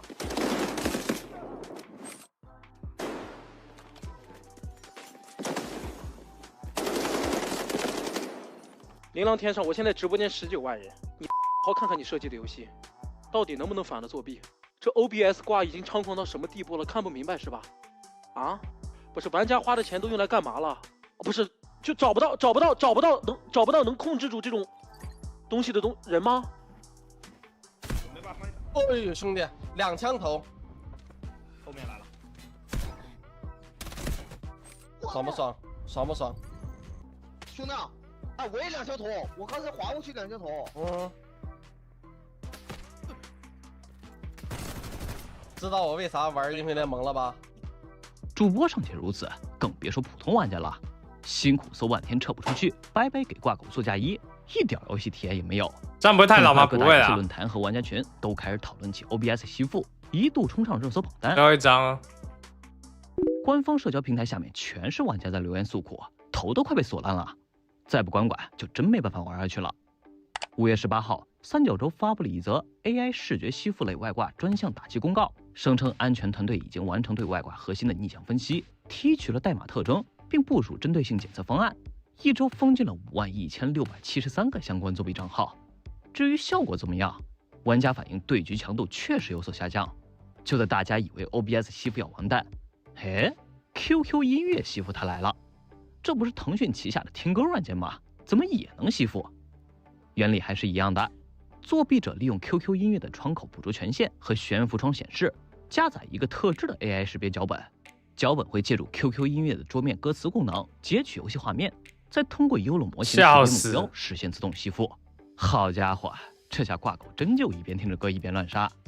同理啊，只要能够采集电脑画面的软件，通通能成为 AI 吸附载体，其中甚至包括腾讯自己的安全软件电脑管家等。当然，并不是这些软件都是外挂帮凶，腾讯有内鬼什么的，只是正常功能被外挂利用而已。玩家们都说三角洲大吸附时代即将到来，就是不知道哪天会不会有个 ACE 吸附出现，那才叫真的牛逼。为什么原先被人瞧不起的 AI 吸附，最近突然冒了出来，节奏还这么大呢？首先就是上半年腾讯对 DMA 的打击力度变大，不光是技术层面，现实中还联合警方断掉多个外挂制售团伙。虽然玩家们平时总是吐槽挂太多，官方反作弊没屌用，但三角洲作为腾讯重点扶持的王牌游戏，自然不可能坐视外挂不管，要不然以后还咋圈钱？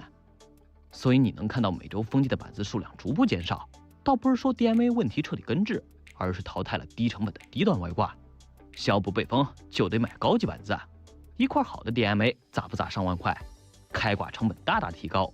除非靠这一行吃饭的主播、火行俱乐部、搬砖工作室，再有就是不差钱的福哥会接着买，普通玩家开挂量大大减少， DMA 业务拉闸，挂上面没了摇钱树，立马就把 AI 媳妇抬出来大肆宣传。近2年 AI 技术的进步有目共睹，在他们的包装下 ，AI 媳妇成了继 DMA 之后的新型外挂。短视频平台 B 站，很多外挂贩子打着免费最后1秒1分钟，让加他的粉丝群，忽悠你买他打包好的脚本。其次 ，AI 媳妇确实危害不浅，这种外挂方式无需读取内存，也不用修改游戏文件 ，AC 一把盘扫烂都扫不出来，行为轨迹调教的像真人，反作弊系统分辨不出你是真的高手还是 AI 代打，使用门槛还贼他们低 ，OBS 免费的 ，AI 模型免费的，无非就是花点功夫去网上学习教程。嫌麻烦的话，电商、二手交易平台上现成的一搜一大堆，价格从几块到几百都有，多到让你不敢相信。成本低，隐蔽性高。如果说一些玩家是因为舍不得花钱买挂，害怕被封号才坚持当绿玩，这媳妇真的是潘多拉魔盒，1000被打死了，谢谢。自己是不是技不如人？干太扯了啦，真是！我操 ，OBS 媳妇！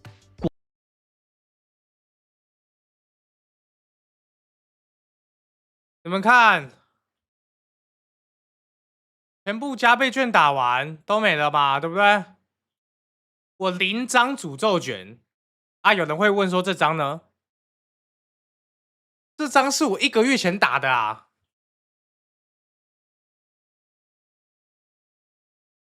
我最近起码打了30张都没有，应该差不多了啊。然后我装备掉，我看一下啊。然后我掉几个装备？1、2、3、4、5、6、7、8、9、10，20个，21，总共21个装备。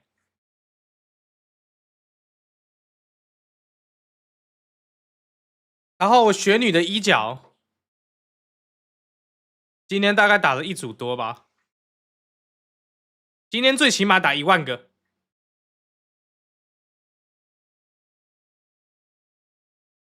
哎，老哥，谢谢。而且我拉面还吃完了呀！天哪！我来看一下，我先把装备卖一卖。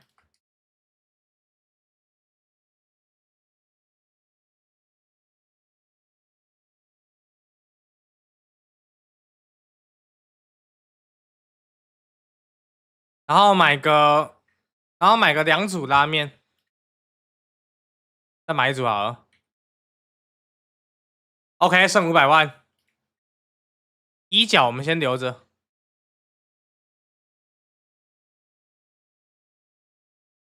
哎呀，太可悲了。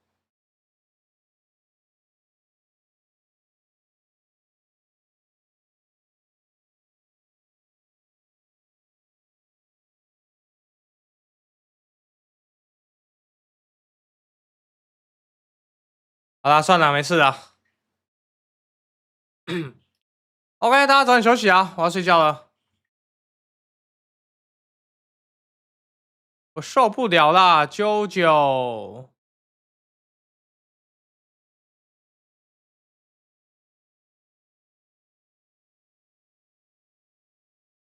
晚安，晚安，晚安，休息了，休息了，休息了。受不了，受不了，受不了。